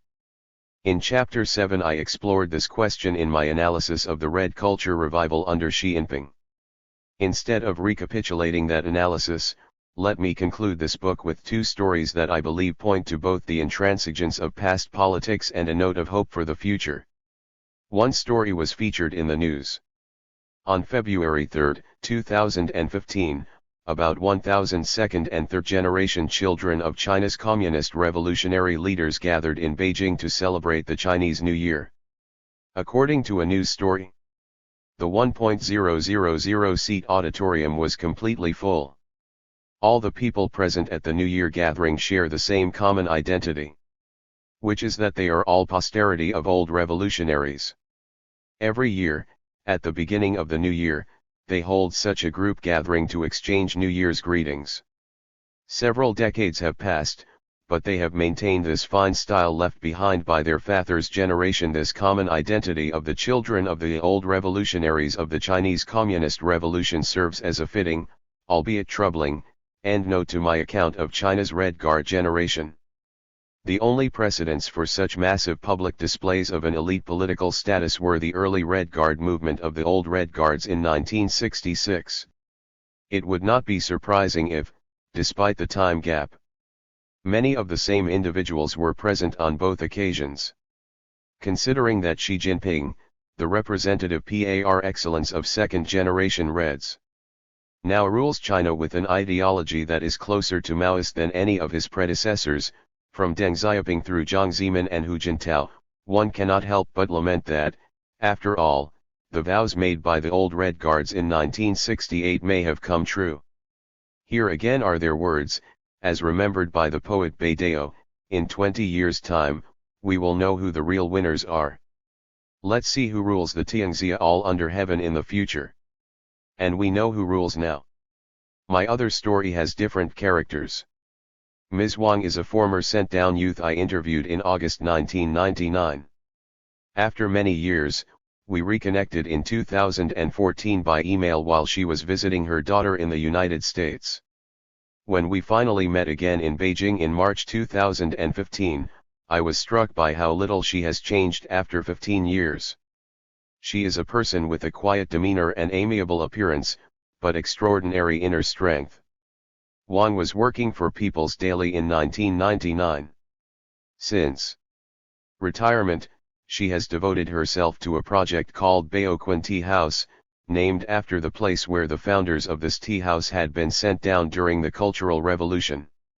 Not exactly a tea house, the project runs regular cultural events related to the history of the sent-down movement with a mission to critically read on half a life's road of passion, loss, and hardship. $5/QLB2. LZ1, percent I9 £, EUR percent 7 FOZ%. At our meeting on March 12, 2015, 5 of her former sent-down youth friends involved in the Tea House project were with her. In the middle of our conversations, I was surprised and moved to hear that they have been conducting a survey of the current conditions of former sent-down youth in Beijing, and the questionnaire they used for their survey was based on the one I designed and used for my own research in 1999. They even gave me a copy of my original questionnaire. Their project holds tea parties at which scholars and former sent-down youth give talks about the sent-down movement. The convening of each such meeting is called pouring a pot of tea. Not long after I returned to Philadelphia, Ms. Wang emailed me to say that their tea house had just poured their 12th pot of tea, meaning their 12th gathering. This time, the theme was women's perspectives on the sent-down movement, and the speakers were 7 female sent-down youth and 1 young woman called Lu Lily whose father had been sent down to Heilongjiang.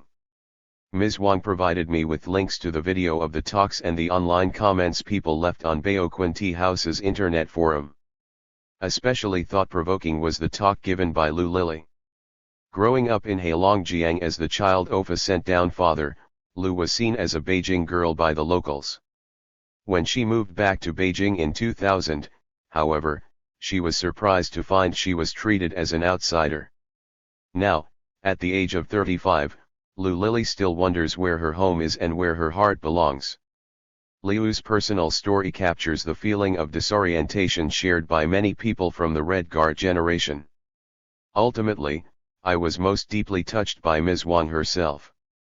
Ms. Wang's mother was Bian's Honggaun. At the beginning of the Cultural Revolution, Bian was the vice principal of the elite girls' school attached to Beijing Teachers University. On August 5, 1966, she was beaten to death by Red Guard students in her own school. When I first interviewed Ms. Wang in 1999, she talked only briefly to me about her mother's death. After last year's controversy surrounding the public apologies given by Song Binbin and others, which I discussed in the previous chapter, I have sometimes wondered how she might have responded to those acts of apology. But I did not ask her anything. Seeing how committed she was to her Baoquan Tea House project and to the experiences and stories of her fellow sent-down youth, and realizing how carefully she must have kept my questionnaire from about 15 years ago, I seemed to get an inkling of the deeper meaning of their project. It is a project of preserving and understanding history and memory with a silent bravery, the kind of silent bravery that I have seen in Ms. Wang's attitude toward the history and memory of the traumatic experiences of her own family. Through their own example, Ms. Wang and her friends show how far they have come in the tumultuous journey of China's Red Guard generation, how closely connected to that history they still are, and how courageously they bear the burden of the passions and traumas of the past.